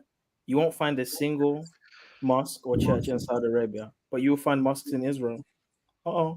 Work that one out. But we're not religious zealots, though. So I understand that. What do you mean there's no mosques in Saudi Arabia? There's no mosque, synagogues in Saudi Arabia. I was going to say, I was very confused. No, I said you won't find a mosque in Israel. I mean, you will find mosques in Israel and churches, but you won't find synagogues or churches. Yeah, but would you be brave enough to go to that mosque in Israel? I ain't going there. Fuck's it. Al-Aqsa. Yeah, I mean, it's better to have one than nothing. You know what I mean? Then Al-Aqsa literally Al-Aqsa is the flashpoint. You mentioned it. Yeah, and they've got all scaffolding up the back for the fucking heifers. I'm good, man. Yeah. And then trying to connect it to the building next door and all of that. They're funky business going on. I'm just saying, one is being scrutinized for tolerance more than the other, when the other one has no tolerance whatsoever and no one's saying anything about it. That's all I'm saying. Sorry, are you now agreeing that Israel has no tolerance, or are you saying Israel has tolerance? Yeah, you say Israel is more tolerant. I'm saying it's more. It has less tolerance, but it's more tolerance than Saudi. It is. Yeah, I need to hear some facts about Saudi. Just because they allow a little bit of Exactly how well are we treated in Saudi? Now it's fine. Exactly how well are we treated in Saudi Arabia? Let's get to nitty gritty. Like, what's going on? Where's the evidence? Because I don't know. It's a How mess. do they actually treat the man them over there? I see black man shaking hands with the top dons out there. Black gladiators. No, those are the celebrities, bro. Those are like the the gladiators. We all gotta go hard. I swear we all gotta go hard. Yeah, I don't think Netanyahu would shake the gladiators' hand. No, yeah, Netanyahu's hugged Ethiopians, bro. He's hugged black people, bro. Like, on footage. Yeah. Whoa. Who did he hug? Hold on. Who did he hug? He hugged an Ethiopian. Were they definitely black though, or were they Asian? No, because the Ethiopian guy was basically talking about the racist issues with the Ethiopians and the police brutality, right? And Netanyahu made a thing now, a campaign to resolve racial issues. So he gave him a hug on PR, bro. It's called PR. He ain't have no raisin head. I saw the video myself, and I can send it to you right now. But that is PR, clearly. But it's better than nothing. The Netanyahu. No, but guys, you gotta remember we're comparing the two. It's the only options, right? So I have to do that. Yeah. So in Saudi, you got black man calling Mohammed bin Salman, calling him MBS. It's them kind of terms that they refer to man as MBS. Yeah, big up man like MBS and Turkey Al Sheikh and them man. It's like that out there. You get me? I mean, so again, the friendly interaction with black people in Saudi. It's only because of the black people that have money, right? The boxing. It's the boxing. The boxing. But any of us normal people, we ain't getting treated like that. But bro, I'm sure if we were in Israel, there would be Israeli people who are cool. But if we're talking about Israel, the place, bro, Israel, the place does not like black people. I genuinely feel like I'm going to get similar energy from both sides of the people. Yeah. I just don't know which is going to be worse. Israel's way more secular, bro. It's way more secular. But why do you keep referring to secular like that's our... With fundamentalism or extremism or whatever, conservatism, you can get like wicked behavior, wickedness. And with atheism or secularism, you can still get the same amount of godlessness. Like, you know what I mean? So whether it's secular or not, it's not the money, it's not the decider. No, it's that I genuinely feel like, as a black man assessing the world over the years I've been alive, I've not been to this country, but I've met people from both countries and heard stories and whatnot and whatever. And my general assessment is these people are just as wicked as each other, and I don't think either of these places are a place for a black man, like in its current state. That's my genuine opinion. If I had to choose between either of them, bro, I'm fucking torn. And I reckon I'm leaning towards Israel because I think it's slightly, maybe I've seen a little bit more of Israel. And I ain't seen shit about Israel. I don't know. I hear Saudi Arabia. Kind of Western. I think of Dust. I think of like Mad Max and Dust. Mad Max. Mad Max. And hijabs. Huh? Like imagine Mad Max, but everyone's in hijabs and like really instead of cars, it's camels. Bro, it's June, and really it's basically June. If you think about it, it's June. June. Yeah, all I'm saying is a place where. Yes, all I'm saying is a place where women. Bro, a place where I don't want to get a lot I think we're underestimating this, bro. A place where women couldn't drive. I was in Egypt. They had a mini little sandstorm. I don't want that in my life. Seriously, that was fuckery. Yeah, sandstorm. No joke. Bro, a place where women couldn't drive a few years ago, bro. How are we gonna say this even comparable? Yeah, I don't care about women driving. Who cares about women driving? Yeah, I don't give a fuck. But it comes with. I got insurance. I got insurance for my missus and L plates, and since I got it's like 2 weeks, she ain't driven once. So who cares about women driving? It's the fact that's no, bro. It's the fact that they even had to change that. Like, why was that even a thing in the first place? Because women were getting driven around like fucking princesses and queens. Do you think they were walking? Are you trying to say it's a good thing that they couldn't drive? Yeah. Or it's a good thing that women are protected, that women are covered in traditional ways in some places in the world still. Yeah, I believe that's a good thing. And that's exactly why if you go to places like Pakistan and all these other Islamic places, there's no women on these vlogs. We've seen these vlogs. And it's just Well, I'd say extremism is why there's no women out there. You can't compare Pakistan to Saudi Arabia. I believe they are different countries. So are you telling me the ratio? How many women are you going to see on the streets compared to men? In Saudi, I ain't got a clue. But like I said, when I see the Saudi tourist videos, they're showing women with hair out and all the different muscles that we named earlier on show. I've never seen that. Not in Saudi Arabia. Bro, I'm telling you, Saudi. This when I was in Egypt in December, they had Saudi tourist adverts on the TV, bro, and there was flesh on show. It's like, yeah, this is Saudi. They were showing women. It was all very like tame. Like music, the bass frequencies were really mixed, really low, so you couldn't hear no. It was all very tame, and the music was quiet, and the dancing was all very soft, not no major movement. But they were showing. That sounds so dead. No, but just from where I've seen these Arab country adverts, whenever they show them kind of festivities, they're always like that. The music's always got not a strong bass line, and the movements are all very muted, and it's not. Like they're trying to deliberately make it look like people aren't just going wild. But it was party. They were showing festivities. They were showing smiling women with hair out and flesh on show. And that's another thing I forgot to mention is, right, when it comes to the music scene between the two, let's not even pretend, bro. The Israeli music scene is 10 times better than whatever. Music is not even allowed. I'm just wondering, how the hell do you even know what Israeli music's like? Now I'm concerned. I've listened to Israeli rappers. Like, what in the Batman music are you talking about right now? No. Guys, there's actually Israeli rappers, bro. Oh my god! Give me a Saudi Arabian rapper. I'll wait. How do you decode it through all the phlegm? Is music? Bro, are you forgetting that music is not even Islam? You can't even play music in Islam, bro. So how are you gonna in Islam? No, you can't.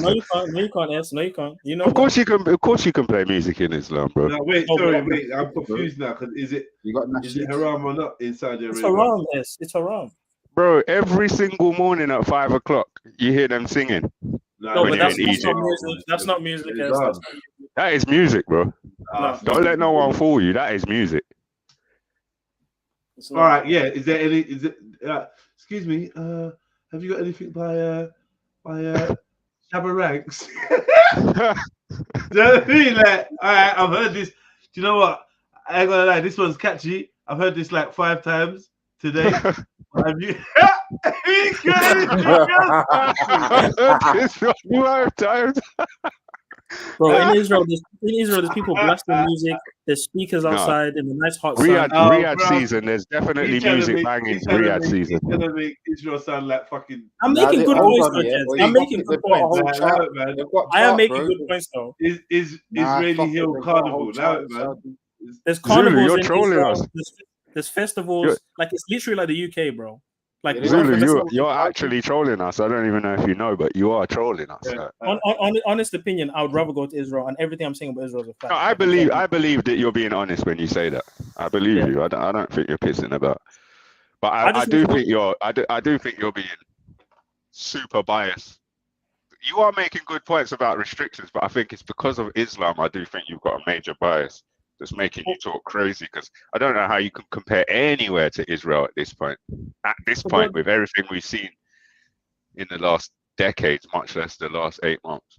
But it's even if I wasn't religious or Christian or whatever, just based on no one wants to live in a theocracy. Who wants to live in a place where the church, the religious system makes the rules? Who wants to live in a place like that? Do you not get it? Have you not? It's like that right now in Saudi, man. It's like that right now. It's like that right now in the UK as well. No, the UK is not Christian. No, it's not Christian, but the religious system does make the rules. Like what? Give me an example. The religious. I'm not talking about Christianity. I'm talking about the system that everyone has blind faith in. Okay, so like the satanic and that's but they're making the rules. They are making the rules. But this is the thing, though, wouldn't you rather be here than Saudi? Of course. Well, I know here, and I'm here already. I've never been to Saudi. I've never been to Saudi. I'm not advocating for Saudi. You just asked me which do I find more scary, and I find Saudi less scary than Israel. The fact that you find that Saudi, I don't understand. I honestly don't understand, bro. Because it's clear. It's clear what's going to happen in Saudi. It's clear. It's simple. Be boring. Otherwise, you're going to get your head chopped off. I get that. Wow. Listen to that. So that sounds better than Israel. Be boring or else get your head chopped off. Of course, that sounds better than Israel. Because nothing's interesting with the genocide. Because in Israel, go on, Mag. Sorry. Nothing's interesting with the genocide. Yeah. That's subjective, bro. Yeah, and no, bro. You're there in Israel. Like, I don't know. I see man talking to Israelis online. Some dude who just does it for videos. And bro, people just come as soon as they come on the screen. They're like, "Do you love Israel?" It's like that is weird, bro. It's cult-like. We've got the same thing here with the far British, right? Oh, do you love the Britain? Are you British? Do you love the king? Yeah, but I'm talking about girls at school. These ain't far right. These are girls. They're not far right. These are 15-year-olds just at school. That's the culture. Do you love Israel? On site to a stranger, to a foreigner. I didn't. These people are racist, man. Yeah. The people here are racist. People here are racist. I've done some other app called Azar.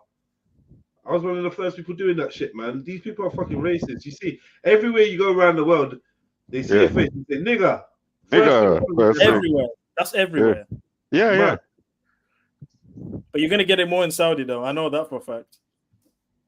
Do you really believe that, though? What evidence? You ain't seen them mistreating us. Yeah. I'm not saying they don't, but you don't have any anecdotal evidence to say we're getting mistreated out there.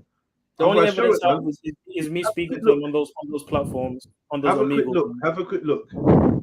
Like, what is, because I assume that they're racist. I do, but that's just it's not really. And it's not just racism that's the problem. It's that everything. I'm assuming that they're both racist, Saudi and Israel. I just think just everything that's going on at the moment and the way you're expected to think in Israel, you're expected to group think in Israel, like hive mind. Do you know what I mean? But that's a given in Saudi Arabia already. Given, because you can't say nothing about the sheiks. I would say Saudi, that must mean that it's already a given that it's hive mind. But I don't think it's the same, though. I don't think it's the same. Like, I don't know because I ain't been there. But he's talking. Zulu's talking about being religious and having to follow the customs and whatnot of the religion, right? But in Israel, it's not about the religion. It's about nationalism. Well, not even about nationalism. I'm just talking about: is it wrong, in your opinion? I'm not asking you. I'm just saying out loud. In your opinion, is it wrong to drop 1-ton bombs on heavily densely packed civilian populated areas? If your answer to that question is yes, then you got a big problem in Israel. So then my counter question, even though I agree with that answer, my counter question would be: do you think it's a problem with what the UK did with Dresden when they carpet bombed all those people in Germany? Because the UK has done atrocities. You literally have been bought off by the Israeli lobby, haven't you? No, but yes, even though I said that, right, that's a fact. That statement is a fact, though, right? Like the UK has done atrocities. The UK has done their atrocities. The UK and the US have killed way more people than Israel have. You still live in the UK happily. Yeah, but there's a difference, though. There's a difference. They would deny it. They would say it's wrong.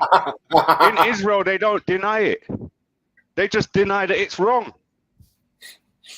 Okay, so bro, you're fighting so hard against Israel, bro. I'm not fighting hard against Israel. Bro. Okay, look. Let me step back a sec. You're in a place where if you believe that dropping 1-ton ordnance on civilians is wrong, then you've got a big problem. What more is there to discuss? And the reason why you've got a big problem is because the people who you're going to have a problem with want to continue dropping these bombs, regardless whether it's babies, men, fighters, women, old people. They want to keep dropping it for their own agenda. And if you don't get with that program, vocally, if asked, then you got a big problem. You're Hamas. Have you seen the plans for Gaza 2035? No, but I've seen the plans for Greater Israel, and I see people on video talking about beachfront properties and all that. Yeah, check out the Gaza 2035. Oh shit! I just typed it in. This is like 3rd of May. But it looks like Dubai. I don't know. See, I prefer neon. I prefer neon. Is this an Israeli plan or a rebuild? No, it is. Is the Israeli Elysium? So this is an Israeli Gaza 25. This ain't 2035. This ain't part of the rebuild plan that Israel has to pay for. It is. It's the rebuild plan. It's a three-step plan. I mean, this looks kind of dope, right? Looks kind of dope. Hand over of power to who? You know the usual three-step gradient. First we rule it. Make sure you stay terrorist-free. Then we have a little mixed coalition, and then we'll do a soft handover slowly. But I was saying, I think we were talking about yesterday, these things take 60, 70, 80 years. And then don't happen. Then don't happen. That's exactly what I said. Yeah. But this current ceasefire, these deals they're making right now, they're not talking about handing power to the Palestinian Authority, are they? It's Hamas is looking to retain power. No, they're talking about you lot stay Hamas free for at least 6 months, then we can move to phase 2. Which is no, that ain't gonna happen. That's not gonna happen. That's just an Israeli idea. That Hamas ain't agreeing to that. Well, Hamas is gonna get obliterated very soon anyway. So, bro, what is up with this dude? Are you okay? Are you all right, Zulu? Tell me what happened to you. Wait, hold on. I just need to check something. Do you condone what happened on October the 7th? Whoa, hey Zulu! Zulu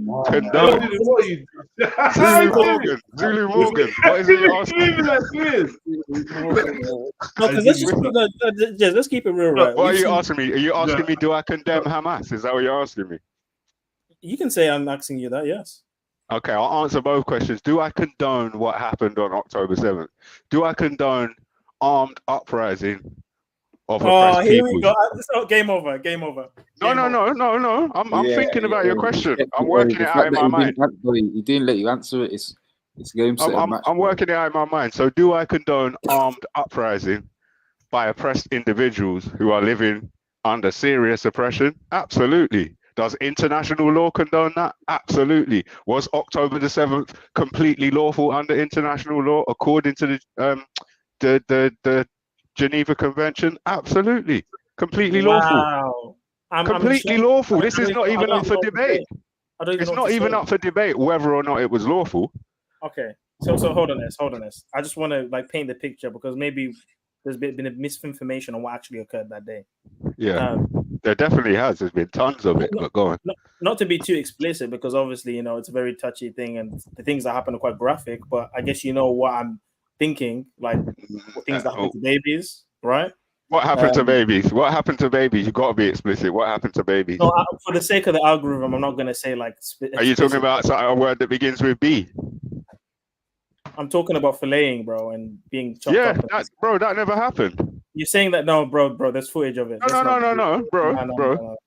Shut up, bro. Wait, whoa. Zulu, stop. These are facts that never happened. These are official facts that never happened. No, it's not a fact, bro. Official facts accepted by the UK and US mainstream that never happened. Same with the R word shit. Listen to what I'm not lying to you. You can check it. No, because you can and also you can follow the name trail from who made the story and where it come from via the New York Times, and you realize it's a lobbyist. MMA, there's literally footage of Arin, IDF woman, bro. There's footage. Really? Yes. Really? Yes. Really, bro?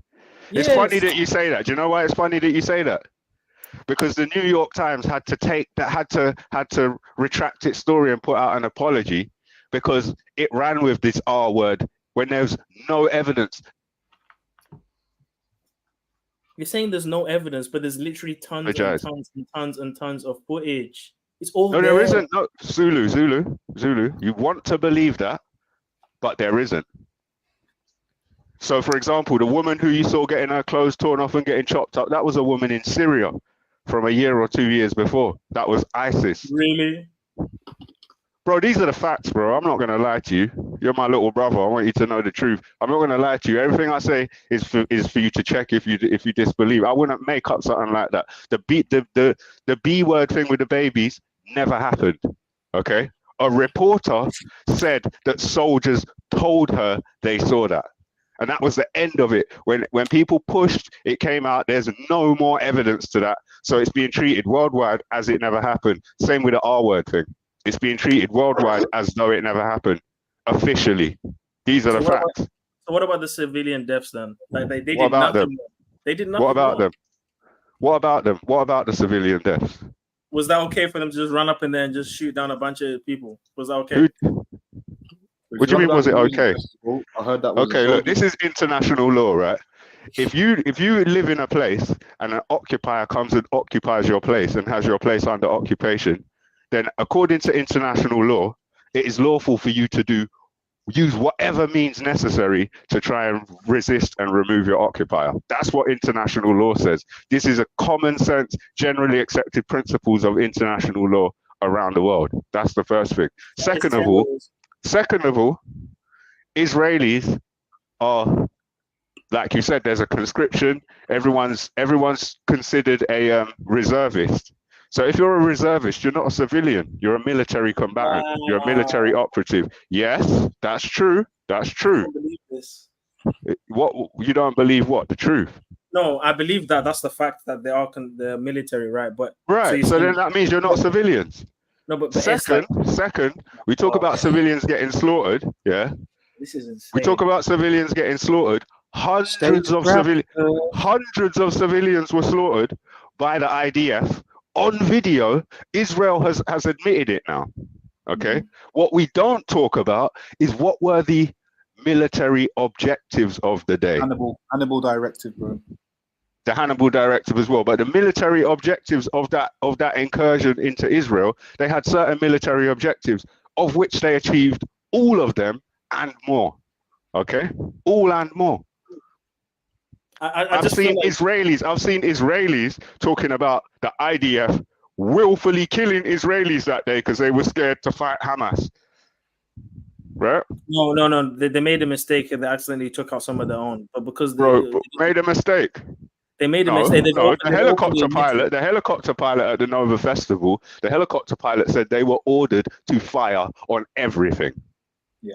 Going back to the Hannibal directive, they were ordered to fire on everything, Israeli and otherwise, just destroy it all. Okay. The specific cases, yes, they did know. The specific cases I'm talking, of course they know. Come on, you got the ones with the guns and you got the ones with the glow bands on their wrists that just come out the festival.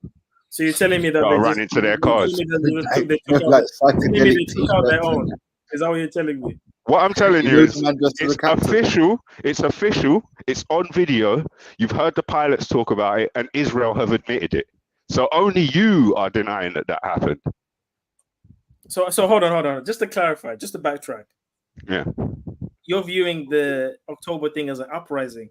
I don't, bro. No, I don't view it as an uprising. I view it as a resistance. It's an operation, a military operation by the resistance. Yeah. That's not really an uprising. And if Israel didn't stop that situation, do you think they would have stopped? They didn't stop the situation. There was fighters still in there a week later in the kibbutz. Saying, how many more people do you think Hamas would have killed if Israel didn't do anything? Hamas killed the people they wanted to kill, took the people they wanted to take. If you believe Hamas had an interest in wantonly killing civilians, then I don't think you understand what this fight's about and how it works. Did you know why they instigated on October? Is because they know the red heifers is going to be sacrificed very soon, and they know that if they do that sacrifice, the Alaska must be destroyed. There's footage of Hamas themselves saying that they want to stop the red heifer from being sacrificed. So they're going out of their way to be terrorists, to invade, to stop the Jews from doing their own thing, bro. This is terrorism, bro. Did you just call them terrorists? Yes. Zulu, you're not right. They're terrorists. And you know that's a leftist view. Zulu, no. Stop. Give me an opportunity to respond, please. You just made a huge statement. All right. If Palestinians are terrorists, that means Israel are in the right. How did you get to the conclusion that Palestinians are terrorists? I don't think that equals Israel's in the right, bro. Well, how did you get to the conclusion that what act of terror did Palestinians commit? Did he say Palestinians are terrorists? That's what he said. I didn't know. I didn't say Palestinians. I was talking about Hamas. But you're talking about the government of Gaza is terrorist. Yeah, Hamas is a terrorist organization. Are you denying? Wow, Hamas is according to who? Are you serious? No. Hold on. Are you actually denying that, bro? I'm contesting that.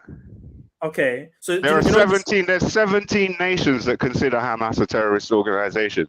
The other 200 and something don't consider them a terrorist organization. The 17 nations that do consider them terrorist organizations include ones like UK, Germany, US, Israel, and the rest of the alliance. So I'm surprised to hear you just use that terminology as though it's true.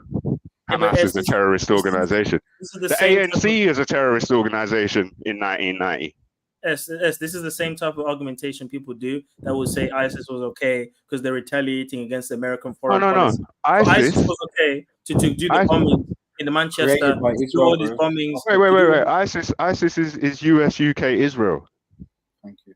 Well, how did we forget this? This is old news. This is like September 11th news. I'd argue Hamas was that as well. Still, that's conspiracy theories, bro. No, it's not conspiracy theory, bro. It's fact, bro. Some of this stuff, wow, like, bro, come on now. It's fact. You hear people in Congress and in oversight committees in America mentioning these facts, these historical facts. These are facts now, bro. They were conspiracy theories back when it was important information. Now they're facts. Now they're historical facts. I can't believe you said they're freedom fighter. I'm still in shock. I don't even. What? Oh my gosh, bro. Do you know what Hamas is? Yes, I know exactly. It's a terrorist organization that want to get rid of all the Jays, right? They say from they want to get rid of. It's on their charter. S. Don't deny that. You can't deny that. Zulu. You can't deny that. Zulu. I can contest that. I can contest that. It's not on their charter. Let's get their charter in the. It's not on their charter. It was on their charter in like 1981, but it's not on there anymore, and it hasn't been since the 80s. Doesn't mean they're not thinking it. Doesn't mean they're not thinking it though. No, but they should be thinking it. They should be thinking it. They should be thinking of getting rid of. No, listen. They should be. Anyone in their position should be thinking about getting rid of every single one of the oppressors who are in their space. Anyone in that situation should be thinking that. Just like Ukrainian citizens should be thinking about getting Russians out of their country. And as far as Russia and Ukraine goes, I'm pro-Russia. But Ukrainian citizens should be thinking about getting Russians out of there. Of course they should. But they're oppressing their own people. Hamas is oppressing them. Wow. They're using them as body shields. They're stealing money. Oh. They're stealing the aid that goes to them. Hamas itself is a problem. Freedom fighters, but they're not doing shit for their own people. How are they freedom fighters? Yeah, this is pre-planned, isn't it? You lot are just messing with me. No. But you're acting like all in on this. You lot told me you're acting like it's a Nelson Mandela thing, and they're the good guys. And okay, but Nelson Mandela and the ANC were prescribed terrorists, just like Hamas. Yeah, because it was bombing up places. That's terrorism. Right, but no, it isn't terrorism. It's armed resistance. And he's a bloody Knight of Malta anyway, so he's a terrible. Right, I get all of that, but we're just talking about the law of war and other international matters right now. Yeah, I'm saying like they're armed resistance. Their own people. That's internal politics stuff. That's not what we're talking about. What we're talking about right now. No. What we're talking about now is whether a certain acts of aggression are terrorism or not. And if it's armed resistance, if it's an occupied people taking armed resistance against the occupier, then by law, that is not terrorism. Terrorism is using violence and terror to spread your agenda. Terrorism is what Israel's doing, what America and the UK have done in that area and other areas of the world, what France and the Western countries have been doing and attempting to maintain in Africa. That's terrorism. And I can't believe you're saying the opposite is terrorism.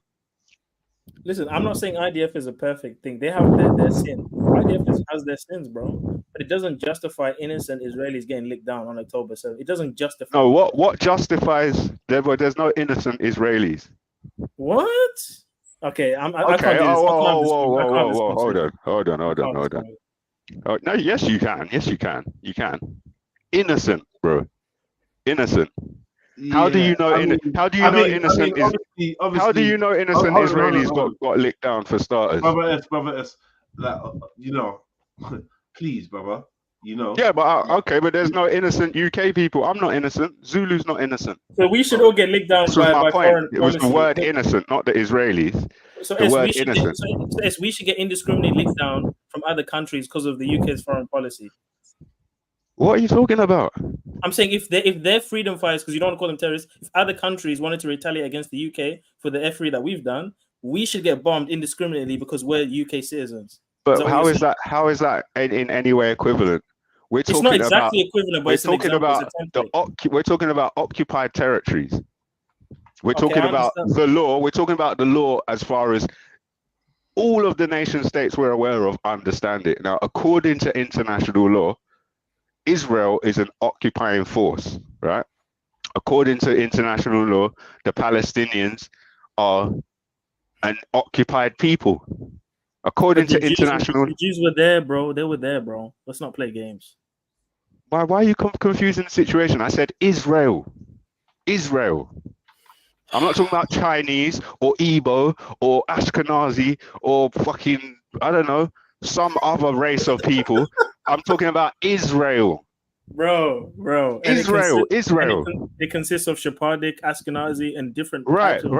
Cool. And it consists of Ethiopians and Americans and whatever. Who cares? I'm not talking about that. What I'm talking about is Israel is a state. It's a legal entity, right? That legal entity is, according to international law, by everyone's estimation, that legal entity is an occupier.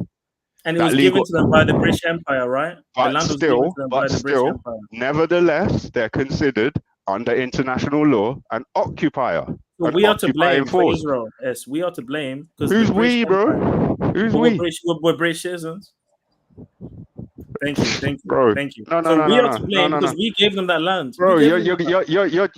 Why? I don't know why you're talking about blame. Let's just establish a baseline right now. According to international law, Israel is an occupying force. According to international law, the Palestinians are an occupied people. According to that same international law, the Palestinians have the right and the duty to use any means necessary to dispel the occupier. And if the occupier wait, we're still establishing a baseline. That being said, that means that every action taken by Hamas is lawful. Any means is the wording. Any means. International law. Everybody's eyes. Not in my eyes. Not in my eyes, bro. No, but but this is your feelings. It's not law. We're talking about international law, right? There's an agreement, a social contract between all these different countries, right? They agree to the same contract, and in that contract it says that Israel's an occupier, Palestinians are fighting for freedom, and Palestinians are free to use any means. Forget about what the news is saying or what Piers Morgan's saying or Douglas Murray or Ben Shapiro. The law. Yeah, I mean, we can agree to disagree. No. So what is it you're disagreeing with? Are you disagreeing that is the law? No, I disagree with the previous statement about the freedom fighters. Number one. Number two, but if you disagree with the term occupier, I disagree with that term too. So you disagree with the law then? No, I disagree with the term occupier because it implies there weren't Jays there before, which we know. No, it's got nothing to do with Jewish people. You're saying the state itself, not the people. Israel is an occupier. Israel. Okay, but it comprises of those people. So it's intertwined, and the land was called Judea before it was ever called Palestine. Fine, but you're conflating issues. That's got nothing to do with what we're talking about. We're talking about whether legally what Hamas did and continues to do is completely above board or not. And according to international law, it's completely legal. According to international law, everything that Israel's doing and all its supporters, they're all supporting genocide. According to international law. And the genocide of Jesus is okay then, as a retaliation. What genocide of Jewish people? Where are you seeing that happening? I mean, I didn't say that the word, for algorithm purposes, but But where did you see it happening? Well, I mean, October 7th is an example. And No, obviously, that's not an example. No, that isn't an example. Oh my gosh. That is not an example, Zulu. You've demonstrated multiple times today that you're completely uninformed on the pertinent information to do with October 7th and what's transpired since. Okay. But you the majority of Israeli civilians were killed by the IDF. But yes, you recognize there's misinformation on all sides. So even the stuff that you've looked into, there might be some. Do you know what? Do you know what? It's funny you should say that, you know, because Hamas has prided itself, not just since October 7th, it's always prided itself on when it submits information that it's claiming to be official information, it's prided itself on telling the truth. And according to Hamas's track record, when third-party organizations investigate what Hamas has told them, whether it's to do with death tolls or anything else, they always conclude that the information they received from Hamas was correct and truthful. And the same has been the case since October 7th. Yeah, just like how the you know, the COVID deaths are real. Like, bro, all of this stuff can be manipulated. I'm not saying it's fake. I'm definitely not saying that. But I'm just saying it's not 100% accurate, and you can't say there's no manipulation. You can't say that, bro. No. I'm not even trying to say that. Well, I just find it strange that you've somehow attached these devilish people to yourself. Bro, because you can't say that. Wait. Just let me finish, bro. Just let me finish. Because of your religion, and because of the way they label themselves, you've now attached these people to you as though you're one. No. They're imposters, bro. I'm not a J. I'm able to look at when did that change? I'm able to look at this situation objectively and recognize that. Well, okay, so why can't you look at the international law objectively then? I mean, I'll have to look at what you're saying. This is the first time I'm hearing. Bro, this is basics. This is 101. No, I've heard that argument of how they're actually. It's not an argument. But I don't agree with it. I don't agree. No, wait, but what does that mean?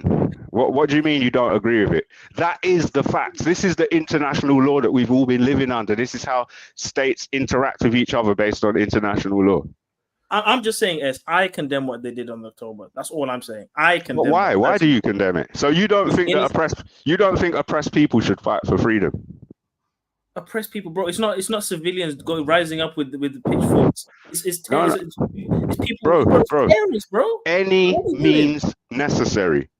For example, if you were oppressed by a state that had a big high-tech army, then pitchforks ain't gonna help you, bro. You need weapons that are effective against that army. And if the law says you as an oppressed people can use any means necessary, why the fuck would you pick up a pitchfork? And why should you be condemned for picking up a weapon that's better than a pitchfork? And why is a pitchfork okay? Why would you not be condemned if it was a pitchfork? Like, I mean, I don't even want to say the anti word, but it's because of anti, you know what? Let's just keep it real. What's because of that? The whole situation, like why they don't want them there. It's anti, you know what I mean? That's what it is. Let's not play Zulu, games. what you're saying is absolutely insane. It's insane. Well, let's look at the track record of the Jays, right? Everywhere they've gone, they've been mistreated. That's a lie. That's a lie. That's a lie. That's a fact. That's a fact. That's In a lie. Europe, all around the world today, everywhere, including Iran, Jewish communities live in peace. Everywhere. Bro, in Europe, they were literally claimed that they were drinking Christian blood. They were. They weren't. They weren't. That's a lie, bro. They were. Oh my. They were. They were. This is why World War II happened, bro. No, it isn't why World War. Bro, you changed your story. You said World War II happened because the Rothschilds had a plan. Now you're saying it happened because of anti-Semitism. No, but they played on that though. They played on that, bro. It's not why World War II happened, bro. It's not. It's not. I find it kind of troubling that you.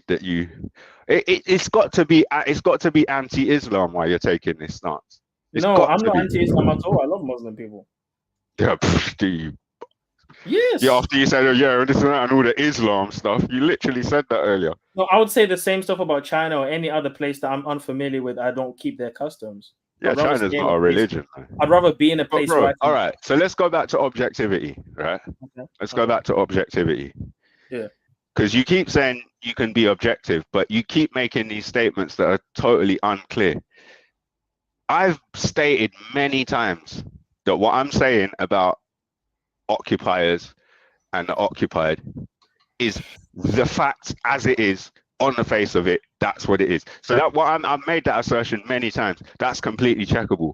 You're still in this space where you're trying to like disagree with the things you don't like the sound of, while saying you don't know if what I'm saying is true. I'll have to verify the documentation. Yeah, so why don't we do that? Why don't you do that? I'll have to set. Because this is basics. This is 101. This is the fundamentals of. It's not like no deep. This is just the basics. You've heard other people say it because you said you've heard that argument before. I've heard them say it, but I haven't fact checked what they've said because usually it's a liberal talking point to be. No, it isn't. No, it isn't. No, it isn't. That's not. The right wing isn't pro-Palestine. But it's nothing to do with right. Why are you trapped in these constructs? No, Why does it have to be liberal or right wing or whatever? Like, we're just people. People, they could be liberal, they could be right wing. Some people could hate what's happening in Gaza. Some people think it should be happening. Like, let's not use all these labels.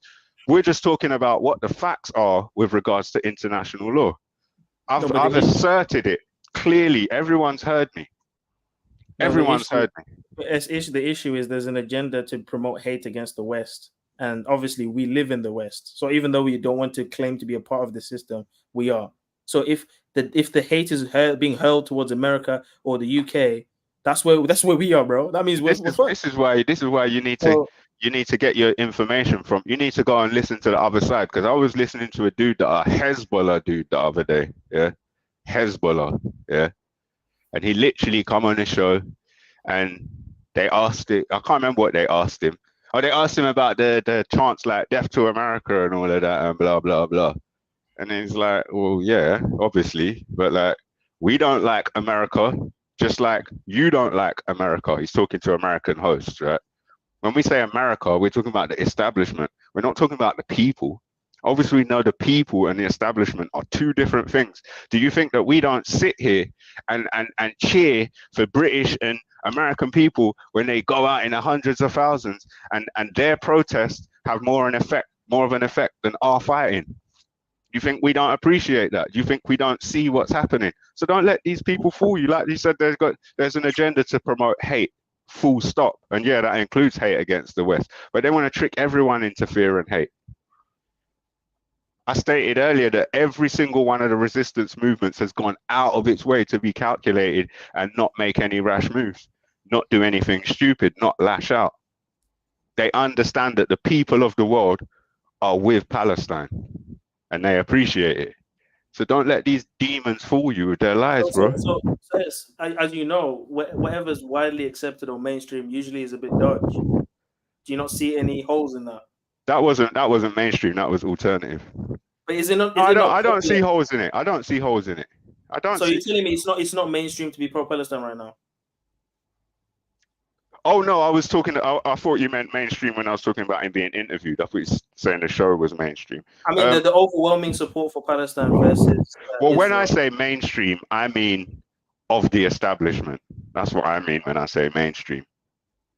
Yeah, so for example, it's literally like BLM. Like there's companies that will put flags on. They're making money. It's literally BLM. But being in support of the Palestinians is not the same as BLM. That's crazy. No, I'm saying as in the way it's become corporate now. Like to be pro-Palestine, it's virtue signaling. People will just say, of course, yeah, people can virtue signal, but me and you are two humans. We're just having a conversation. I'm just talking on a people level. I'm trying to take all of this stuff out of it, titles, corporations, like being in support of Palestinians and their plight is the right position to be. Being in support of Israel and their right to commit defending themselves, I don't think that's the right stance too. Yeah. You can be in support of both. And I take the middle. No, you can't. You can't be in support of both. You can't. A two-state solution is the way to go. And no. You can't be in support of right and wrong. No, it's not right and wrong. That's your opinion, bro. No, it's not my opinion. It's not my opinion. This is why I said to you, why can't we establish a fundamental baseline when it comes to international law? Because that's why this conversation can't move forward, because you refuse to establish the facts when it comes to the fundamentals of the topic. Well, if that's the case, then all those white people in South Africa should be getting licked out and should be kicked out and all of that stuff. That's not happening. What? Just because they're white? No, well, obviously they're occupiers, right? No. What do you mean? They came from Poland and all these Okay, places. so no, but which nation state is occupying South Africa on top of South Africa? If say for example, I don't know, let's just pick one randomly, Norway. Yeah, let's just say Norway invaded South Africa and was occupying. Then yeah, they have that right. But you're talking about white South Africans who were part of a one-state, nearly finished apartheid. The South Africa itself was built by them, though. But yeah, but white extremists who believe in apartheid and believe that there should be areas of South Africa where blacks can't go. Yeah, they should all get licked down and moved out because they're wrong. That's crazy, bro. I can't. So you think there should be places in South Africa where white people are allowed to designate that black people can't go because they're black? I think these rulings should be dealt with diplomatically, not killing indiscriminately innocent people. What indiscriminately innocent people? It's not like I they're didn't going say for the anything government. about indiscriminate. I specifically said the ultra right wing, the racist people, the people who believe in apartheid. That's not indiscriminate. That's very specific, right? Okay, in that scenario, that's specific. And they're not innocent. If you're a demonic person who believes in infringing on a whole group of people's human rights based on their skin color, how the hell are you innocent? How are those innocent people? No, but I've always said, yeah, people that want to rise up against governments should aim for the parliaments or the places in which the governments reside, not the civilians. But you didn't ask me about governments. You asked me about white people, so I assumed you were talking about pro-apartheid white people. I did. You didn't ask me about the government. And the white government party in South Africa isn't even the leading party.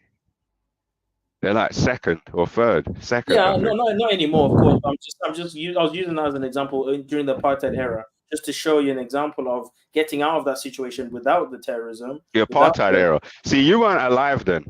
So I was young enough. I was old enough. I was old enough as a child, about 4 or 5 years old, to hear about. 4 years old. Come on, bro.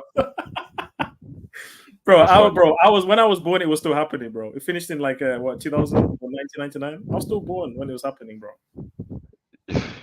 Happening? That ain't it happening. You're talking about Nelson Mandela coming out. You're talking about nothing happening. I'm talking about when black people in crowds would be running towards the occupier soldiers in an attempt to free themselves from the occupier, and they're unarmed, and the occupied soldiers are in line just firing on them as they're running towards them. They're just slaughtering people, and this was normal. And if it didn't get pushed out, no one would hear about it. This is in my time. So 100%, those people should have been getting slaughtered. Anybody like that, according to God's law, if you're a man of God, then people should be getting slaughtered, bro. They don't know about. I can't agree with that, bro. Wow. If anyone needs to get slaughtered, it's the people making the rules, not the civilians. Why are you jumping around like that? I know that's the rules. I know People you said making the rules. All right. racist. But the people standing there holding the guns, firing on the indigenous people, they're not civilians. They're military operatives. Okay. The other ones, the ones you're calling civilians, who have farms and whatever and corporations, they're not civilians. They're occupying settlers. There are terms for these people in international law. You need to become familiar with international law so you can start doing God's work again. Because right now you're doing the work of the devil, bro. You're protecting evil. You're protecting evil and speaking out against good. No, I'm not protecting evil. I'm being completely objective and neutral. You're not being objective, bro. And I'm not attacking you, bro. I'm saying this with the greatest respect. In this conversation, you're literally protecting evil and speaking out against good. No, but you're making it seem like Israel is all bad, and that to me shows Israel is all bad. That's not neutral, bro. Because I'm able to see the objectively, Israel, the state, objectively, is all bad. No, I can't agree with that. That's fair enough. But I'm willing to make that assertion. Okay, that's fine. We can disagree on what that. I mean? Yeah, we can disagree on that because that's an assertion I made. But I'm making that assertion based on what I see as the objective facts of what Israel is and its history, right? So that's what I'm making. I can refer to stuff that I've seen, and I can refer to stuff I haven't even looked into yet that I know about to back up that point. But what I'm saying is, without having an understanding of international law, you're finding yourself in a position where, and I know you mean well, you're trying to seek balance, but in seeking that balance, what you're ending up doing is defending evil and speaking out against good. Yeah, October 7th wasn't good, bro. That's all I can say. That was not good. Well, I don't know about good. I don't know about good, but armed resistance is the only way for oppressed people to get a little bit of respect. But are you surprised at the retaliation of that? Like, I mean, what do you think was going to happen? No, I'm not surprised at all. That's typical Israeli behavior by my estimation. I was surprised. What surprised me, I wasn't surprised that they retaliated and that they retaliated by bombing up the place. What surprised me was the extremities that they went to and the fact that they didn't think that, to the outside world looking in, it didn't look like a massive overreaction. It was the overreaction that I found a bit surprising, but the behavior don't surprise me at all. That's how they behave. Shows how bad Hamas is, because they knew Israel would do that, and they did it anyway. Well, that's really evil what you just said. I don't even know if you can really. No, I mean, like they knew that they would be putting that's like saying that shows how bad that little girl was, because she knew that her abuser would punch her in the face if she tried to run away. Like, she kicked him in the shin anyway. No, but they knew that Israel would indiscriminately do the bombing stuff, right? Because they're just trying to get rid of the Hamas. So they put themselves in that situation by doing the October 7th thing, knowing that atrocity that's been happening now will happen. They knew this would happen. And if a woman gets dragged into a bush, she's probably thinking to herself, if I fight, I'm going to get hurt. But some women fight, and none of the women who fought were bad for fighting. And it's all because of the red heifers. They don't want them to sacrifice the cows. It's not all because of that. That's not all because of that. The Mashiach is coming, and they don't want that to happen. Palestine is not a Muslim place, you know. Palestine's a secular place. There's people of all faiths in Palestine, except maybe Jewish people. There's no Jewish people there at the moment. But Palestine is a secular place. Hamas is not a Muslim organization. Huh? Hamas is not a Muslim organization. I don't want to offend anyone, but you know. No, just say it. Just say it. Just say it. No. Bro, just say it, man. It's getting late. I got work in the morning. Who would you offend? All right, who would you? Not me. Surely you don't think you would offend me. No, of course, but there's people listening to us. You know what I'm saying? But anyway, listen. As far as I understand it, Hamas is the authority in Gaza, and Gaza is a secular place. Hamas is not a Muslim organization. This is not a religious war. It's not even a war, but this is fighting. Yeah, sorry. Go on. I think it's a religious war, but again, I don't want to go into too much into that right now because I don't want anyone to think anything. So, I've got to go to sleep now because it's like 1:30. Fair enough. But don't.